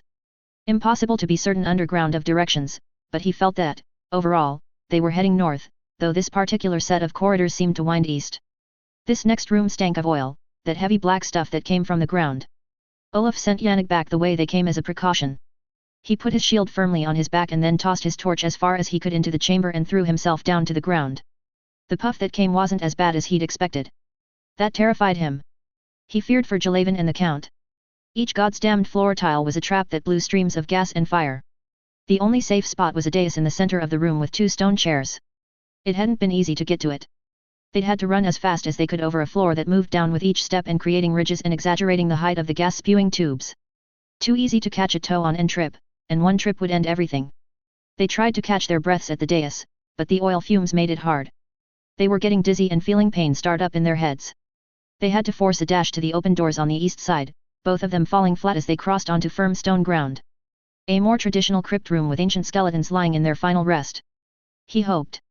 He forced himself to his knees and unstrapped his shield from his back and onto his left arm, then got to his feet and pulled his new Dawnguard axe off his belt. Yannick also rose. She checked her bow and shifted her belt quiver back into place. A couple dead Dragr, then a moving one, fully armored, easily holding a great sword in one hand. It seemed to be searching. "Ready?" he asked Yannick. For an answer she notched an arrow into her bow. He stood in front of her, shield ready. The creature roared as her arrows sank into it. 2 more Dragr responded. The horned Dragr shouted. Yannick was pushed back a step, but as Olaf had been braced to take the majority of the force, she recovered quickly and was back to firing arrows. Finally, the Dragr got too close. Olaf straightened and then charged the armored leader. Yannick switched from bow to spear and stayed to the rear of Olaf, fending off attacks from the side. "Don't let him shout," she yelled. "Keep on him. Charge him if you see him trying to take a deep breath." Good advice, but a draining one. It took a god's awful amount of energy to keep shield bashing the creature while trying to chop through its armor and fend off its sword. He thought of all the other armored undead they'd passed. That hadn't been Gil's work. The clownishly high-minded Count had his respect, at least, in fighting prowess. The 2 unarmored Dragr fell easily enough to their silvered Dawnguard spears as Yannick had said they would. "On your right!" Yannick yelled. Olaf shifted left and blocked the great sword on its angled, downward swing. She lunged and sank her third spear into one of two unarmored places below the belt. The spear had cut into an inner thigh and the tight, dry muscles trapped it there. She wrenched the spear sideways and the thing went down shouting curses. That angle made it so much easier for Olaf to chop down through its stomach armor, gut it, and an extra sideways chop to catch it under the breastbone and rip its chest open. A sound. They looked. It was Jalaven, burned, ragged, bleeding. He gave a cry and rushed towards them. Yannick shoved Olaf aside and caught the boy to her, hugging him tightly. It was only then that Olaf realized that Yannick and Constance had been right. Gil was much younger than he looked. He was trying so hard not to bawl like a baby, and failing. Find the Count. She hissed at him. Olaf nodded, gave both of them a quick, tight hug, ruffled Gil's hair, then went to find the Count. The two draggers he encountered weren't shouters, so it was easy enough to dispatch them. He found the Count in an alcove partially hidden by rubble. He was unconscious and missing parts of his armor. The parts left were badly dented and black and deformed from fire. The fire trap room's gas buildup. Olaf was odd that anything could have survived the explosion. He quickly checked for more dragger before running back to Yannick to get the two large healing potions. Yannick and Gil came to him much later. Olaf had removed the Count's remaining armor and was laying potion-soaked cloth over the worst of the burns. He'd had to resort to this because he was afraid trying to pour a potion down the throat of a profoundly unconscious man would only drown him. Yannick ordered Jalaven to sleep after he finished the food she gave him. She also had him drink from a small white phial that had a rainbow glitter like frost in sunlight. She said it contained a very potent healing potion made by Quintus Navel, the owner of the white phial in Windhelm. As the boy drifted to sleep from exhaustion, Yannick told him what Jalaven had managed to explain to her. He and the Count had come to the gas chamber. The Count had also smelled the oil and had opened the doors to let out as much of the fumes as possible. They'd waited and ate and drank the last of the food that Jalaven had packed. They'd also run the room, but the Count was slower and tired from all the fighting. He'd stumbled as Jalaven had reached the doors on the other side. Still, he was near enough that Jalaven had managed to drag him out of the fires. As the dead were rising, he'd seen the alcove and had dragged the Count into it. There they hid in the dark, and Jalaven threw stones as far as he could to distract the undead whenever the Count moaned in pain. So, what should we do? Yannick asked Olaf after the boy had fallen asleep. My thought is that I should run back while you stay here with them. Hopefully, there's nothing still behind us, no late risers. I don't know enough about Dragger to know if they resurrect, the unhacked ones that is, or how long it would take. And even if there's something still moving back there, if I don't engage them, I may be able to just run past them. Traps, muttered Olaf. The builders were obsessed with floor traps. I'm sure there's plenty there we missed. How much farther does this place go? Is it only a dead end? She got the map out of her pack and studied it. It ends somewhere under Windhelm. Gods, whose ego needs a tomb almost 2 days long. Tomb, armory, it's an underground fortress, said Olaf. Dragon cultists, of course, groaned Yannick. First Empire were actively hunting cultists, and those cultists were good at hunkering down into their fortresses and letting it become their tombs. She looked down at the map. 2 more large chambers than the final room under Windhelm. I wonder. Her finger tapped the final room. Its Cetus grammar was buried under the city he built, but at the same time, the companions claim he's buried in a special barrow off the coast of Winterhold so that he may forever gaze upon his homeland of Atmora. If I believe the companions, then who is buried under Windhelm? Krisivic not Beard. The crypt shook. A third explosion from the fire room, a final explosion after all these eons and the deafening roar of collapsing stone. Olaf pulled Yannick into the small alcove as stones and stone dust rained down from the ceiling. Jalaven woke, crying out, and they all huddled over the Count as plumes of dust and black smoke rolled through the halls. No choice now but to go forward. Galactic halfling, well, he has matured since the Oblivion Crisis. And if he knows the Felixes, I'm sure they bored even him to tears talking dry military strategies since all the romance and glory claptrap. Active players. Asterisk Olaf Gallowglass, Apprentice, OC. Asterisk Yannick Blackwing, Apprentice, OC. Asterisk Sadras Jalaven Dariano, Apprentice, OC. Asterisk Farwell Inderies, Count of Chadenhull, NPC, Oblivion. Asterisk Nicholas Felix, Senior, Master Merchant, Felix Enterprises, OC. Asterisk Beryl Cruel Seas, Olaf's mother, Bruma Fighters Guild, OC. Mentioned/referenced. Constance Michelle, NPC, Matron of Orphanage, asterisk Vincenzio Gallowglass, Olaf's father, asterisk Idra, NPC, Kynes Grove Innkeeper, asterisk Dravinia, NPC, Mage, asterisk Gilder, OC, former Thane of Windhelm, executed for treason, asterisk Quintus Navel, NPC, Alchemist, asterisk Gen. Tullius, NPC, Legion, asterisk Revan Sadri, NPC, plus Hells at Pharaoh Felix, DB, and her parents, OC. Chapter 70, The Apprentices, Constance Michelle. Reverend September 2020. A/N, long chapter. The bio on Constance is lengthy even if it's only half of what I'd drafted. The Kynes Grove continuation has the usual fence post marking if you want to skip over this. But since Constance has never wielded anything but a kitchen knife, don't expect her to go jumping into any cribs. Mod, Trials of the Stone Legion. Disclaimer, what's Bethesda's is theirs, etc. Stories might not be in chronological order. The Apprentices, Constance Michelle. The day was cooling into evening but Constance was warm. She'd finally gotten used to the bouncing movement of the horse and, with Selrun's arms around her, she was minded of the gentle up-down movement one made when trying to distract a baby. It had been a pleasant visit, all things considered, with the chieftain Guilars above Largashbur. Selrun wanted to start a quicksilver mining venture in the area currently occupied by the ruins of Autumnwatch Tower. Selrun could procure land ownership and was willing to offer CO ownership because Largashbur had experienced miners. It appeared to go well.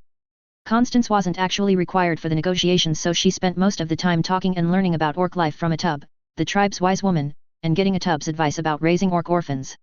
The last 3 years had been incredible.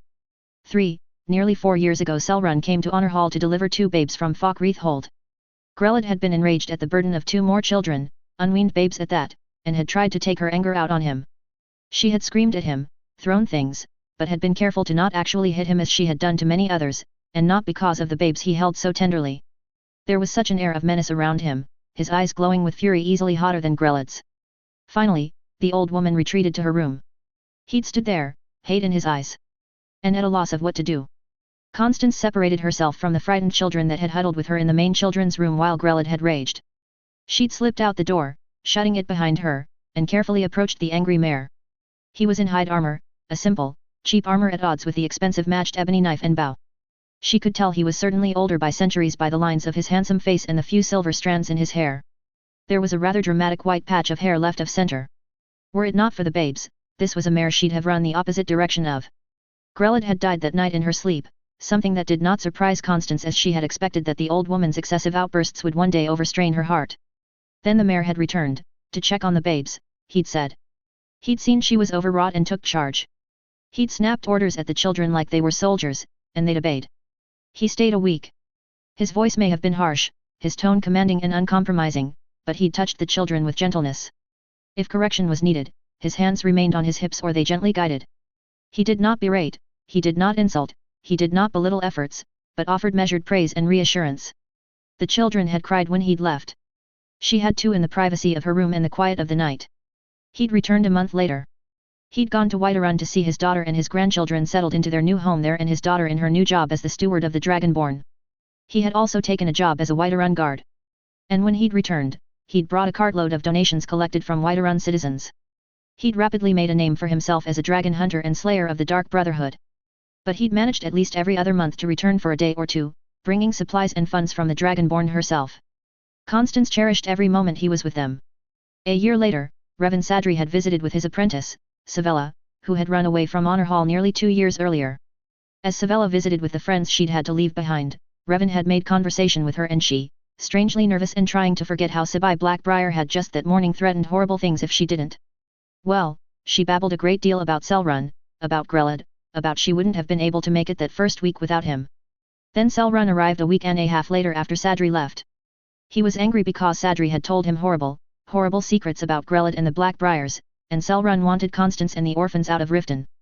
He made an appeal to the Jarl, arguing that the orphanage in Riften was too limited a space and it was better a larger place be made outside of the city. Whiterun offered land just outside the city with enough space for farming and keeping animals to feed the children. Jarl Lila argued that Whiterun was too far to move all the children and counter-offered land in Ivarstead. If Selrun would leave Whiterun's service and swear to hers, she would not only deed land and pledge funds for the new orphanage, she would make Selrun the Thane of Ivarstead, responsible for its security, taxes, and economy. He'd agreed. Constance chose to search for the good in people and world, but she was not naive, just incompetent in the face of greed, evil, and viciousness. She wasn't innocent. Hemming Blackbriar had seen to that before she'd seen her 10th year, and Grelod had beaten her bloody afterwards for missing her chores that day. He'd only stopped when he finally was given a job by his mother and could then afford to pay for more beautiful and talented company. When it came her time to leave the orphanage, she stayed because someone had to be there to offer some protection to the children. What was Selrun's real goal? No one risked their life like he did cleaning up the rift's more dangerous problems for a group of unwanted children. He wanted land for his people, he'd said, and baldly stated that if it meant becoming guardian to Skyrim's orphans, he'd do that, live again in the shadow of another ancient enemy, he'd do that, too. She'd later learned that the Greybeards had once been the tongues who'd led an invasion into Morrowind thousands of years ago. But he promised her the children would be well cared for to the best of his ability. And so they relocated to Ivarstead and changed the name of the orphanage to Geirmund's honor. Since then, the orphanage had grown beyond her worst imaginings. Now that it was no longer in Riften, no longer under Grelad, more children were brought in, more children were abandoned, more children, she suspected, ran away or were deliberately sent their way because at Geirmund's honor they got sufficient food, were taught basic reading and writing skills, and had opportunities to learn a trade. Perhaps Selrun's people weren't the warmest of people, but they more than did their share of providing for the orphans and teaching them and doing their best to raise Nord children in a way that did not alienate them from their culture or their religion. The Indorils were very particular about one's culture and religion. All Morrowind, they admitted, had been given a hard lesson by the will of Azura, who had chosen an outlander in which to place the soul of King Indoril. And then further lessons by the Argonians repaying the centuries of slavery at Dunmer hands. It caused Constance to look at her own people with a jaundiced eye. The children were now out of sight, out of mind, and someone else's problem. They sneered at the immigrants, but were all too willing to let those same outlanders bear all the burden of raising and educating the orphans. It wasn't cheap and the honorariums collected from the holds wouldn't even cover the most basic costs. Right now they were living off the very generous, one-time donation the Emperor had made. And with Skyrim dividing, and politics, and the separation of economies. Still, things were going better than she could ever have dared to dream. All thanks to Selrun, and Sadri, but mostly Selrun. Then, when she thought the world couldn't get any better, he'd asked her to marry him. Why? She'd demanded, I'm nothing compared to all the women I know who admire you. I'm nobody. I have no family, no talent, no skills. I'm just a throwaway. Unwanted. You deserve better. Somebody smarter, who can fight at your side, not somebody who hides under the blanket at the first sign of trouble. He'd gazed at her with those eyes. Devil eyes, the old sagas called them. Selrun's eyes, the irises were glittering, faceted rubies in pools of fresh spilled blood. The black centers opening wider as he gazed at her. My late wife was the ideal of an armiger, beautiful, fierce, battle-skilled, and a fine wit. We were often teased for being an imitation of that trite romance story combination of the lively armiger and the dour ordinator. When she died, I believed my heart died. I went on, then, for my duty, my gods, and my daughter. My body was here, but my spirit had left with hers. You know what I've lost, what all my people here in this colony have lost. I wandered Skyrim doing anything but falling on my sword. I took a delivery job of children from a lazy, greedy Jarl. I found I was supposed to dispose of 2 innocent babes into the care of Malag Bal's handmaiden. To my surprise, there was a saving grace in that oblivion pit. She shivered at the sight of me, could barely speak, but she still stepped forward to take the children and promised me they would be seen to. I saw frightened children. I'd heard her order to keep the door shut against me, open the door and look to her. Frightened but not cowed or broken, a touch of life still left in them, still nurtured. I wondered what would happen if room was made. So. I was given the rare gift of seeing a beaten spirit rise in a broken world. Frightened she might be, insecure and uncertain of her abilities, but able to strive for those she believed she could make a difference for. You didn't know then that my own spirit and heart were as beaten and bleeding as those children. But as I watched you pushing beyond what you believed were your limits, you pushed me to rise from my despair, to return to life. I'm tired, Constance. I turned 320 the year we met. 320 years of battle and vigilance and destruction. My magic will probably give me another 100 years. You've inspired me, given me strength to draw from. I hold hope that you will see me as one you can trust. If you cannot, I understand. Do not fear, I will leave you or the children for being refused. But will you fault me for seeking new love in my last decades? For wanting happiness and hope and mutual carnal intimacy? Oh, how she'd blushed at that. He knew she'd been raped as a child and for years afterwards. He knew what he was asking of her.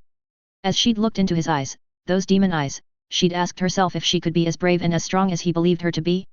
After all this time with the Indorils, she had learned their views of the House of Troubles.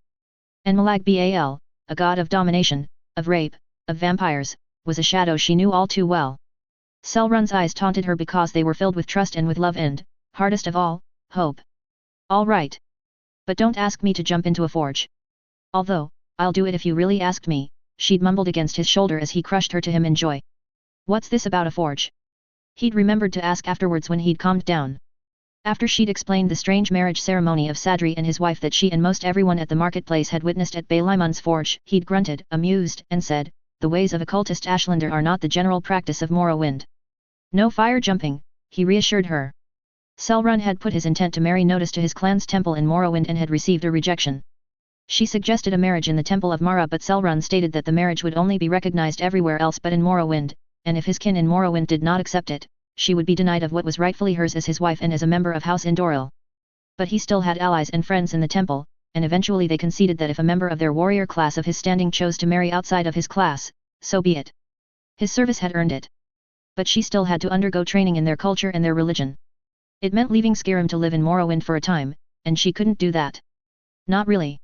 If she was absolutely brutal about it, she already knew she depended on Brandshay and Selrun's daughter, the Dragonborn steward, to manage finances, and on the Indorils to see to the health and the different stages of education for the children.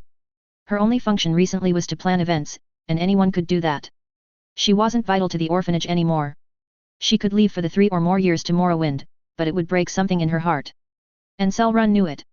So he attempted a circumvention and reluctantly sought the aid of Revan Sadri in Windhelm. Sadri was not without influence. His ability to be a power was being noted and followed. He might not yet be formally acknowledged a house father, a kin lord of Clan Sadri, but it would only be a matter of time. Selrun would get Sadri to sponsor Constance into House Hlaalu. House Indoril may sneer, but Hlaalu was still a house even after being deposed from the Council of Great Houses and dispossessed of their lands and cities. And once she was Hlaalu, then it was a marriage between houses, not Dunmer to Outlander. Indoril would not turn away a considerable tribute to their coffers from a Hlaalu seeking to marry one of their vaunted warrior heroes. Where the gold actually came from, whether from Constance or from Selrun's own pocket, was a moot point. Sadri agreed, and Constance moved to Windhelm for the next 4 years. At least from there she could easily take a carriage to Ivarstead whenever she had a week free of duties, and Selrun could just as easily ride up to visit her. And this wasn't a token apprenticeship. Sadri made it clear that she would really have to earn her entrance into House Hlaalu. He was going to train her to be the guiding administrative and financial force of the Gearman's Honor Orphanage, not just its token Nord matron. There would be lessons in basic law, in business administration, in financial planning and fundraising and cost control, and, finally, recognizing business opportunities or warning signs of fraud. Laid out in the contract, it was a frighteningly enormous amount of knowledge she would have to learn, and she wasn't confident at all that she could do this. They both assured her the words on paper were only fancy labels for most of the things she had already learned. Sadri was just going to a few more concepts to round out her knowledge and help her refine the skills she already had. Sadri had 3 other apprentices he'd signed contracts with. Rather than having all of them live at his home, a traditional arrangement for apprentices, he had a separate home for them. Constance quite liked that. She hadn't wanted to live above a government office, and the tenement they were in was a new, clean, generous space conveniently close to the store and docks and Newmarket area. Yannig was the first she'd met, an exotic beauty from the Reach, quick-witted, sharp-tongued, and a generous heart. She attracted a lot of male attention and admiration, all of which she appeared blind to. She assured Constance that while she did prefer men over women, she was here to learn, not find a husband. Very business-focused was Yannig. It surprised Constance how easy it had been to form a deep bond with her after only a few days. She was a bossy, pushy sister and certainly pushed Constance to try new things and nagged her to be more assertive with adults as she was with children, certainly leading by example. There was Olaf, a handsome Nord man though he said his father was an imperial from Leowian. His mother was of the Cruel Seas clan, but his grandfather had taken the old mercenary name of Gallowglass because Cruel Seas kept getting him asked why he wasn't in the naval forces. It stuck. Olaf used it because he preferred it over his father's patronym of Piscatus which, ironically, meant fisherman. Olaf, like his maternal grandfather, still preferred having the chance to walk away if a job went wrong, unlike being trapped in a sinking vessel with no land in sight. Constance loved to listen to his tales of his adventures and those of his parents. He listened to her plans for the orphanage and often made comparisons to the difficulties of group training new recruits and noting different personality types and skills each recruit could bring to a team. Selrun said much the same thing, in essence, but for some reason hearing it from Olaf let the points sink in deeper and easier. Perhaps it was because Olaf was near her age and he spoke with humor and warmth and stories whereas Selrun's explanations were so impersonal. And then there was Jalavan Dariano of House Sadras, a young 18. If he was human, he'd be considered an adult, but as mayor he was a child just entering those years before adulthood. She was concerned. Windhelm Nords were still openly resentful and hostile of Dunmer, especially when reminded it was the Dunmer who kept Windhelm economy going during the war. The young mayor was at a very impressionable age. Olaf hinted that he thought she and Yannig might be coddling the boy too much, but Yannig agreed with her that Windhelm was a poisonous environment. And Constance knew from experience how hard it was to protect a child. Constance expressed her concerns to Sadri. He told her that her concerns were valid, but the boy was being trained to be the agent between his people and the Outlanders, and both strong and subtle prejudices on both sides were forces he would have to learn to recognize and navigate through and negotiate with. And she should tend to her own lessons. XXXXXXX. Since the night before yesterday? And no word at all. Still shaking her head, Constance turned away from Idra the innkeeper and walked back to the room she shared with Yannig. Yannig had left papers strewn over the top of the bed. This messiness wasn't like her, so Constance drew a chair up and carefully went through the papers. Most were dry leaves of numbers and names and places and dates that gave nothing away of their purpose. There were letters on good paper but in foreign writing. They're letters from someone representing himself as the commander of the Stone Legion. They sounded like a special legion detachment operating independent of General Tullius. Oh, now she was finding interesting things. Now here was a good story. Constance was very good at storytelling to children. In the time before the First Era, there once was a great warlord of the dragons. Krisovic Lomskar Notbeard was his name. In the time he ruled, the sons of Atmora were in disarray and there was no firm hand ruling in Iskramar's grand city of Windhelm. This was in a time before King Vrij, the first emperor of the Nord Empire, ruled. Krisovic ruled by the power of the dragons and collected great treasures in their name. When he died, that treasure was buried with him. When he died, Krisovic's heirs ruled for a time, but fell to fighting amongst themselves for control. And while they fought, King Vrij rose to power and began rallying the enemies of the Notbeards. The goddess Kine saw her children rising to defy dragon rule and sent her new disciples, the Tongues, to give aid. Eventually, the allies slew the dragons the Notbeards served, and soon after the remaining Notbeard heirs and their personal guards retreated into their underground fortress, the tomb of their ancestor. The demons had gone underground, so underground they would stay. All the doors were found and tons of rock and soil were piled upon the doors. His city was burned to ash, and from the ashes sprang a forest rich in life, surely blessed by Kine herself, and so the forest was called Kine's Grove. Gilder found the two main portals. One was in the Kine's Grove mine that was directly beneath the dragon burial mound, deep under the hill the First Empire had piled over that entrance. The other was cleverly hidden beneath Windhelm, the seat of the First Empire, in the Hall of the Dead. He hadn't been able to find the entrance in the Hall of the Dead and, busy place that it was, there was no way he could go about tearing through walls and crypts. But Kine's Grove was an active mine. Who would notice a few more miners? But who was greedy enough, had people who were disciplined enough to carry out the ruse of being miners and search for the tomb's entrance and then dare to explore the tomb? There would be Dragwar, no doubt, so casual adventurers were out of the question. Windhelm did have one famous, capable adventurer known for exploring tombs and taking on monsters, but Gilder would sooner make the attempt himself before asking Hel's et Pharaoh. So he got in contact with this Stone Legion. At first they were reluctant. It was risky for the Legion to send operatives into Stormcloak lands, peace agreement or no. Gilder finally enticed them with the legend of some powerful artifact within the tomb that was the secret of Warlord Krisovic's power. He couldn't say what it was, only that Krisovic made sure it had been buried with him. The Stone Legion commander still didn't fully trust Gilder, so he sent soldiers or mercenaries eager to join the Stone Legion. These hopeful recruits were sent with the promise that the one who brought back the prize would join as an officer and given a unit command. Thus far, none survived. The one that managed to return, before he died, he told the tale of the roving dead, the dead that shouted, the many, many traps. Gilder then boarded the entrance to prevent any overly curious miner from wandering in. He then started collecting silver weapons. Fortunately, with the recent vampire crises, there was an abundance of silvered weapons in Windhelm supplied by the Dunmer Smiths and the Dawn Guards, a freelance company of vampire hunters. Gilder was going to try again with Nord assassins supplied by the Dominion. Constance shuddered as she read this. She remembered Selrun hastily assembling a party to charge up the throat of the world. Scarcely 2 hours after they had left, a dozen wolf-teeth mercenaries led by companion Nikki, rode their war horses up the winding, treacherous path. And a unit from the Imperial Fort Nugrid, led by Legate Faisandil, had just jogged into town when the ground shook, thunder roiled the clouds, and mighty gusts of icy-laden winds crashed down from the mountain as the Greybeards, and then the great, secret dragon that had lived there for all this time, shouted in battle. These assassins, she'd learned much later, had come hot from a job of capturing Sadri and a defecting Dominion soldier.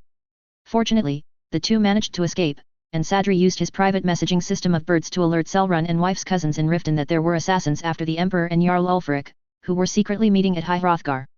Gilder had used his position of trust to plant the assassins in Ulfric's bodyguards. Had the assassins been successful, they would have come here to Kine's Grove and disappeared into the Krisovic's tomb and fortress. There had to be more information. These were all Gilder's notes.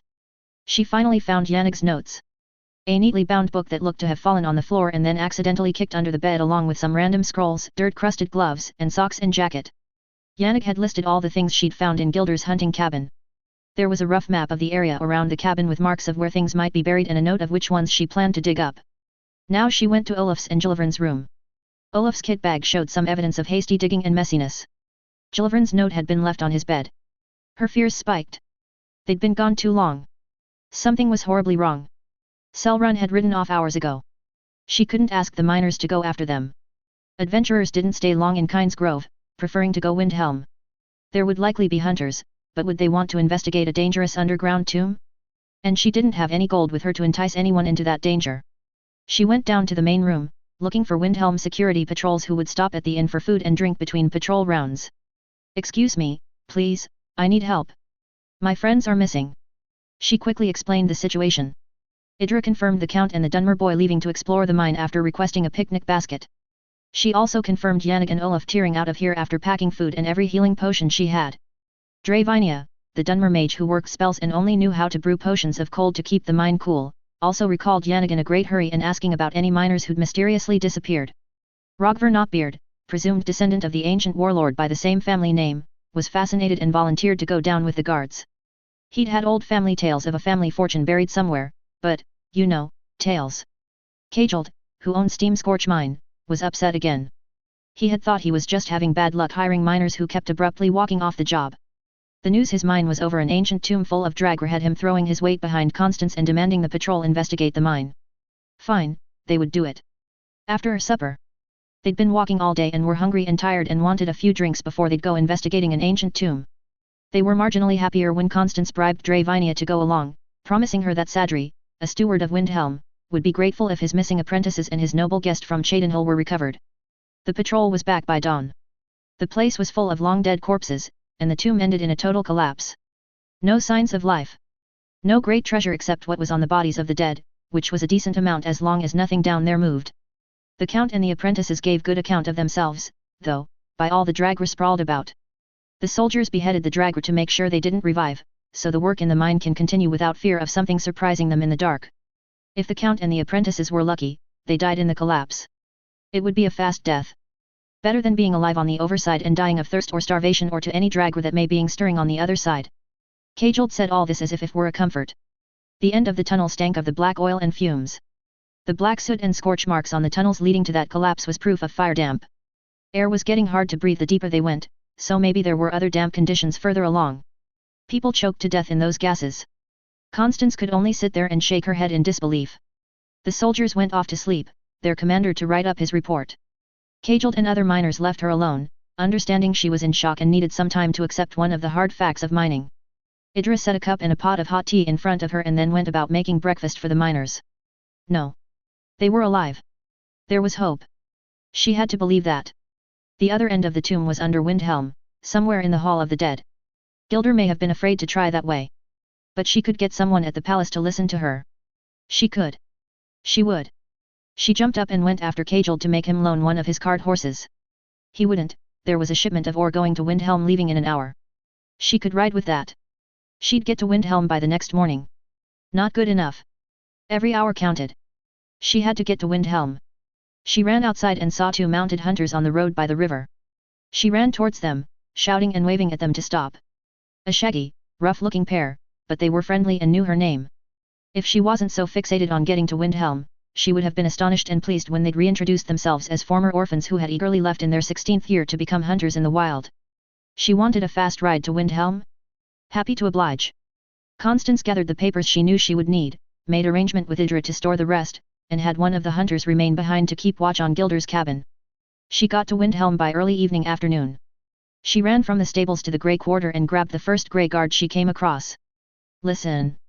I'm Constance, Steward Sadri's apprentice. Me, the other apprentices, and Count Indres of Cheydinhill were in Kynes Grove, but now the others are trapped underground. They are still alive. I know it.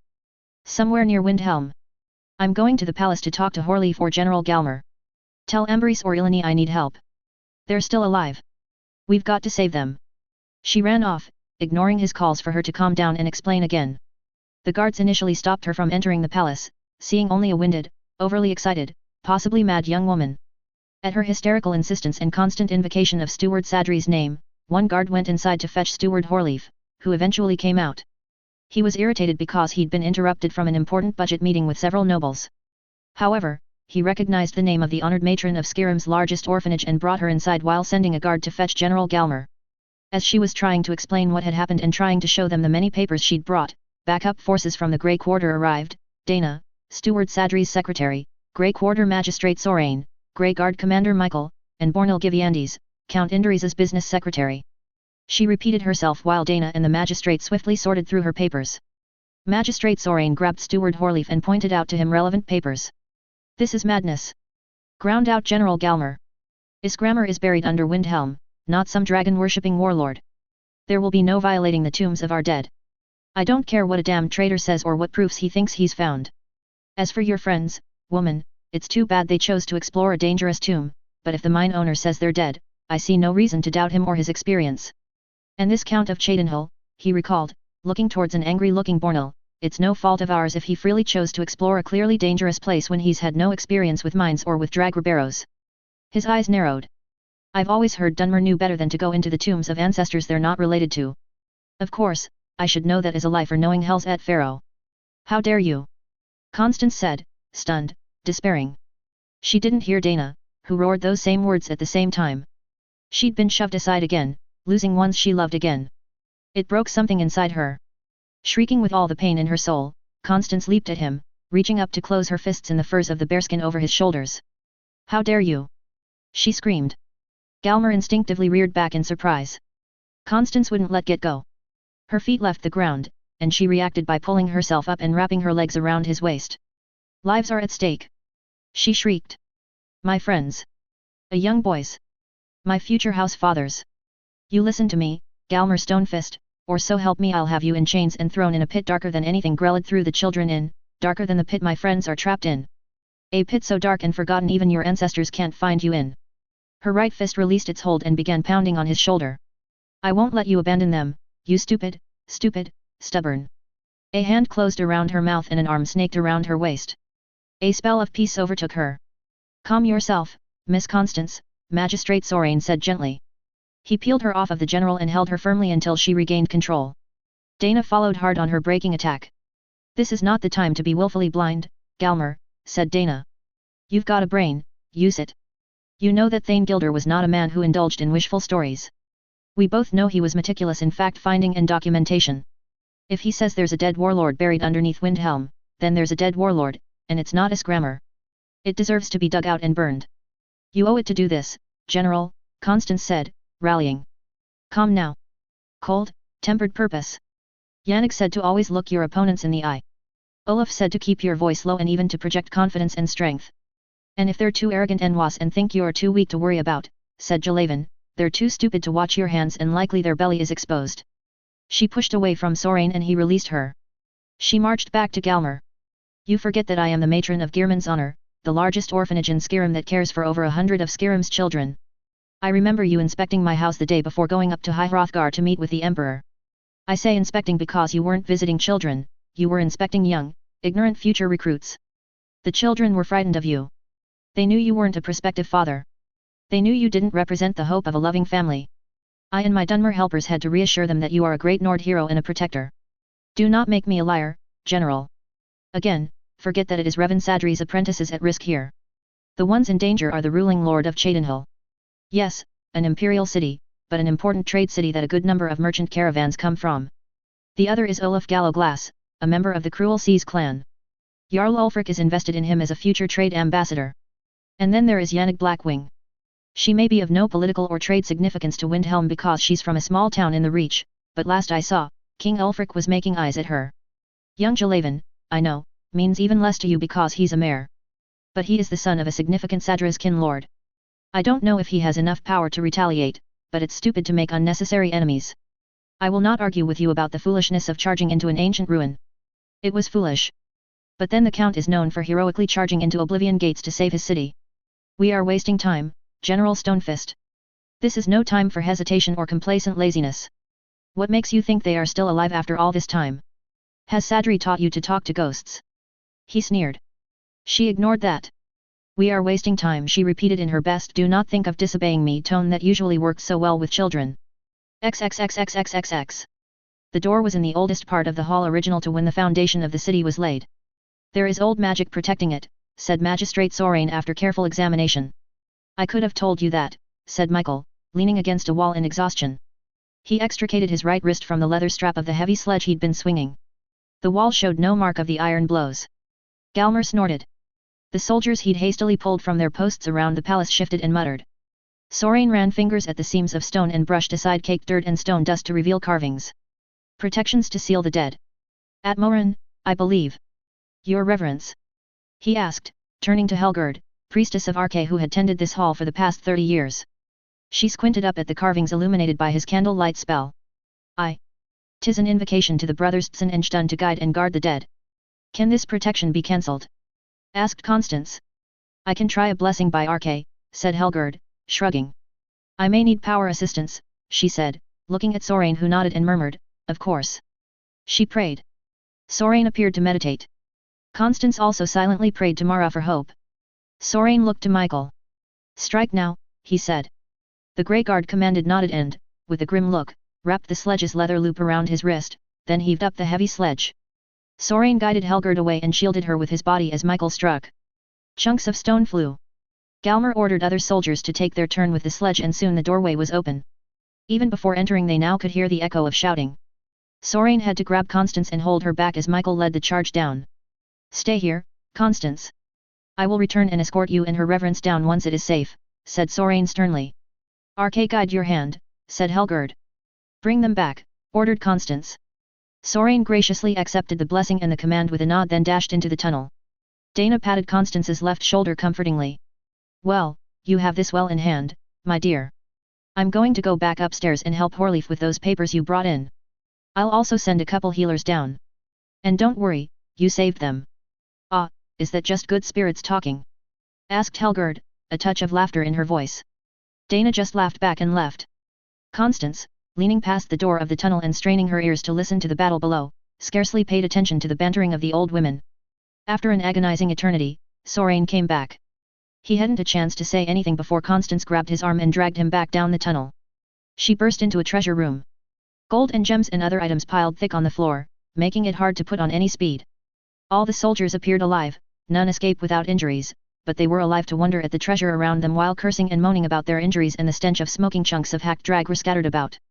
Constance was only concerned with the group in a wide tunnel leading up from the treasure room. Yannick and Olaf sat on the stone floor, back to back, exhausted. Jalaven was half lying across Yannick's lap. Michael and Bornil were carrying the count down a ramp from further back. She let go of Magistrate Sorain's arm, jumped over a massive dragger, bulky with arrows and spears, kicked aside its severed arm, and went to her knees beside her friends, trying to embrace all of them. "What were you thinking?" she cried. "I was so worried. Thank all the gods you're alive. Let me look at you." They were too tired to resist her examination. Constance was unaware she was snapping orders at Magistrate Sorain to run back and fetch water and healers. "Hold on to this," said Olaf, shoving something into Constance's purse pocket just as Galmer loomed over them. XXXXXXXX.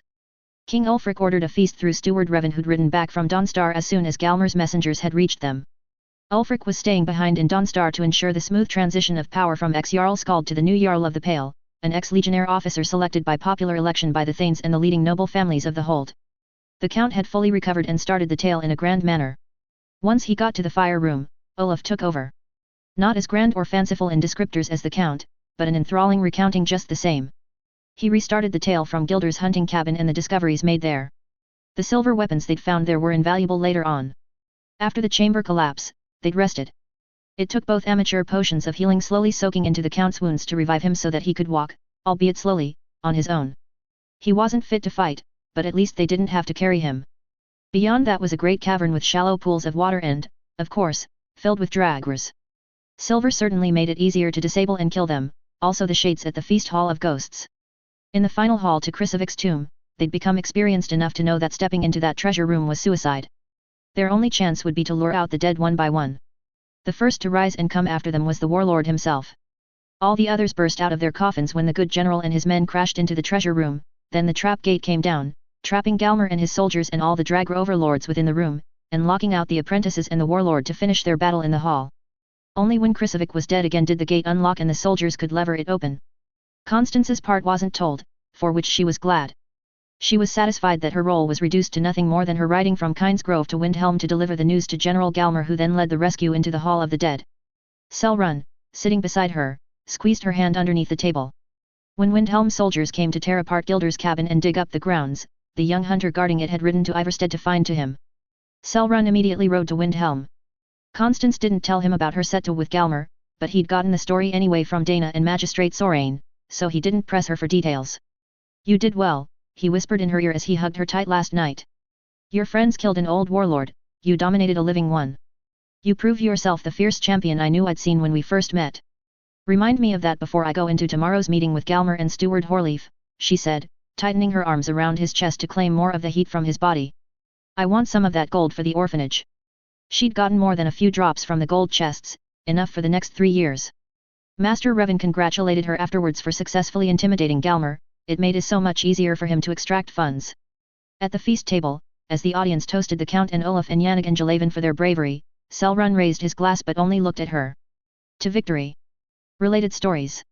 Number 2 Homeward Bound, Number 7 Ordination, Number 16 Rift and Connections, Number 23 Traitor, Number 31 Grey Guards, Number 35 Gearman's Honor, Number 36 Frostburn, Number 52-57 Assassins, Number 66 More Housework.